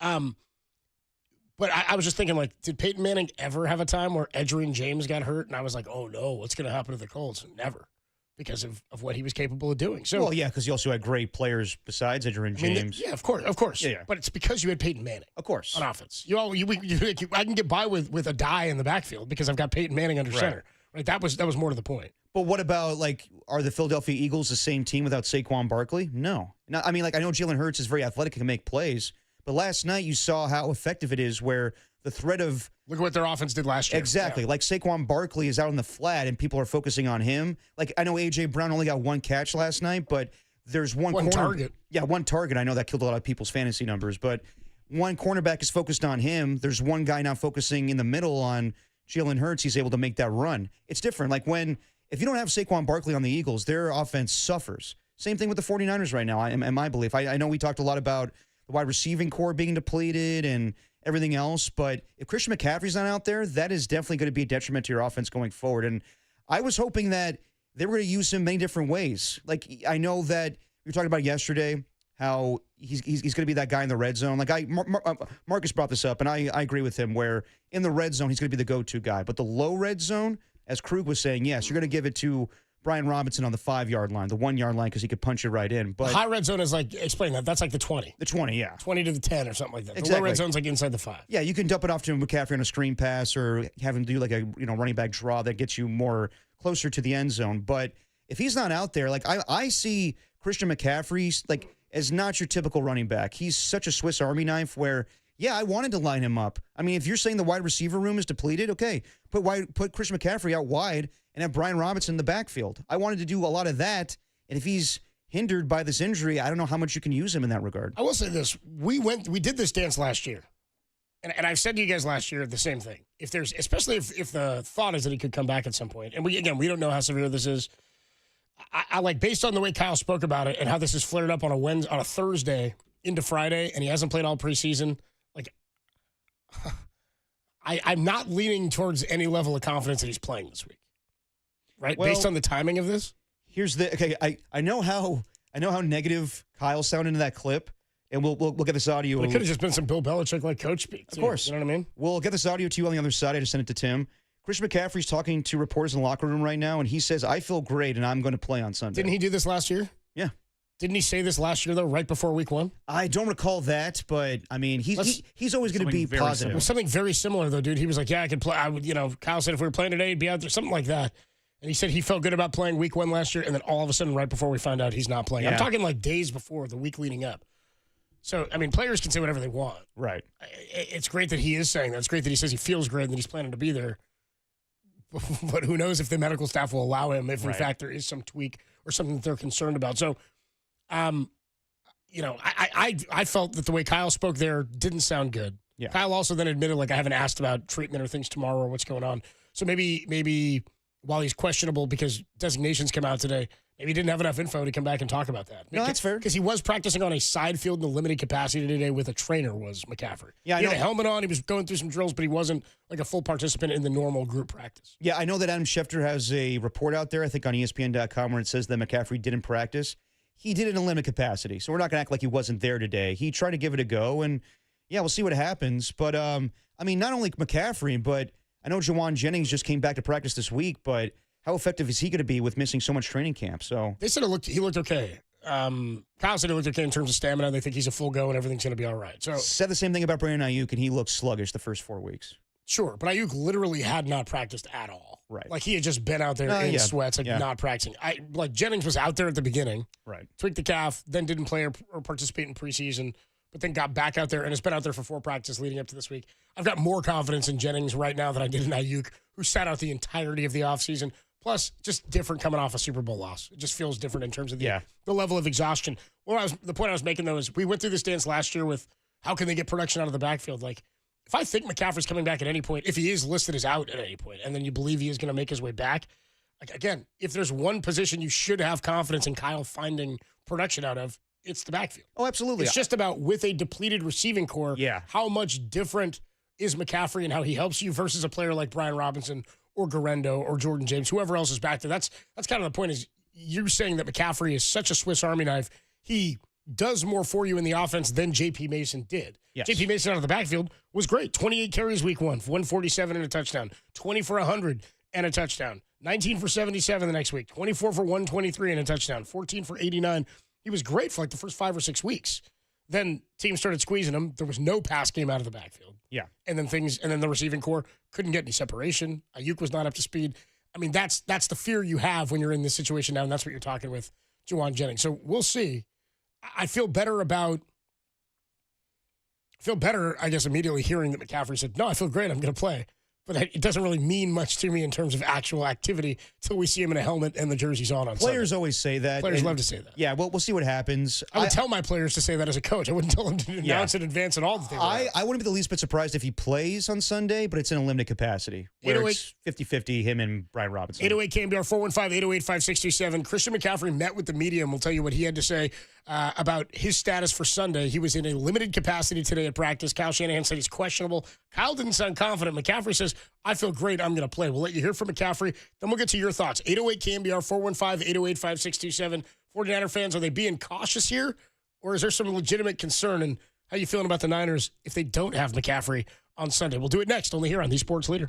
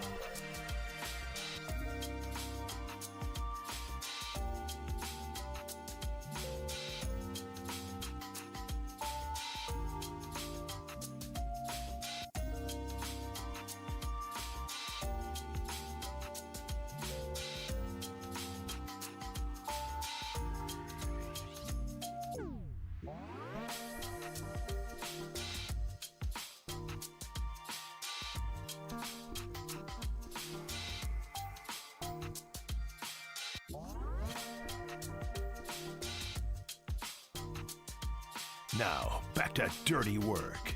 Adam Copeland and Derek Papa on KNBR 104.5 and 680 AM, the sports leader. Dirty work. Nothing serious. Like I said, I feel great about where I'm at. Unfortunately, you have an injury history that I have. Sometimes when you don't practice, things get blown out of proportion. Like I said, I feel great. Is it not? Does it feel different than it felt last summer? Yeah, I've forgotten about last year. I forgot about the year before that. I'm focused on this week and playing Seattle on Sunday. Christian, just kind of thing in practice where you felt something and you just want to be real cautious with it? Is that kind of what happened? Yeah, I'm not supposed to go into anything that happened, but as I said, I felt like it was a smart thing to do to not finish the practice because I've been there before and I've been my own worst enemy in situations like that. And I'm just proud of myself for not doing that again. That's 49ers running back Christian McCaffrey. Sorry, the audio was a little jumbled there. Yeah. I think it was a cell phone video that came. No, that was courtesy of Vic Tafer, but Vic Tafer there. So that's McCaffrey talking about the calf, and he's going. Did it feel? He was asked by Matt Barrows there. Does it feel similar to what happened last year with your calf and your Achilles? He said, "I've forgotten last year. Forgotten all about it. And the year before, forgot about We're it." moving on. So you forgot about the year before? Seattle. You forgot about the year before? Because I remember the fumble. Seattle. The opening drive. Seattle. The Super Bowl. We're moving on to Seattle. We're on to Seattle. He's like, I'm on to a new calf. Interesting, though, he said he pulled himself from the practice. He said, I've been in that situation before yesterday. He said, I thought it was best to not finish the practice when I felt that sort of flare up. Well, that's good. I mean, if he could police himself when it comes to, if he's feeling something in that calf, then that's good. I think the tone I got from him was, this is different than a year ago. I know my body. I was just being precautious yesterday. I was precautious today, and I'm gonna try to play on Sunday. Kyle sounded a little more pessimistic, but I'm probably going to lean in the direction that he's going to play. He's just not going to be at full capacity. 808 KNBR, 415-808-5627. I mean, if he doesn't play, the Niners' chances on Sunday are obviously different and depleted in terms of the backfield. I mean, we'll definitely get to it later. I think that they are up a hill this weekend when it comes to playing Seattle, going to, what is it now, Lumen Field? Like, the other day we were talking about the NFC rankings, and I was sleeping on the Seahawks, and they're like 9-8. Thinking about it again, they're a damn good team. I guess just look at them in the preseason, their talent. I think that the Niners, with given all their question marks on defense, and we'll see what they are offensively, I think they're going to have a battle on Sunday. I think specifically because the style of play of Seattle. They're going to do a lot of dump-off short passes, and they're going to run the ball a lot. Yep. They're a really good run team. They're a good offensive line, and that's where the Niners struggled mightily last year, was stopping the run in the red zone specifically, but up the middle and being able to pinch those gaps and close those holes there. Alfred Collins, C.J. West, Kalia Davis, who's the other one who's out there? Jordan Elliott would be the other starter on the defensive line. So, I mean, those guys, that's what it's going to be all about is closing those gaps and not letting Charbonnet and Kenneth Walker beat you up the middle, because they looked really good running the ball this preseason. And that's I don't know if I'd say Achilles heel, but that's the soft spot, I think, of the 49er defense that has not been shored up enough in the last couple of years to prove that can be a key calling card for them. 808 KNBR, 415-808-5627, the number to call and the number to text. Let's go to Anna. Anna is in Sunnybrook, New York. Power of the flamethrower. Anna, now that you've heard from Christian McCaffrey, what's your level of concern about his health for Sunday? You're on the Sports Leader. I think he'll still be great regardless whether or not he's absent. Also, I'm curious, why doesn't KNBR talk about Valkyrie since they made the playoffs? You only talk about Marcus Thompson. For shame. All right. Man, 23 minutes on hold wasn't enough for Anna. Let's go to Nick. Nick's in Fairfield. What's up, Nick? You're on the Sports Leader. It's line one there, it's Tim.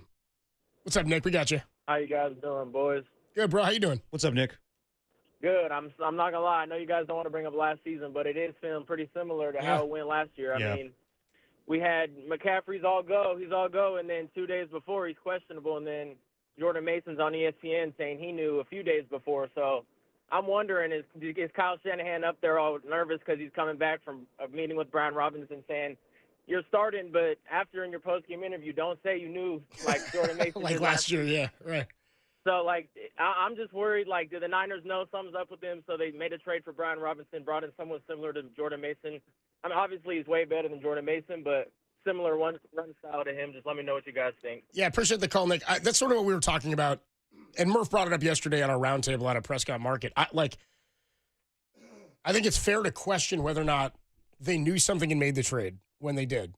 But I'm more of the belief that a good player became available that was going to be better at the 2 spot in the backfield than anybody else they had on the roster, or anybody else they could have grabbed. I actually think, and Derek said, well, if they really were concerned about him as an insurance policy or needing an insurance policy for McCaffrey, you could have signed somebody in free agency. Sure, you could have. Also, I think Brian Robinson's probably better than any running back that was out there in free agency. They would have gotten a one-year deal at the price point the Niners are paying for Robinson. I can't recall who were the running backs in free agency. I think the value on Robinson right now for a one-year deal is better than what they – because they did it for a pick swap too, basically. So, I mean, you're not – he's in a contract year. They're not paying him all that much. He's fairly cheap. I don't know that you would have found this value at that price point in free agency. Probably not. So I think the Niners probably looked at that and said, well, we drafted a running back. Yes. We have another guy here. We have a couple of guys in the backfield. Who's the other guy? Cody Schrader? Was that last year? Am I thinking of Schrader? Yeah, you are. And who's the guy they had this year that got hurt? Oh, 49. Kiner. Corey Kiner. Yeah, Schrader last year, and they went to the Rams. He got plucked from the practice when Kiner goes down with the injury. This year, I think they looked at the backfield and said, as Kyle Shanahan does, and as Shanahans do, we can find value elsewhere. We don't need to go spend on a running back, and they don't usually in free agency. They find them in undrafted free agents, or they find them in the draft themselves. So I think a player became available. They jumped on it. I think anybody in the organization, anybody tied to the 49ers or watches or is a fan, had to come into this year with some level of concern about McCaffrey's health because of what our caller Andrew just said happened last year. Everybody's gun shy or has nerves about his inability to get on the field last year and how it just seemed to linger and get worse and worse. Then when we finally started to see a bit of a burst from him, he gets tripped up in that, was it the Bills game he went down? Yep. Gets tripped up right as he broke through that line. That was the game where he started to see some runs where we thought, hey, he's starting to get up to football speed and in football shape, and then the immediate setback. So I think it's smart planning by the Niners to grab a guy like Robinson when he became available. I don't think it indicates their knowledge or fear of where McCaffrey was. And because Kyle confirmed and McCaffrey had practiced in full up to this point, everybody's talked about how good he's looked. I'm not of the belief that there was something they knew that was lingering because he's been practicing in full until yesterday. Exactly. Like this didn't It's too late for that to have happened. This didn't pop up like, what was it, 2 weeks ago, 3 weeks ago? If it happened 2 weeks ago, then I'd be like, you got to go get Robinson. And then the Commanders maybe not fleece you, but the Commanders might get more for him because you're a little bit more desperate. And let's not get it twisted. I think Brian Robinson is a very talented running back, but he's not great. Like I don't think he's a lead running back by any means. That's why Washington moved off of him. So I do not think that they acquired Brian Robinson specifically because Christian McCaffrey was dealing with a calf injury. I think this literally just popped up yesterday, and McCaffrey felt something and told the trainers, and he's going to be cautious about it. I think that Kyle, this isn't like him like being secretive and being like, going to Brian Robinson today and be like, you're going to be the starting running back. He doesn't know. He really doesn't know. I think he's not giving a answer because he doesn't want to, say what he said a season ago, being like, yeah, Christian McCaffrey's all good to go, and then we get into week 1 of the Monday night game against the Jets, and he's not out there. So, yeah, I would say this doesn't mean anything. I know that Kyle didn't give a detailed response to Matt Mayoko today, but he's just doing what coaches do and say, yeah, he's questionable. I have questionable concern because I do not know if my player is going to be 100% by Sunday. I don't think that they made the move for Brian Robinson because they knew something was up with McCaffrey. I talked to Kyle last week and asked him, when you have a running back that turns 30 and has injuries like this, do you think in the back of your mind, maybe he's on the decline right now, maybe I need to prepare for the future? And he goes, not really. It all depends on the running back. The age doesn't really matter to me, 29, 30, whatever. If he's showing that he's still that guy, then yeah, I'm always going to treat him as that guy. I'm always going to run him the same way. But yeah, you have to look in, to the results and what happened with him in Carolina, all the rib injuries. That's why he got traded to the Niners. And now there is something going on with him with Achilles and calves and PCLs. So you have to be cognizant of that. But I don't think that's going to become a lingering thing all season yet. I shouldn't say I don't think it is. I just don't know right now. I think that McCaffrey just felt something yesterday, and he's being cautious about it. 916 checks in on the Golden State Lumber and Showroom text line, excuse me, at 808 KNBR and says, dude, this overreaction is so annoying. I don't know that we're overreacting. I think we're all just like, hell yeah, season's going. We're getting ready to get started. And then yesterday the news flares up that it feels like it's the same as last year. I'm not of the belief that he's, I don't even think right now because we don't know anything that he's going to be out for some period of time. But any player that missed the amount of time that he missed last year with the injuries that he missed, having something flare up on a Thursday before the start of the season is certainly concerning. I don't think that's an overreaction. I think when he's your best player, of course, missed almost all last year with an injury that happened in the same body region that we're talking about right now, makes everybody go, oh boy, is this going to be the same as last year? I wouldn't say I'm overreacting. I don't think this changes the fortunes per se right now, but I'm also like, it's a story. If he's not out there and Schefter's tweeting about it, it's a story. It's also like 49er fatigue. You get hurt, that's fatigue. You have a wide receiver holdout, that's fatigue. Yeah. You can understand why people think that way. Yeah, you just get worn out on it. By the way, what was the caller from Anna from Sunnybrook, New York? Yeah, 28 minutes. 23, not long enough. By the way, shout out to Valkyrie. We'll become the first ever expansion WNBA team to clinch a playoff spot. Who says we're not going to talk about it with Marcus Thompson later? She said, shame on you for only talking about it with Marcus Thompson. And I was like, dude, you forget that we always bring it up in the unsponsored KNBR Dirty Work Bay Area Weekend Sports Calendar. Absolutely. Free, get tons of love. By the way, somebody checked in here, 209 says, tell that Valkyrie lady, hey, Sharks fan here, totally get it. Did she neigh at the end, too? Yeah, she was like, oh. I don't know what she did at the end. I don't know what the hell like that a was. dying donkey. Was that Liberty trying to sneak in under a different name? Oh, yeah, Liberty. Maybe she moved to New York. Remember, Liberty got very upset with us after Valkyrie's first game of the season. That's true. Or the first win of the year, and she freaked out that we weren't talking about him. I was like, we literally brought it up. Hey, give it time. Give it time. We're talking Valkyrie's ball, but also... Hey, if we're not talking about it the 10 seconds you're listening, we must not be talking about it. Yeah, seriously. Well, guys, come on. We're not really talking about it. No, we're not. Let's not pretend like we're talking about it. Let's be real, too. Chaser's not even having them for their own playoff games. Well, let's be real. I don't want to talk Dubs at all right now. I didn't want to talk Dubs for like half the season last year. Remember that? I was like, we're doing this again every damn day? Until they got Jimmy Butler. I said it for weeks. We were sitting there, and I was like glazed over, like, guys, why are we still talking Dubs? Yeah. Any chance I get to go to Harmonic, though, I'll do that. Get out to Harmonic Brewing out at Chase Center, dude, Thrive City. Fantastic. We'll be out there again this year, I believe. Thrive City, dude, there's some discussion about maybe a Warriors roundtable. Ooh. We might be doing a Warriors roundtable. I'd be down for that. How about that? Be pretty good. Murph show up with the Swiffer and the boombox for that one. Would you like to hear the audio? Do we have Murph from yesterday? Here's Brian Murphy. By the way, Tracy Sandler is going to join us on the other side. We'll talk to her about the McCaffrey news and what the roster's looking like ahead of week 1 against Seattle. So yesterday we do our KNBR 49er roundtable at Prescott Market. By the way, shout out all the listeners that came out, especially the great members of the Filth, your Takis, your Don Peraltas, your Rockin' New Eras, your Lauren F's, your AJ Cruzes, a.k.a. the Mexican-American Dream. You got your Pat H's out there. Ernie out there. Ernie. And by the way, hadn't met this gentleman before. Our new favorite guy. A guy we loved hanging with yesterday. Our dude, Van. Van was the man. Van was the man, dude. Came in his Raider jersey, was wearing his Woodson 24 out of the East Bay. He brought us all pastries. He threw us all what he called beer coupons. I brought mine to show the filth of what he wrote on it, so I'm going to put it on camera right now.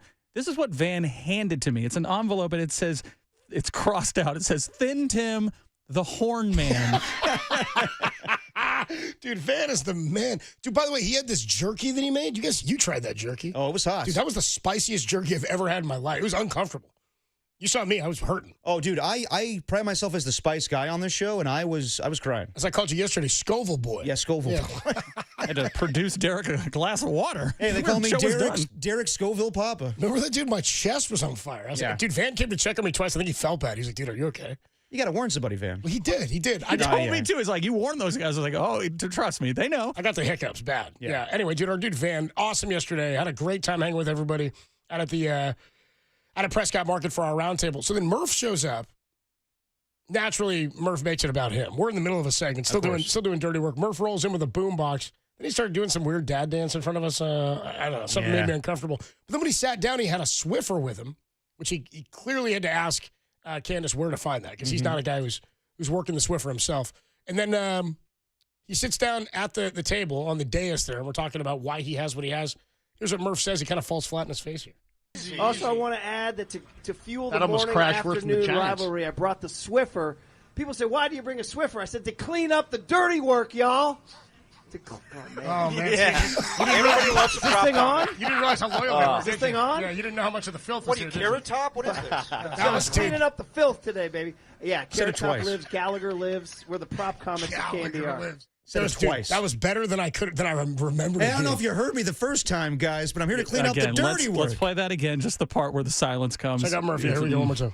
Also, I want to add that to fuel the That almost morning crashed worse than the afternoon Giants. rivalry, I brought the Swiffer. People say, why do you bring a Swiffer? I said, to clean up the dirty work, y'all. Oh, man. Jeez. He went to say it again, dude. He went to clean. Oh, man, dude. Dude, there they were. Pat H, Rockin' New Era, Tacky, AJ. They're all just sitting there staring at him like. Not even a smattering, Murph. They're like, you're going to clean up the filth, huh? Not even a smattering. I say we take Murph out back, filth. What do you guys think? Stomp his ass in the park. I'll see you in the parking lot, Murph. Dude. Yeah. So now you're with me. If we had a brawl with the morning show. Well, if the filth is with us. Okay, all right. It's like 100 men versus one gorilla. Do you dude? Oh man, Murph's got to run his jokes by his show. I think so too. More frequently. I think they've got to filter things for him. We do, or they do. Because Murph's got some good riffs, but it was not good. No, it wasn't a good one. And the prop, if you got to bring a prop, it's probably not very good. No. People say, why do you bring a Swiffer? I said, to clean up the dirty work, y'all. Oh, man. Oh, man. Yeah.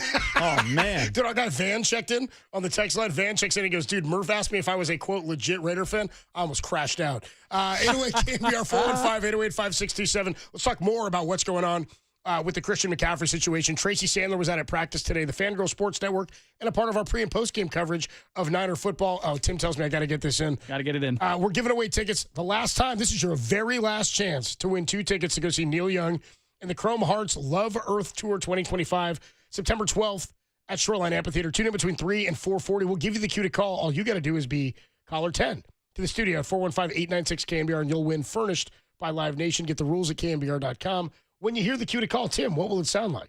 Hey, y'all, it's the cue to call. If you want tickets to Neil Young and the Chrome Hearts Love Earth Tour 2025, call right now. That's what it'll sound like. When you hear that, be caller 10, 415-896-KNBR. We'll take a quick break, and then we'll talk to Tracy Sandler, friend of the show, Fangirl Sports Network. She joins us next talking Christian McCaffrey, only here on The Sports Leader.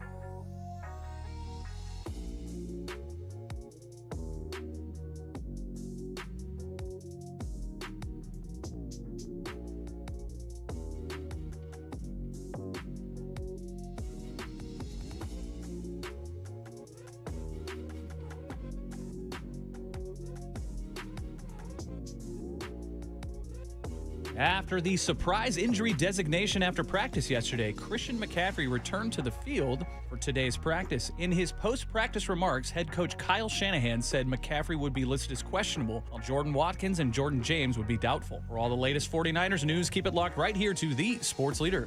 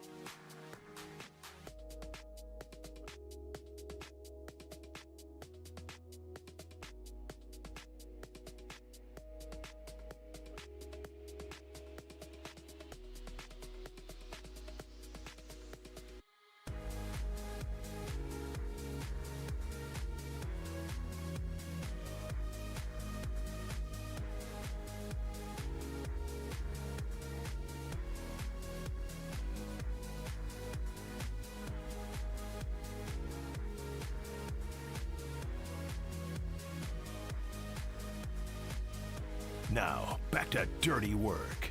Adam Copeland and Derek Papa on KNBR 104.5 and 680 AM. The sports leader. It's Dirty Work on a Friday afternoon of week 1 of the 2025 NFL season. Kicked off last night, Eagles and the Cowboys. We got another game tonight from freaking Brazil. I don't know why it's funny to me. Sao Paulo, Pat Mahomes and the Chiefs are taking on Jim Harbaugh and the Chargers. And we've got the Niners and the Seahawks on Sunday from Seattle. And here to talk about it, one of our weekly guests. We love talking to Tracy Sandler of the Fangirl Sports Network, part of our pre- and post-game coverage on Niner football all season long. Tracy, what's going on? How you doing today? Hey, Tracy. Hi, guys. I am well. How are you guys doing? We're doing okay. So the glorious days of no injuries for the Niners lasted 1 day. One day. How we feeling about Christian McCaffrey? And what was your reaction to what Kyle had to say in the presser about an hour ago? I mean, Kyle was certainly very short in the presser. Mm-hmm. Did not give much information at all, which I can understand for a variety of reasons. It's really kind of hard to say. He was full practice on Wednesday. Thursday pops up as limited, and Kyle said that whatever happened on Thursday. Nobody will give any information on that. And then didn't practice today. The didn't practice today at all, to me, is concerning for Sunday. If he was limited today, I'd feel differently, but the didn't practice at all was concerning for Sunday. And then Christian spoke to the media in the locker room, and he said he's feeling great, and he was proud of himself for kind of being smart, but he really wouldn't say what it was either. It's just last year at this time, I remember Christian saying, I'm always preparing to play, which at the time people thought was, oh, he's going to play. And he didn't say that. He said, I'm always preparing to play. He was questionable, and then we know what happened. So it's not great. I would say that. It's definitely not great. And being so mum about it, I think, makes it feel even more not great, especially with the history. And Christian said with his history, of course, things get blown out of proportion. But this is not a great sign. That was a very long-winded way to say not great. Not great. And I think some fans yesterday and today, Tracy, are like, well, that's why they acquired Brian Robinson, because they knew something was up. But I disagree with that. Do you see the Brian Robinson acquisition as an insurance policy for Christian McCaffrey's health, or more so Isaac Guerendo's inconsistent play in training camp? I think it's more the latter. I agree with you. I don't think something was up. You could just tell by everyone's kind of mood and the way they talked about Christian, even the way the Proc talked about Christian yesterday when he spoke to us. I don't think that this was some sort of insurance policy. I think it had more to do with the fact that they did not have a true number 2 running back that they fully trusted and fully felt was a playmaker. And I believe that is why they got Brian Robinson. I do not believe there was some secret agenda going on. Talking to Tracy Sandler of the Fangirl Sports Network on the UMA guest line. So then we had a sort of muffled audio clip that we just played from the locker room where Vic Taford put this out. He and Matt Barrows, and I think others were around. Maybe you were there talking to Christian McCaffrey. And he sounded kind of like he did before the season last year, where he said he took himself kind of out of practice yesterday and didn't finish it sort of to be cautious about the calf. And then he said he felt great and said he wanted to be out there, planned to be out there. I just never know what to make of a player saying, yeah, I'm good to go, versus what you're seeing or hearing from a head coach. What's your take on how he says he's feeling? But I will say he didn't say I'm good to go. Okay. And I think that's the same thing as last year when he said I plan to play. I think I felt great. I was proud of myself. I'm not there today, so I'll be very upfront about that. But Gotcha. I did watch the clip. But I felt great. I feel great. I'm proud of myself. These things get blown out of proportion. I believe he said something to the effect of, I'm always preparing to play, but Yes. he did not say I'm good to go. Okay. And which he can't. I mean, even if he is good to go, he really can't say that today, because what if tomorrow he's not good to go? So he really can't say that. But I think it does sound very similar to last year. We'll see this. I also think, by the same token, if anything is iffy, this is week 1. So if it's even slightly iffy, why would you put him out there? I mean, I know it's a division game and every game matters and all of that, but it's week 1. So would you risk losing him the whole season? No. It's a little hard to say. They are very mum about exactly what happened. They won't say what happened. And, Christian, I think even said, I'm not supposed to say what happened, but it's something that happened yesterday. I took myself out of practice. It just doesn't it doesn't sound super promising for Sunday. Beyond Sunday, we'll see. Talking to Tracy Sandler on the Uma guest line. I mean, there's no question that Kyle Shanahan is capable of running the ball without McCaffrey, but we saw their inability to score in the red zone without McCaffrey a season ago. So even if he's not 100%, how much does his presence open everything up for everybody else on the offense, and then how does it kind of compromise that when he's not out there? Well, I think you nailed it. His presence totally opens up for everybody else in the offense. I think the other thing to think about this year that maybe wasn't necessarily the case last year at this time is the 49ers have been down so many wide receivers. And yes, they certainly are more robust today than they were a week ago. But I think one of the things that was going to really kind of make up for everybody playing catch up in the wide receiver, well, not everybody, but a lot of people playing catch up in the wide receiver room was having Christian McCaffrey available as a pass catcher. So I think it changes things quite a bit. You're right. They were not particularly effective in the red zone or at all without McCaffrey. So it's a huge loss. It's not anytime you lose a player, a playmaking player, it's a big loss. But McCaffrey he's just one of those game-changing kind of generational players, in my opinion. Losing him is a huge loss. I would imagine it changes the offense dramatically. Now, do I trust that Kyle Shanahan can scheme around it and figure it out and have other people make plays? Yes, but it's just not the same without McCaffrey. And frankly, we've seen that since he arrived in 2022. When you look at where the team was when they traded for him in 2022 and how the rest of that season went, how 2023 went, without Christian McCaffrey, they are a very, very, very different football team. Tracy Sandler, the voice you hear on the Uma guest line. How do we feel entering the season about the NFC West in general, about where the 49ers stand in the West? Because what's interesting about this week is they'll play Seattle, or Christian McCaffrey or not, and they won't play them again until week 18, right? So there'll be two completely different teams or rosters. Who knows whether or not that game will mean anything or everything to both of these teams or one of these teams. What do you make of where the 49ers stand? Because I think we've talked a lot about it this preseason. I think they've got the most question marks of any team in the NFC West. I would agree they have the most question marks. I still think, Arizona's always a little bit of a wild card, but I don't totally trust them. And I don't totally trust Kyler Murray. I think it's them and the Rams are really the ones. I think Seattle is a good team. I think Seattle is a better team maybe than people think, and I could live to regret saying these words, but I do think ultimately it's going to come down to the Niners and the Rams. But I feel strongly, and people are not going to like this at all, but if Matthew Stafford is healthy, I think it's the Rams, no question. And I know people are not going to like that, and don't at me, even though you're probably going to, but I do believe that the Rams are just the best team if Matthew Stafford is healthy. No, I don't think it's a hot take by any means, Tracy. I mean, they won the division a year ago, and they are more talented than the 49ers, so I'm with you on that one. I mean, on top of everything with McCaffrey's uncertainty for Sunday, do you question how effective Juwan Jennings will be with missing so much practice and just returning this week? I think it's certainly he may not be up to where he was last year, but I think what would give 49er fans some confidence, and probably gives the 49ers confidence, is Juwan Jennings has been in this offense for a long time. I think Juwan Jennings has stayed in as much football shape as he could have. Brock Purdy really trusts Juwan Jennings. They've had really good chemistry over the years. So, he may not be right to midseason Juwan Jennings form from last year, but I do think he will be relatively effective, and I think they would be able to use him however they were, normally planning to use them, and he'll be a bit of a bright spot for the team.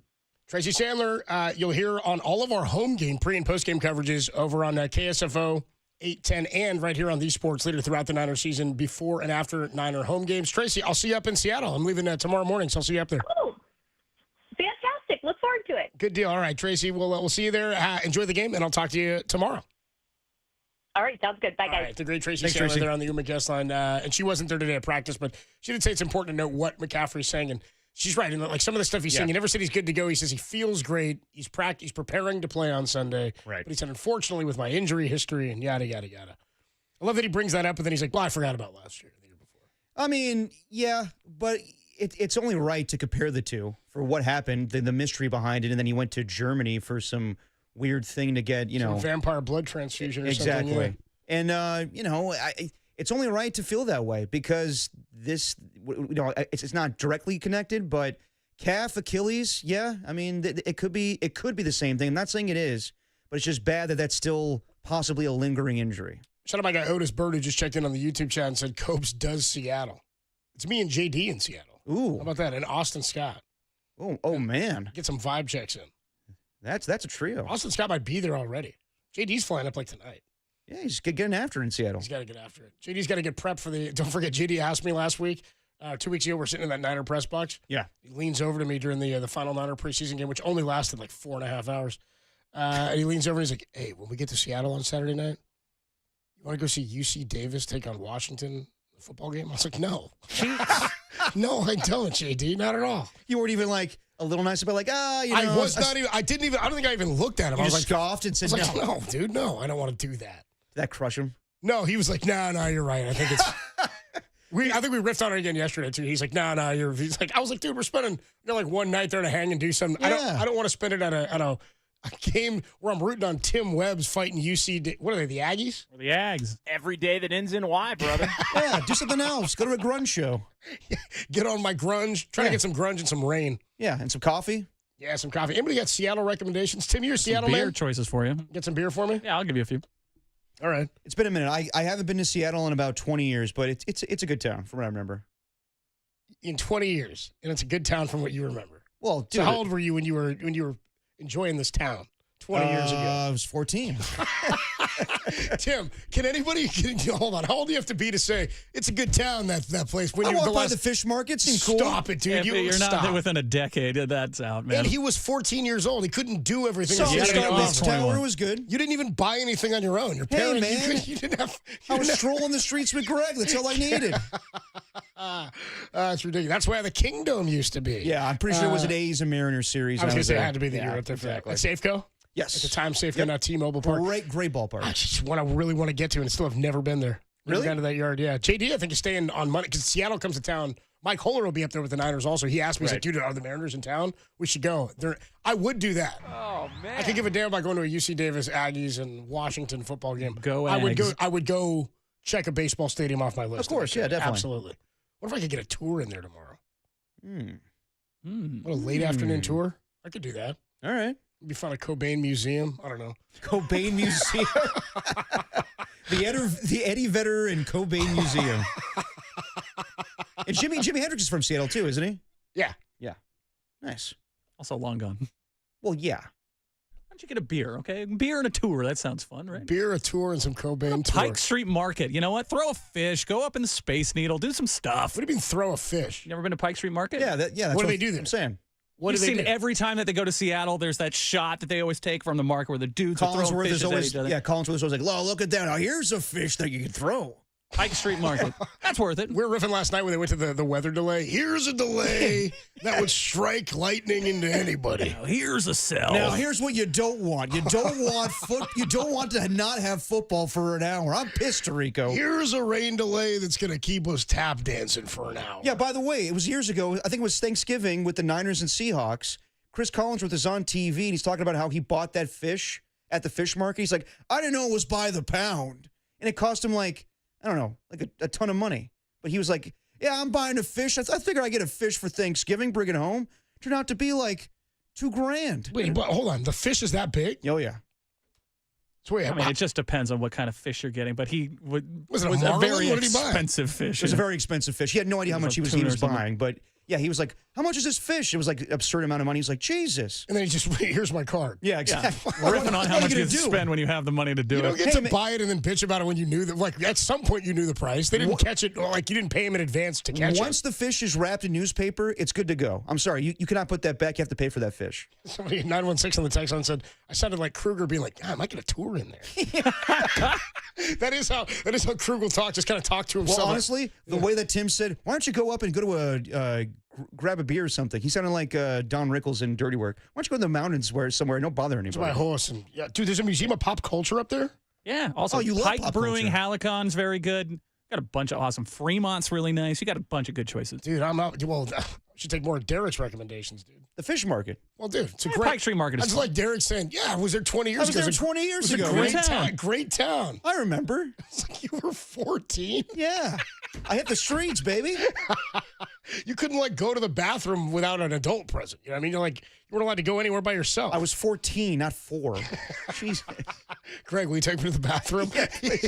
All right, fine. We'll take a quick break. By the way, we'll catch up with Marcus Thompson coming up at 3:50. Stay tuned for your Valkyrie talk. That's for Anna out in Sunnybrook, New York. And Liberty. 3:50, Marcus Thompson's going to join us. When we come on back, other games of note this weekend. It's week 1 of the NFL season. Oh, and then it's Christmas. Next week, we get to kick off all of our football content. Your Who Stepped in It, your coach speak. Yeah, I'm down. We'll do all that. Is Harmony back this year? We'll have to see about that one. But She's not here today, but she may be back next. I think we need to look into all the opens for everything we did a season ago and see what they say. Because maybe the imaging is a little old. I bet you all the stuff is still good. Tim, do we have any opens from last year? Yeah, it's going to sound like this. This is Dirty Works. Sound Soiree. Yeah, do we have like a lot of that? Do we have like a Who Stepped in It, though? What does it sound like now? It's all been updated, right? Sure. Yeah, why don't you play one? I'm sure they're all updated. Let's hear. Let's see. Let me see. Let me see if I can pick one. You know, Who Stepped in It, maybe a coach speak. The coach speak one's funny because you'll know out of the gate. The first line tells you whether or not it's updated. When NFL coaches speak, we listen. And I just think it's difficult to box without sparring. This one's okay. Free coffee? It's football season. It's definitely not okay. Players play football in football season. No, wait for it. This is Coach Speak with Adam, Derek, and Tim. Dude, we do have that one edited. I didn't know you did that. The Who Stepped in It one definitely is not updated. No, probably not. It's like Tolbert and Copes want to know. Yeah, It's like exactly. immediately it drops Tom's name out of the gate. Every time, like, Tim had to, like, pot it down and be like, want to know who stepped in it. Yeah, just sounded shoddy. A lot of stuff going on here, guys. All right, we'll take a quick break. When we come on back, we'll get more into some of the games that are on the docket for this weekend. And I need you guys to help make my itinerary for Seattle. Well, not so much Derek. He hasn't been in 20 years. We'll talk about it next. I remember like yesterday. Dirty Work. He's like, they had a great arcade. Dirty Work rolls on the Sports Leader.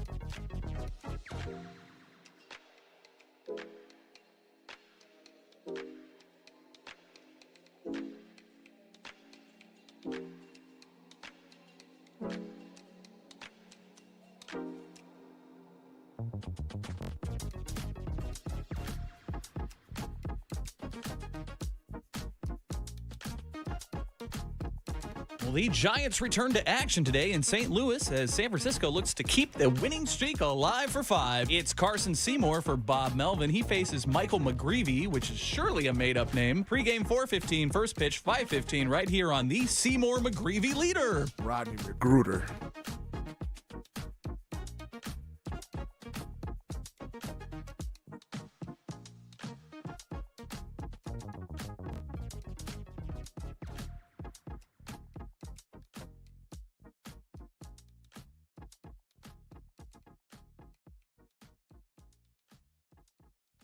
Hey, what's going on, everybody? Adam Copeland here.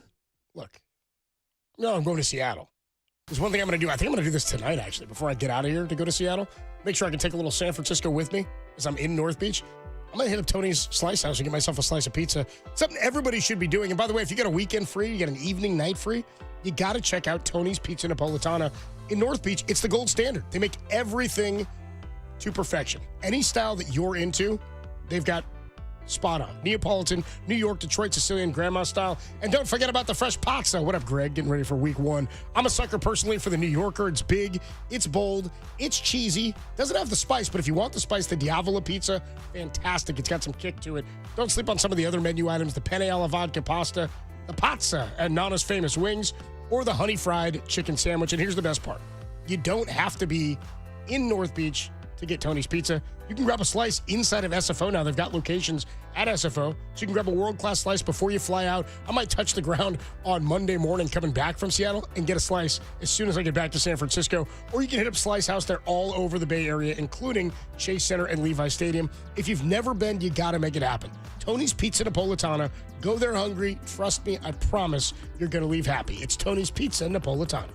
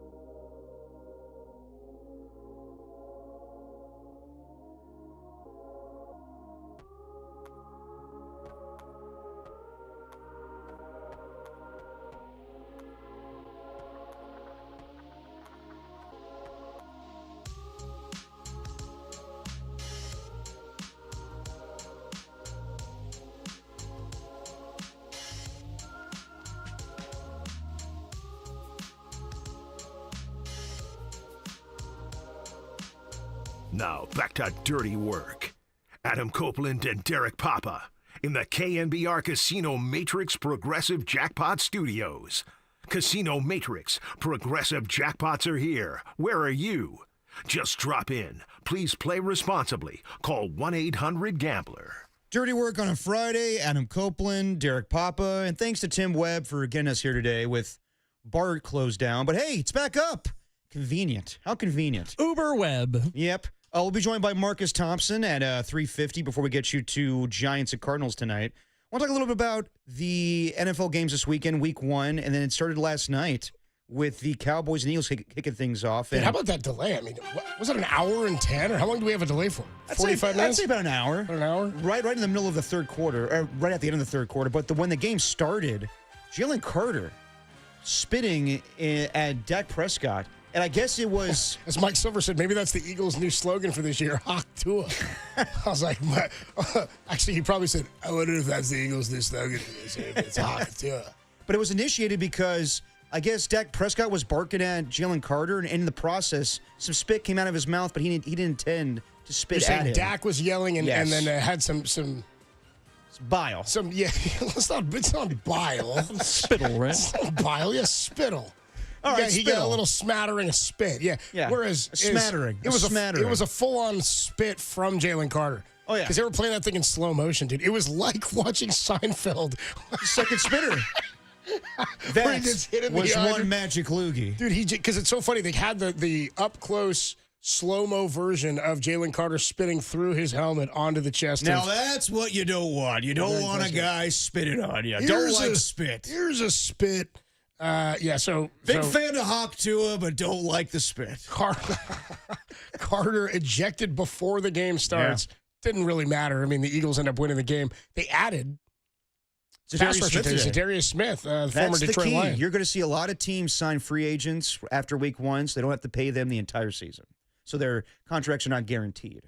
Interesting. Yeah. Interesting move there. So they get through week 1. Snooze of a game, by the way, after the delay. I would Really say second so. half. I mean, about 4 minutes left, 4.5 minutes left. They go into a weather delay.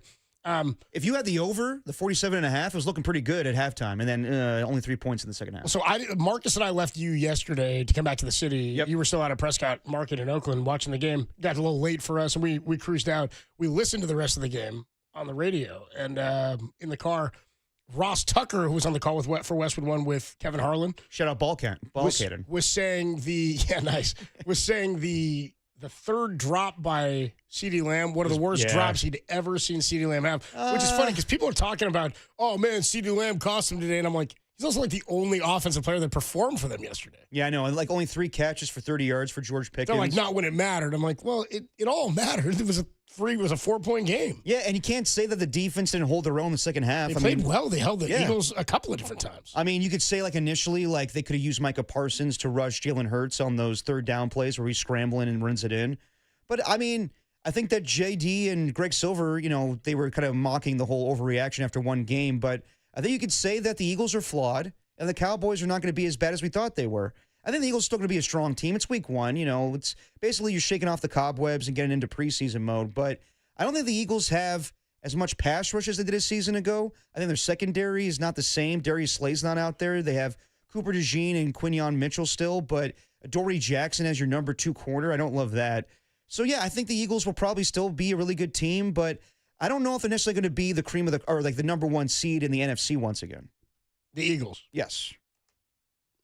Well, who would be the Packers is who you're looking at?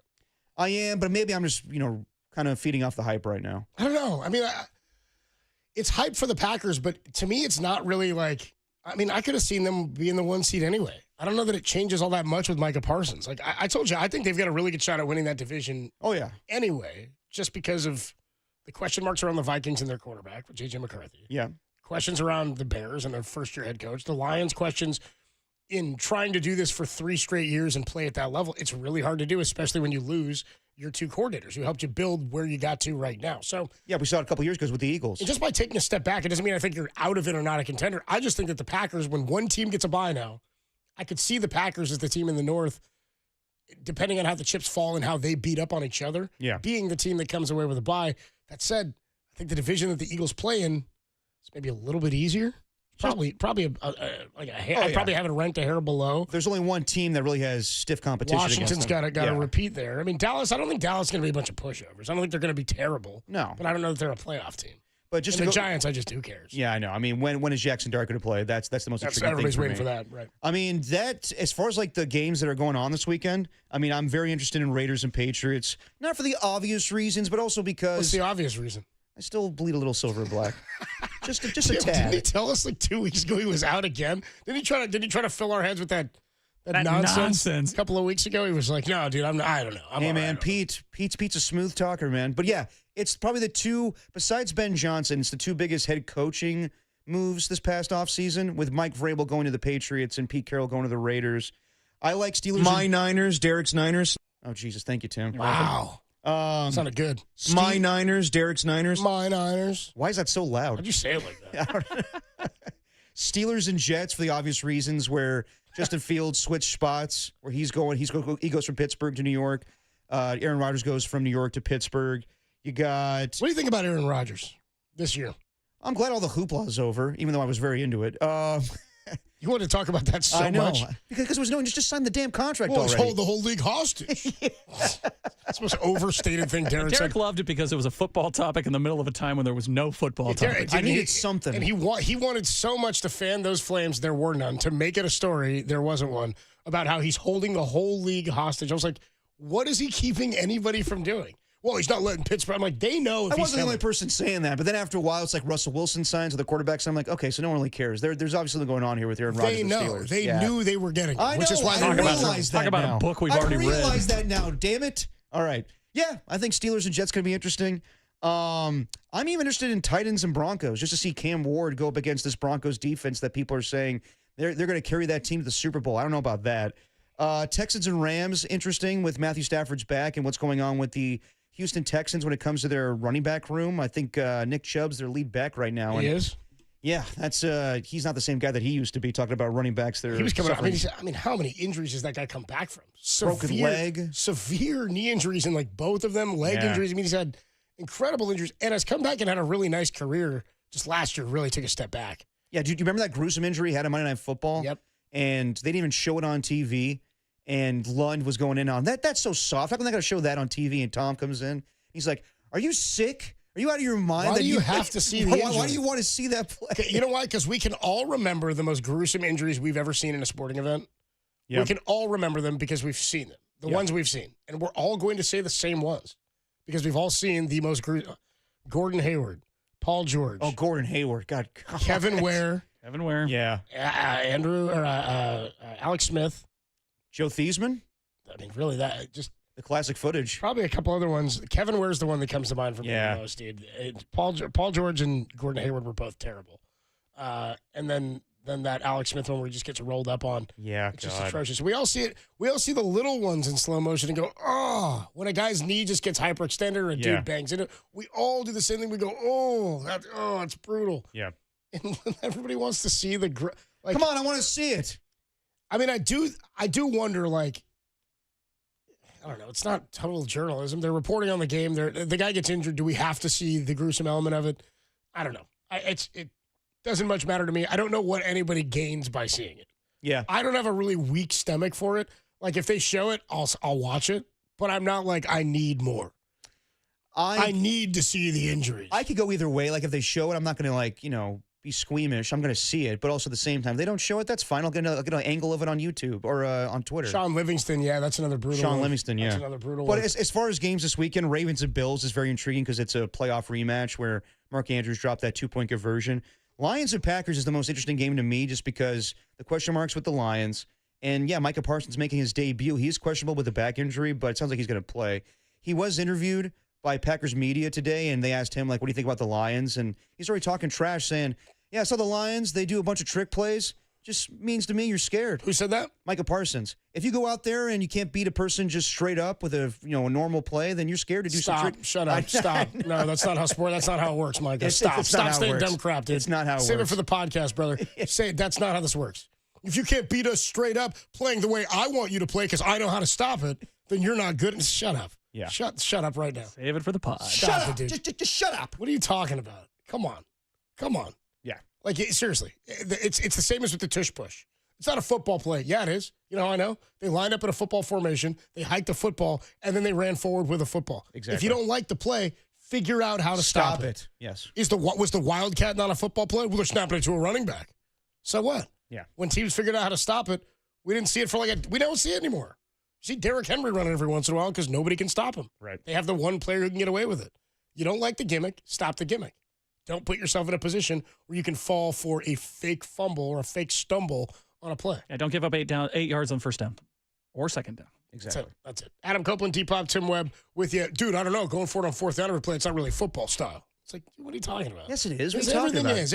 Everything within the game of football is football. That's why I don't get. That's not really. I don't know. It's not really a football play. Yeah, it is. They lined up legally, and they have a football in their hands. It's a football play. We'll take a quick break. When we come on back, Niners and the Seahawks. We'll preview this one. It's over on 8:10 a.m., starting at 10 a.m. with our coverage on Sunday. Myself and John Dickinson into the broadcast with our guy Tim Ryan and Haberman will be on the call this week. Habey Habester. All right, when we come on back, more on week 1. Niners and the Seahawks. Going to be a tough one up there at Lumen Field. I think so. We'll talk about it next. Dirty Work rolls on. Giants pregame coming up at, 4:15? We're right around the corner on the Sports Leader.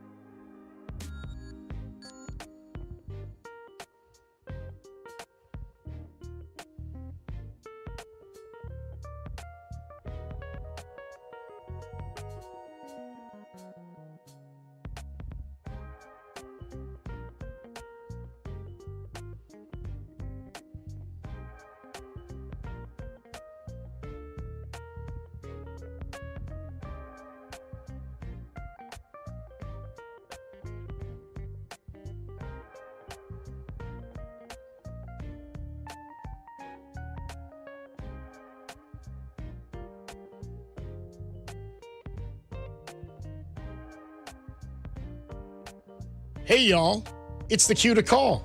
If you want tickets to Neil Young and the Chrome Hearts Love Earth Tour 2025, call right now.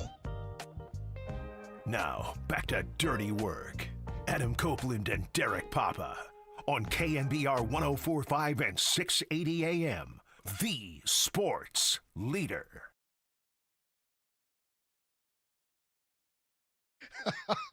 Dirty Work rolls on a Friday afternoon. Adam Copeland, Depop. Tim Webb with you. Happy birthday to Murph, by the way. Oh, yeah. How about that? Murph's birthday. Nothing worse than being sick on your birthday.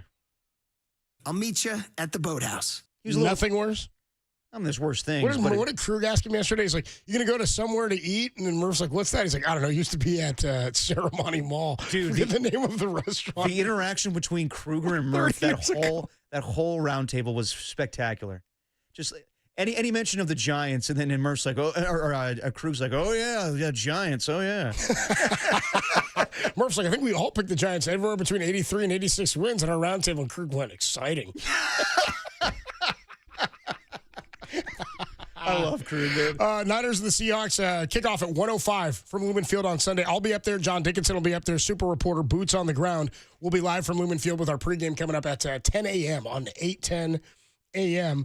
And then the game kicks off at 1, and we'll be on after the game from Seattle, breaking down what happened in Week 1. Brock Purdy in his career 5-1 against Seattle, including the playoffs, and has had some real big, gutsy win performances there. Oh, yeah. Beat them injured in his first year on that Thursday night in the rain. Yeah, what was that injury again? It was like Was he dealing with an oblique? Or? Yeah, something like that, an oblique. And remember they did the walkthrough. They didn't know like the day before in the ballroom walkthrough in the hotel whether or not he was going to be able to play.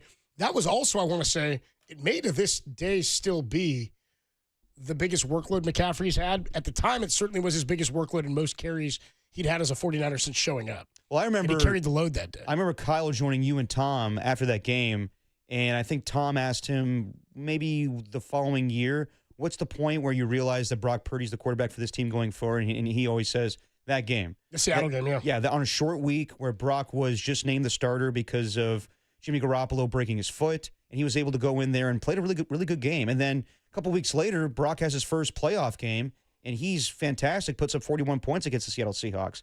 I'll say, like yesterday, they were talking about the rivalry of the Seahawks and the 49ers back in the day between really Russell Wilson and the Legion of Boom against Colin Kaepernick and that 49er defense.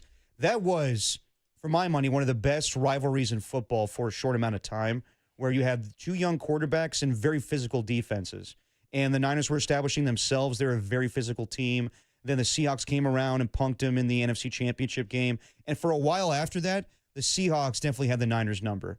And they've always established themselves, the Seahawks, as a very physical team. And then things changed, obviously, with the Legion of Boom, different players leaving, Richard Sherman joining the 49ers. And then since then, the 49ers really have punked the Seahawks. And we just mentioned it. Brock Purdy's 5-1 against them. And the Niners pride themselves on being a very physical team. Right. Today, I don't know, because of the question marks around the 49ers, I can't say with certainty that the 49ers are as physical as the Seahawks anymore. I'm only basing that off of the type of run blocking or the type of running game they're going to have now, the zone blocking scheme that we saw in preseason with Zach Charbonnet and Kenneth Walker, but also just their mentality, Mike McDonald being their head coach and being a very defensive-oriented team. I think that Seattle probably will be a more physical team come Sunday, and the Niners have to prove it to me. I think that they've lost that physicality, and hopefully that Robert Saleh can bring that back.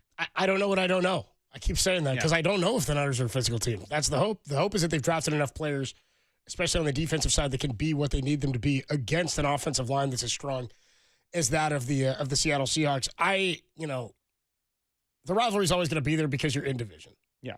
And you'll play each other twice a year. And part of what builds the rivalries, though, with these teams, too, is the consistent level of players that you have. Like with Russell Wilson not there anymore, it certainly ended an era of that rivalry. That Legion of Boom defense breaking down or dismantling ended the era of that rivalry. It's certainly been more the 49ers and the Rams, the top two teams in the division, really since Seattle went by the wayside in terms of being a contender.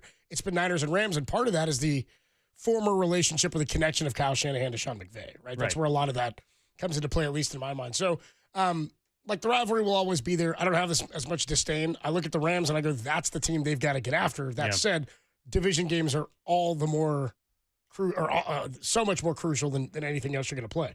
They don't win in the division. They've still got a damn good shot to go to the playoffs based on the rest of their schedule. Winning the division, though, I think is where they have to set their goal for this one, and it starts with a win on Sunday. I'm not that confident.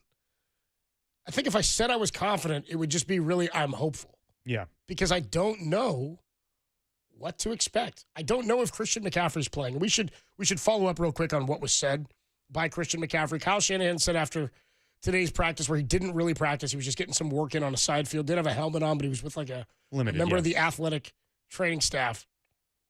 Kyle said he's questionable for this game. Mm-hmm.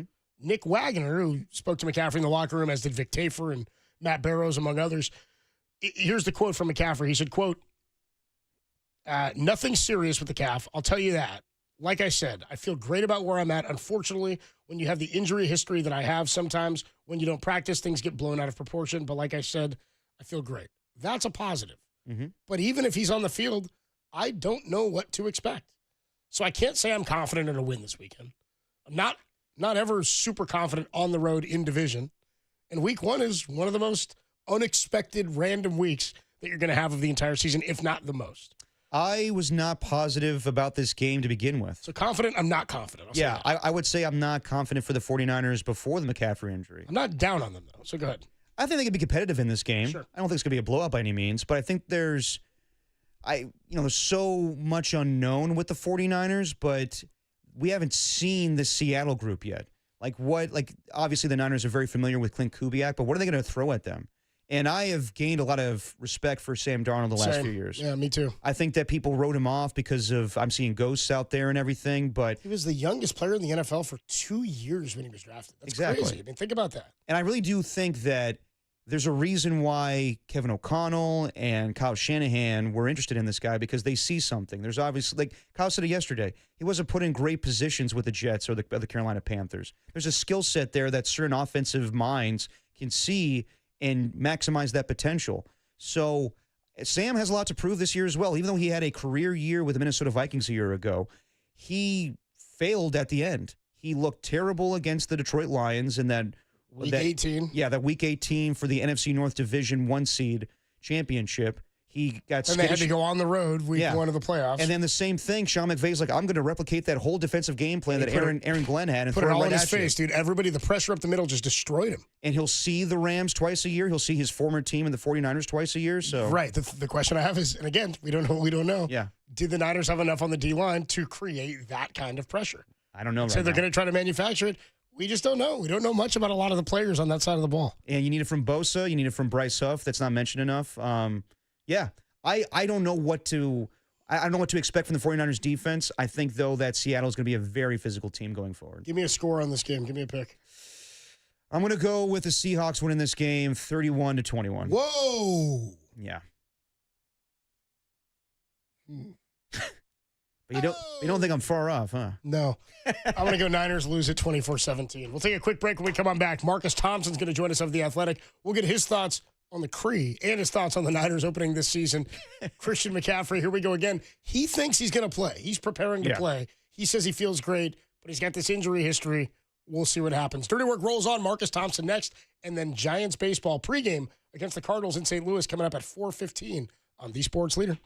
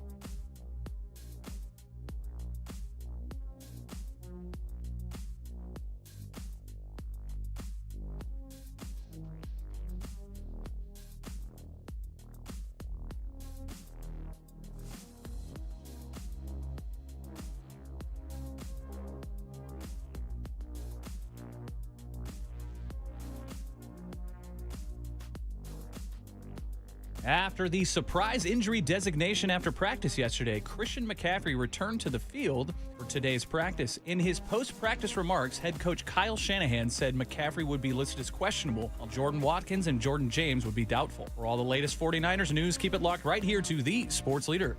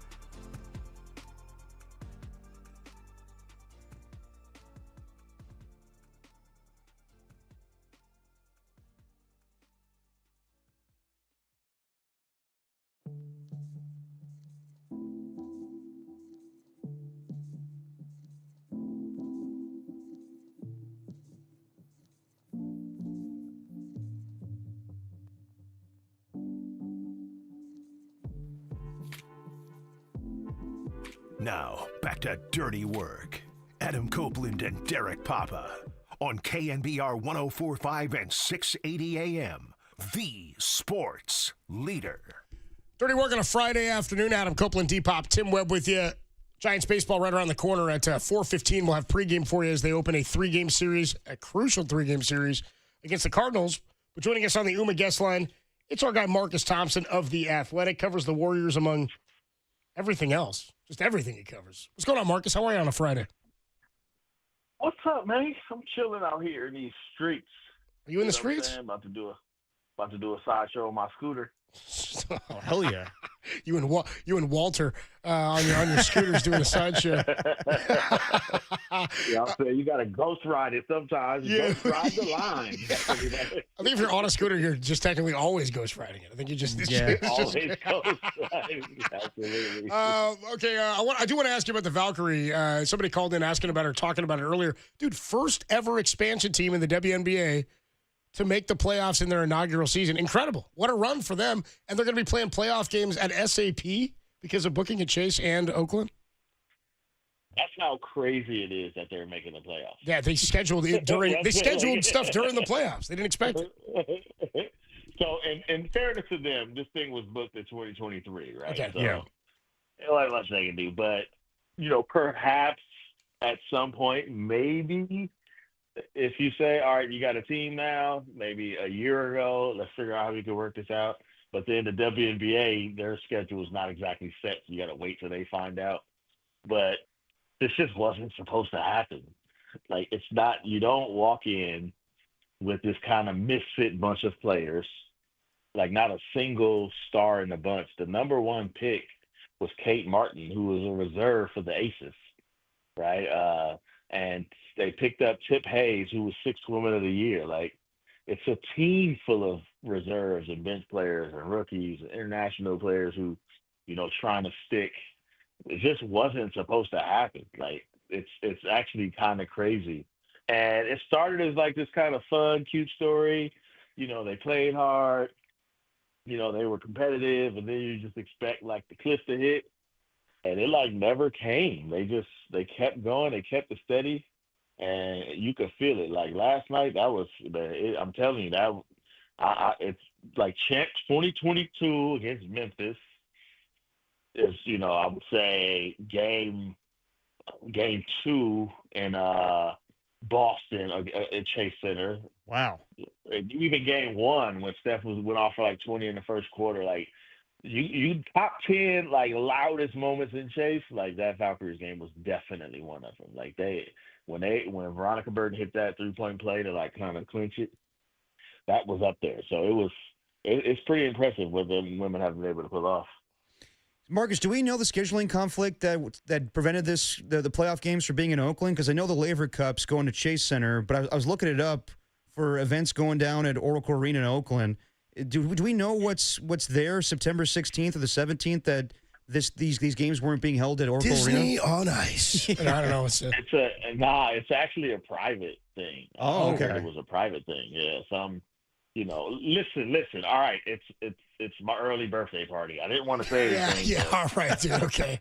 Yeah. But I'm not moving it. I don't care what they say. I'm not moving it. Dude, by the way, that might be like a Mark Spears move. Like Spears might be legitimately involved in whatever's going on there.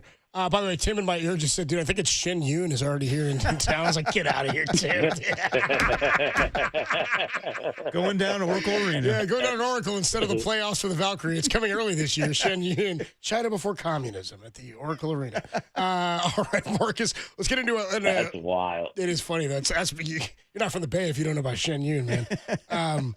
The 49ers open on Sunday in Seattle. People are saying that me and Derek are being negative. I don't think we've been negative at all. We just keep saying we don't really know what we don't know about this Niner team. We now have uncertainty about McCaffrey, who they say flared up with a bit of a calf thing yesterday. He says he's feeling okay and is planning to play, but we'll see what happens.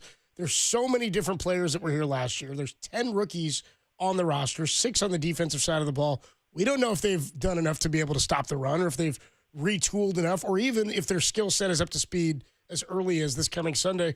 What's your take? I just feel like this is the most unknown I felt about the 49ers maybe since Kyle Shanahan got here in 2017. Yeah, this is why, and it feels like things keep coming too.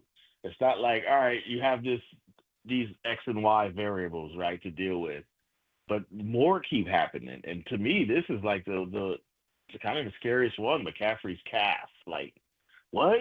I Yeah. thought that was over, Again? and suddenly it's not over anymore. So it's really hard to make out like how well they're gonna do. I feel like it might be rough to start, right? Give me like first 6 games. If they go 3-3, even 2-4, I think that wouldn't be surprising to me just because of the amount of adversity they got to get through. The thing going for them is the schedule is, it's not daunting. If you thought anybody in the NFC West was incredible, like who, right? The Rams were looking like a hot commodity at some point, but who knows what's happening with Matt Stafford? And if they don't have a quarterback, like nobody looks like daunting in the NFC West. So if you got 6 games right there, you can win 5 of them. Like that's half the battle right there. So it just feels like if they could somehow manage to survive these things and build some momentum, I could see them winning 10, 11, or 12 games and still being somehow fine. But man, I guess the only benefit they would have is they've been through mess before, right? Like this isn't new to them, so maybe they respond. I do expect the defense to be better. I do expect Bosa to be better, especially with Salah, because them two, they're a good pair, and it works well in that sense. So Fred Warner, Nick Bosa should be better. I think they should be better defensively, which helps in the long run. But man, if McCaffrey is not playing games, like you can hang it up, bro, because the offense is him. That's what they got. Yeah, I mean, that was going to be my next question, Marcus, is just how problematic is that where McCaffrey's not out there? I mean, I think that we all know that Shanahan can scheme it up with the running game, whoever's going to be the running back. But if Christian McCaffrey's not out there, he opens everything up for the offense, much like Jimmy Butler for Steph Curry and everybody else involved, where, you got the play-action fakes. It helps out Ricky Pearsall. It helps out George Kittle. So Christian McCaffrey's not out there. I think it's just the same offense you see a year ago where they can get there, as far as like getting in the red zone, but they don't capitalize on that. Yeah, I mean, Shanahan's like genius as a quarterback, as a play caller, is getting the defense to go one way or focus one way and setting him up for the okey doke, right? Right. And having somebody like McCaffrey, who is just a natural magnet for the defensive attention, like it's easy to do stuff like that. The misdirections, the way he schemes up to get people open. You need a big, like, hey, over here type thing, right? McCaffrey is just that, just by being on the field. You don't have Debo, McCaffrey if he's hurt. Now you're basically saying, like, Purdy, you got to win it, but we don't have anything to make the defense lean one way or the other. And that gets to be tough. Now that offensive line has to be, like, really on point. And Purdy has to be exceptional. So that's just a tough pill to swallow. Like if going in you don't have McCaffrey and you can kind of make these accommodations with the roster, perhaps. But they've been like it's all kind of built around McCaffrey. So if he's not there, it's tough. So that's a hard pill to swallow. And we saw it. McCaffrey doesn't play. Look what happened last year. Like that. It's just a different offense, a different team when he's not playing. And they don't have these other pieces around to make you say, all right, we could figure out another way to get the defense leaning because Brock Purdy just needs all that. Otherwise, like Ricky Pearsall better be incredible because he's going to get a lot of activity coming across the middle. Does he? I mean, when you look at Brock, and I know you were hyped on Brock. I like what Brock has done. I was fine with giving him the contract, and $53 million is what he got this offseason. Because of that contract, I mean, there's a lot of guys who exited the roster, and they did have to retool and reset price tags in a lot of those position groups in those rooms. Like, do you look at him and say, now that you're making this money, you do have to be more of the offense? You do have to create yourself? Does that change anything for you? 1,000%. Like, Brock's got to win you games. Yeah. That's the burden now, right? I mean, that was always the case. And, listen, ain't no quarterback winning without good players around them. Like, that's just not happening. So there's only so much he can do if he doesn't have a reliable place to go on offense. So there is a cap, and we've seen Brock is excellent when he's got reliable places to go, but he just needs to be able to do more with less. You know what I'm saying? Like that's the burden on Brock Purdy. It's no longer like I don't have my players. Remember, it was like the Debo missed 3 games, they lose, right? Yep. Like that. Yeah. Like you have to be able to make things happen. It's more on him now to handle it because he's getting the money. Like he's one of the reasons guys had to go, and he's got to be able to turn some of these guys into players, right? The veterans carried him. He came to a team that was stopped, and they carried him. They supported him. They vouched for him, right? They spoke highly of him. They made plays for him. Well, now he's getting to be the OG with all these new dudes. So now he's gonna have to. All right, Ricky, here's what you need to do, right? Like, Valdez Scanlon. I'm not, who else you've been, but we got to work this out together. Like, he's got to be one of them guys that lead this team and bring the most out of the other players. So I do think you need to see another level from Brock in that sense. Marcus Thompson, the voice you hear on the UMA guest line for The Athletic, best sports writer in the country. We do it every week. Marcus, have a nice weekend, man. We'll talk to you next Friday. Later, Marcus. All right. Hey, y'all want some video of the sideshow or what? You want me to hell yeah, we do. Yeah, we do. Yeah, send us some video of the sideshow, dude. It's about to go down. Burn rubber. Marcus Thompson. Oh, yeah. Save that one, Tim. Burn rubber. I like that one, dude. Yeah. Walter could never. That's our new, every time we reference John Dickinson, every day that ends in Y, brother. Every time we reference Marcus Thompson, burn rubber. So dumb. Somebody texted in while Marcus was talking. He goes, "Yeah, McCaffrey, all that Bryce good because you need defense." And I'm with you. Yeah. This is why I'm not being negative on the team. People are going on the text on, "You guys are being so negative." I'm not being negative on the Niners. Can we be real? I didn't pick them to miss the playoffs. I said yesterday at the roundtable, I said, I wouldn't be surprised after by the way, everybody, you were so high on them and so smart last year, 6-11. You guys all knew everything so good. Yeah, they're back. They're just as strong. Let's go. Yeah, 6-11. Way, I picked them to win 10 to 12 to win 10 to 12 games this year. Yeah, I said I wouldn't be shocked if they were 9-8, and I wouldn't be shocked if they were 12-5 or 11-6 or something like that. Anywhere from third place to first place in the West wouldn't surprise me. But for all of you to act like they're going to dominate Seattle, you don't know anything about Seattle. No. You don't know anything about Seattle with Sam Darnold. You don't know anything about the 49ers and their new defense. None of the guys who are going to be playing tomorrow, so many of the guys, I should say. You may have 3 defensive starters that are rookies that you've never seen. Yeah. There's 3 other guys on defense on the D-line that are going to play that none of us have seen. Alfred Collins played 60 snaps in the preseason and had a half a tackle. But I'm negative. We'll take a quick break. Negative. Yeah, I'm so negative. I'm just I don't know what I don't know. No. I said I don't know, and they're quit being so damn negative. I don't think anybody knows anything about this this 49er it's so easy to team go right win now. in Seattle with a Get team. your pom-poms out. I don't know what you want from me. I don't know. Then I root for them to win, you being a homer. You can never win, Copes. We'll take a quick break. When we come on back, we'll get you ready for Giants baseball. People are pissed we haven't talked Giants. They didn't even play yesterday. We'll get you ready for pregame next on these Sports Leaders. Jesus.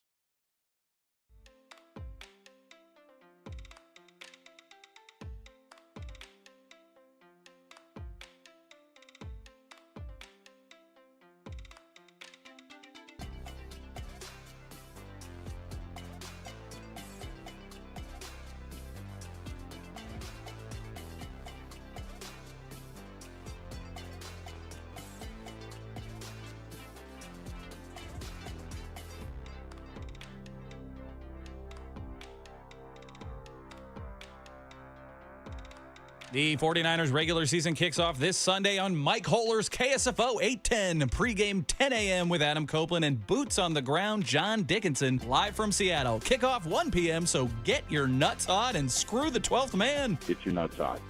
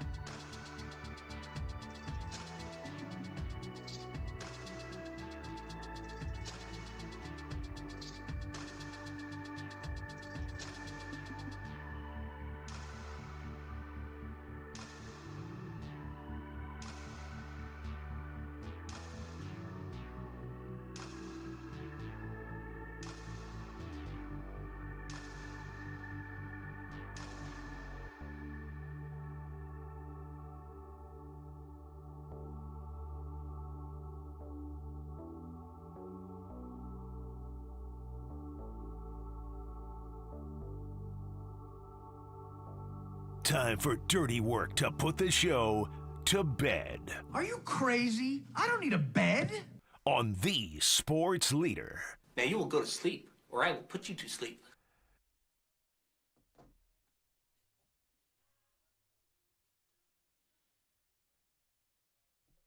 Byron Ratner.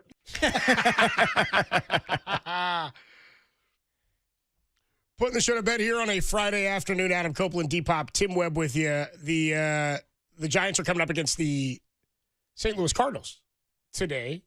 5:15 first pitch, a 4:15 pregame. And we'll talk to FP from the broadcast booth in just a little bit. Get you ready for this one. Huge series for the Giants. Is they're 71-69 against the Cardinals 70-71.